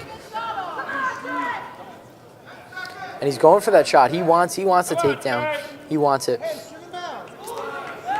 He might go back to that single leg, maybe that double leg where he had the All-American, and he just overpowers him down, but the ref calls him out of bounds.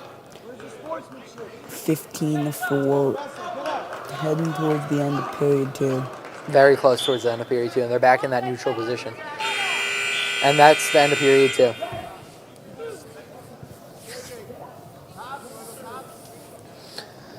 Nito's coach is giving him some advice to try and get that takedown and end this match.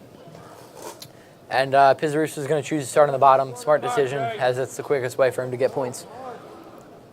He needs to get a reversal and then get some back points. That's what he really needs to try and set up.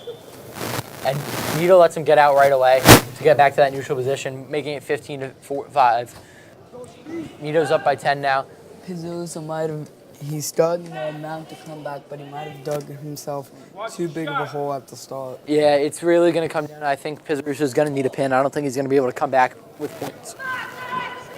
I just don't think it's a 10-point deficit. It's going to be too hard to come back within 2 minutes.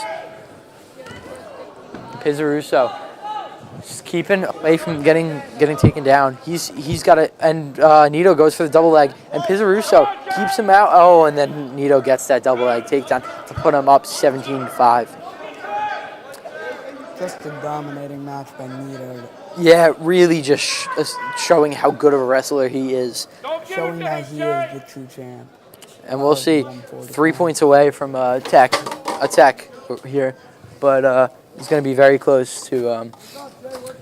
Going to be very close.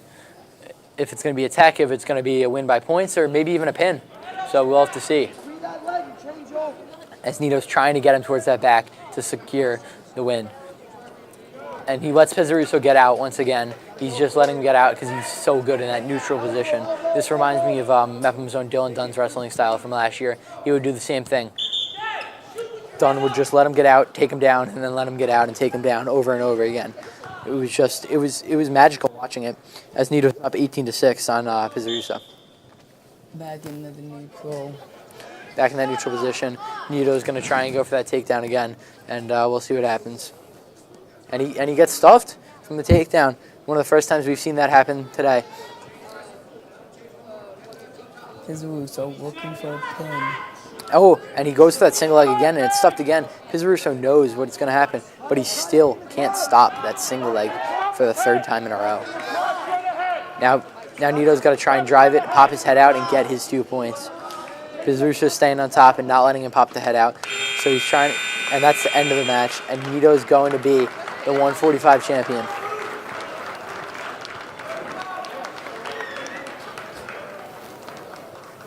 Now we're welcoming back Lucas to the commentator's booth.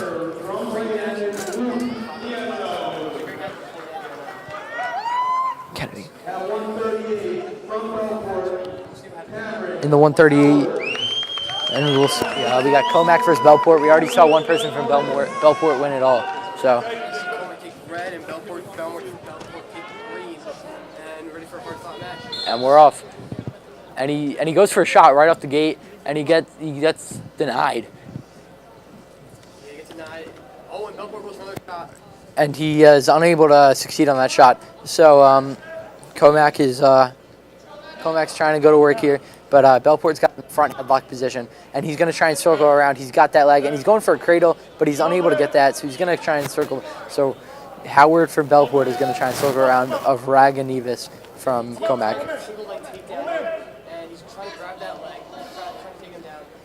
And he's got a chance to put him on his back, and he still hasn't got the takedown yet as he's not behind him. And the Comac wrestler is going to try and go into All-American and get some points, but he is unable to. Neither of them are able to get points, and they're going to send him back to neutral. So hard so far. Very, very aggressive at both wrestlers. Trying to get points. Now Comac's going to try and set up a shot. Raganivis go back, but Bellport takes the shot. He's into that double leg, and he's going to try and bring him down, and he gets his 2 points. That's 2 points for Howard from Bellport, and now he's going to try and sink in a half. Raganivis is looking away from that half, though, making sure that he does not get caught by it. So he's making sure he looks away. And it looks like he's trying away from that half now, and he's just trying to stand him up and bring him back down. And that's exactly what he does. Now he's going to try and sit out, turn in, but Howard's got that overhook on him. Great job by Howard, trying to get those points. Vegas is trying to get a reversal. He's trying to get in there, trying to get the 2 points here. He's unable to get the sit turn in. He's been unable to stand up. Howard just knows that Raganivis is going to do the sit out turn in, and he's turning with him. Yeah, Raganivis, he needs points here. He's gonna be in the attack. He's not sorry. My apologize. He's gonna be in the bottom. He's trying to get a reversal, trying to get a point, and we'll see what he can do. Yeah, we'll see what he's got here. We'll see what move Howard uses. Then he goes for the chop and block, and he's unable to use that. Raganivis is going back for that sit out turn in, and he was able to stand up this time, but he just got brought right back down. Yeah, great job by Howard. Just keeping him on the ground, keeping him from getting points. Great job. Now Howard's going. He's trying to use the half, but he's unable to get that half Nelson. So now he's going to go back, and that's the end of the first round. 2-0 for Howard. Yeah, Howard, great job. Keeping him on the ground, not letting him get points, not letting him get the reversal, not letting him get takedown. This is a great job by Howard from Bellport. And we'll see. You see Comac on the bottom, and we see Howard on the top. Now they're going back into referees. Comac's trying to spin out of it, and we'll see what happens.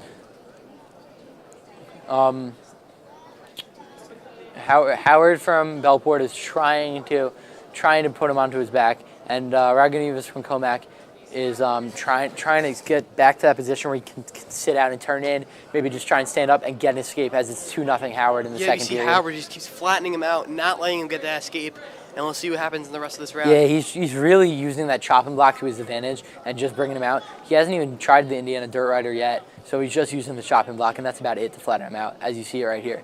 Yeah, we'll see what happens the rest of this round, and it's been all Howard so far, and Dragonivas is trying to get out, but he cannot. Howard with a great flatten out. Yeah, keeps flattening him out. Ragonivas has not been able to get any points on the board as Howard is up 2-0 still in the second period. We'll see if he can get any back points, maybe even to that pin, but it seems to be that Ragonivas is really good at bottom defense and just got taken down one time, and that's been the story of this match. Yeah, it's been the story of the match. Ragonivas on the bottom, Howard on the top. We'll see if Ragonivas can try to get push and get some points. We'll see so far. Yeah, but it was basically first to score so far. It's whoever scored first is going to win. That's what it looks like. But you never know. Wrestling's a crazy sport, and you never know what could happen here. We can maybe see a comeback here from Ragonivas. Yeah, especially with these guys in the 138 weight class. They're very good. It's a very tough weight class to be in. Yeah, very speedy and very athletic. So we'll see what happens here. Nothing's been going on. Just been trying to set up stuff, trying to set up their escapes, trying to set up their pins. And he's trying to figure out what move he's going to try and use. It looks like he's trying to dig that head under the arm to try and set up an arm bar. Now he's switching to the crossface cradle, and Ragonivas' headgear is over his head, and they are out of bounds. So they're going to go back to Howard on top and Ragonivas on the bottom. He's going to fix that headwear, get reset, take a quick breather, talk to his coach, and he's going to try to get a reversal here. Yeah, you see how tired both of them are, wrestling all day, and just hard-fought matches right now. Ragonivas is running back. He's ready. He's ready to get back in there. And he's super excited, super pumped, trying to get back and trying to get a reversal here. And let's see what move Howard uses. It looks like he's going to set up the chopping block because his arm isn't even on his elbow. Oh, ref calls the time. Yeah, ref calls time as Howard was not set up correctly. He needs that hand on the elbow, not the stomach. He needs one hand on the stomach, one hand on the elbow. He had both on the stomach. And there he goes. He goes for a half off rip, and they roll around for a second, and nothing's really going on still.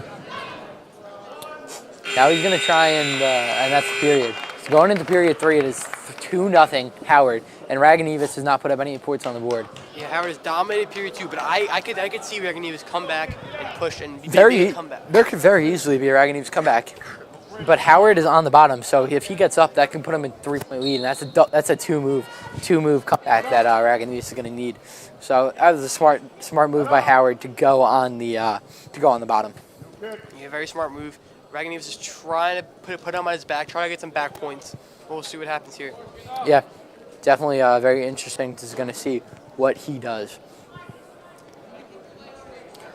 Now he's trying to flatten him out with the Indiana Dirt Rider move, but it's not working. And trying to get the reversal from Howard, but Ragonivas is all over it, and he's got to get him onto his back for some back points because that's the only way he's going to be able to score in this third period if he doesn't let him up. Yeah, this match has been whoever stays on top, and you got to see Howard. He's got to get out. He's got to get a reversal. He's trying to put some legs in there to hip thrust his way over and get him on his back, but he only has one leg in. Maybe he's only going for one leg, but if he goes for 2, it could be a dangerous moment. So we'll see what happens. And he's going for that second leg, and if he gets 2 legs in there, he could sit back and really turn this match around. Yeah, we'll see if Ragonivas can try to flip on his back, try to get a couple back points, maybe even a pin. We'll see in the third period. Yeah, Ragonivas is going to have to do something as he's down 2-0. He gets to the point where he might have to just let him out and go for the shot, and then let him out and then go for another shot and tie it up. Yeah, he's got maybe, I agree with you, Jake. He's got to go for a takedown maybe. He's got to get points on the board. It gets to the point where he's going to have to go to all costs to get points on the board. As we see, Howard from Bellport is just, he's not letting him put him on his back, and he can sit there as long as he wants because he's up 2-0. And he's trying to take that leg and throw it over and get points with that one leg in. And the second leg, he's just trying to hip thrust his way over, but it's just nothing's going on. Yeah, maybe we can see him try to get back points, or same thing that Jake said, we can see him try to get out and let him go for those takedowns. Yeah, he's got to make a decision. Does he think he can get him on his back, or does he think he's got to go for the takedown? He's got to overhook right now, and he's trying to get him on his back, but it just looks like it's not going to happen, and that's the match.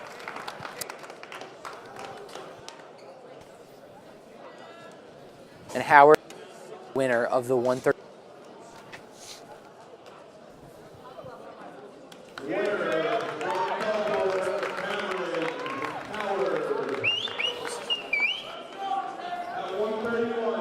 Was the closest match we've seen.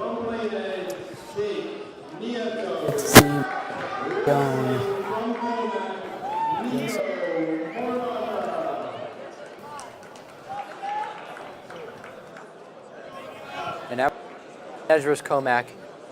Comac just wrestled in there. Or lost. Team will back from. Now they're both setting up, figuring out what they're going to do. And we got Merrick as set up a shot, stuffed, and is shot, and he takes him down. That's going to be 2. What a that was amazing. How best takedown. Yeah, that was pretty impressive. Over his head. Down. Maybe the 130 is the weight class to be at. As Plain Edge is. For the rest of the match, your favorite weight class. And let's see what Merrick for Comac and see if same energy in that play. And he's on his back. A pin is in as he's getting back. He's one shoulder and but it looks like out of this as the Edge wrestler has to sink and move him to the other side. And there's get a pin, and there's not going to be 3 weight classes. As we the Plain Edge 5-0 now. Still looking for that pin. He would in this match before.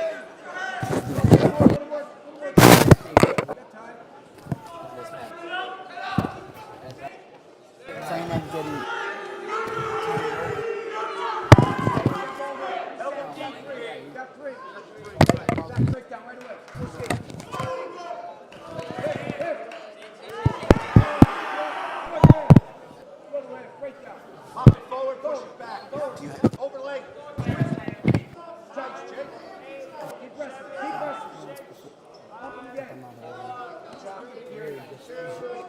You could see attack.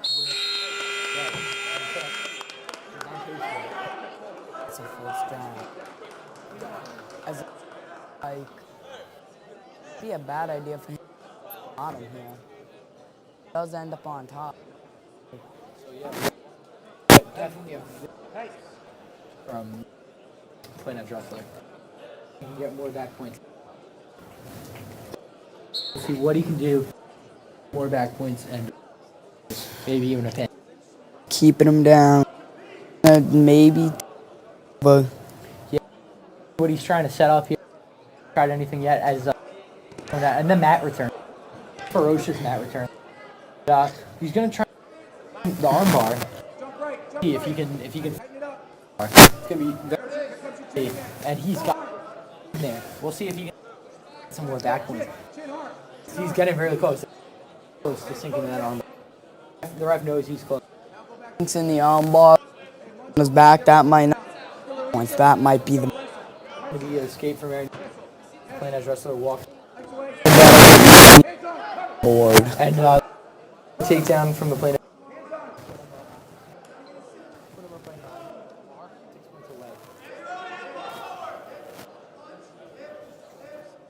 See what he's going to set up. Good hook. It's on the terminal. One. It's down this view. But now he's at return. We'll see. Looks like he's going back to that. So close last time. He's going to be able to turn over that. Complete this match though. And he's very. He's got him on his off the back points. Very close. As he's still got to the back, and he's going to give him 3 points. 13-1. 4 points away from one shoulder. him. He was Two times. twice. And gonna put him up 13 to 1. So he minutes over. So we'll see.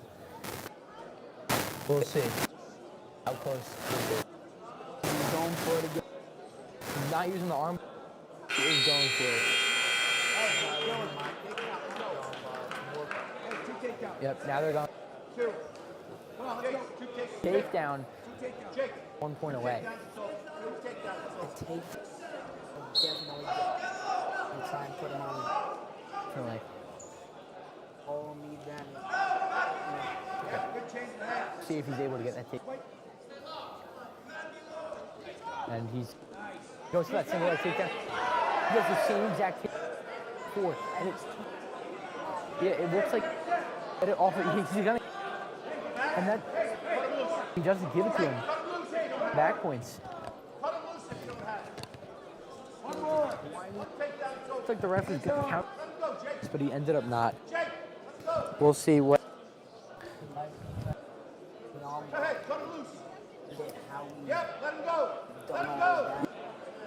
He also, even if the Comac wrestler could just end it.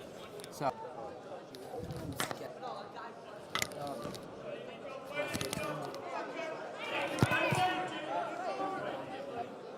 I mean, it's being over. And tap those back points to play and look then over.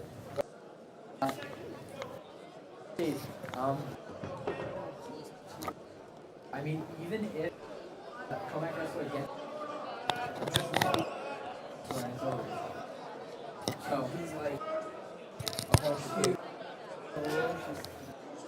same exact move. They're often down and down. Really nice move that I. So we'll see what ends up happening. Yeah, trying to flip him over. We'll see what happens. He's so close. Ends up happening.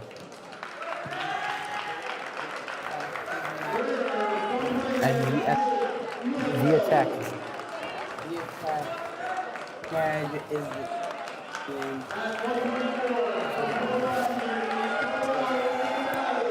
Domination by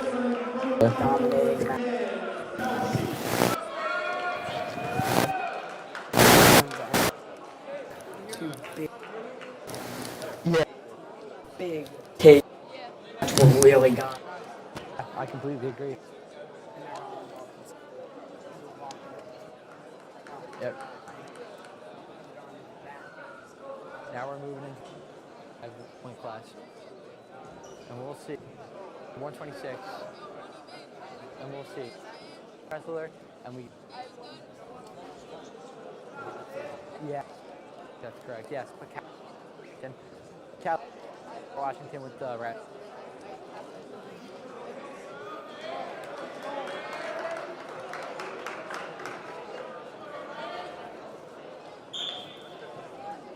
Could be big. Has won a couple of them. That's the count. Down. Fauci and in the net for watch. Nope, no point. The Fauci take down. Very quick.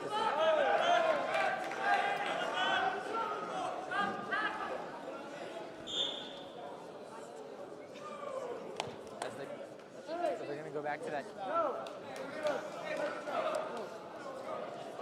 See what ends up happening.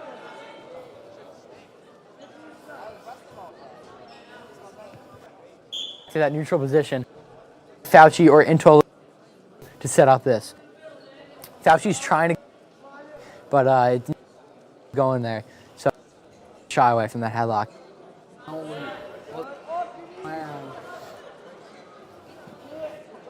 Now Fauci's to set something up. Antonoli leg takedown. It looks like nobody's gonna get any point.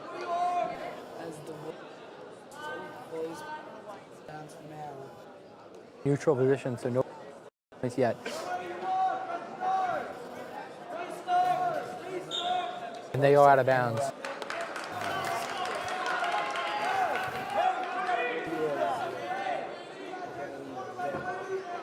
Very close.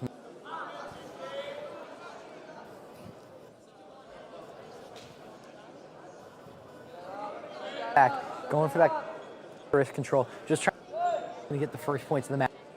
Crawls, very, and he's gonna front headlock cradle, so he turn this into a pin. Points on the board.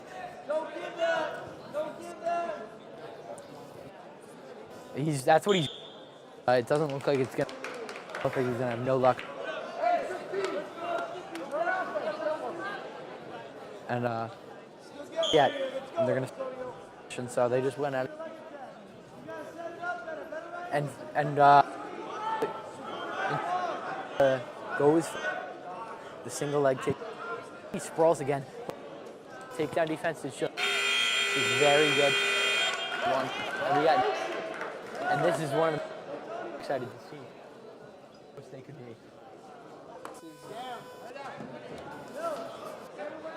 Yeah, I mean, he's battling.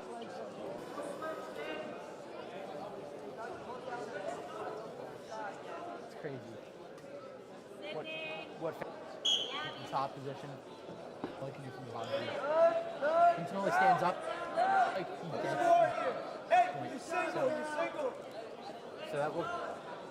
Fauci's gonna. That's the first point of this match. She's got to go for a take board, and that's what he's going.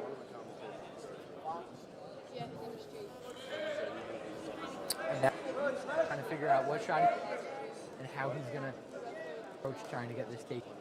Single leg, will it be double leg? What will he do? There you go, there you go. He gets taken down himself. And he's gonna be.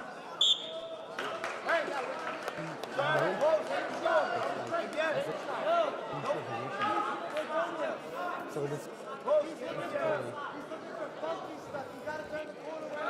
into total nothing on Fauci. No points given. Takedown attempt. He's ready to get back. He was loose. He will the takedown. Happened. They're just both trying to set up. They were like, well, it'll be double leg. They just like it looks like he'll shoot double leg. Will he get it? If he pops, it's 2 points. And he pops. There you go. 2 putting him up 2-0. And now he's got that shoulder making it up.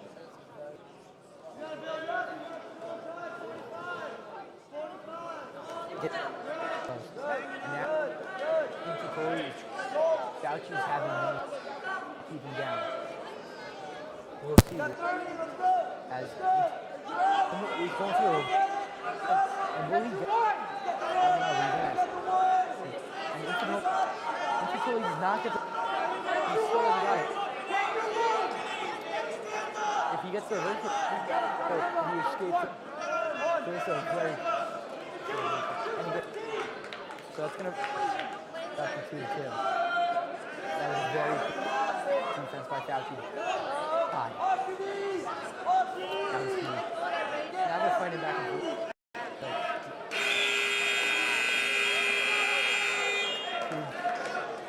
So they're going to be tied at 2.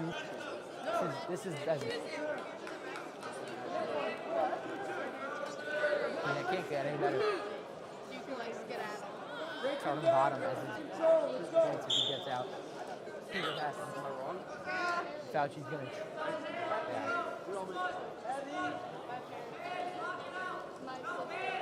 Wait, Intikoli's gonna get points here. So and Fauci is with that escape ring. So you gotta. What will happen? Going to overtime. See what happens. So that overhook. That trying to stand up. Intikoli's done up to get.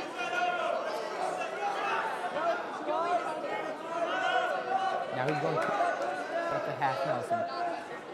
Fauci pulls up. He still sets up the half. He's going to try and pull it, and Fauci plays good defense with the half Nelson. That's, yes, still. That's very possible. As they're still at and locked. The coaches are telling them what to do. Staff screaming. And as it's such a this championship here, you very well go to 80 times. The defense to stay off his. I really thought that. Defense so exciting. Wrestling is going. Could be playing the over. Both of them aren't, but very well.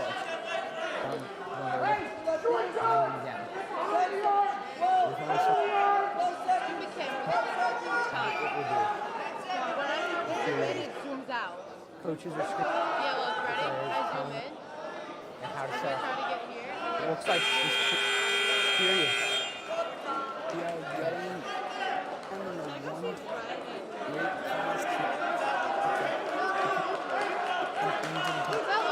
About a second.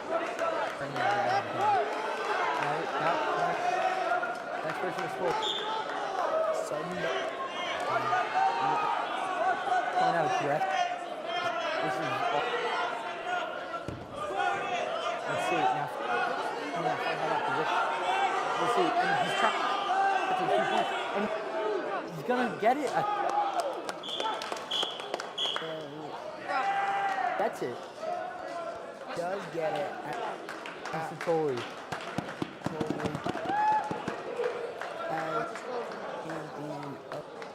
24 a week. Is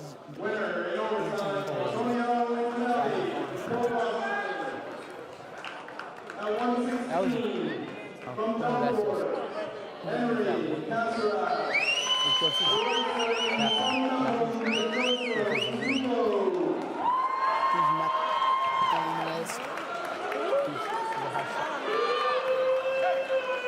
He's ready.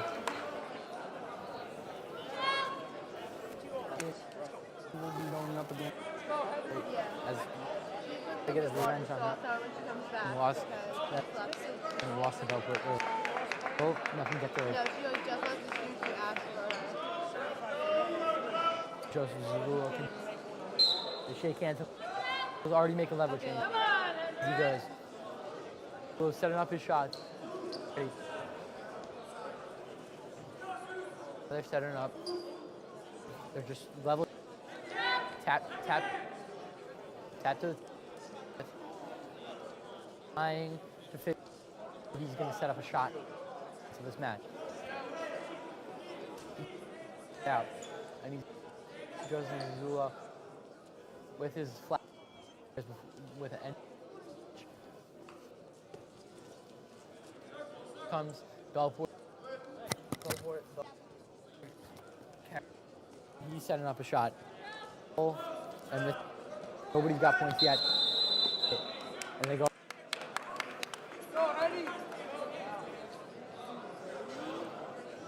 Going at it. They're fourth. Very. If one of them can get points. He's trying to use that, but they're all blocked by Zazula. Double leg takedown. Ref blows the whistle. Now they're going back to neutral, going at 0 period. We'll see what he's gonna do. What am I gonna do? What character is gonna do to points on the board for this? Zulu, they're fighting for that wrist control. How they're gonna shoot this match. Both of them are taking a shot. Last couple seconds. Figure out how they're gonna take single leg, double leg. They do. One for wrist control, underhook, and Caracas goes for end up. Nobody has.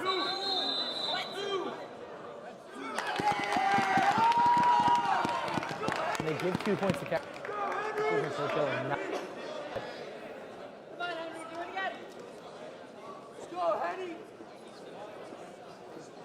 Out of bounds. Yeah, they thought he was out of bounds before the points were scored, but it's all right. They have faith in their player, in their wrestler.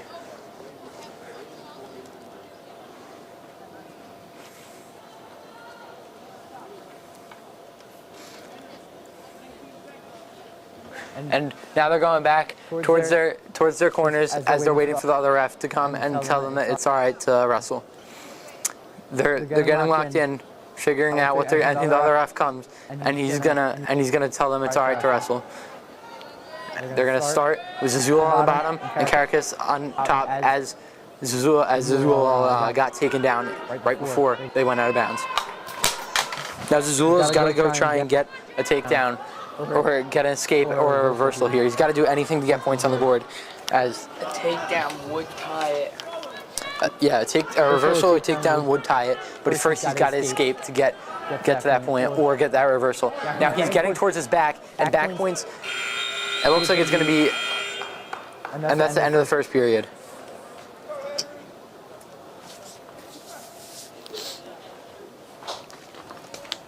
And it's going to be 2-0 after the first period, and Caracas is choosing to go on the bottom. And the only thing there was that controversial out-of-bounds takedown were the only points. That was the only point scored by Caracas. Now Zazula is going to have to try and slide him out and get some back points or not let him get up. And Zazula is keeping that ankle to try and help get him not to get up. And he's still not out, as Zazula's doing a good job of keeping him from getting the escape or the reversal. And he goes for the takedown. And Zazula's gonna keep him from getting that escape for now. And they go out of bounds, so they're gonna go right back to that referee's position. Still 2-0. Bellport. Now we'll see what Zazula can do from the top and what Caracas can do from the bottom, as that was very close to being an escape for Caracas, for Bellport. Now Zazula, he gets out, and now he goes straight for a shot, Caracas, and Zazula's got to get shot defense. He's trying to wizard, and he's trying to get out of that. Now he's got to get a takedown.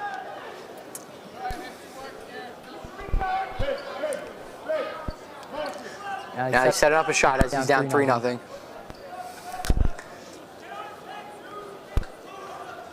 He's trying to set up a shot and find his way to get back from being down 3-0.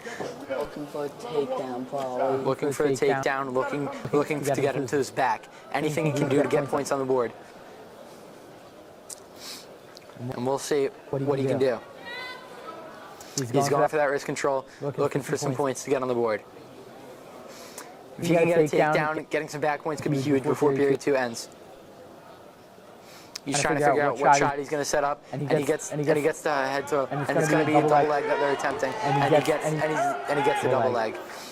Zazula's going to take a 5-0 deficit right before round 3, as there's only a couple seconds left in round 2. As he looks to try and mount a 5-point comeback.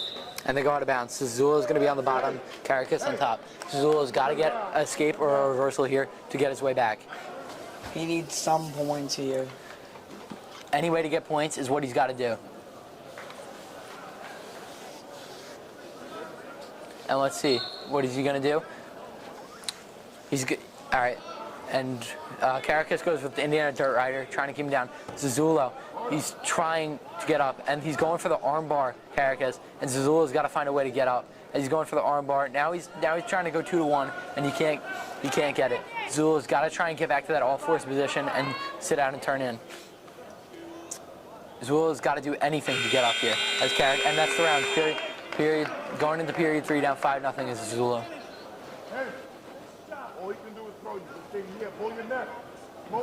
Coach Richards is telling him what he's got to do to win this. And they're starting in neutral.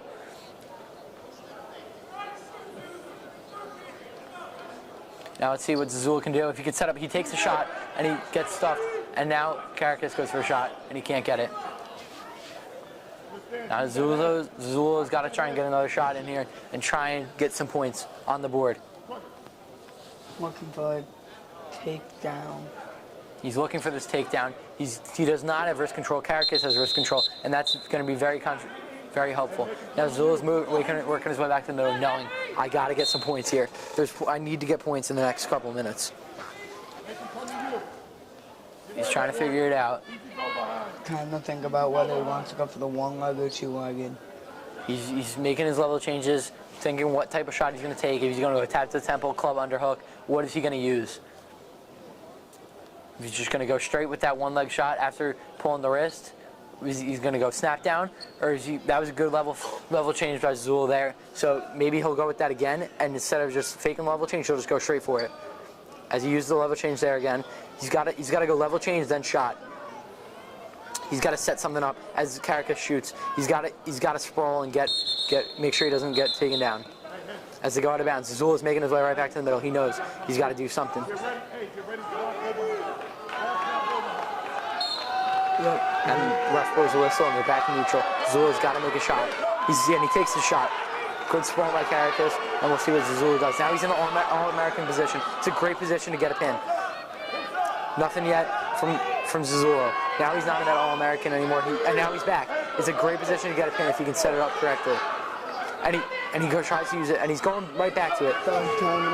He's just firing off the All-American. He's got to pop his head out. He's got to try and figure out how is he going to be able to get some points on the board. And he brings it up, and he's going to try and get that takedown, and he's unable to get a takedown. He's got to go right back for a shot. He's got to go right back. He can't have that much time left, and he goes back for the shot. And he's going to take that takedown. And he can't get that takedown, and that's going to be the match. And Zazula is going to lose, and Karakas for Belcourt is going to take home another championship. As you can see the frustration from Zazula after not getting any points on the board. As we are now down to 2 matches to go. Yep, we have the 108 weight class coming up and the 101, and that's going to be it. 2 fastest weight classes. Now we see Sean Gallagher from Calhoun coming out against Comac, the wrestler from Comac. We'll see if Calhoun can win this and maybe help themselves bring home a championship for the Sprig Gardner. And we'll see who's going to win this match. Sean Gallagher is a very quick wrestler, and he's going to go right out the gate with those level changes. You see both of them, 108 very quickly class. We'll see what they're going to do, how they're going to set out their shots, how they're going to try and win this match. And Gallagher goes straight for that single leg, and he looks like he might get it. And if he pops that head out, he'll have a chance. He's got to bring him down, though. And he's chasing him around the mat, and it looks like they're going to go out of bounds before anybody can get a takedown.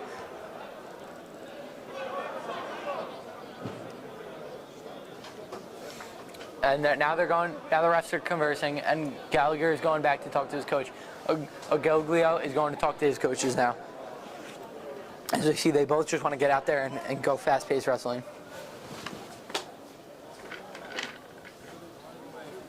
As the refs are done conversing, as we're looking to get this match underway again. You see Ogelglio goes right back to the middle, just excited to wrestle. And you see Gallagher's going to try and do something, set up a shot with level changes. He's trying to figure something out. See what will they do to try and... Gallagher trying to level change. Now Ogelglio, he's sprawling. It seems like he's a little bit afraid of Gallagher's shot. And now they go in the front headlock position, and Gallagher gets out of it quickly. Now he takes that single leg shot, same one that we saw before, and he's trying to pick him up and move him down with that ankle. They're going to go, it looks like they might go out of bounds again before either of them can get any points. And it looks like they do go out of bounds, and they're going to go back to that neutral position. Still 0-0.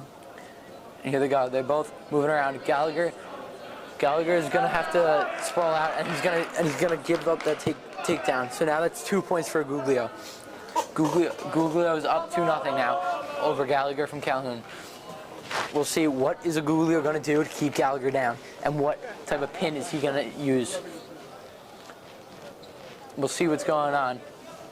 He's trying to go one to the wrist and bring it in so he can get a half. He's trying to set up that half Nelson, but he's unable. Gallagher's blocking it very well. And now he might try and switch up to that armbar.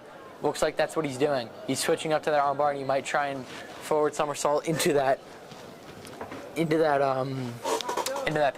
But will he be able to do it? I don't know. We'll see. He keeps trying to set it up, and he's unable to set it up. He might have to switch into a different type of pin. We'll see. And that's the end of the period one. Is Aguglio is up 2-0 on Gallagher.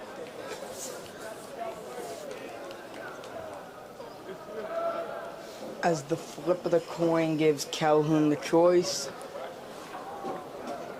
Looks like Calhoun defers, and Aguglio is choosing neutral. So giving Gallagher the chance for the takedown to tie it up here.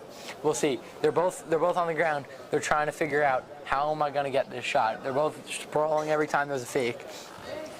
And here they go. They're trying to figure out, how am I going to take this person down? Looks like Gallagher's going to try and go back for that single leg, but he's got to shoot before Aguglio does. They're both on the ground, figuring out, sizing the guy up, figuring out what leg they're going for and how they're going to do it. High C, club underhook. And that looks like they're in that forward headlock position. And we're going to see if they're able. Gallagher's looking for that leg to try and pull it over to him and slip under that front headlock position.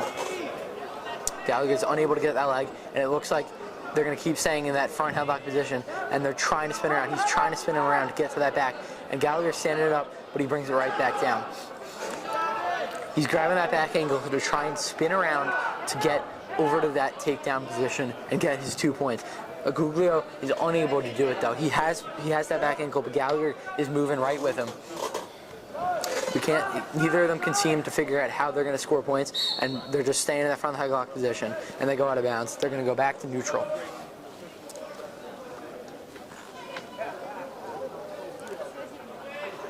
Now they're going to go back to neutral, and both of them are back to Gallagher's on the ground again. It seems like he loves to be on that one knee, one up, one down knee situation so that he can figure out how he's going to get a shot. Looks like he got poked in the eye, and he's going to need some injury time. As it's still only 2-0 Comac.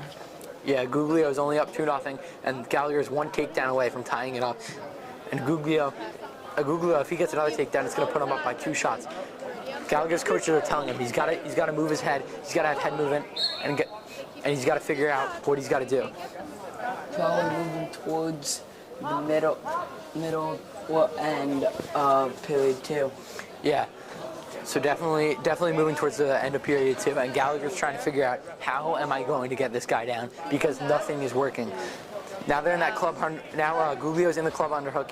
He moves out of the club underhook, and now he goes for that single leg takedown. And will he get it? Gallagher's sprawling hard, and it looks like Aguglio's going to get that takedown to put him up 4-0 on Gallagher. As we're approaching the end of period 2. Gallagher's down 4-0 now, and he's got to figure out, how am I going to get points on the board. This looks like exactly like last match. You got it. Now it's going to be 4-0 going into the third period.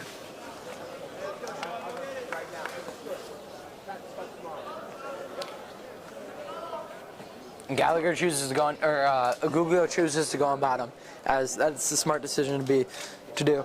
Gallagher's got to try and figure out how to get him onto his back. And we'll see. Gallagher's trying to chop him down, get him flat so he can get him onto his back. Gallagher's trying everything he can do. He's trying to get him flat so he can put him in his back. He's trying everything, because period 3 in the championship match of the Sprig Gardner Tournament. Gallagher can't seem to flatten him out, but he's bringing that arm, trying to get into an armbar situation. Now he's going for a cradle. He strides away from the cradle, goes back, trying to put him back into that armbar. We'll see what Gallagher can do to take down Aguglio.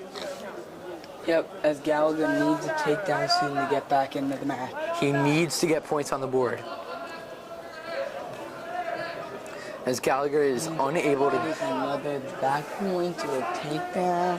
Yeah, as Gallagher is unable to get these points. And you see that Aguglio is kind of just sitting there trying to make sure he doesn't get put on his back, but he's not really trying to get out. He's just kind of sitting on the bottom, trying to stay there and stay put. And you see, now Gallagher's really trying to use that cradle. He wants to use the cradle, but it doesn't seem like it's going to work.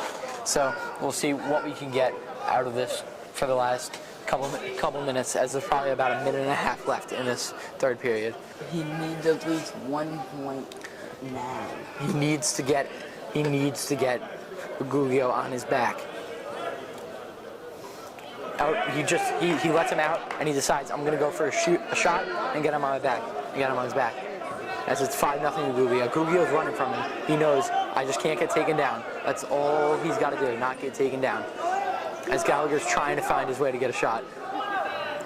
He's gonna have to take a shot in a second, and he's still just fighting for hand control. And he's got to try and find his way to get a shot in there. They're fighting for hand control, looking for wrist, and that's gonna be it. And Guglio from Comac is going to be the winner of the 108 weight class.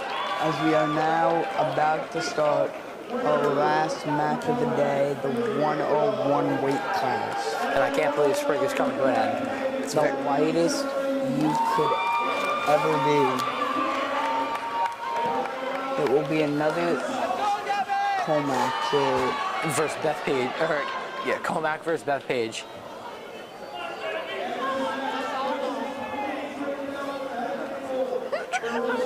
Comac versus Beth Page here.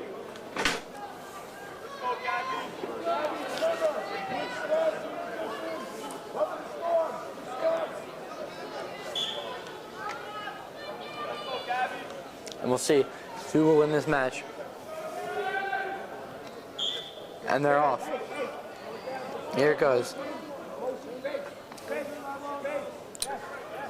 Got Servin from Beth Page and Francios from Comac. We'll see who will come out on top of this 101 bout. And we'll see. Francios is going for the takedown as he's just got to get to the back, and he's got to bring those legs down and get to the back as he's driving them, and he gets to the back of Servin. Francios has 2 points now, being up 2-0 on Servin from Beth Page. Servin is doing everything they can to get up. Severin trying to get up. Severin trying to get up. And Francios is just trying to keep him down, as it looks like they almost have a pin, having them on their back. Now he's going for 2-on-1 on the wrist to try and set up the half Nelson. We'll see what they can do to win. 4-0 Francios after he got those back points. Now Severin is trying to get up. Everything in their power to get up. And they're standing, but will they be able to get the escape? I don't know. It doesn't look like, and it looks like they might get the escape. As they look like they might be moving out of bounds.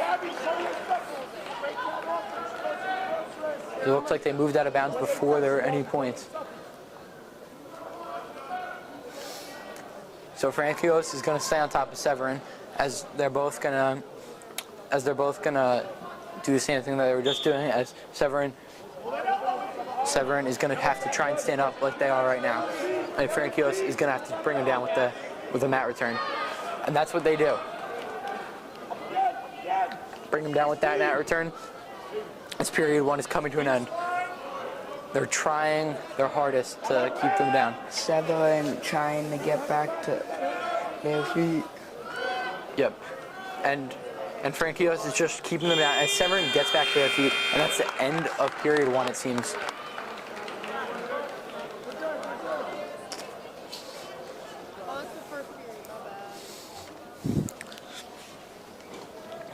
It looks like Severin is going to go up and put Francios down, as Severin is trailing 4-0.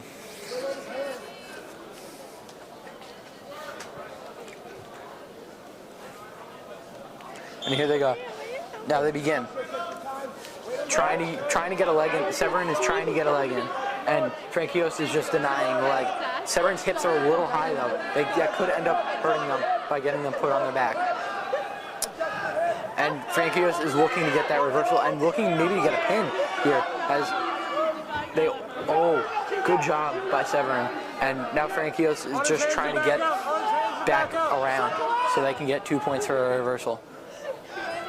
And that's what they're trying to do. Here they go. And they're so close, and they get the reversal. That's going to be 2 points for Frankios. So now Frankios is up 6-0 on Severin, and Severin has got to try and do something so they can get some points on the board. As we've seen late in matches, people have been struggling to find ways to get points. Yeah, they need some points. They need some hope here, as Severin is just getting shut down on every move that they make, as Frankios is just trying to do something. Frankios is just trying to pin them and get more points on the board, as Severin cannot do anything, as they were so close to getting out that one time, and they were just unable to do it after that. Now they're getting close to their back, as Frankios is moving them closer and closer to the back. And he's trying to get them as close as they can to that pin and trying to get some back points. But it looks like they're not going to be able to get to that back yet. Very close though, as they have that arm bar in there, and Frankios is unable to get them towards the back. It looks like they're on their back, and Frankios is very close to getting that pin, and he just takes his back points on them and gets 3 more points to make it 9-0. Severin just dug a deep hole. Yeah, going down 9-0 is going to be very tough. And that's the end of the second period. As we have one more period to go in the Sprig Gardner 2023 tournament.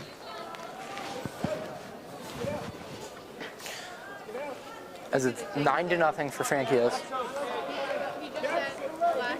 There's one period to go in the Sprig Gardner tournament, and we'll see how this plays out between Severin and Frankios. If Severin can make an amazing comeback, that would be Sprig Gardner. That would be pretty awesome. A 9-point deficit with 2 minutes left, and it looks like they're getting put on their back, and they're bridging. And they're just trying. Severin is just trying to find any way that they can make a comeback here, as they're down 9-0. And we'll see what is going to happen, as it's 11-0 now for Frankios, and 4 more points, and it's just going to be a tech, and it's going to be over. And we'll see what happens here. As it's 11-0. Frankios, and Severin is really trying.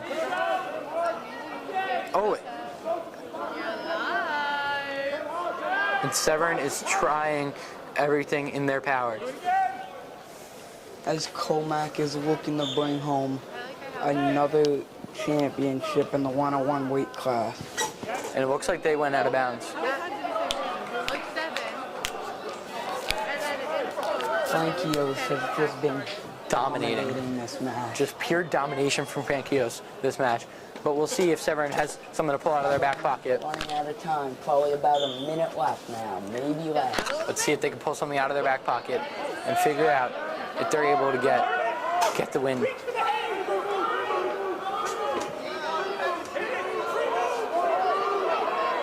Let's see. He's trying, and they might get the pin. Oh, and Severin does a great job of getting out. I think that'll just about do it almost.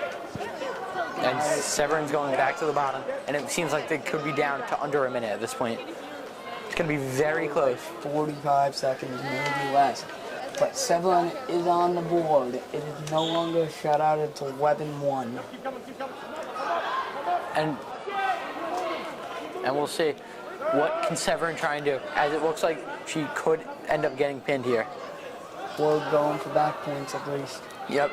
And we'll see with Frankios. Frankios is really trying to get those back points. They want to rack it up and get some more points. Now, I don't know what's going to happen here, as they're trying to use that arm bar and get in there.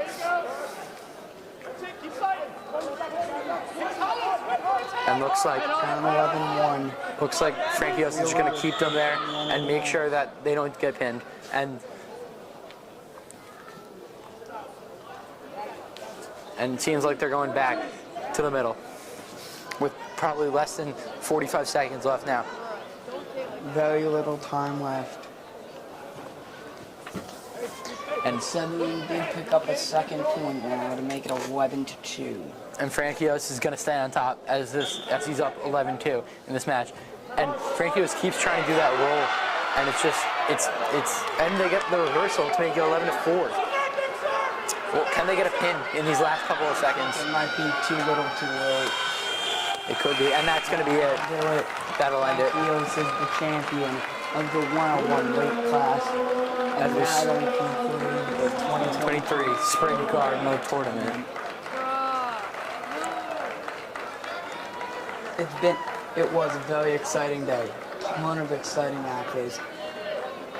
Just exciting all around. And thank you guys for joining us in this wild ride of wrestling. It was a great day of wrestling, and thank you guys for tuning in. It's been from 8 a.m. to 7 p.m. And from yesterday, 7 to 10. And it's just been a great day of wrestling and a great tournament. And thank you guys for tuning in, and this was a great Sprig Gardner Tournament. I've been Jared Baltimore.